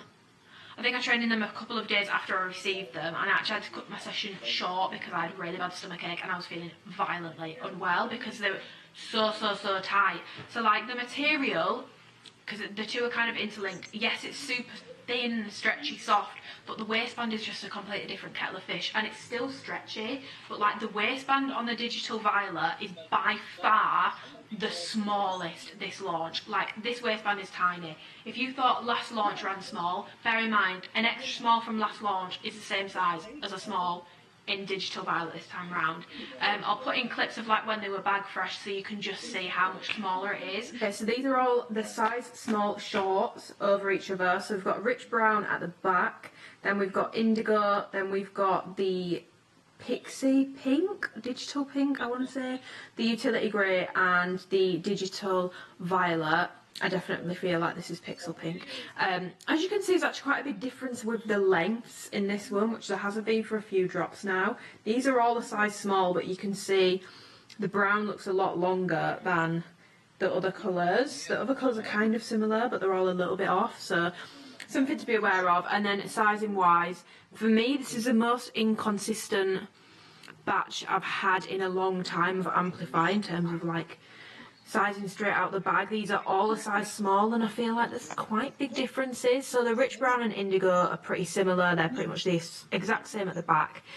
Then the pixel pink is a tiny bit smaller, utility grey tiny bit smaller again, and then I just feel like this is tiny in comparison, this digital violet colour. The waistband is not making sense. How is a size small actually a little bit smaller than the extra small? Something to be aware of, obviously I'm going to let you know in the video, but it seems this colour may run small. Extra small in the pixel pink, small in the butterscotch. Visual side by side, not that much difference to be honest. I would just say the small waist in this colour in particular just feels a little bit less snatchy. Comparison of the small digital violet and extra small misty lilac from the last launch to try and show you just how tight this is. Like, there is no difference between these two. And I've gone up to a small. The digital violet runs small. Size small in the digital violet is actually pretty much the same size as an extra small in the butterscotch. So as you can see, we're not really. It's just the digital violet runs incredibly small. I would say utility grey runs very similar in terms of how tight it is. Then I would say the pixel pink runs tight also, but not as tight as the grey and the digital violet in my experience. And then the true indigo and the rich brown, I feel like these are more of a true to size small, but they're definitely not as big as a size small used to be. Like, I used to get size, like I've tried on my old medium grey size small shorts and they don't really snatch me at all, they just kind of sit on top, whereas these do still snatch me a little bit. So it definitely is still running smaller, but they're the kind of differences between the colours in the shorts. And then obviously I got the butterscotch in an extra small, and I feel like this size, this colourway in this colourway runs a little bit more similar to previous launches in my experience, because the extra small definitely doesn't feel as tight as like the misty lilac in a size extra small. As you can see, it's a little bit, there's not much in it. I'm comparing 1 to 1 again. There's not much in it, but it is a little bit bigger. The extra small is wearable, but I would probably prefer a size small. A size small will still snatch me, but just, you know, it'll be a little bit more comfortable, because these waistbands can get uncomfortable when you've worn them for a few hours, especially if they're not in the right size. So in the shorts, if you are getting the utility grey or the digital violet, 100% size up. Even if you are not between sizes, like, those run very, very tight. The rest of the colours, go with whatever size you got at the last launch. I'd say that's the easiest and safest way to go, especially considering like how thin the material is. You don't want to be sizing down, like it's just going to make any sheerness issues 10 times worse. You know, I've said I could try a medium in the sports bras, and I don't have an emotional attachment to a size. I had this conversation with a client the other day. If something fits, it fits. We don't need to feel like, oh, it's bad to be anything above a size small, because it's really not. If it fits, it fits. However, my concern when I'm saying that, oh, you've got to size up, like if you're having to go up one size, it's not the end of the world. But like with the bras, I'm quite petite, like, and if I'm getting a medium, what are the people who are already on like the upper scale of the sizing chart meant to do? There's nowhere for them to size up to, which is why getting sizing consistent is, in my opinion, with Amplify, something that Alphalete really need to work on, because it's not very inclusive or fair to basically push people who are already at the upper end of the size chart out of being able to buy the product because they can't fit it anymore because the sizing's just gotten so small. Just to go over the leggings, so I got these in an extra small and a small, and as you're gonna see, There's no difference. The only difference between the extra small in the utility grey and the small in the rich brown is the fact that in the size small in the rich brown, there's more room, like the leg is wider, but the waistband is actually pretty much the exact same, so there is no difference. I'm going to put in a side by side of me wearing an extra and a small. And then in the leggings, I am meant to have the black pair as well, but I don't know where they are. They weren't in the package, so yeah, I can't include them. I did get 3 pairs of leggings, but I've just got 2 here. So I've got utility grey in an extra small and the rich brown in a size small. As you can see, the waistbands are actually the same. I'd say between the two, the waistbands are pretty much the exact same. It's just that the size small and the rich brown, it's definitely wider in like the leg, which I feel like you can see, and it's also a little bit longer as well. But if you look at the waistbands, there's really not much in it. Definitely a few more sizing inconsistencies this time round for me personally. Okay, extra small in the grey, small in the rich brown. These did not feel any different on, other than I had a lot more room in the glute region, the leg region. The waist felt the exact same. There wasn't a difference between the two. Yeah, and neither of these were squat proof, so sizing up didn't help. Honestly, I'm struggling to say whether I prefer the extra small or the small because they fit exactly the same. I've still got a little bit of excess material in these, in both an extra small and a small, which you're going to see.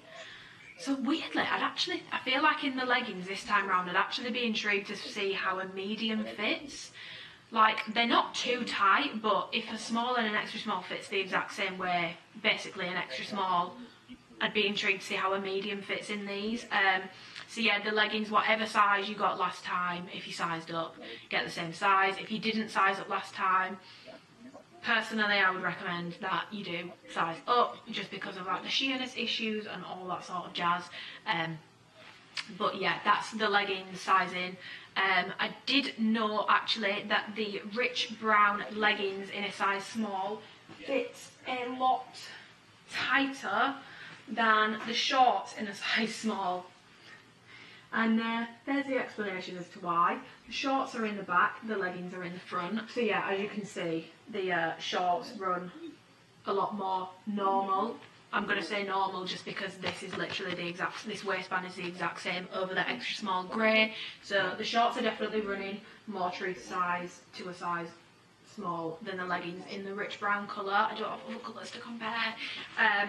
But before I move on, I just want to say really quickly regarding the black, because I didn't get it, but based off the colours that I have got, I would proceed with caution, because if it is that thin material, black leggings, when they're not right and they're not thick enough and they're very sheer, in my experience, are one of the worst things, because they just look bad. Like, objectively, black sheer leggings that aren't meant to be sheer, they just look bad in my experience. So I would be very cautious with the black. It used to be that like dark colours you don't have to worry about, and now I feel like the dark colours I have to worry about more. Which, why? The math is not mathing, it doesn't make sense. I also did want to know, actually, another thing that I noticed just very quickly before I move on to the elements items, is that the mesh panel on these feels a lot thinner than usual and a little bit more fragile. I don't know, when I put them on I just noticed that it was a lot sheerer in some of the colours down the side compared to usual, and it just feels a little bit more like flimsy. It's always been thin, but it just feels extra thin, and I feel like it's because we're back to that soft, thin, fluffy material. If you love it, you love it. Good for you. This is one of my favourite products that Alphalete does now, and I absolutely love. My favourite thing about these exclusive tees that they've started doing is the fact that they're printed. I think they're printed and made in Texas. Let me actually like check. They're made in Texas, and the cotton is grown on a US farm, and I think it's so cute that they put like little pictures of the garment workers with their name and a little bit of information about them. I just think it's really nice, and like, if you watch my videos and like you're familiar with like, I don't want to say me because parasocial relationships, but if you're familiar with like my content, you'll know like I just like giving back. I like local things, I like that sort of stuff, so I really like that they've started doing this. I did actually I did actually order 2 of these, but I didn't get the Learn More, Dream More, Be More tip tee in the navy / pink colour, which I think is going to be stunning.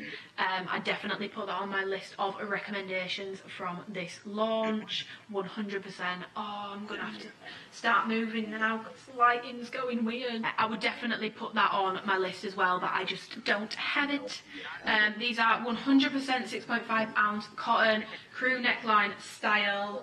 I've shown you in the try-on clip what these look like fully down on me, and also what they look like when I tie them in a bobble.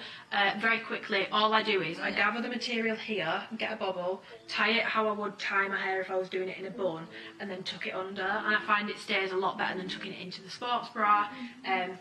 But yeah, 100% 6.5 ounce cotton, crew neckline style, dropped shoulder sleeve style. I get these in a medium, I get these in a size medium, and I love how they fit in a medium. It's a perfect oversize. If I've got shorts on, as you'll see, it does kind of cover the shorts. I do look a little bit naked walking around the gym, but it is what it is. Yeah, I love this in a medium, and I really like this one. So this is the oversized wolf head tee in dolphin blue, but this colour is like a charcoaly grey blue, and it's such a good colour. Like, I actually love this colour so much. I think it's a really nice colour. I love this top. One thing that I have noticed about this top compared to all the other exclusive oversized, they're all unisex t-shirts that I've had in the past, this one feels a lot softer. Normally they feel a little bit rougher and a bit more structured, whereas this one definitely does feel a little bit more flowy, slightly more lightweight, and a little bit softer. I love these t-shirts. These and the Elements crop jackets, which I'm gonna go over, along with the seamless pullovers from Alphalete, are definitely my 3 most worn over the past few months outerwear pieces to the gym or like running errands from Alphalete. Like, I live in these. I cannot recommend these t-shirts enough. Like, I feel like solid recommendation. I love them. This is also coming in white. But yeah, I love this, and I think I might wear it to the airport on Thursday. I think this might be my airport fit.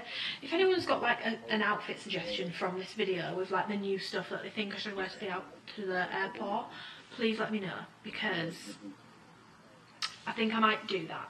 But with this, what shall I wear it with? And I get a medium in these, and it's like the perfect oversized fit. I think if I had got it in an extra small, it wouldn't actually be oversized, even though it says it's oversized, because the medium isn't huge. But yeah, finally we've got some pieces from the Elements line, which has been slightly adjusted.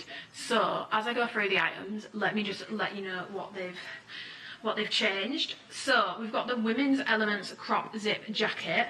And what they have changed about this is that they've shortened it slightly. So I'm going to put in a side by side of the old versus the new, so you can see they're both in a size small. You can see the difference between the two, and they've also increased the cuff opening. But I think I actually did mention it when I reviewed the Elements originally, that the cuffs were just ridiculously tight, like literally like very tight. And as much as I've worn that jacket, like, it's very tight on the wrists. So I'm so happy with the alterations made, and also with the old jacket I used to roll the bottom part of it, so this part, in under itself to make it like the right kind of length, and now it's the right length without having to do that. So this is definitely an improved version of that jacket, and like I have just said, this is literally one of my most worn outerwear over my gym wear, whether I'm running errands or going to the gym, pieces from Alphalete over the past few months. My cream one, like, it's just such a good colour, and it goes with so many things. Old Elements jacket is underneath, new one is on the top. So as you can see, they have shortened it a little bit. Like I said, I used to roll this under once, so the new one is pretty much the perfect length, because that's the length I was wearing it at anyway. But other than that, like, these are both size small. The body fit is the exact same. The arm fit is the exact same. The only other change that they made is the cuffs. So the cuffs are a little bit wider now and a lot comfier. So if you found that these were uncomfortable last time, which I definitely did, they're a lot better now. This is truly like an improved version of the Elements jacket. I'm very happy with the changes that they made, and I just think, yeah, I feel like this is perfected now. I don't think they need to change it again. Love these hoodies. That's the difference between old and new. Elements jacket on the right, new Elements jacket on the left. As you can see, they've shortened it and they've fixed the cuffs. Thank God, the cuffs were way too tight last time. Much better this time round. Prefer the new. So I got 2 of these because I used most of my options on Amplify because I know that's what the girlies are interested in. Always got the girlies in mind. So I got this in this Irish green colour, which, by the way, can we have this in Amplify, because I feel like this is stunning. I love this colour. Now, would I get a full set in this colour? No. Which, to be fair, the joggers don't come in this colour, but the shorts do. I probably wouldn't do a full set in this colour. I think it's a little bit much. I also got the oyster grey colour as well, which is just like a very light, cool toned grey. If I compare it to the utility grey, you can see it's a lot lighter. It's kind of like a silver skyish kind of colour. So I get these in a size small. Small fits perfectly. You don't need to really... You can size up for more of an oversized fit, but like in jackets from Alphalete and hoodies, I always get a size small, and these are fine in a size small. Don't need an extra small, don't need a medium. These fit how they should fit in a size small, so whatever size you normally get in hoodies, if you want it to fit like a standard fit, go with your usual size. The Elements material, if you go, I'll link down below my original Elements review and timestamp where I put in the comparison of this material compared to like Performance, but it's basically like a jersey, spongy, almost scuba-ish kind of feel. It's not got brushed cotton, it's like, it's all the same, it's the same material inside and out, and it's, I would say it's kind of like a medium kind of weight. It's not super thin, it's not super thick, and I feel like because it's not brushed, it's not too warm. Like sometimes I will train, do my first like 2 exercises in my cream hoodie and then take it off as I get a bit warmer, but it's not too hot to the point where you couldn't do anything in it. It's like a nice medium weight kind of hoodie. Details wise, you've got this kind of like waterproof Alphalete tag which is on the hood there. You've got a little bit of paneling detail on the hood. Then at the front you've got this logo which is just embossed on. You've got a black zip down the front. You've got these hidden pockets on the side here, and you've got the same on the other side, and then on the sleeve you've got the hidden pocket, which I think you're meant to put your phone in, but personally I haven't used it yet, I'm not going to lie. Like I said, the cuffs are so much comfier now. It's definitely an improved version, and the length is a lot better. Before it was kind of like just past my belly button, unrolled, and now it's kind of a little bit longer than my sports bra. It's just the perfect length, to be honest, for like a cropped hoodie. And other than, what other hoodie did they used to do that I used to really like? The Capital crop zip hoodies. This is probably one of my favourite of their like cropped, proper hoodies. Oyster grey is the exact same. The only difference is that the branding on this here is in black. The only thing that I find off-putting about the green, I said this about the Elements last time, is that I actually think this looks really good in white, and I wish that the details were done either tonally or in white also. I know it's just kind of like the vibe of the collection for it to be black and more contrasting, but I don't really like the fact that this is white and this is black.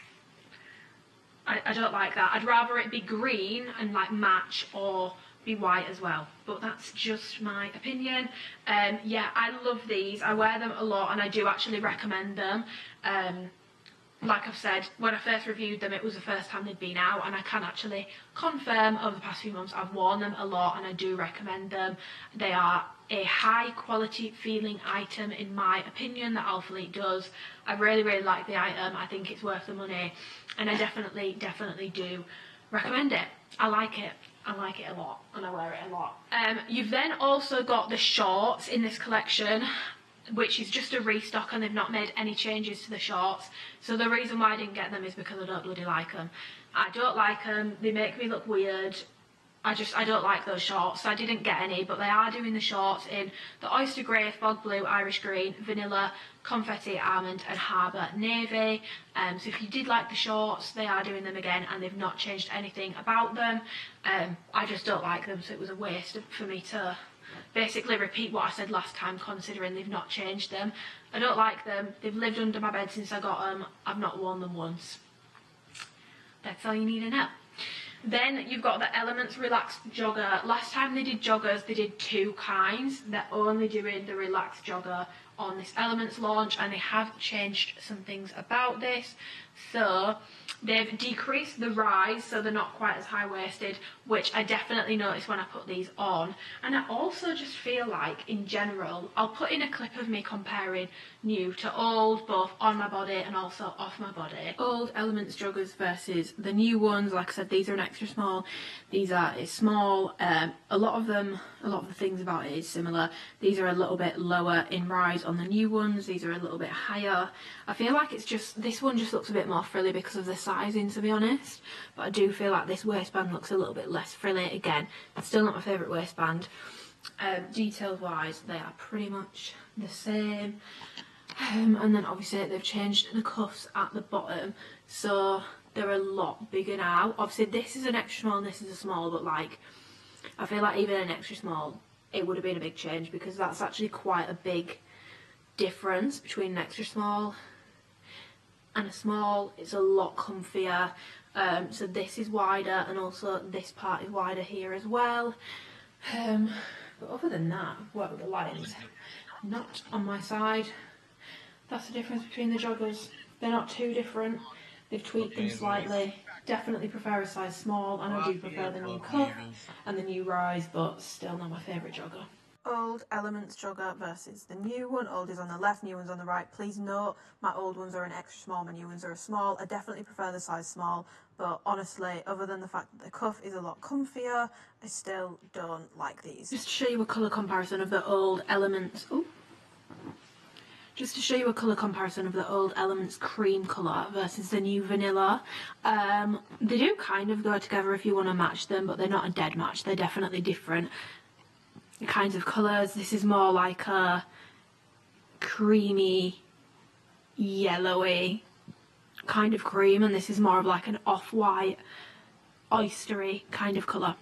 And then they've also increased the cuff opening. Again, thank God. I don't even have big ankles, but I always find with Alphalete joggers, the cuffs are just so tight. These are a lot more comfortable now, but it is worth noting that I went up to a size small, and my old ones are an extra small. So I don't actually know if in an extra small these would be alright. I just want to be completely transparent about that. But in a size small, these are fine. It's not too tight, doesn't leave a digging mark, doesn't cut off my blood circulation. I can feel my feet. I won't need to get my foot chopped off. Perfect. So yeah, I've got these in the vanilla colour, and yeah, so they've brought the rise down, but the details are still the same. So you've got this pretty thick waistband, you've got a drawstring on the inside. I don't really like this drawstring, I'll be honest. I think it looks quite cheap. It's just giving cheap.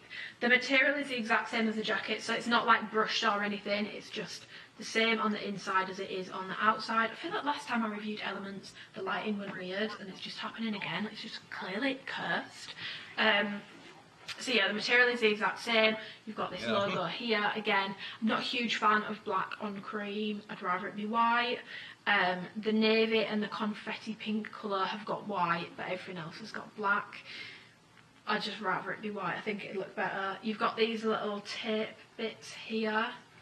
I never did find out what the purpose of these is. It's a 27.5-inch inseam, and it comes up to like here on me, which you'll see in the try-on clips, which is like a standard jogger length. There isn't really any other detail on the back. It has got a front seam, it's got a back seam, and it's got a back pocket. There isn't like a zipper or anything on there, but yeah. The cuff is actually a little bit baggy in a size small, but I'd much rather it be like that than be too tight.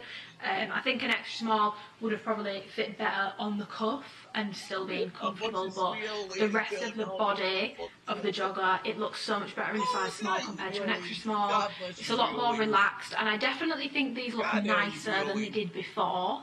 I don't know whether it's because of the changes or because I've got a small this time and not an extra small. However, it is not my favourite jogger that Alphalete do, and realistically, my old ones have lived under the bed since I got them.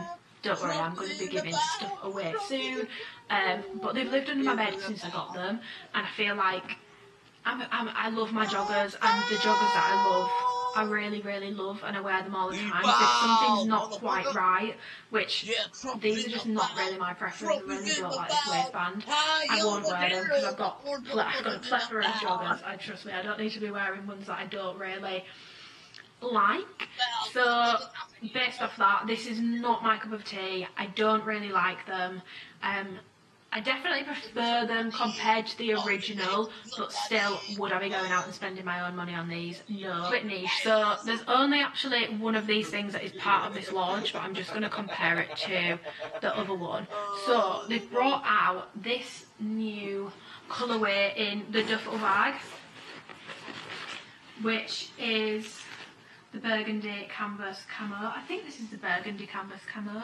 Yeah, this is the burgundy canvas camo duffel bag in a size medium, and they also sent me some from previous drops, and this one is a size large, so I feel like it's actually probably a good opportunity to just show you the difference between a medium and a large. I definitely prefer the medium in these bags, and we have a black one from when these first launched, and it's technically Dan's to use because it's just more of his kind of thing than it is mine. However, recently I've been using it so much, and I definitely prefer the medium over the large, just because even with the medium, when you've got these full, these are big bags. So this is a medium, right? And looking at the size of my head, even with a medium, sometimes it can feel like, am I walking with the bag or is the bag walking with me?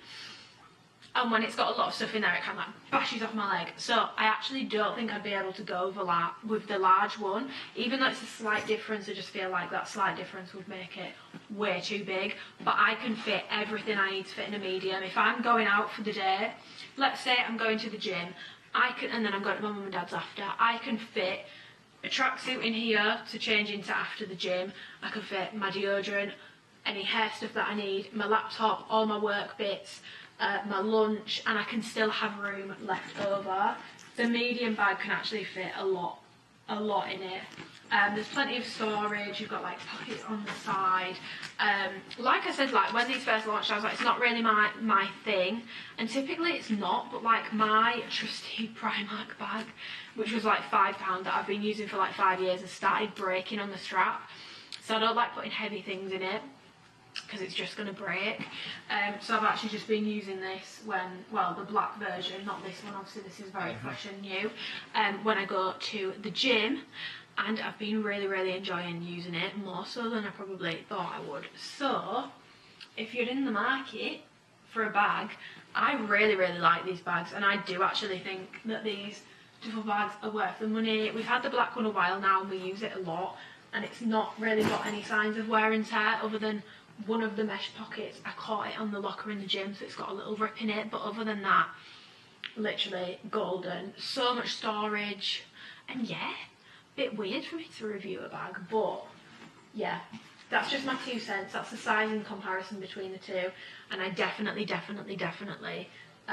would go with a medium over a large if you are interested in one. If you're a guy, you can probably get away with a large a lot more. I'm just going to show you for reference how big a large is. So this is how big a large is when it's stretched out, and this is a medium. Can we see? I just feel like, yeah, the large has a lot more height to it, and on me would just look ridiculous. So I'm gonna give this to my sister's boyfriend. I'm gonna give it to him today. That's gonna be a little gift for him. But yeah, and I actually really, really like this colourway. I think this is really cute. I've decided I'm gonna keep this one for me because I can't keep using the black one because it is technically, I did give it to Dan. So I'm going to use this one for me. This is going to be my gym bag, and I love it. So I think that's everything for this review video. If I've left anything out, please just let me know in the comments below and I will go through it. Let me know what you're thinking of the new kind of style of my reviews, where I've started doing like the split screens and like the voiceovers. Let me know if you find them helpful. Like I said, if there's anything you need to ask me that is going to require me having this stuff and my entire collection, please ask me between today and Wednesday, because otherwise I'm not going to be able to help you, and like I said, I'm going to feel really, really, really, really, really bad about it. Sizing help, the best way for me to help you and give you like accurate sizing is if you message me on Instagram, tell me what sizes you've had in other launches. If you've never bought before, give me your measurements, and also pictures really help me to work out what kind of size. I always find I get sizing right a lot more when I've actually either stalked someone's Instagram if they're on public, or if they send me pictures. I find it a lot easier. And don't worry, I'm not going to do anything with the pictures, and they just need to be this. I've made myself sound really weird. It doesn't need to be a weird picture, it can just be a gym selfie. That's all we need. Any men watching this, do not send me any pictures of things that I don't want to see, because that's happened a few times recently and I'm not interested.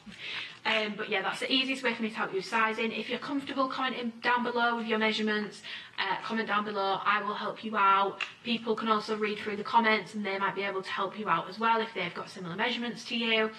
Yeah, any questions, leave them down below or message me on Instagram if you're not comfortable commenting. And yeah, let me know which material you prefer. If you prefer this material or the ones that are more similar to the OG, because I am definitely intrigued. Yeah, that's it for this video. If you enjoyed the video and found it helpful, please give it a thumbs up. Subscribe if you want to and you haven't already. And my Instagram is amyrookes. If you want to see the colour comparisons and other story bits, I'm going to be doing a Q&A on my Instagram tomorrow about this launch. It's all on my Instagram highlight. I've got a public page. You don't need to follow me if you don't want to. Also, by the way, I do respond to DMs even if people don't follow me. You don't have to follow me in order for me to respond to your message. I'm all for helping the girls out. I will respond to absolutely every single person's question about the launch. And yeah, I'm going to go because I need to get on with editing this video because tomorrow I need to pack and then I've got 2 days of check-ins and then I'm going to America. I'm joking. I'm so excited. I've never been to America before. Like, I'm literally, this is like Christmas Eve times 5 million. I'm so excited. So excited. I'm so excited. Yeah, I'm gonna go.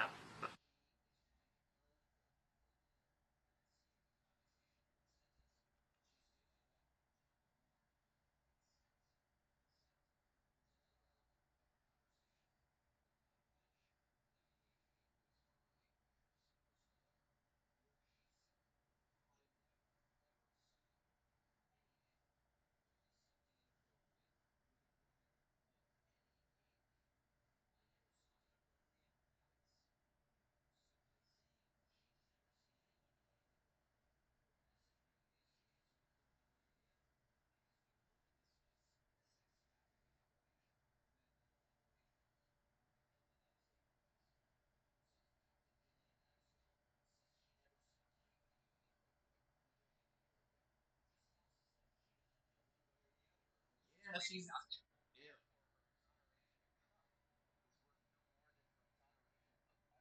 yeah, or so.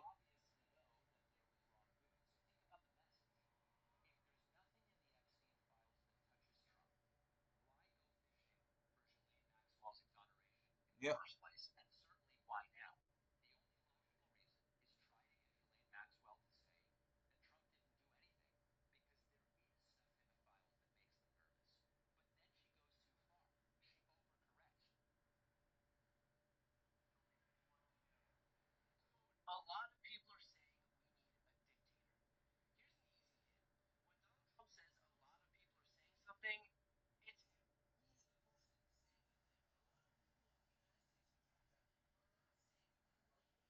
Dictator.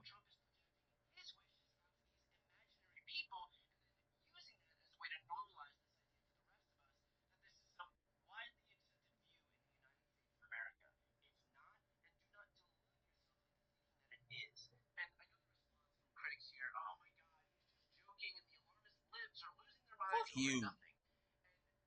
Good morning. I am officially the worst person ever at filming because I'm only just starting this video and I've been in America since Thursday. However, there was so much running over the weekend which was just quite hectic, and I'm not gonna lie, I was quite anxious and I was just like, oh, I don't really want to be getting my camera out. And then Monday, oh, we went out on Sunday and that was just, it just got a little bit too much tequila. So then on Monday I was recovering, and then yesterday I did my first shoot.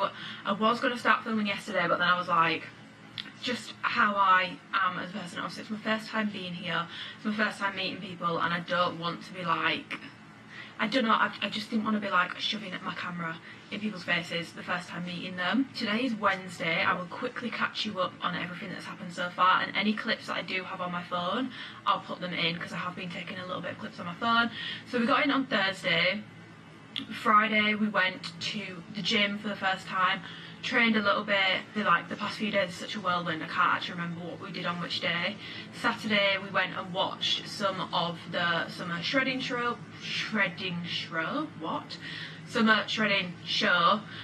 which was really interesting. I've never watched a bodybuilding show before, but by far like the best part of that for me personally. And I think this is because obviously I'm a coach, like that's what I do. I love the fact that they've got a transformation category, like I love it.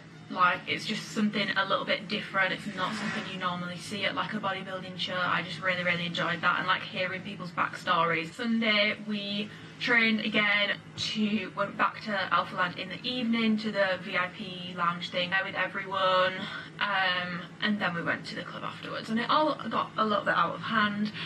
Too much tequila. I don't actually like tequila, but it was very palatable on Sunday, which was a little bit dangerous because it does mean that I did not eat too much to drink, and I did end up throwing up everything. So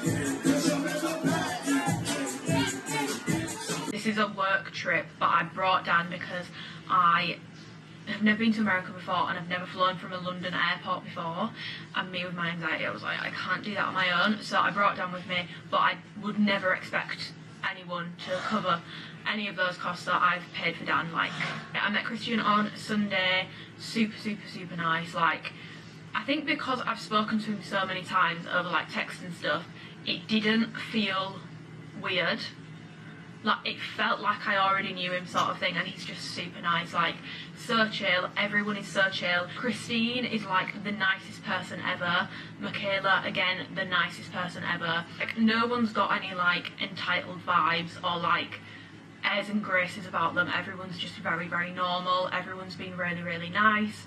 It doesn't feel like there's any kind of different treatment depending on whatever. Everyone's been super nice. Yeah, I've met pretty much everyone that's been here over the weekend.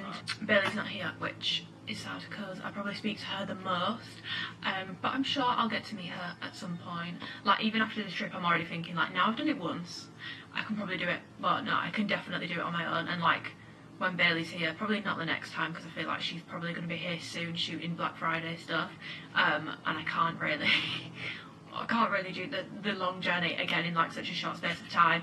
But definitely soon, when she's out, I will just come out and meet her because I really want to meet her. But everyone has been so nice. We did our my first ever shoot yesterday. Everyone, again, is so nice. I feel like the key word, I'm not going to use the word nice actually, because I've decided I don't like the word nice. Everyone's just very kind. They made me feel so at ease. Like Kirby, she's amazing. They tell you what to do. Like, obviously I'm not a model, I don't really know what I'm doing, and I was a bit like, oh my god, am I just going to be the most awkward person ever. The first one I was like, I feel like I was a little bit and I had my hair down for like the first two things that I did, and then I put it up like this and it looked a lot better up, so I'm going to put it up again today because I'm shooting again today. But yesterday we were shooting for November stuff, which is all related to Black Friday, I think. It was a lot of surface, there was a bit of Alphalete in there, and some new hoodies, these new shorts, which are like, they're going to be unisex, but they're like the best. They're so comfortable. And I was shooting with Gabby and Rachel yesterday, and they are both really nice. Gabby is super nice, Rachel is as well. Everyone's just lovely. I'm loving the vibes. I will show you the gyms because we're going to go and train, then get some food, then Dan's gonna leave, I'm gonna go meet Christian, and then I'm shooting at 4 and we're doing seamless today. So anything I can show you I will show you. I'll put in some clips of yesterday. Yeah, I didn't actually take any video footage of shoot day 1, so I'm going to pop in some pictures. First picture we're looking at here is a sneak peek of the new unisex shorts that are dropping, which are actually one of my favourite things that I got to shoot in. A lot of it was surface, and surface just isn't my bag. So yeah, sneak peek of the shorts. This was in like the mocha kind of colour. Then cute little picture of me, Christian, Gabby and Rachel, because Christian was shooting with us on one of the shoots that day. Oh no, wait, I did just do one shoot that day. Yeah, cute little selfie of the gang. Then this picture, which is a screenshot from Christian's story, because I screenshot this, so many of you guys, which by the way, thank you so much, like literally the nicest people ever.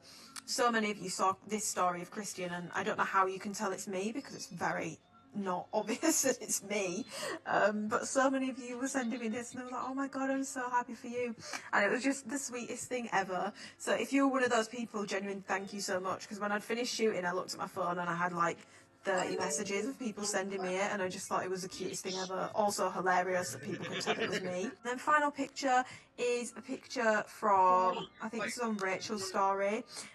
So yeah, she's got the capital crop zip on, she's got the power leggings, I've got a sweater and the power shorts on, and we are leaning on Tyrone. I think his name is Tyrone, I don't want to say it wrong. But yeah, this was shoot day 1. But yeah, I'm so excited to be here. This is like a dream come true. I'm very, very excited, and yeah, I've said this on Instagram a few times since I've been here, but obviously I've not been filming, so I've not said it. Genuinely thank you so much to anyone who's ever used my code with Alphalete, because obviously if I wasn't doing any sales I wouldn't probably get asked to come out here. So I'm just very, very grateful for all the support, and to be here is very exciting, very exciting. I might actually put in that little clip of Zayn Malik when he's talking about being from Bradford, because it's my favourite clip and it literally like plays around in my head whenever I'm doing something exciting. But yeah, everyone I shot with yesterday was lovely. I think I'm shooting with similar people today, maybe a couple different people, but yeah, I'm excited. I will show you around the gyms. Alpha Eats, by the way guys, the food, when we were shooting yesterday, Christian bought up some chicken and steak quesadillas. I had one of the steak ones and straight away I was like, oh, as soon as I'm done here I'm going downstairs to get the chicken ones, because the steak one was good, but like red meat and my stomach don't really mix. So I got the chicken ones and they're just so good. Are they laced with cheese, which I'm not meant to have? Yes, but that doesn't matter because they were really, really good. But I think I'm going to try something different today. But yeah, welcome to the vlog. I'm going to film as much as I can every day from here on out. To be honest, you've not really missed much. Yesterday kind of, but like I said, I really just wanted to make sure I was in the moment. Obviously I can get really bad like social anxiety sometimes. So I really wanted to make sure I was like pushing myself out of my comfort zone and speaking to people, and not just like grabbing my camera on my phone when I feel awkward, which is something that I do sometimes, and it's a habit that I need to get out of, but it's just because I get like anxious. So yes, welcome to the vlog, and hopefully some busy clips, fun clips. Yes, it would be quite rude of me not to film, to be honest, because you guys are the reason I'm here, so I kind of need to show you what I'm doing. We just got to the gym, it's like it's not going to be it, but I'm going to show you the gyms and like the outside area, and give you a little tour. Come on.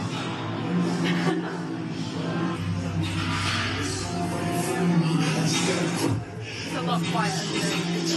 This is the first gym.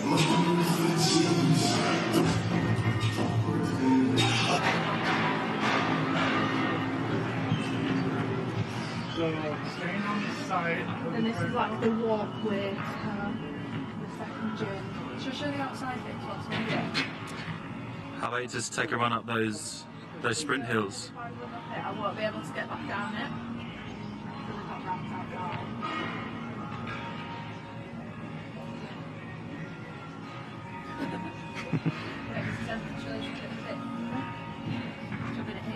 If it's empty, that's usually what you do with.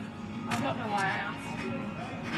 I was going to say I don't know if you wanted somebody's empty so you can't have it. Thanks for asking my permission. And this is the second gym. This has got more equipment. Which gym do you prefer? I prefer this one. It's quiet. Yeah, it depends on the temperature really, because that one's nice and air conditioned, but this is definitely more of a rawer gym.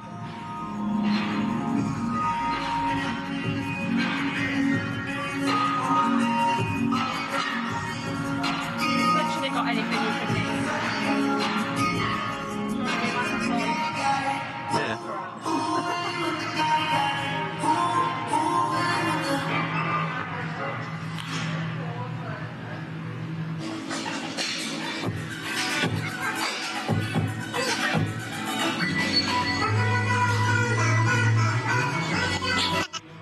As soon as you said the music's better, if you went the crossroads. The hardest thing is working out what things are in kilos. No, in pounds to kilos. Everything in England is in kilos.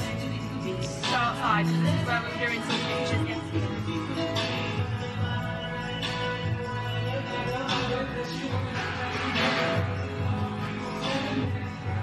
Then you've got like mirrors. With like, by the way, this lighting's really good, Dan, if you want to get a selfie. Thanks.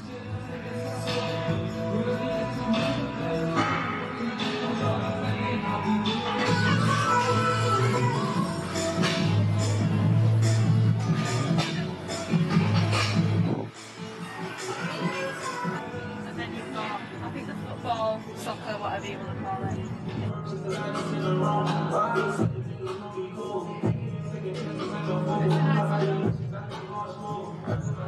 Where Dan spent his hours yesterday when I was shooting. Also, Christian, if you're watching, if you're going to do one in England, please don't put it in London. Put it up north. I think Yorkshire. Leeds or Manchester. I'll settle for Manchester if I have to. I can't take the commute. But I would commute. Some days, not every day. But yeah. If anyone has any UK gym recommendations, let me know. Well, not UK, more like Yorkshire, because don't you just think this is a much better... Like, I'm convinced if I trained here for 3 months, I would grow. This is an incredible setup, but it's not just the equipment, it's just the environment and the people here. Yeah. Just my opinion. Everyone seems very motivated. We need more. By the way, if anyone's nervous about coming here, you really don't need to be. It's definitely one of those gyms where I think people would be scared to go, like an Ultraflex. People are scared to go there because they think it's full of like influencers and like bodybuilders, which it is, but like everyone's very focused on what they're doing. I'm not getting like judgy vibes. It was a bit much at the weekend. Maybe don't come for summer shredding if you've got anxiety. Yeah, I agree. It's very busy, but like, as you've just seen, it's dead and it's 11:25. So it's not like you need to get up stupidly early to come and train for it to be quiet if you don't want to. So yeah, basketball court. Yeah. How long did you spend out here yesterday? All day.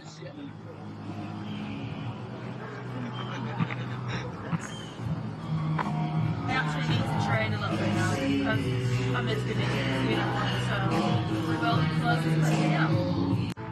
Here she goes. Yeah, let's go. Let's go, ladies. Woo! Let's go, ladies. Let's play some ball, ladies. It's time for basketball. Let's play some basketball. Let's play some basketball, ladies. Let's play some basketball. What do you think of this weather? Let's play This some one, this is- basketball. Okay, come on, 3-pointer. Steph Curry.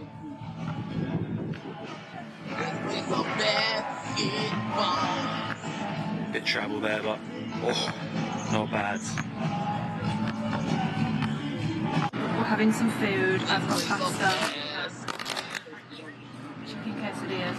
Hold one up so they can see how much. They're so good. This is what I had yesterday. Try it.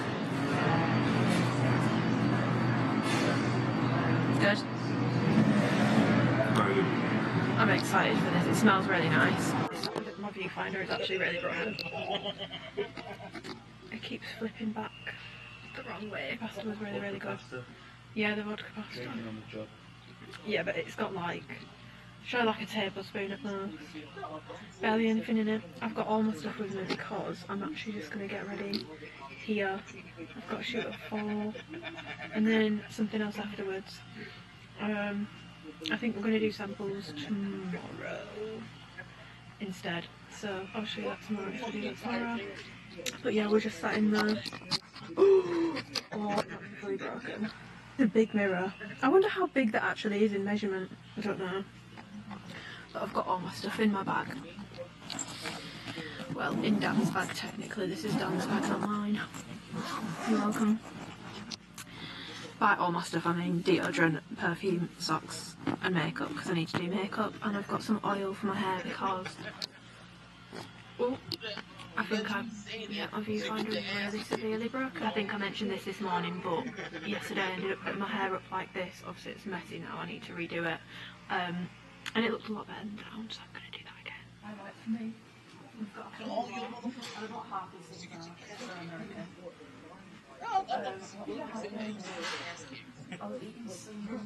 Diabetes. No, I had these the other day when I was with Christine and Hannah and Amanda, I think. You can add these in Do you want to try one? I've tried them. I'm not sure how I feel about it. They do taste like nothing. Apparently some people even love more hair. Reese's giant gum. Gobstoppers they look like. Oh. I reckon we could probably get about 10 of those in your mouth. It says double bubble on it. I actually want them. These come out too quick as well. This is very well in the night and it just...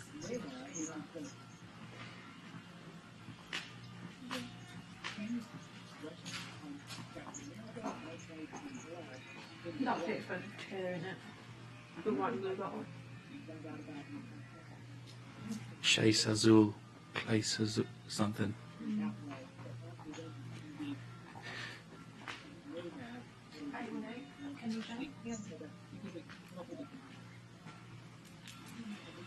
I'm yet to find one of the big 8 bottles. It's like 4 times the price, but I'd like to see it in real life. I reckon we can get it in England. This is a big mirror that I was just showing you. There's like a desk there. That is a big mirror, isn't it? Which I'm assuming people would do work at.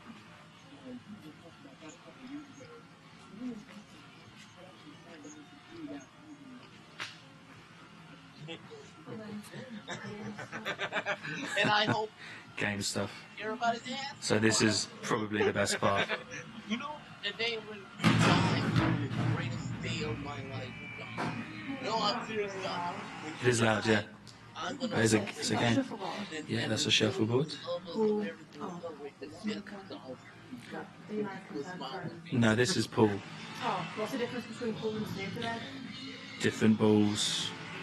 And then the ice hockey, little mini next balls that are all black. That's actually very aesthetically appealing.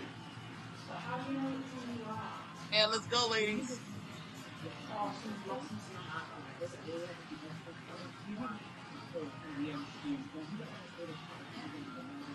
That's not it, I think. Hey, What's your favourite game?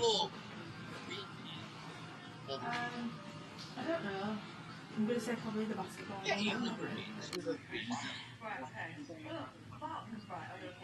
Baby, master over the thing. Master.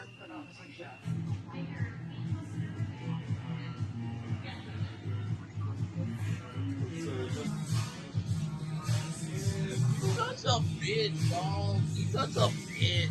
It's master there. That master there. Master there.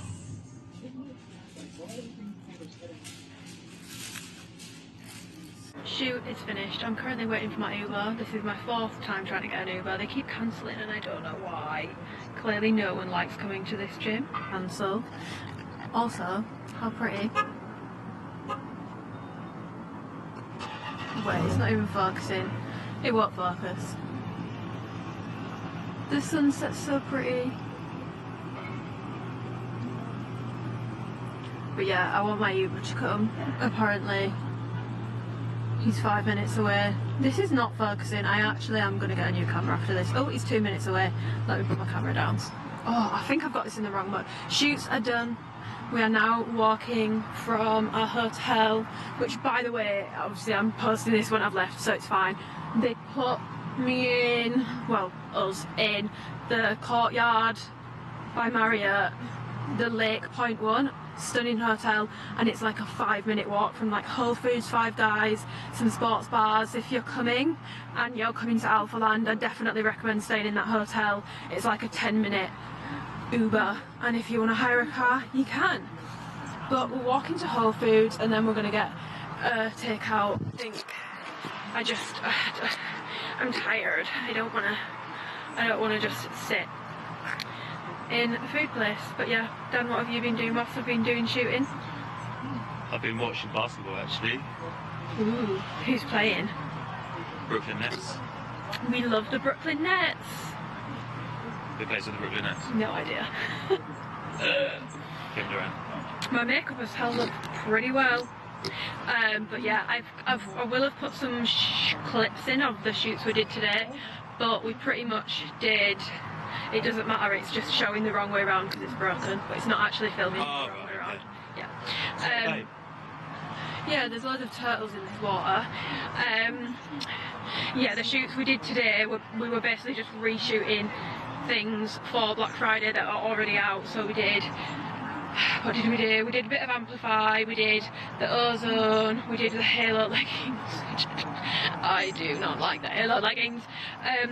But yeah, we did some really cool photos and videos. Kirby is like so nice. She's so nice, so helpful, makes you feel so comfortable in front of the camera, because I definitely, in terms of like photo shoots, video shoots, I definitely am not, but her and Justin are like so good, and they just make you feel at ease. Everyone I was shooting with was nice. I think that is my last shoot whilst I'm here, but I don't know. They are shooting a new Amplify next week, so new Amplify is coming. We are watching basketball, and we got, well, I got some fruit from Whole Foods, and then we've got Chick-fil-A. Never had it before, and these chips are good. Oh yes, please. What did you order? Coquera? Yeah, I did Coquera. I'm gonna try my, oh, so it doesn't matter then. My burger on camera. Coquera. Oh. Well, I feel like the bun to chicken ratio is really popping off. I took the cheese off this. I got a spicy chicken one.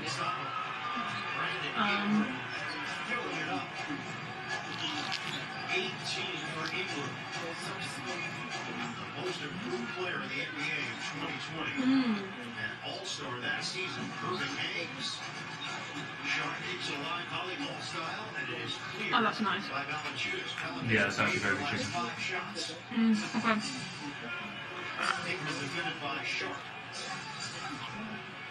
I'm gonna eat this, and I will see you tomorrow, I think. Good morning. It's Thursday today, and I wasn't sure if I was going to do any vlog footage today because I'm in a foul mood. But I feel like I need to just commit to the vlog. Basically, I woke up this morning, reached for my phone to check, because Christian's been normally messaging me on the morning. I just wanted to check if I had any messages, see if there's anything I need to do today. Open up my Instagram. It's gone. Again. This is the second time in a few months it's happened now. I don't know why it keeps happening. Like, I've not violated the guidelines. I know so many people that it's happened to recently. Everyone always says, make sure you've got two-factor authentication on. It genuinely doesn't help. Like, it really doesn't help. It'll do the 24-hour thing. I know people who have never got it back, and I know people who it's taken weeks for them to get it back. So, if you do have a business, make sure you're on other platforms, because Instagram cannot be relied upon anymore at all, apparently. Yeah. So yeah, I'm back in contact. I do have a contact if anyone has their Instagram taken down. It's called Media of Thomas on Instagram, and if you click the link in his bio... Dan, can you turn that music off, please? I don't want to get a copyright strike. Yes, sir. If you click the link in the bio of his page, it'll take you to WhatsApp him, and it will cost you money. It is ridiculously expensive, but if you run a business through Instagram, depending what kind of business it is, you can't really put a price on it. I can't really put a price on my personal page. It's pretty important. But he did tell me when he got mine back from me last time that like it would be a one-time payment, and if it ever happened again, if I had an issue again, that he would be happy to do it for free. So I'm just waiting, and I'm hoping he's going to be able to get it back. In the meantime, I'm stalking people from my coaching account, which probably looks a little bit weird. But yeah, I think today is going to be quite a chill day. I don't think I am doing samples today. To be honest, we go home on Saturday, so I don't actually know if I'm going to be doing it at all, which is a bit sad because I really, really wanted to do it. But I know that they're busy. It is what it is. So we're going to go and train, get some food. I've done some check-ins this morning. We went to IHOP. I'll put in some pictures of my food. It was good. It was way too much though, like neither of us could finish our pancakes.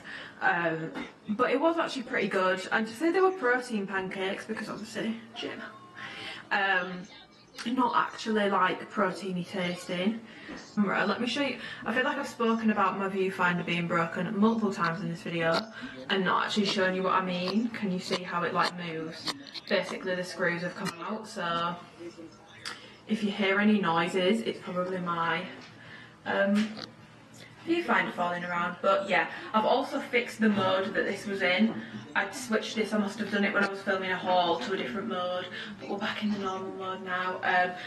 I've not got makeup on today because I'm just, when I woke up this morning I was so raring to go, and then I saw my Instagram and I was just like, oh, it's just, I know for some people they're going to think, Amy, you're in Texas, in America, why'd you care about your Instagram? But like, I was enjoying sharing stuff with everyone in like real time on Instagram. Also, like, it is stressful having your Instagram taken down. I feel like even if you don't use it for work, it's stressful. So like all my conversations with my friends are on Instagram. I don't text people ever. But yeah, I think we're gonna go train. I want to do a proper leg day today. I don't feel like I've properly been able to train since I've been here, so I think my anger from my Instagram is gonna fuel my session today. Oh, I might take one of my snacks actually. When I got here, they gave me like a little goodie bag with 3D, of course, because that's Christian's energy drink company, and then not the beers, we got those from Whole Foods, loads of protein. I know, I just can't help it, I just love a beer, they're not mine. And then they gave me a bag full of snacks, which I've eaten most of. There was like Welch's, these brownies, which are like, oh, I can't remember, it's a women-owned brand. It was a protein brownie and it does not taste like protein, and I really want to find some before I leave on Saturday to take back because they're so good. These Power Crunch bars. I had a chocolate one of these yesterday when I was on a shoot, and it's actually really nice, like a wafer thing. And then this Pop-Tart thing. I had the birthday cake one the other day and that was really good. I think I'm gonna pack this to take with me for a little snack.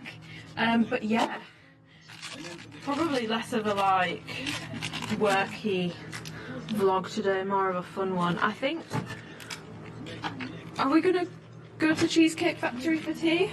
Yeah, I think so, yeah. Because tomorrow night we're doing just get something from Whole Foods. Oh my god, yeah, like the hot food section. Guys, especially the breakfast like burrito wrap things, they're actually really, really good. I don't need to take this. But yeah, bag is all packed. Perfume, hairbrush, deodorant, snack, bra from yesterday which doesn't need to be in there, socks from yesterday which don't need to be in there, laptop, adapter, a little bit of makeup, doesn't really need to be in there but I can't be bothered to take it out. Perfect. Good morning, it's Friday today. This is my final full day in Texas. I've checked on Instagram, I still don't have it back. Love that for me. I did actually, like, I was really trying not to message Christian because I was just like, I know he's really busy, and I was just like, oh, no. But this morning I was like, oh, it's still not back, and it's been like over 24 hours. Last time Instagram went down, I did have it back within 24, and I'm like, oh, this is getting into dangerous territory here.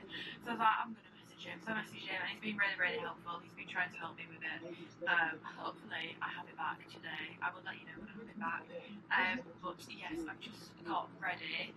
Me and Dan are gonna have a little bit of like a kind of content day today for whenever my Instagram reappears.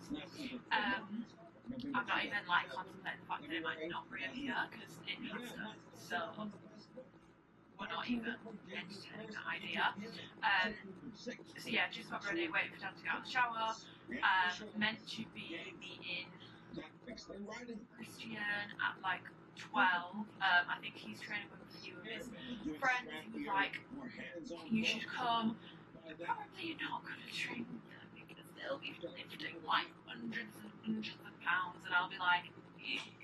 And it's another body day for me today, so it depends on the training, and I can't train chest because implants are the stupidest thing I've ever done to myself. So yes, for me, I want to do a little bit of back. I think Dan is going to record a little bit for me. I want to get like a few pictures. I realised I didn't show you the retail store at Alphalete, and they've got like this really cool hologram thing, so I'm going to make sure that I show you that. And then today, I am meant to be doing samples today at some point later today. Fingers crossed I get to do them because I fly home tomorrow, so today's my only chance.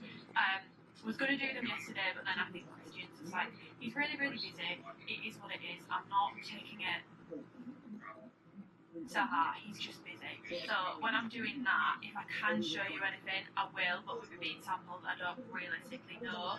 But I'll give you like a little bit of tea afterwards, even if I can't show you. I'll give you a little bit of tea afterwards and update you, keep you in the loop.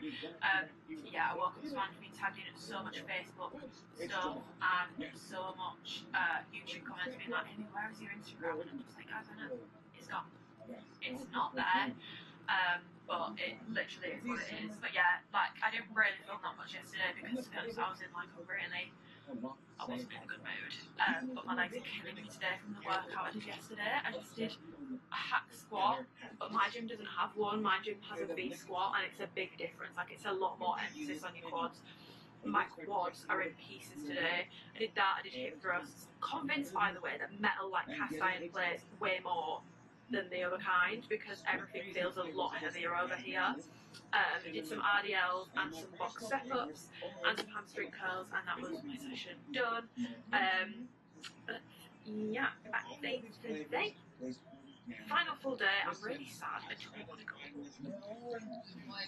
I don't want to leave. I've had a really, really nice time. I feel like I'll probably fill you in a little bit more and check what I filmed and what I didn't film when I get back to end of this video, but genuinely had the best time. I've had a few emotional moments, not like sad emotional moments, more just so like so excited and all that sort of stuff. But yeah, I'm gonna wait for Dan to get out of the shower. I don't really want him to come out half naked, so I will see you at the gym probably. This is what I didn't show you today. This is like the retail section.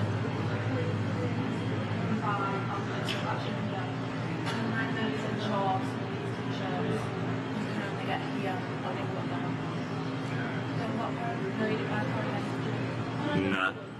I bought the, yeah, that's correct. Around. No, not so I just show that. Tell me what that is. We've got all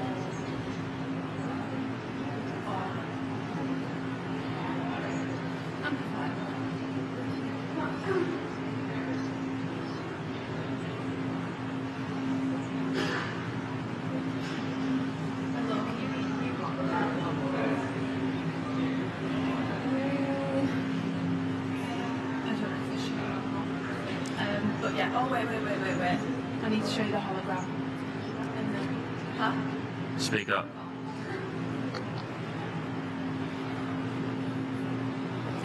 Woo! That is pretty cool. I'm intrigued as to who they modelled it on, but if you go all around, it's usually like... Oh, that was modelled on me. It's the dad bods range. Hi, I'm voiceover in this part to try and avoid a copyright strike because of the music in the gym. By the way, they have the best music. So me and Dan did a little bit of a back day, and Dan filmed some clips. This is my first upper body footage in like 2 years. So yeah, we did some narrow grip pull downs. I don't like training with other people, but it wasn't too bad training with Dan. Plus it's nice to have someone to help film. Oh, I'm looking very happy there. Joyous. Then this machine, which I've never used before, which was actually quite hard to use. Like, I had to really lean forward to grab the handles, but I did actually really enjoy this machine. I've got no idea what it's called because I've never seen it before in my life. The vibes in this gym were just 10-10, and oh, I miss it. JD Gyms is not the same. Again, looking very happy. And then just a classic seated row. This isn't my kind of a back day. This is Dan's kind of a back day. I was just training with him. Form here, I'm not entirely happy with. It's not awful, but it's also not spot on. Upper body workouts coming soon, guys. Don't worry. Productive day, Dan? Yeah, good day. Good day. You got your content, didn't you? I did actually, yeah. After about 1,000 takes, but you know. I got a little bit of content. I've got a new t-shirt which isn't out yet. This is coming on Black Friday. What? That isn't a t-shirt. Oh, pump cover. It's a pump cover. Yeah, but it's the same thing. Why are you going down there? And then I also got, because I'm showing this, and then I've got this body warmer, which is one of one. It's from the sample sale, which I think he's having on Black Friday at Alphalete. If you're interested, there are some really cool looking samples, and you'll be able to get something that like no one else will have. So if you want something cool, swing by Alphalete for Black Friday. Yeah, I did like 2.5 hours of samples. Let me see if I can turn this around, because my viewfinder is severely broken. I did like 2.5 hours of samples. Oh my god, I look horrendous. I'll explain more when I get back about what I saw, what I tried, what's come in, what I can say about it. And yeah, wait for the Uber. Look, my camera is now completely broken, so love that for me. My viewfinder is no longer above, it's now hanging off at the sides. If I look here, it's because I'm checking I'm still in focus. As you can tell, I'm also not in America anymore. I'm back in England, and obviously I did not update you about the samples when I got back to the hotel, because I'm clearly back in England, and this is following on from that clip. So this is what this clip is going to be. I'm going to spill some little bits of tea on Black Friday that I am allowed to spill. Talk to you about samples. I did ask all the kind of questions that you guys are very eager to know about, like customs, amplify sizing, scrunch material, etc. So I'm gonna give you the answers that I got to that as well. This is basically like a little roundup. But I just want to say, first of all, which I've already said in this video, but after coming back, and especially after Friday, genuinely thank you so much, because I would not have been able to do that trip if it wasn't for you guys. And I'm not saying that like light-heartedly or anything like that, like it genuinely means so much. And that trip was like way out of my comfort zone. I'm not a natural when it comes to camera work, especially when it's like proper photos and stuff. Like, I'm just not a natural, but everyone was so nice, and I really pushed myself out of my comfort zone. I have quite bad social anxiety, and I did struggle at a few points when I was there, but like I kept pushing myself out of my comfort zone. I kind of wish I pushed myself out of my comfort zone a bit more. Now I'm back, I'm like, oh, I wish I'd said yes to more things, but you know what, like, I can just try and get better and better. But I really pushed myself. And something I want to speak about, I have been really struggling with my confidence recently. I've spoken about this in a video a few months ago, and it's been like an ongoing thing. I've had a lot of like self-doubt. I've kind of felt like my opinions and voice doesn't matter. I've kind of felt like I should speak less and by speak less I mean kind of like, you know, online, but also in person. I'm not super chatty in person around people I don't know, because I'm quite an anxious person. But it's kind of, you know, made me go into my shell a bit more. I get like I've had so many reminders of how like shy and quiet I am, and the more people tell me I'm shy and quiet, the worse it gets for me. Like I find it really, really hard then to come out of my shell, and like there's no denying I've had like a lot of confidence hits when it comes to my appearance and how I look, and I've just not felt good about myself. Like I just haven't felt good about myself, and genuinely like all last week has helped me massively, but genuinely I cannot thank Christian enough, because those few hours that I spent with him on Friday doing samples, yeah, it was like the most fun ever, but it also meant so much to me because it, like, I just felt very valued, and I felt like he really wanted my opinion, and I felt like I could be completely open and honest, and it wasn't awkward at all, and we got on like well straight away, like we could talk to each other easily, and it's just really helped to kind of boost my confidence back up a bit again, and kind of help me with the self-doubt and stuff I've been struggling with. You know, like even down to like there's things that I wanted to do a few months ago, like so keen to do, and then I've just kind of like lost interest in it. Because I was just like, oh, I can't do this, like it's too much. And there were just like conversations that were had that's made me feel like, actually no, it's not too much, and I'm capable. And yeah, I just feel like there's a lot of stuff over the past few years from working with Alphalete, which is a direct result of your guys' support, which has really changed my life. And I also feel like last week, whilst it was only like a week, it genuinely feels like mind-altering and life-changing. And again, I only got that opportunity to even be there and be in such a good, positive environment because of you guys. So, thank you, basically. On to the Black Friday tea. Black Friday, when's it starting? 19th of November. Same as previous years in the sense that like it's going to run for a week. It is working a little bit differently, and as soon as I can tell you guys, I will be spilling the tea on that, but I can't tell you yet. So just know they're doing it slightly differently this year, but it's not in a bad way. I actually like the idea. Christian told me the like plan. I really like it, so I'm excited for it, and I can't wait to tell you guys about it. What I did the day before was new stuff, and that is all going to be part of. It's going to launch on November the 19th, as they do normally. They normally do a launch on Black Friday. By the way, no restocks for Black Friday. I always get asked about this. They've never restocked in Black Friday, as far as I can remember, other than like maybe a black full set. Like I think last year they restocked Black Amplify. I don't think they're doing that this year, but I'll let you know.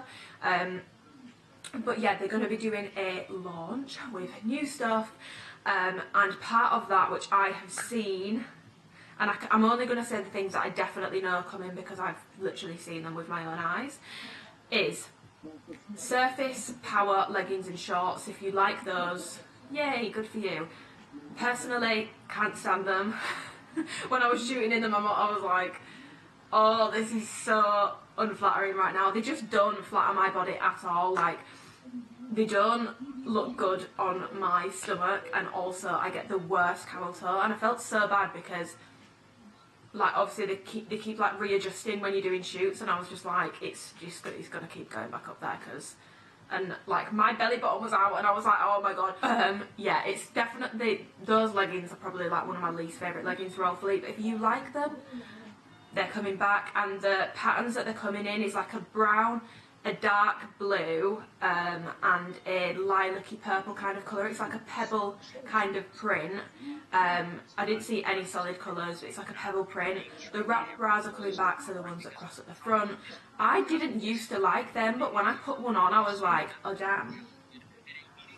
I actually preferred it. I don't know if they've changed the fit. I'm going to have to wait until I get my package, and obviously I'll do a review as normal, but yeah, I actually did like the wrap bras this time.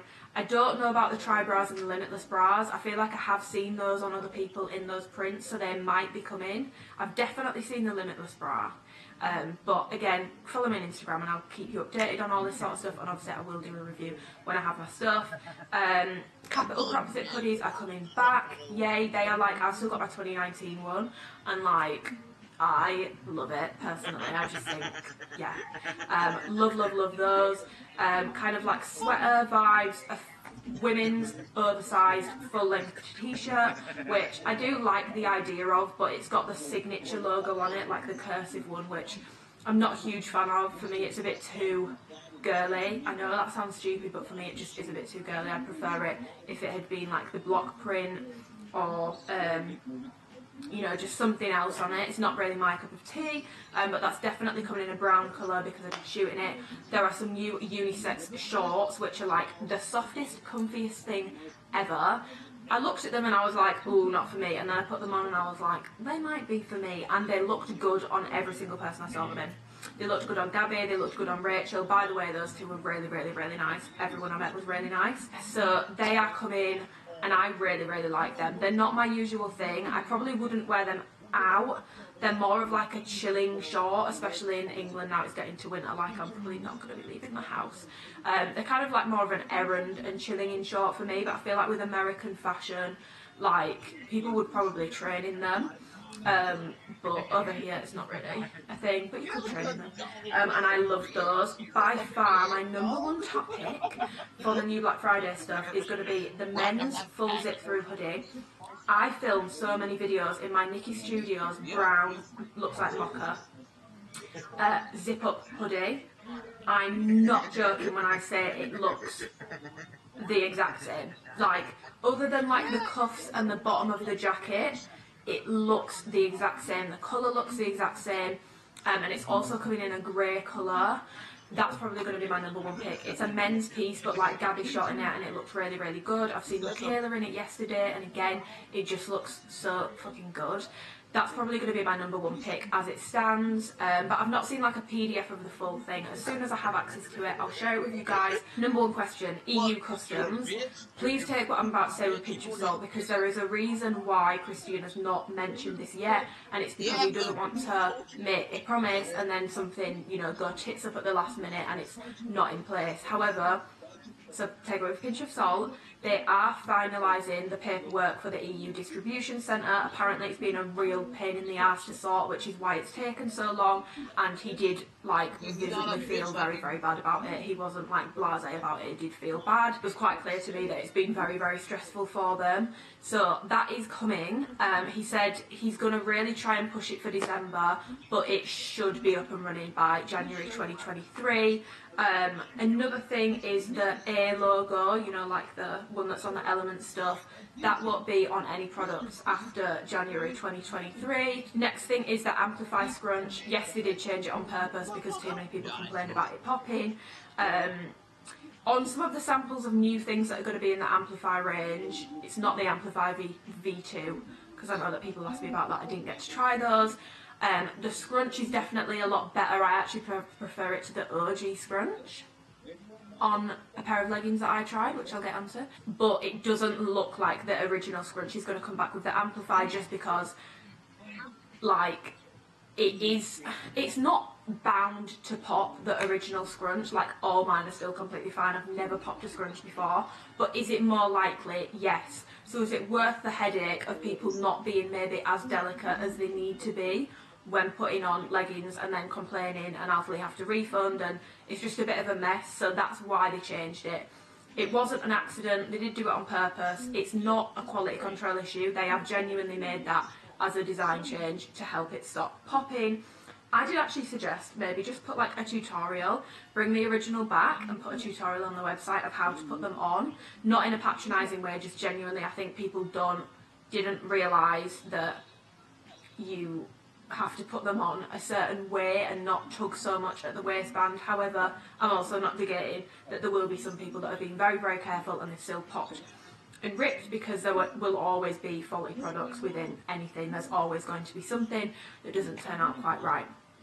So that's the scrunch. It doesn't look like the original will be coming back on the Amplify as it is.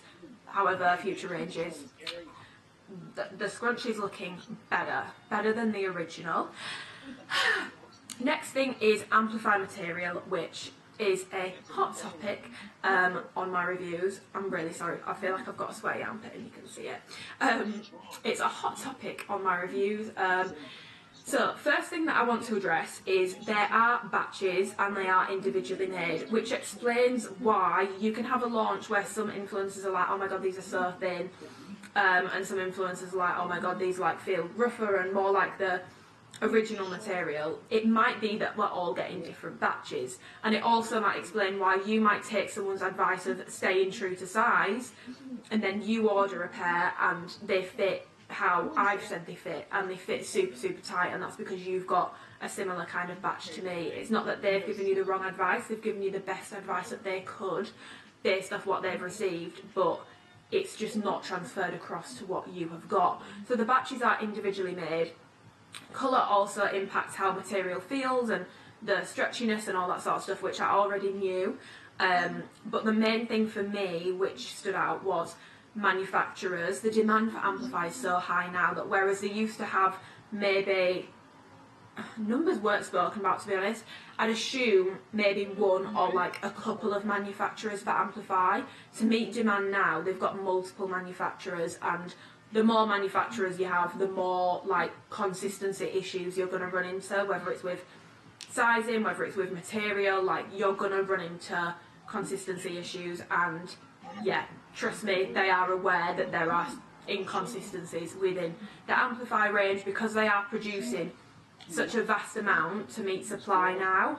It's getting a lot harder, and for me personally, I do think the multiple manufacturers is the reason for the biggest change in the material over the past like 2.5 years or 2 years, no 2 years, over the past 2 years. I think that is the biggest explanation, and the one that makes the most sense as to why there's been a big change in the material, and also explains why, you know, there's differences between launches. Some launches there might be some colours that feel like the OG, and then there might be other launches where things feel thin again, and that is why. I'm going to go on to sizing, and then when I talk about samples I will come back to the manufacturing thing because it is relevant and a kind of a solution sort of thing that it looks like they're coming up with. Brilliant. I've just realised I never came back to this point.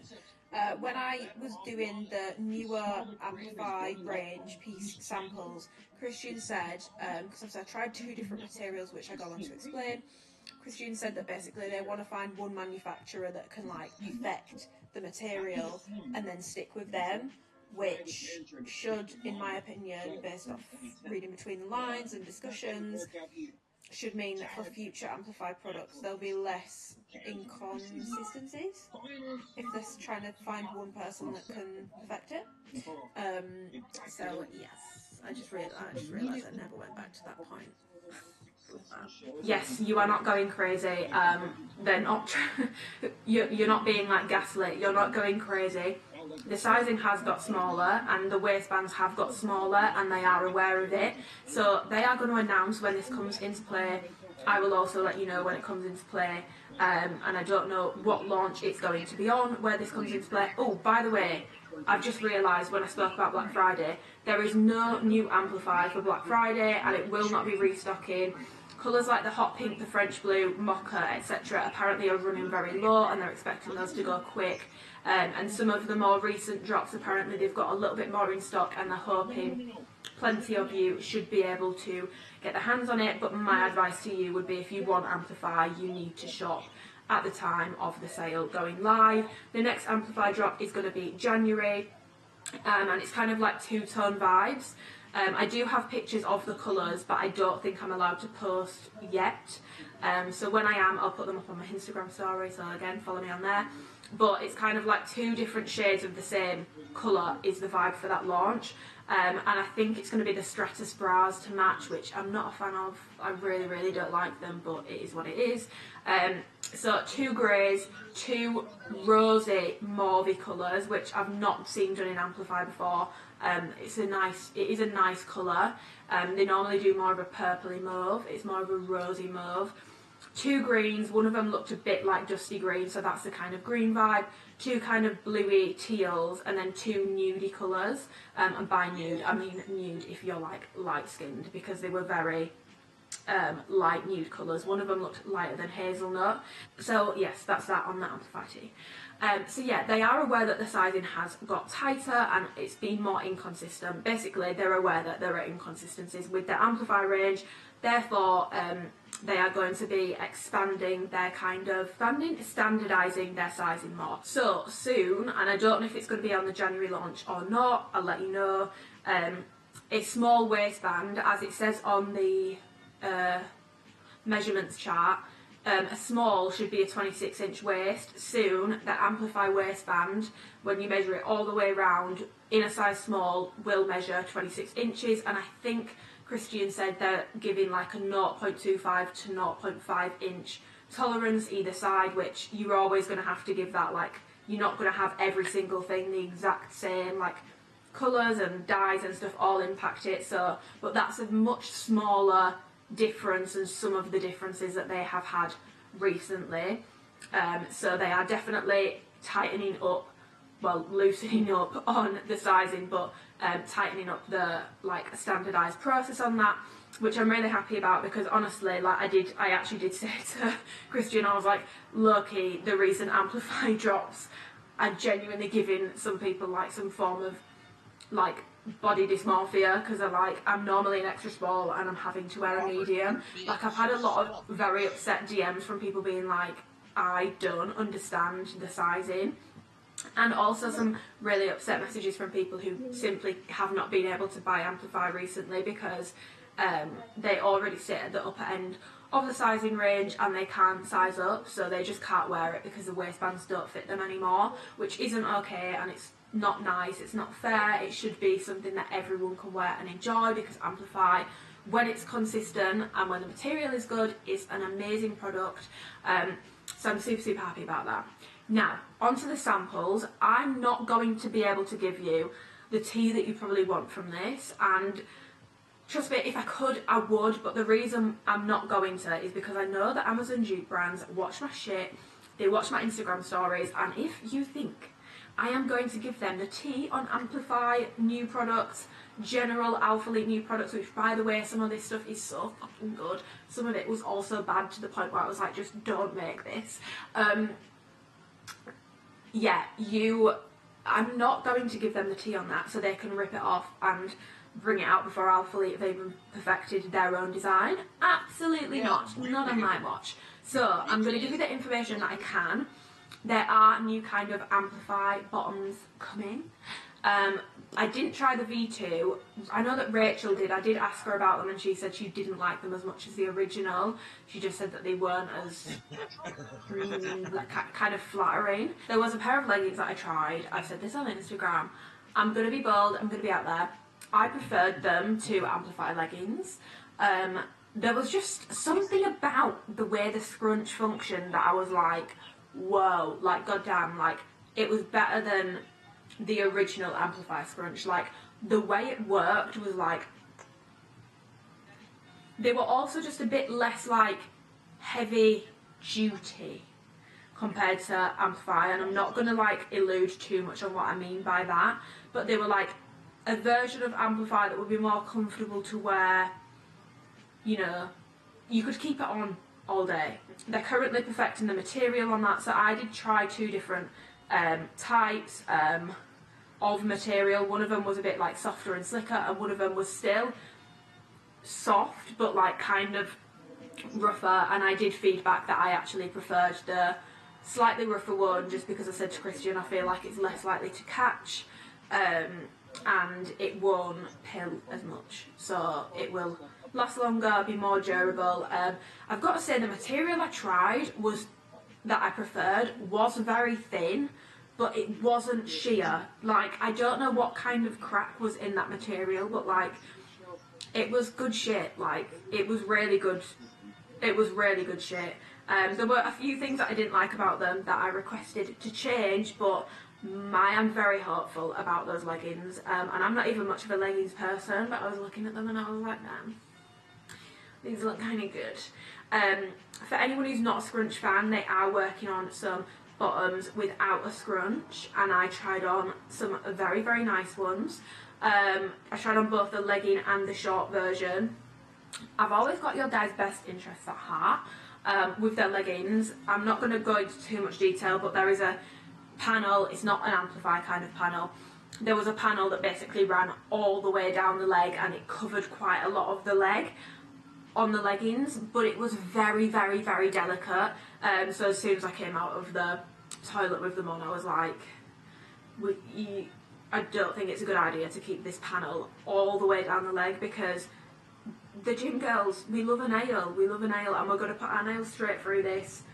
Yeah, and you know, you could argue, well, just be more careful putting them on, but I think when you put in a panel over that much of a legging that's so delicate, and you're going to charge like £50-ish, which is normally the price for leggings from Alphalete for them, and don't really think it's on, so I did feedback on that and asked to change it. But other than that, I loved those leggings. Like, they weren't amplified, they didn't have the bum scrunch, but they were still very flattering.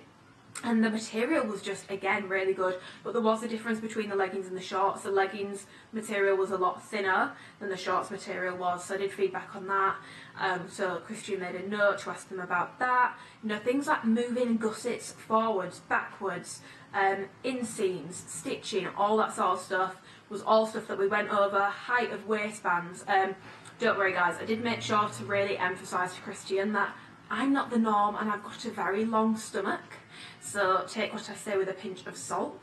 Because at first he was like, I don't think you do. And then he was like, oh damn. He was like, you do have a long stomach. And I was like, I do have a long stomach. So take what I'm saying with a pinch of salt, because I can't have everything that I'm doing here tailored to me, which he said he does samples with like 3 or 4 people, so I'm assuming he kind of merges everyone's feedback and goes with the general consensus on it. So yeah, don't worry guys, I haven't been like completely selfish. I tried to keep everyone in mind. I tried to keep everyone in mind in terms of like lower tummy control, because I know that some people with Amplify, they feel like it's a lot of waist control, but then like where their lower stomach is, there's not much control. I tried to keep that in mind with the feedback I was giving. But yeah, those bottoms were like the most exciting samples I tried on. There is a new material coming, which is nothing like Amplify, it's more kind of yoga vibes, and I'm not joking. I think it's my favourite material that Alphalete are going to come out with. Now, it depends how the actual products in that line end up looking, because I wasn't a huge fan of the actual products that I tried in that fabric, but like the fabric was some really, really, really good shit. Like very high-end quality feeling fabric, and it sounded like they've spent a lot of money on trying to get this right. So that was just kiss. It was such a fun process doing samples, by the way, guys, and I felt, don't worry, I didn't feel like I needed to say, you know, hold back on my opinions. I fully felt comfortable, to be honest. So hopefully some of the feedback gets taken on board, like right down to like on a pair of the leggings that I tried on, there was like a stitch that kind of ran down here, kind of like a quad accentuating one, but the stitch was like crisscross, and I was like, it's giving like pumpkin Halloween vibes because of the stitching. And Christian actually agreed, and he was like, yeah. I was like, I don't like this. So right down to the nitty gritty, and like we agreed on a lot of stuff. Some of the stuff I tried and I was like, where am I wearing this toe? I don't understand. Just didn't like the products, and I made that quite clear. There was one thing I tried which was like, it was a pair of bottoms, and basically because of the style of bottom there has to be a front seam, and I was like, you can't do these, because I know some people don't mind a front seam, but trust me when I say you would have minded this front seam. It was bad. I tried on some flares. Oh my god, I can say that because Christian's definitely posted those on his story. The flares were not right for my height, but like the idea of them, very cute. And I tried on the nicest minimal bra, which felt so fucking high quality. I'm not even joking, it literally felt like, you know, it was a Lululemon type quality vibe. It was very high quality, very minimal vibes, you know, the TikTok bra kind of vibes, and I fucking loved that. That was probably one of the favourite samples that I tried on, because I was like, this is like just sensational. And I've actually seen that I think that's been finalised, because Christine showed me the colourways that they're doing that in next year. Oh! It's so good. Like oh my god, the colourways are so fucking cute. So fucking cute. There is a lot of exciting stuff coming, like, and I'm excited to see, oh my god, I think if some of my feedback gets taken into consideration, and I can see it when I get the product whenever it's finally done, I will scream, because it literally felt like a dream come true to be able to have a say in products during the sampling process. I'm not joking, guys, I am genuinely reconsidering my entire career, because those 3 hours were some of the best like 3 hours of my life. I had so much fun. It sounds sad as hell because I was just trying clothes on and feeding back on them, but I was like, this is like heaven to me, and I'm so grateful that I got to do that, because towards the end of the week, as you can probably tell in the vlog, I was stressing that I wasn't going to get to do it because I was going to run out of time, and then when we got to do it, I was like, I'm just so freaking happy. So freaking happy. Oh my god, also, I forgot to mention, Black Friday, they're having a sample sale at Alphalete. I think it's starting on the 19th, and if you're local, you need to fucking go. I went in the samples room and I had seen, there's none of the stuff that I tried, by the way, it's like samples that they've decided they're not doing, but I've seen with my eyeballs like a fraction of the stuff, because they were keeping the rest of the stuff in a hotel. That's how much stuff is in there. Oh my god, like some of the samples are so cute, and they'll never be like released as like a full product line, so you could get a one of one piece. I've got a baby blue body warmer, and best believe I'm whipping that bitch out everywhere in winter. So if you are local to Houston, check out the sample sale, because that's going to be amazing, and it's such a cool opportunity to have a chance to get like a one of one Alphalete piece. You don't need to worry about anyone rocking up to the gym in the same thing, because it's going to be super unique, and there was men's and women's stuff in there, so yeah. But yeah, I think that's all the tea I can give you on the samples. I'm sorry I can't give you more tea, but I'm sure you understand, like, I've always respected Christian and Alphalete, but like, after having conversations during sampling about how long it takes to get these samples right, guys, some of the stuff I was trying on and feeding back on is not coming out until 2024. And like, I saw how in advance they plan launches, and it's very far in advance. Like I said, 2024 is very far in advance. I've just got like a newfound respect for like the whole design process, the whole sampling, back and forth, making things, and it's kind of made me think about what I want to do. It's definitely got me thinking about it, because Christian did say we're both very detail oriented people, and it would kind of be a little bit of a, I feel like it's kind of be low-key a little bit of a waste if I didn't put that into use somehow. So not activewear though, like I'm not doing that. That I salute, even if the products that a brand brings out are dog shit, I just salute doing activewear, because it sounds like an absolute minefield. Not drop shipping though, because that's not real. Well, it is a real business, but you know what I mean. Oh, honestly guys, I'm still like reeling off last week. Like, it was genuinely one of the best weeks of my life. Like, I had so much fun, everyone was so nice. I finally got to meet Dylan, who, by the way, is just as helpful in person. Like, I don't know what I would have done without him the first few days, because I was anxious as hell and a bit of a mess, to be honest. He's such a good person, like such a good person. I actually left them a card when I left, and I made sure I addressed it to Christian specifically, I addressed it to Dylan specifically, and then the rest of the Alphalete team, because I didn't want to start naming everyone, because I was like, I don't want to then, you know, miss anyone out. So I was like, I'm going to put Dylan's name in this card, because that man deserves recognition. He basically looks after all the athletes. Like, I could text him any time of day, he'll respond like ASAP. I've never seen someone respond that quick, and he's just as helpful in person, just as nice in person. I also got, oh my god, I got to meet a girl who I speak to quite frequently over Instagram, who works in customer service. I'm not going to name her because she doesn't have like any Alphalete stuff related on her page, and I don't want, I'm not going to name her, but I got to meet her, and it was like the most wholesome interaction.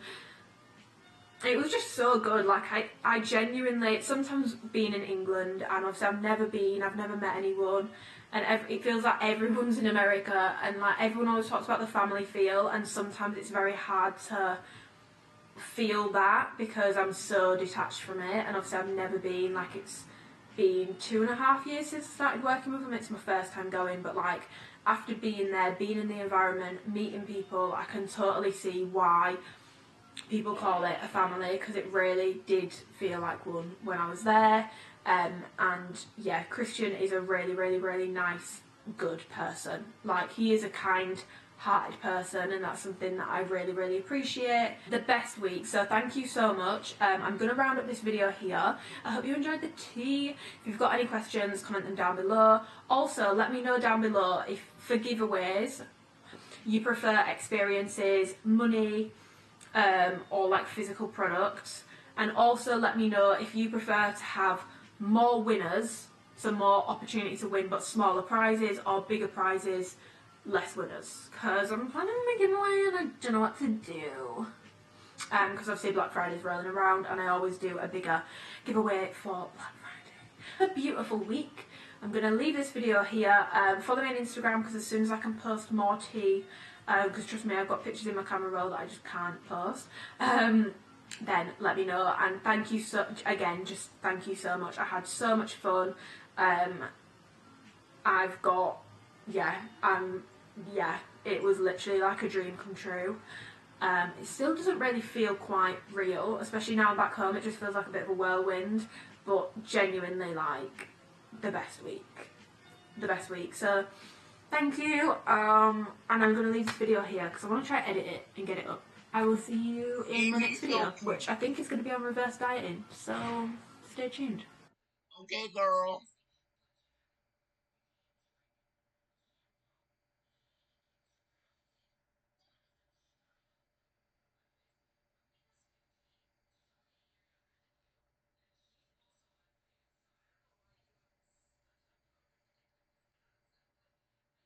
Hello, welcome back to another video, and as you can probably tell by the title of this video, it is Alphalete's Black Friday. It's time for Black Friday again. By the way, I'm filming this on a new camera, so if there are any issues, please bear with me. This is not ideal for me having to use a new camera for a video this important or this long, but I don't have a choice because my old camera is now officially broken.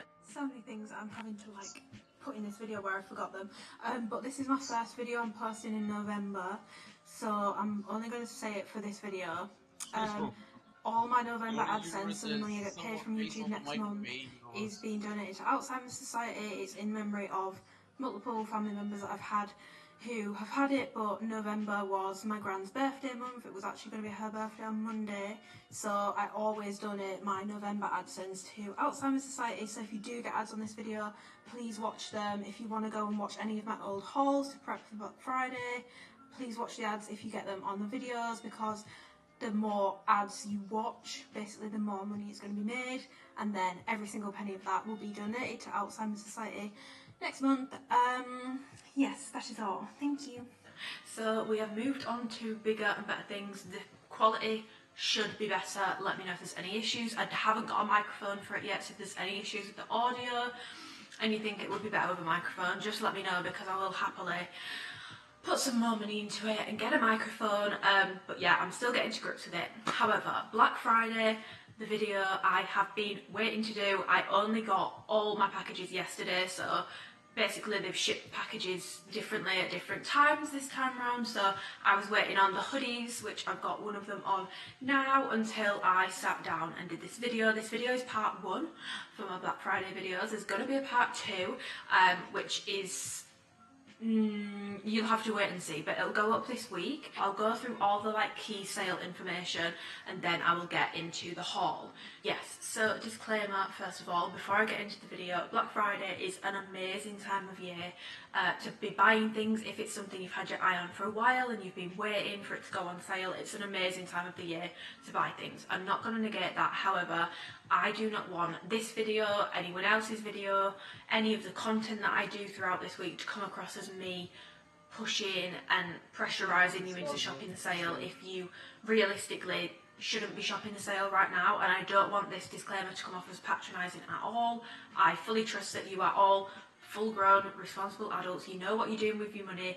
You wouldn't spend beyond your means, but I do think sometimes people can be pressured, that's how marketing works, into, with things like FOMO marketing, with Black Friday sales, that, oh, it's such a bargain, like you'll never see this bargain again on these items, that you can end up going overboard. You end up with like Affirm bills, Klarna bills, whatever bills up to your eyeballs, and it's just not right, because ultimately, yes, Black Friday is an amazing time to buy things if it's something you've had your eye on and you can get it at a discounted price. However, just because something is discounted, it doesn't mean you need it, and it doesn't mean it's worth it if realistically you have other priorities right now. That is okay. If you cannot shop the Black Friday sale, that is okay, and I don't want you to feel as though you have to.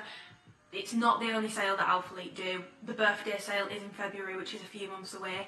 Yes, it is true that things like Amplify will likely sell out very quick for Black Friday. So if you want a specific colour by February, the harsh truth is it will probably be gone and it won't be restocked. However, there is more to life than leggings. You know, Christmas is coming up. It's a very expensive time of year. Bills are through the roof in England right now, and I just don't want anyone feeling any kind of pressure from me personally to shop this sale if, you know, they can't afford to right now. So I just wanted to disclaim that very quickly, because I feel like there's going to be a lot of information in this video and I don't want to overwhelm anyone or pressure anyone. So I like to disclaim these things. If you cannot afford to shop right now, that is okay. You do not need to shop. And that brings me on to my giveaway, which I will always do this the same way every year. That is my promise to you guys, which is you don't have to shop Black Friday to enter my giveaways. Third year I've been working with Alphalete, which is insane, and I feel so lucky, and I'm actually in some of the content, because obviously I went to Texas and it's so exciting. I'm going to leave the PDF link down below. There's a couple of pictures of me in there. I was like, oh my god, it's me. I've had an Instagram ad with me in it, and I'm like, oh, screenshot. Some people will be like, that's so sad that you screenshot pictures of yourself, but I'm just like, oh my god, it's me. It feels really surreal, and I was really excited about it. Well, I put the PDF on my Instagram story, and people were like, Amy, you're in the pictures.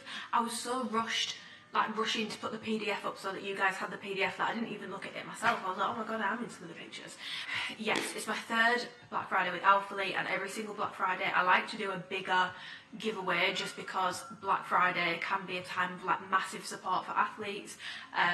But also, with it being like closer to Christmas, it kind of feels like a Christmas present to you guys for through the year.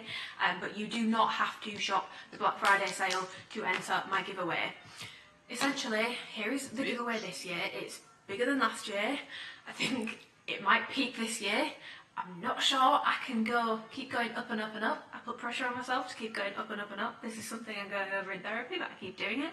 I just put pressure on myself to go up every year. However, this giveaway, I'm excited. I've really asked on Instagram a lot about what you guys wanted. So here are the giveaway details.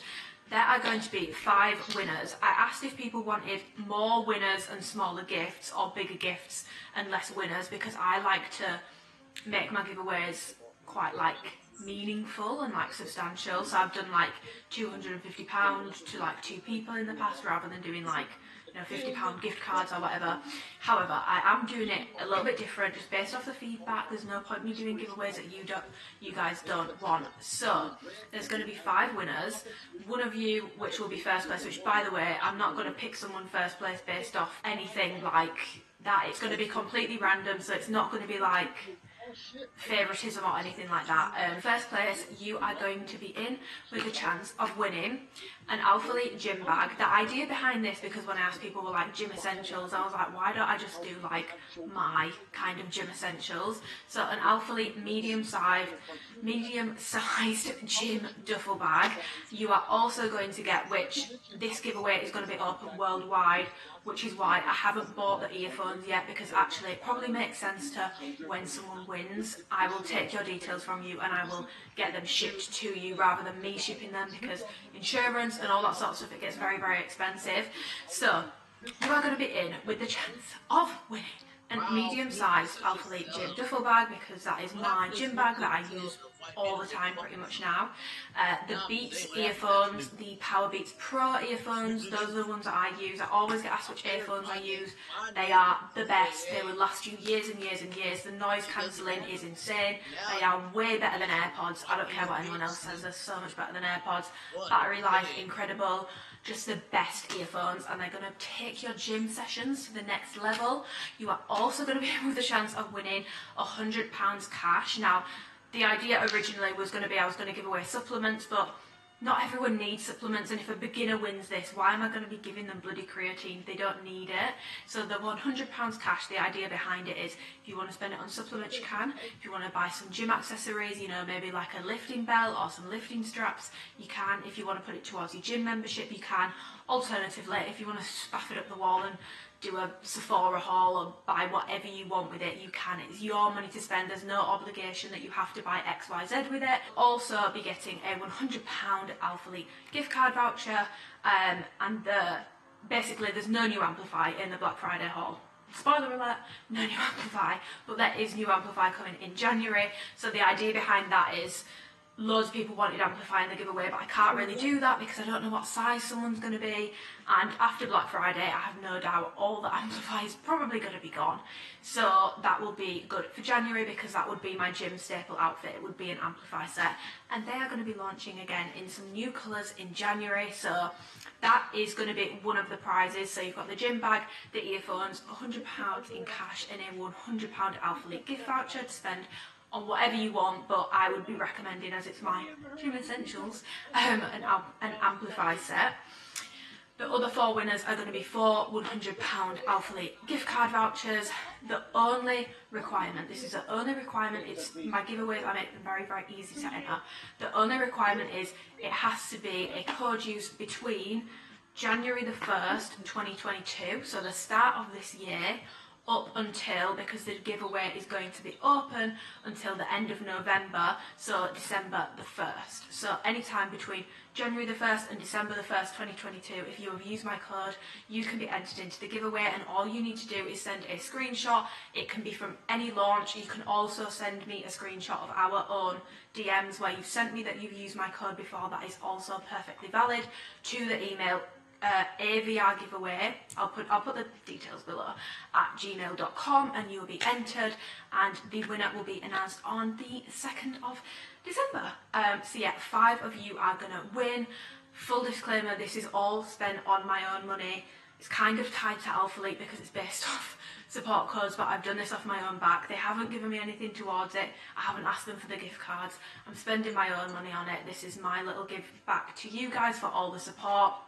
Having said that, if you want to support me on Black Friday, support code Amy, and it will get you an extra 10% off whatever the discount price is.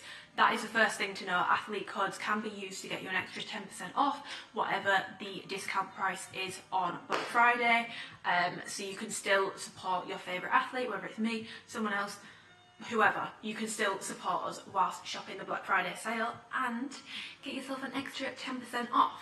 So that's the giveaway details and the disclaimer done. On to the sale information. The sale is going to begin, if I'm looking over here, it's because I'm looking at my laptop because I've got the PDF up to make sure I give you the right information. The sale is going to begin Saturday, November the 19th, 12 PM CST, which is 6 PM UK time, and the event is going to end Tuesday, November the 29th. So it's running a little bit longer this year, at 12 AM CST, so that will be 6 AM UK time on Tuesday, November the 29th. All products new and old are going to be between 10 and 80% off. I don't know the specific discounts for everything. What I do know is all the new items, so everything I'm going over in this video is going to be 10% off. If you use an athlete code on top of it, that's 20% off. And then I'm going to link below. We have been given access so far. I don't have pricing for everything, but I do have pricing for the most in-stock items. I have the pricing information for those in the specific colours that are the highest stock. So it's the top 5 in-stock colours of the top in-stock items and their discount percentages. Just something to note when you do look at the prices, which I'm going to link down below.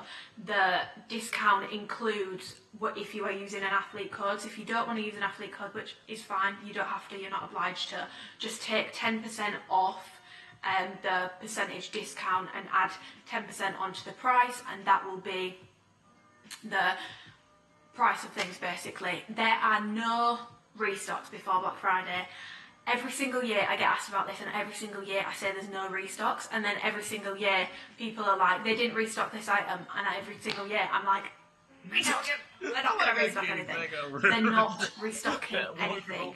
If something is out of stock currently on the website, it's going to be out of stock for Black Friday. You're not going to be able to get it. Another piece of information that is important to know is if something is marked on the site, and I think they do normally put now final sale next to it, 30% or more off, it is a final sale item. However, I'm not sure on the Canadian rules. I know this definitely applies to the US. UK customers, brands actually aren't allowed to do that over here. So the 30% thing, ignore it. You can return anything. They have to give you 14 days. That's our rules over here. USA, they're going by their rules, which is if it's over 30% off, 30% plus off, marked on the website, and it will be marked as final sale. It is final sale. UK people, they're legally not allowed to do that over here, so it doesn't apply to my UK babes. EU, I'm not 100% sure. I will update a pinned comment when I have looked into that for you all. Another key piece of information, which is very, very, very, very important, guys, is the 18th of November at 12 PM CST. Look on Alphalete's Instagram and mine also, because I will post it as soon as I can post it. They're making a very, very important announcement about how Black Friday is working this year. There's a big secret. We're not meant to know, but because I was in Texas doing the Black Friday shoots, I do actually know what it is. I'm going to be completely honest. I think some of you will love it, and I think some people will think, for fuck's sake, for reasons which, when you find out what it is, you will probably understand.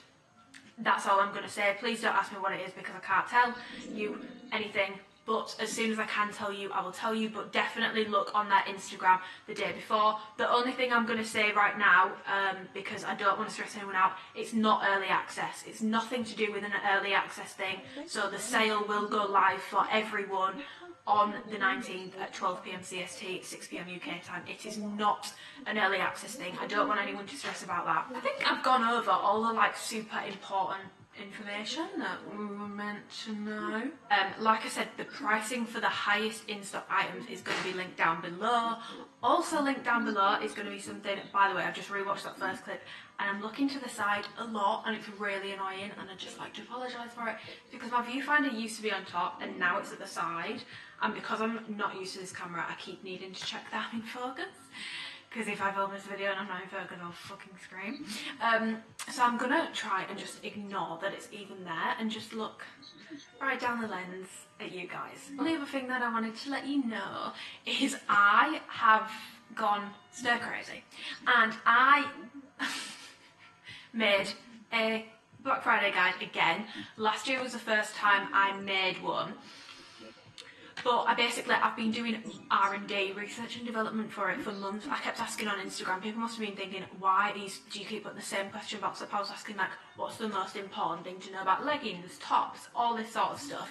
And basically it was because I was compiling a list for each category, so like hoodies, joggers, shorts, chill shorts, tops, sports bras, leggings, so that I could make my Black Friday guide even better. So this guide, I'm going to put it on the screen so you can see. It's a 68-page big bitch, and it's essentially a review, just my opinion and all that sort of stuff, of every single item that is on the Alphalete website for women's wear. I think I might have lost my mind. The only things not included are the things here, but that's because I'm giving this video to these items. There's a couple things like the Surface Power leggings which actually are in there because there's old colours on the website and nothing's changed about the fit. That it's the same updated fit from August. But everything is in there. I've put my top picks in there. I also put in the list of like the highest inventory items for the women's wear to kind of help you plan your sale, and I've put some shopping tips in there as well. But yeah, there's like 130 items plus. There's a contents page so you can kind of navigate it easier. I've gone through most things you could possibly want to know, and the most important thing for me to include was, when I've said if something's worth it or not, which I've done for every single item, I've gone over, is something worth it in terms of would I spend my money on it? So is it my personal taste? Do I think it's worth it for me? Would I spend money on it? And also worth it as in quality for price, because sometimes there's items like the Surface Power leggings are a really good example. They're not worth it for me because they don't suit my proportions, but they're not a bad quality legging and they look amazing on other people. It's literally, sometimes it just feels like it's just me. So on that point, it's like, is it worth it for me? No. But is it worth it as in like quality for price? Yes. Like these leggings, some people prefer them to Amplify. So, you know, but I really hope that that guide is helpful. I like doing it because the website can be really overwhelming, and if you're new to Alphalete, it's a really good place to start. Obviously, it's only my opinion, and I'm not, you know, the god of activewear. Like, everyone can have their own opinion, but I just wanted to make it for you guys because you guys have supported me so much this year with Alphalete, like an insane amount this year with Alphalete, and I'm so grateful for that. So the giveaway, and also me making this guide, and another guide that I'm making, which is for Black Friday and will be out before Black Friday, which is more to do with Amplify specifically. Just my little ways of giving back to you guys, and I hope they're helpful. I'm open to feedback on it. If anyone has any feedback, I would be grateful. But everything will be linked down below, so we'll have the launch PDF below, we'll have the ultimate guide PDF below, the pricing for the high inventory items below, any other links below, and I will eventually make a Google Drive, which I will also link below, a folder that has everything in one place. So when I've made the other document, that will be in there, and it's all in one neat little space for you guys to navigate easier. There's two more things I just want to go over really quick. The shopping tips are in the Black Friday Ultimate Guide that I made for you guys, but I just want to run through them very quickly with you now. Like I said, not a fan of FOMO marketing, but I'm not a fan of people not being able to get what they want, and I want to prepare my girls as best as they can be possibly prepared. If you want Amplify, this is a public service announcement. Yes, it has the highest stock out of everything. The shorts and the leggings, apparently it's what they've got the most stock of. However, the demand for that compared to anything else on the website is going to be mega. So if you want Amplify, you need to try and shop at the point of the launch going live. Otherwise, I think you will be upset and miss out on it. I don't like FOMO marketing, but I do think that the Amplify is absolutely going to fly, especially because depending on if you use an athlete code or not, you're going to be getting 20 to 40% off, which is like unheard of for Amplify. 40% off is nearly half price, and especially with like the quality issues we've had with Amplify recently, I actually think for some colours that's a much better price and actually is worth it. Don't let the high inventory list kind of fool you.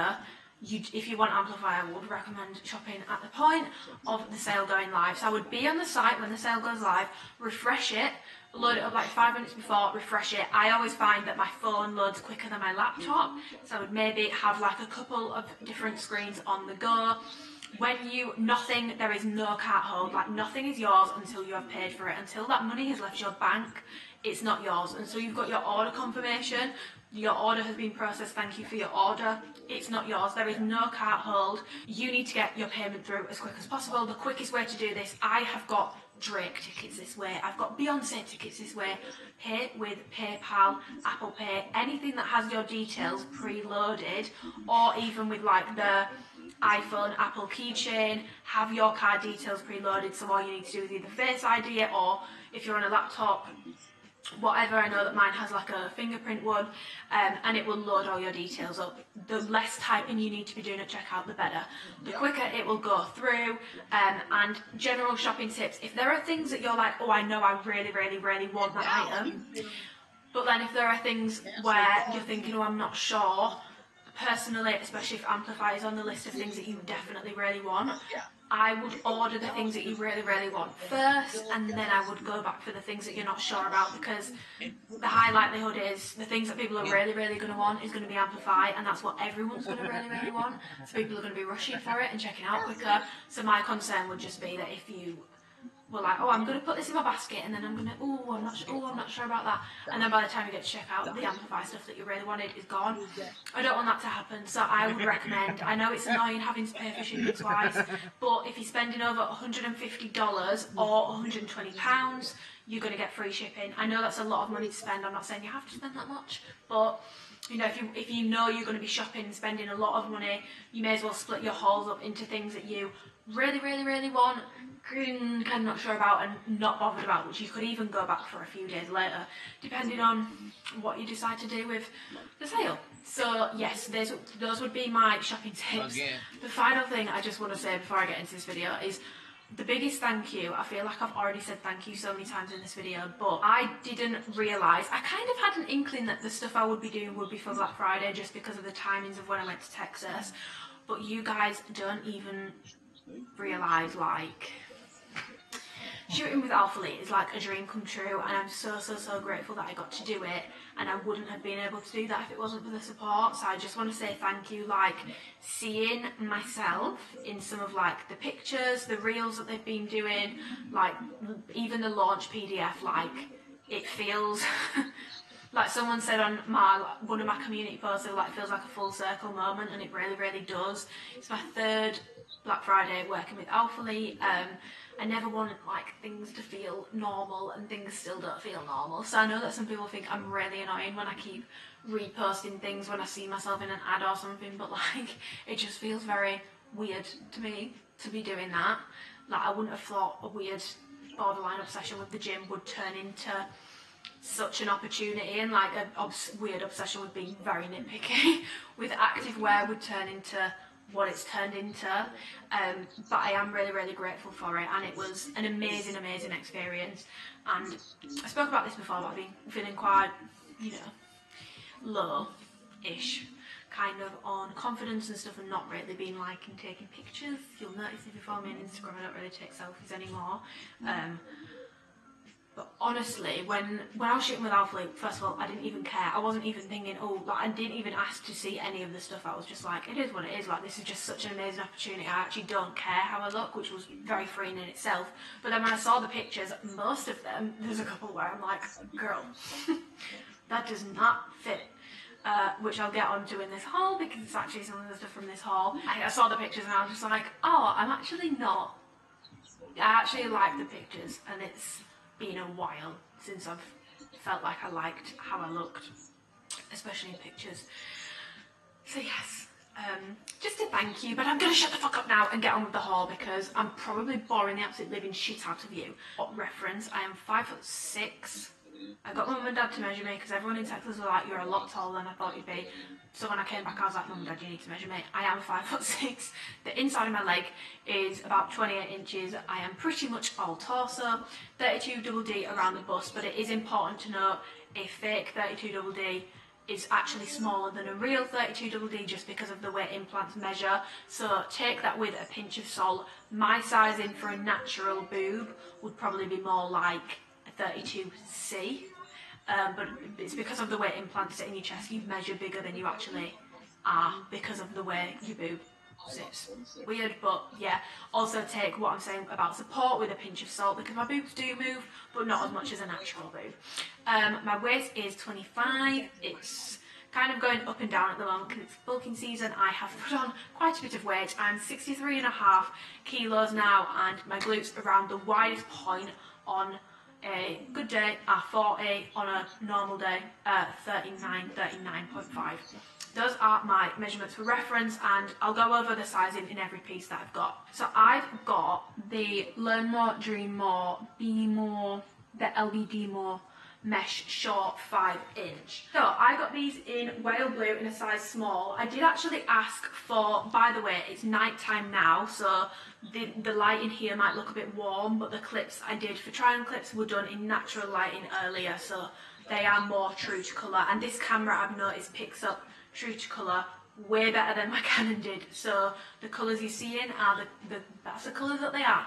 So these are the Whale Blue Learn More, Dream More, Be More mesh shorts. Like I said, I've got these in a small, in the Whale Blue. I did request a mocha in a size extra small, but I haven't got them. But I did shoot in them, and I can say I do actually prefer an extra small. Obviously with these being unisex sizing, they do run a bit bigger than, you know, your standard short sizing, because it's for men and women. So that extra small is a bit bigger than a typical extra small would be, if that makes sense, just with it being unisex sizing. I do definitely prefer an extra small. The small still fits, but the extra small just looked a bit better, and I shot in that, so I know that it does fit me. And those were in the mocha. I love the mocha colour. I do actually like the Whale Blue, but I would say if I had to pick one, I would probably go with the mocha colour. But this is cute too. They are super, super, super, super stretchy. They've got an elasticated waistband here. This is on the inside. They have a drawstring as well, so you can tighten it, which is kind of like, even the drawstring is stretchy. And then at the end, it looks like they've kind of been dipped in, oh, it won't focus on that. It's been doing really well with focusing, but it won't focus on this. Brilliant. It looks like it's been dipped in a candle. It looks like it's been dipped in wax. They have front pockets. They're not like zipped or anything, so they're not like super safe. I actually probably wouldn't want to be putting my phone in there, I feel like, because these are so like stretchy and like loose and stuff. They'd kind of feel a little unsafe. The back is super plain. They do have a back and a front seam, by the way, which I do actually find both in an extra small and a small, but it's not as bad in the small. So if you are concerned about this, maybe do go up a size from your normal kind of sizing. You can get a little bit of a camel toe, but again, I have a very long torso, so take what I say about what gives me a camel toe and what doesn't with a pinch of salt, because I have to really pull things up to make them sit at the right height. So yeah, they do have a front seam and can give you a little bit of a camel. So if you have a long torso, if you do size up, it will help a little bit, but you'll still get it a bit anyway. And then on the back, it's just got this Alphalete logo, which is actually attached to the label on the inside, just like that. And then on the front, this is like stickered on, and it just says Learn More, Dream More, Be More, which is their classic kind of Alphalete thing. The material of these is like, Christian said when we were shooting with these, he was like, I think it's going to be hard to market them and like explain them. Fuck me, I agree. Like, this is like nothing I've felt before. The inside is like soft and stretchy, and then the outside has got this like diamond mesh overlay, which is very similar to the varsity skirt, if you got that, like the bigger diamond print, as opposed to being like a more like fine mesh. It's kind of like a bigger diamond print, but that's kind of like an overlay, like they're separate. But like the stretch on these is insane. Like, these are so stretchy. So like sizing wise, you can actually go, you can size up, you can size down. I would recommend sticking with your normal size if you are a girl. I do definitely prefer the extra small, just because I just feel like I don't need the extra room in these. They're so stretchy anyway. They're super, super, super, super stretchy. Cold to touch, very soft. That's the vibes for these shorts. These are unisex and they're coming in a few different colours. 5-inch inseam, like I said.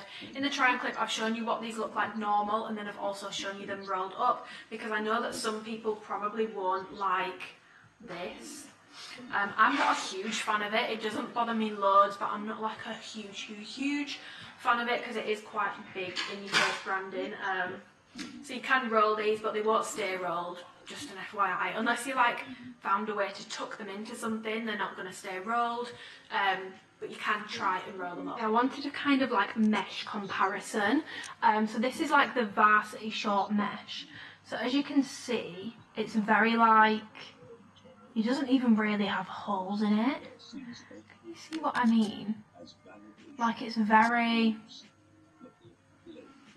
fine, like doesn't really have holes in it. And then this mesh is like big diamond stitch mesh. If you got the varsity skirt, the mesh overlay on this is exactly how it is on the varsity skirt, like the bigger kind of cutouts, whereas this is a much more like finely mill thing. This one doesn't even really have, I mean it does, but not really proper holes, whereas this, like, I could literally put my nail through that. It's like a full-on hole. So I don't know, I kind of wanted to try and find a mesh comparison, and obviously like the branding on the varsity stuff is kind of like a swimming badge ironed on, and then this one is sticker. Now that I'm actually feeling this close up, I'm not gonna lie, I do have slight concerns about the how durable this is. Like that O is already peeling away slightly. That's a little bit concerning. I am actually filming this after I've filmed the main bulk of my haul, so add this into my opinion on the shorts. But yeah, that's just a little mesh comparison. Like I said, I would prefer an extra small in these. Okay, in terms of would I recommend these, if these are to your personal taste, these are very, very, very cute. Now, for me personally, I really like these shorts, but like UK fashion, like for women. For men, definitely you would wear these a lot more like out and about, like to the gym, but like for me personally, it's not something I'd wear to the gym. I do think these would show sweat though anyway, just a little FYI, because it's kind of like a spandexy, nylon-y kind of feel. For girls, I don't know, it kind of depends on your personal preference. So if you're looking at this and thinking, I'd get a lot of outdoor wear out of these, I'd probably say they're a bit more worth it. It's quite expensive for something that you're just going to lounge around in. I do love them, and I am going to wear them loads to lounge around in, but like, am I going to wear them to training? No. Am I going to want to be out and about in them in England in the deep, dark depths of winter? No. They look cool, I like how they look, but like, I have to be honest with myself. Like, as much as I really like them, how much am I realistically going to wear these? I don't know. Really, really depends on your personal preference. They feel like a high quality item. It just depends on whether this is something that you're going to get a lot of wear out of or not. And that's going to depend on where you live and your kind of style. But they're very, very, very comfortable. You could sleep in them, you could do whatever in them. They are super, super, super, super comfy. The material blend on these is 78% polyamide, 22% elastin, which explains the stretch. So yeah, that's the unisex shorts, and then we've got another classic unisex pump cover, or commonly known as a t-shirt. I bought my mum, dad and sister one each back from Texas, and I was like, I got you pump covers, and they were like, fucking pump cover, it's a t-shirt, and it is a t-shirt. Garth, by the way guys, these t-shirts are Garth approved. My dad said, in his own words, that is some bloody good cotton. My dad said these feel very heavy duty and very good quality. So at sale price, this is like one of my top recommendations, to get multiple of these. At sale price, these are a fucking steal, and these are one of, I know Alphalete only started doing these in the past few months, but like already one of my most worn Alphalete items, full stop, which you're going to find more about in part 2 of my Black Friday video, because I'm going to do like a styling video of like some of the new bits, but also my most worn Alphalete items of 2022 to kind of give you some outfit inspo for the sale. Guys, I accidentally deleted my pump cover try-on clip, so I'm just trying it on again now. Let me angle you upwards so you can see what we're working with. This is a medium, as I've said in the video. Drop shoulder kind of vibes. I've got yogurt on this, it's really dirty, I'm sorry, but they all fit the same in terms of the pump cover. This is a kind of length that if I were to wear it untucked, but I like to normally, I don't have a bra on right now, so I can't do it. I'm trying to cover the situation at the front because it's very severe right now. This is how I kind of wear it normally, so it's kind of tucked at the back like that, and then you've got a bit of back on show, but you can still cover the front, especially if I'm wearing Surface, because it's sea central. Yeah, that's the pump cover. But yeah, I love these. 6.5 ounce cotton. I'm going to be completely honest, I don't know what that fucking means. All I know is that these are heavy duty enough to feel worth the money, but thin enough to train in. They're not a super soft feel, they're not the same as like the performance feel, that's not what these... Yeah, that's not what these are. I've actually got a yogurt stain online because I haven't washed this, but I wanted to keep it out. I love most of the designs in this, but I love the greys that they do. I love this one, I love the dolphin blue. Alphalete Wolf Head logo one. There's so many that I love. I'll go over that in another video. But yeah, the pump covers, I wear these so fucking much. I get these in a medium, so typically for tops, depending on what kind of top, I'm an extra small or a small.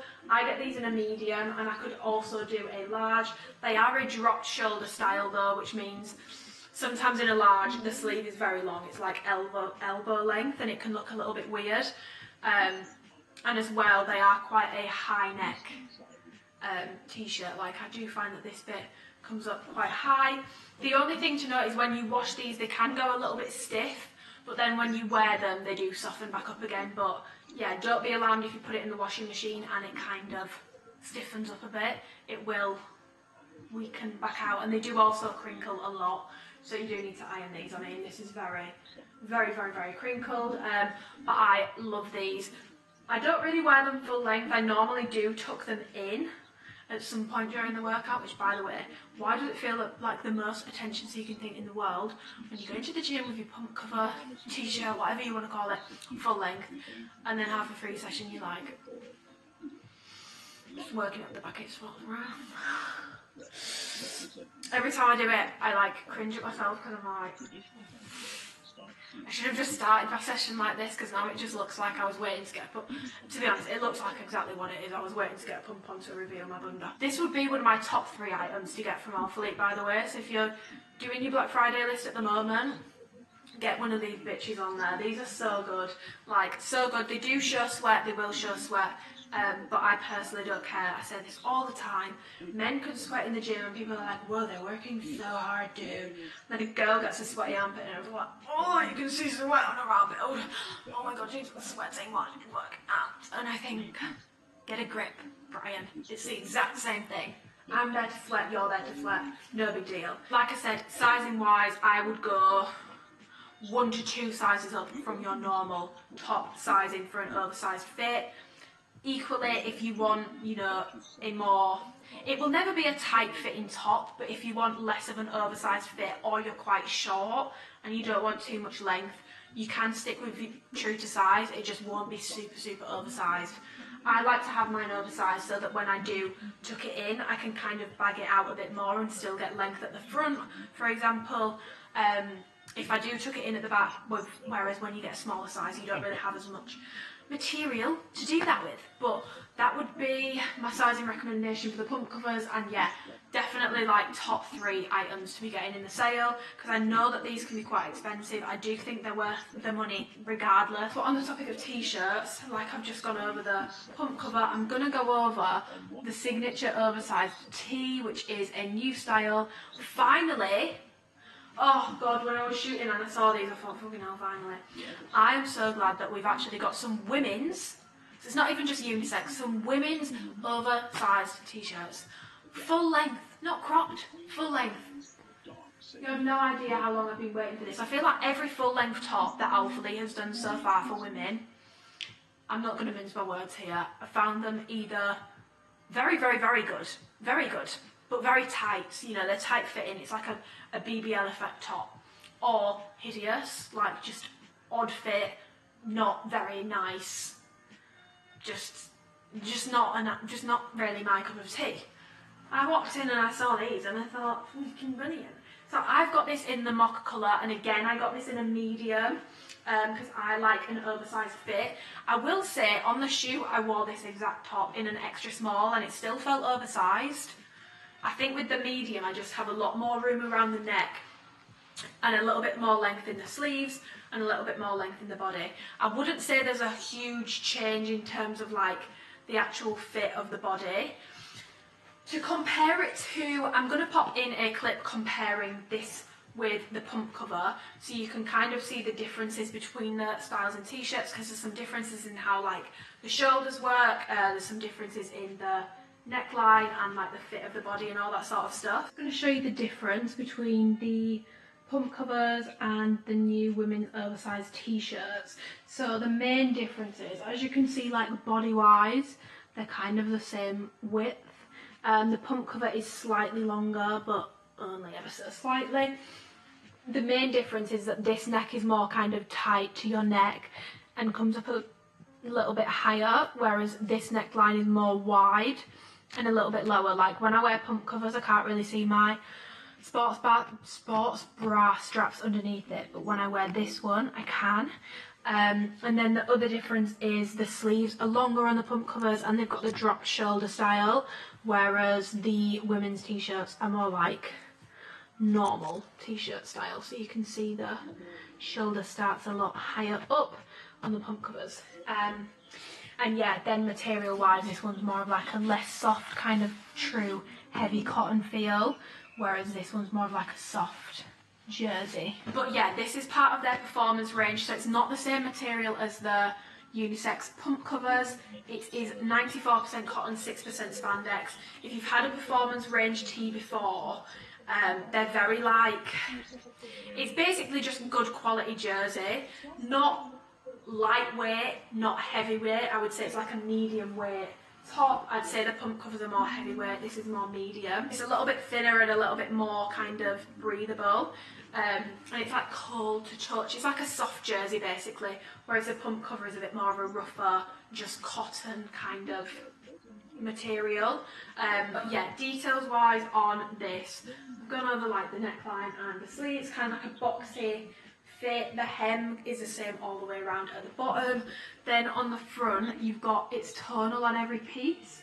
So you've got the signature Alphalete logo there, and then on the back, it's bigger. I've shown in the try-on clip how this looks when it's like fully worn normally as a t-shirt. I would personally not wear this full length. As with the pump covers, I tend to tuck them in either to the back of my sports bra or tie them in a knot in the middle with bobble and then tuck it under to make it into a cropped top. And I just really fucking like how it looks. I wore the full mocha surface set with this the other day, and I think the people in the gym enjoyed it as well because people kept looking at me. Either that or they thought that's a fucking hideous outfit. Why has she got so much brown on? But I really liked it. Just to show you as well, I'm going to put in some colour comparison pictures anyway, but this is the mocha pebble print and then the mocha top. They're more similar than the Amplify mocha is to this mocha, but I'll get onto that. My only gripes with this t-shirt is, and this is just a personal gripe, is I wish that the branding that they've done on it had been the core logo and not the signature one, just because for me personally I think we wouldn't be putting, it just annoys me sometimes that they put the signature stuff on women's stuff, because there's nothing wrong with things looking girly. There's nothing wrong with it if that's, let's not demonise being girly, because there's nothing wrong with it. There's nothing wrong with a bit more of a feminine logo, but like, they wouldn't put this necessarily on the men's stuff, I don't think. I think they'd stick with the block one, and I just kind of, I don't know, it would be nice to have a women's top with the block logo, because I'm not a huge fan of the signature logo. That's my only gripe with it. That would be the only thing that I would change, but other than that, I do actually really, really like this t-shirt. It was fine to work out in. I did find I got a little bit, even though the pump covers are more like heavy duty, heavyweight, should I say, I did find that because of the like material of this, like the jersey, I kind of got a lot sweatier in this a lot quicker, and it's not sweat proof, it will show sweat. So do be aware of that. It's also very crinkly as a material, and it will need ironing. The performance range generally washes very well, so no issues with that. And yeah, I'm happy with it in a medium. If you like a super, super oversized fit, I would say go up 1 to 2 sizes. But if you stay true to size, you're still going to get an oversized fit because it's oversized in nature, if that makes sense. And also the branding is a little bit different on every colour, so do check the PDF to see, because like for example the white t-shirt doesn't have tonal branding, it's got black. And also if you're not a huge fan of the signature, they are doing a men's emblem tee which looks very, very, very similar to this. The sizing will obviously be men's, so maybe I would probably go extra small or small in the men's one, but instead of having this, it's got the emblem logo at the top. So if you're not a huge fan of the signature one, you could go for a men's one. I think you can use a lot of the stuff unisexually, to be honest, even if it's not a unisex item. I'm now going to go over the surface range. I have got something in every item from the surface range. So they've got the limitless bras, the wrap bras are making a comeback I've got Surface Power Shorts 5" and Surface Leggings 27". So I'm going to go over the sports bras first. So first off, I got a Limitless bra. I got it in a size small. I only got this because people asked me to get it, because I really don't like this bra on me personally. Now, something I am going to do when I finish filming this video is actually cut the straps and make it halter neck, and I will put in a try-on clip of that, and I will kind of voice over it my thoughts on how well that works. This is actually my first time making a halter neck bra. I thought I'd actually film and then put the try-on clip after. I think I meant to cut it here, and then that should work. I'm scared, I'm panicking, I don't know if I'm doing this right. Oh, I'm never going to wear it anyway, I'll just cut it. Oh god. Oh, I'm nervous. Right, okay, so I've cut that.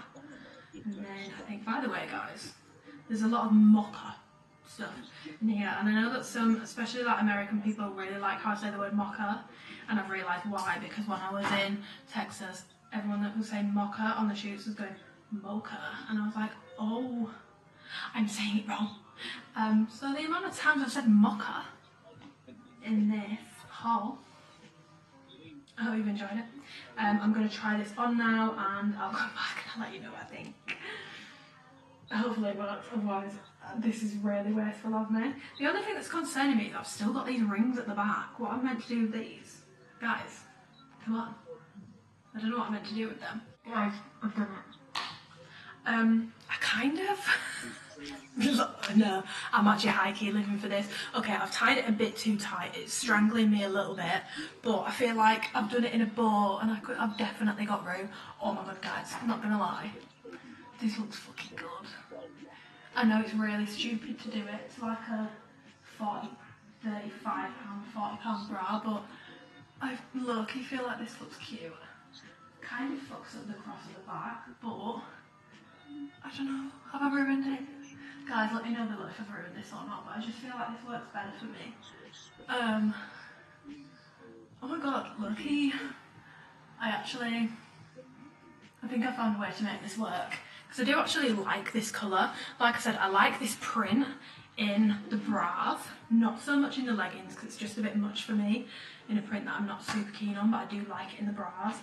This works so much better and I'm already feeling a lot more. I say it's still like low to medium, that's very suspect. That's still like low to medium support, but definitely like, that's definitely better, that's definitely helped. And I feel like it looks cute. I don't know, I feel like it looks cute. Yeah, if you have a Limitless bra that you can't currently wear, maybe try doing this. I'm still not going to recommend it because I feel like it's a bit silly to pay £25, £30 for a bra that you're then going to cut. But people do it anyway, so do you know what? Try it. If you like this bra, maybe try it. I don't know, I think it looks good, you know. I've never done this before, by the way. But I think it looks kind of good. Woo! But I don't want to be wasteful, and I do actually like this colour. Although, spoiler alert, I'm not a huge fan of the pebble print, and everything other than the white wrap bra is pebble print. So, brilliant. It's giving, for me it's not giving pebble, it's giving 101 Dalmatians / Cheetah Girls, and I personally don't like it. Each to their own. It's not my favourite print. My favourite surface print they've ever done is the oil stain. I think that's a stunning print. But yeah, this is a Misty Lilac in a size small. It's a very plain bra, I'm not going to lie, so you might be thinking, how can you contest it that much? It's just the fit of it that I don't really like. So you've got the Alphalete Rubber logo on the front there, just in the middle of waistband. You've then got kind of scoop neckline kind of thing.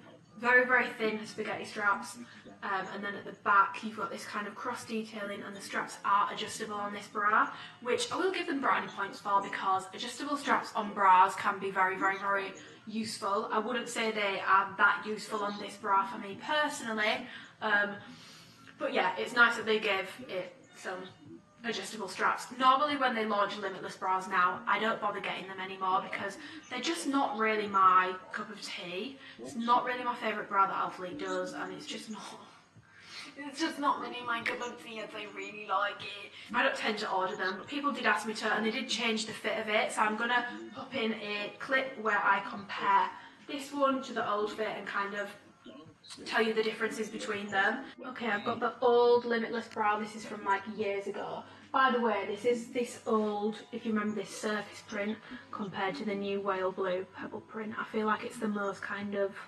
comparable vibe. But anyway, the Limitless old one is on top, the new one is below. This is an extra small, this is a small. Yeah, the difference is that they changed is obviously the way that the logo is done is different now. It does look a lot better. This actually looks a little bit cheap in hindsight. These are the kind of differences, like it looks like there's more material, but it still just doesn't feel quite supportive enough in my opinion. It's just not really my favourite bra, and as you can see on the back, it's still the exact same. The only thing I will say that I did notice when I tried this one on again is the straps. They look the same, but the old ones feel a lot less sturdy compared to the new ones, and I don't know why. They just feel a bit thinner, I guess. These ones do feel a bit more sturdy, so the new one is better than the old one, but it's still not my favourite bra, and it's still not going in my top picks. No. Okay, old Limitless bra on the right, new one on the left. Looking at this, I can see I do actually have a little bit more material on the new one, which is good, but as you can see, I've got a little bit of excess material with it being a size small, but I definitely couldn't do an extra small. Other than that, they're the same. Not much change. By the way, this does come with pads in, but I always take mine out. I wouldn't say this is medium impact unless you have no boobs whatsoever. I don't really see how this is medium impact. I would say this is a very, very low impact bra. Like I said, when I make it halter neck, I'll let you know how much more bigger boob friendly this makes it. But like, because of how minimal it is, it's definitely more of a lower impact bra in my opinion. It's definitely their least impactful supportive bra that they do in terms of big boobs, and because it's such like a minimal coverage bra, it's very like, I don't like training in these in their current form because I literally feel like I'm gonna pop out. I had an extra small in the old ones, and I will say going up to a small does help a little bit, but I still, for me, like even with like weights, I don't feel comfortable training in these bras. Really not my favourite bra. There isn't much else to say about that. These are very, very liked by people with smaller chests.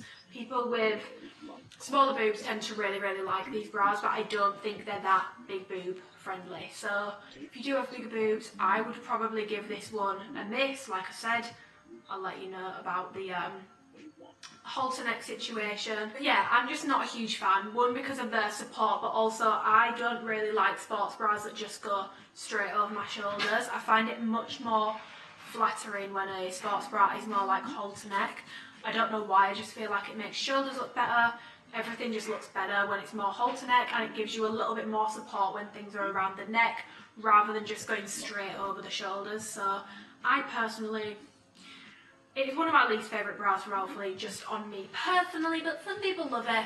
It's not really for me. If you've got big boobs, I wouldn't recommend it. Sizing wise, if you do want to try it and you've got big boobs and you think, I want to give it a go anyway, definitely size up. But if you have, you know, a normal size chest to a smaller size chest, I would definitely say you can stay true to size in this bra.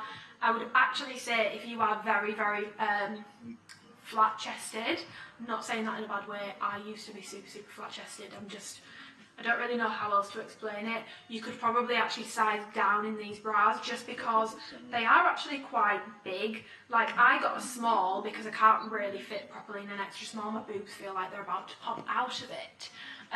But in a small, I find this bit here and the band around the bottom, it's not like tight to my ribs, which is an issue that I used to have with Alphalete sports bras, not so much recently. But with the surface range, I can find that in a size small, things can gape a little bit, the rib cage, and it's just, yeah. I just feel like this bit of material here, like where your boobs are meant to fit, is quite a short bit of material for your tits to fit into. Moving on, we have then got the wrap bras. These are like a favourite. Like, these haven't been back for a while. I swear the last time that they did this was like 2020? Maybe even 2019. I feel like they've not done, no, 2020. 2020 was the last time they had wrap bras out. They've not done them in a long time. I got all these in a size small. I did actually ask for a mix of extra small and small, but something went wrong with my order. I actually ended up with some stuff that I didn't request, and I'm still missing some bits that I did want, but I just want to get this video done now, and also I don't want to complain. I don't like feeling like, I just don't want to be that person that complains. So I'm just rolling with what I have got. I've got the bras in a size small, and I have got the mocha, I have got the whale blue, and I've got the stone grey colour as well. So I've got 3 of the colours. Again, like I said, I'm really not a big fan of this print personally. It's not my cup of tea. I would say I find it more tolerable in the whale blue colour. I don't think it's as obvious in the whale blue, but in the lighter colours, particularly in the grey and lilac, I'm really not a fan of it. Sorry, it's a really unpopular opinion because I feel like some people love it. It's not my favourite print. I just don't really like it. Like I said, it gives 101 Dalmatians. Details on the bra. This is a new fit, which I'll go over in a second, just for anyone who did have the old ones. So you've got a wrap front detail. It's not like sewn in here, so this bit is actually completely separate. It's not like this bit is stitched here, which is the case with some wrap bras, which would actually be something that I think would massively help with the fit of this, but I'll get onto that. Alphalete rubber logo at the front, and then you've got, I would have said this was a racer back, but I've seen them call it a razor back. I don't know what that means, so it's a razor back, and it's got the surface material everywhere, but then this little panel here, super stretchy and a lot of give. So the good news is this is not tight on the traps, and I shot in an extra small and it wasn't tight on my traps either. So even if you go down a size, say if you've got smaller boobs but you still have bigger traps, it's not tight on the traps. The seams have got a lot of stretch, the bra itself has got a lot of stretch, it's got a lot of give to it. So the good news is it's trap comfortable. Support wise, this is again medium to low impact. I would say this is a low impact bra.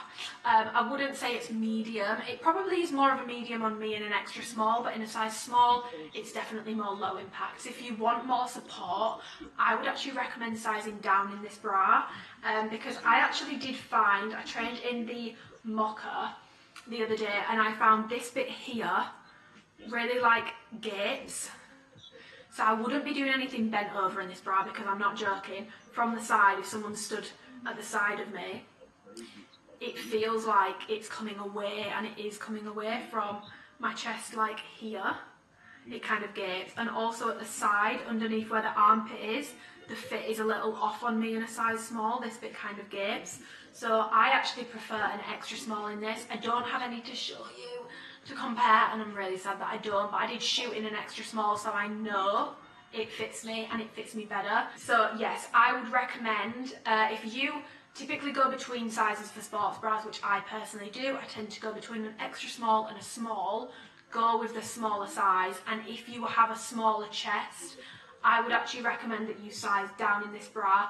One, for a little bit of extra lift on the girls, because the small on me doesn't really give me the kind of lift and squish and support that an extra small does.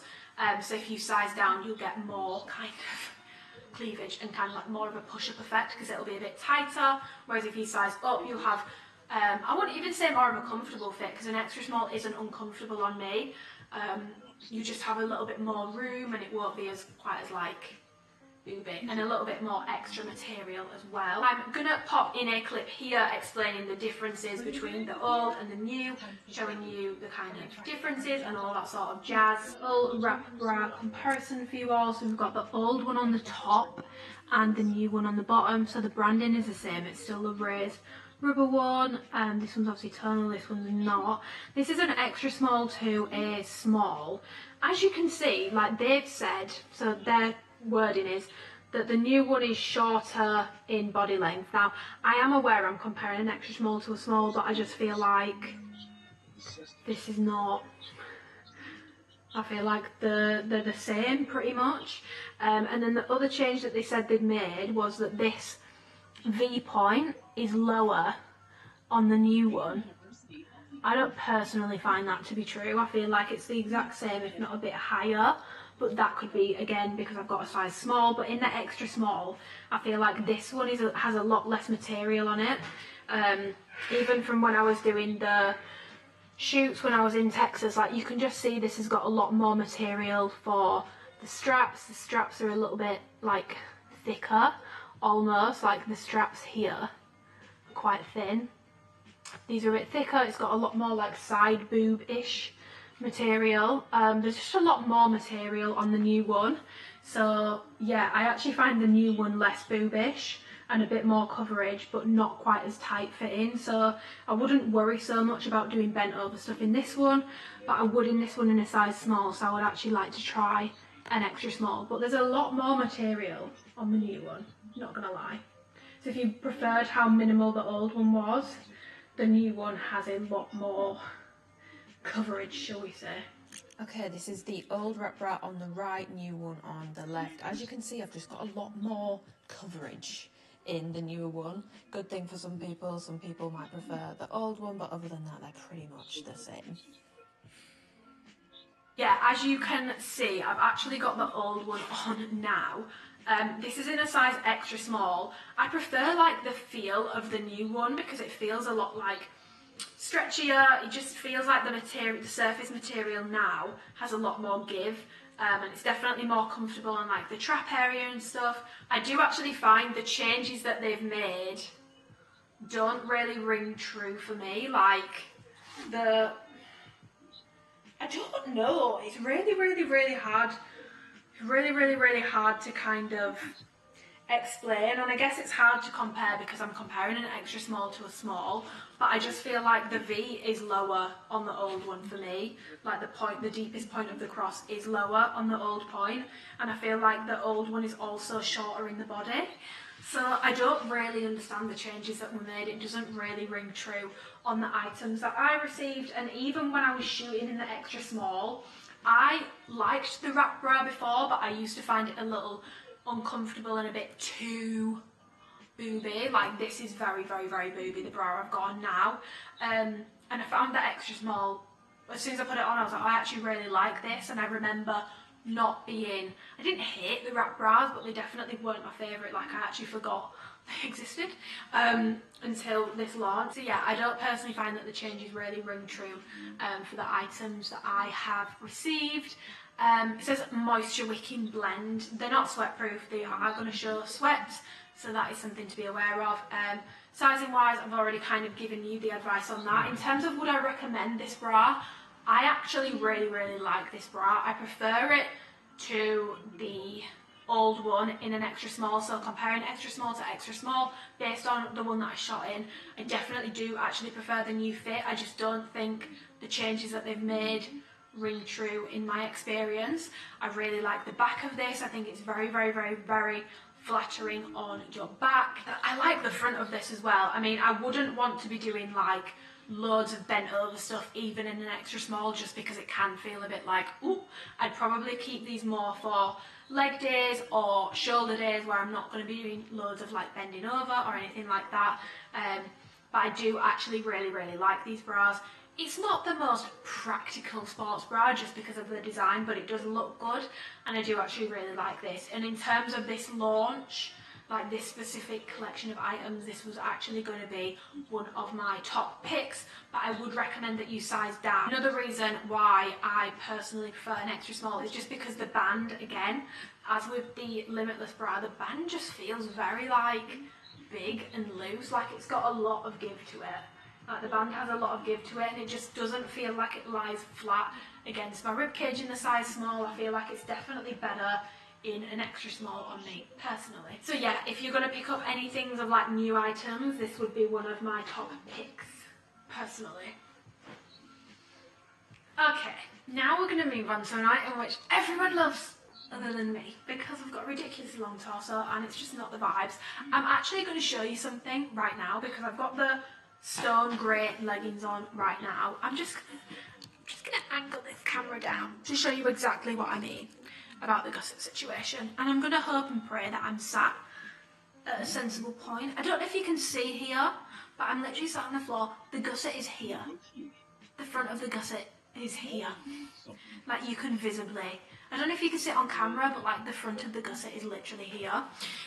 It comes up so weird on me. So, spoiler alert, so naturally, it's going to come as absolutely no surprise to you that the surface got through every single item that I had to review, and I'm gonna leave this video here. So that's everything that is launching on the 19th. Like I said, please check out Alphalete's Instagram on the 18th so you can see what the Black Friday surprise is.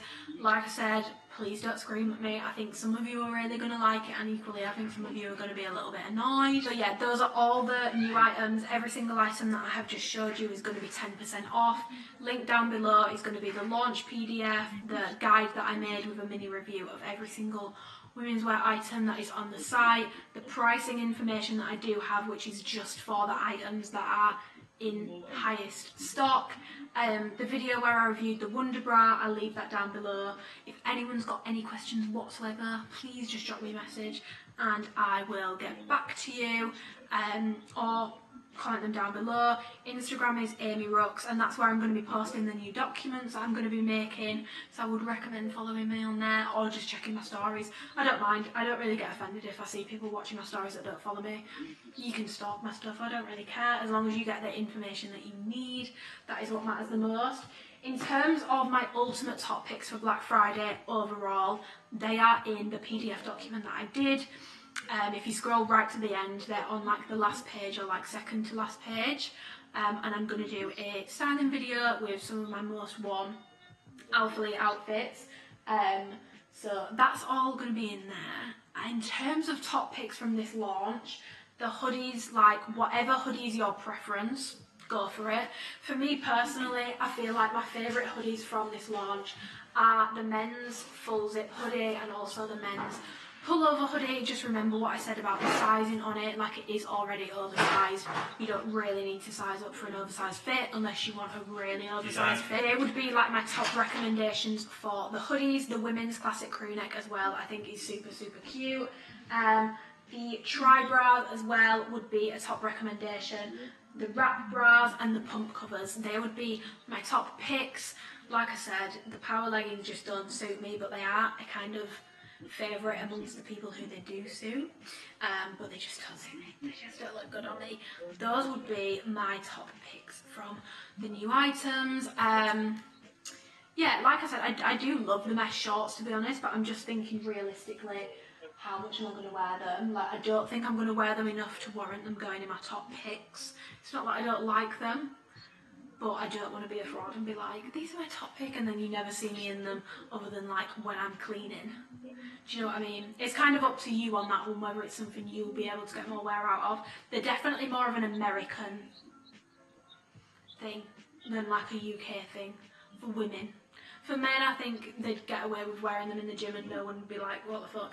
Whereas if I walked in the gym in them, people would definitely in England be like, what the hell? But maybe I just care too much about what the people think. A lot to unpack there. Support code Amy, if you do use it, please message me so I can say thank you. I'd love to nosy at what you've got. I'm going to be like a little glued to my phone rabbit this week answering all your messages, so please DM me. Doesn't matter what time it is, as soon as I see it I'll get back to you. If I'm sleeping, I'll get back to you in the morning. I'm going to be doing some question boxes to cover anything I've not been able to cover in this video. Like I said, part 2 of the Black Friday content is coming next week, and I'm working on another PDF document for you guys. Please let me know the feedback on the PDF document. Let me know if it's useful, because if it's not, it was the grossest misuse of my time.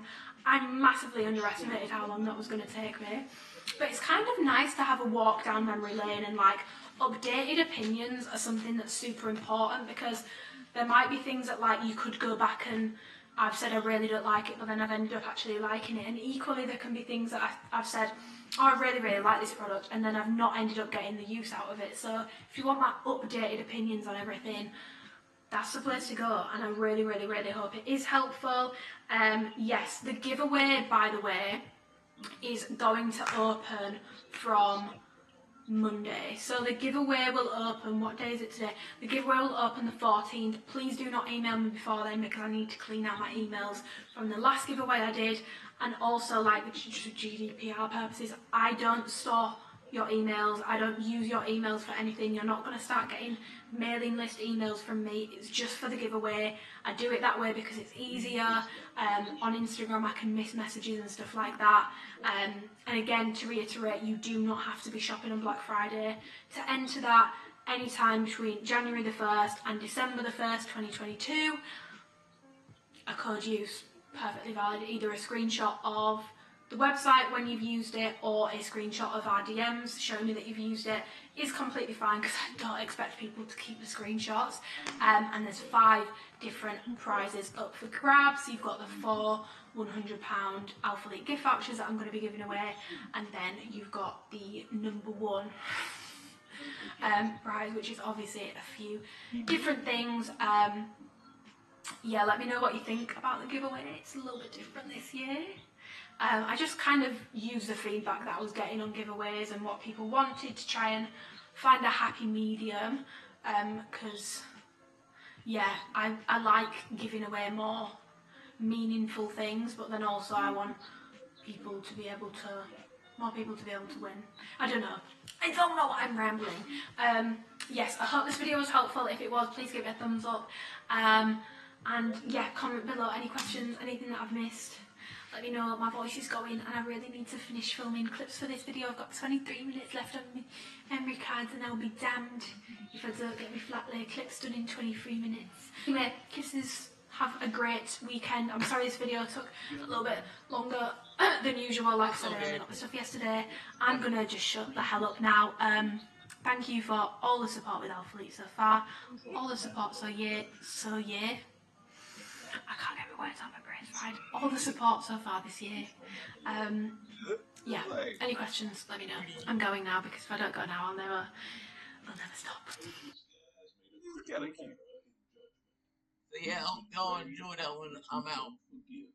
Follow me on Instagram, TikTok, and I'll I'll probably do a follow-up to Monday Night Raw and whatever. I don't know.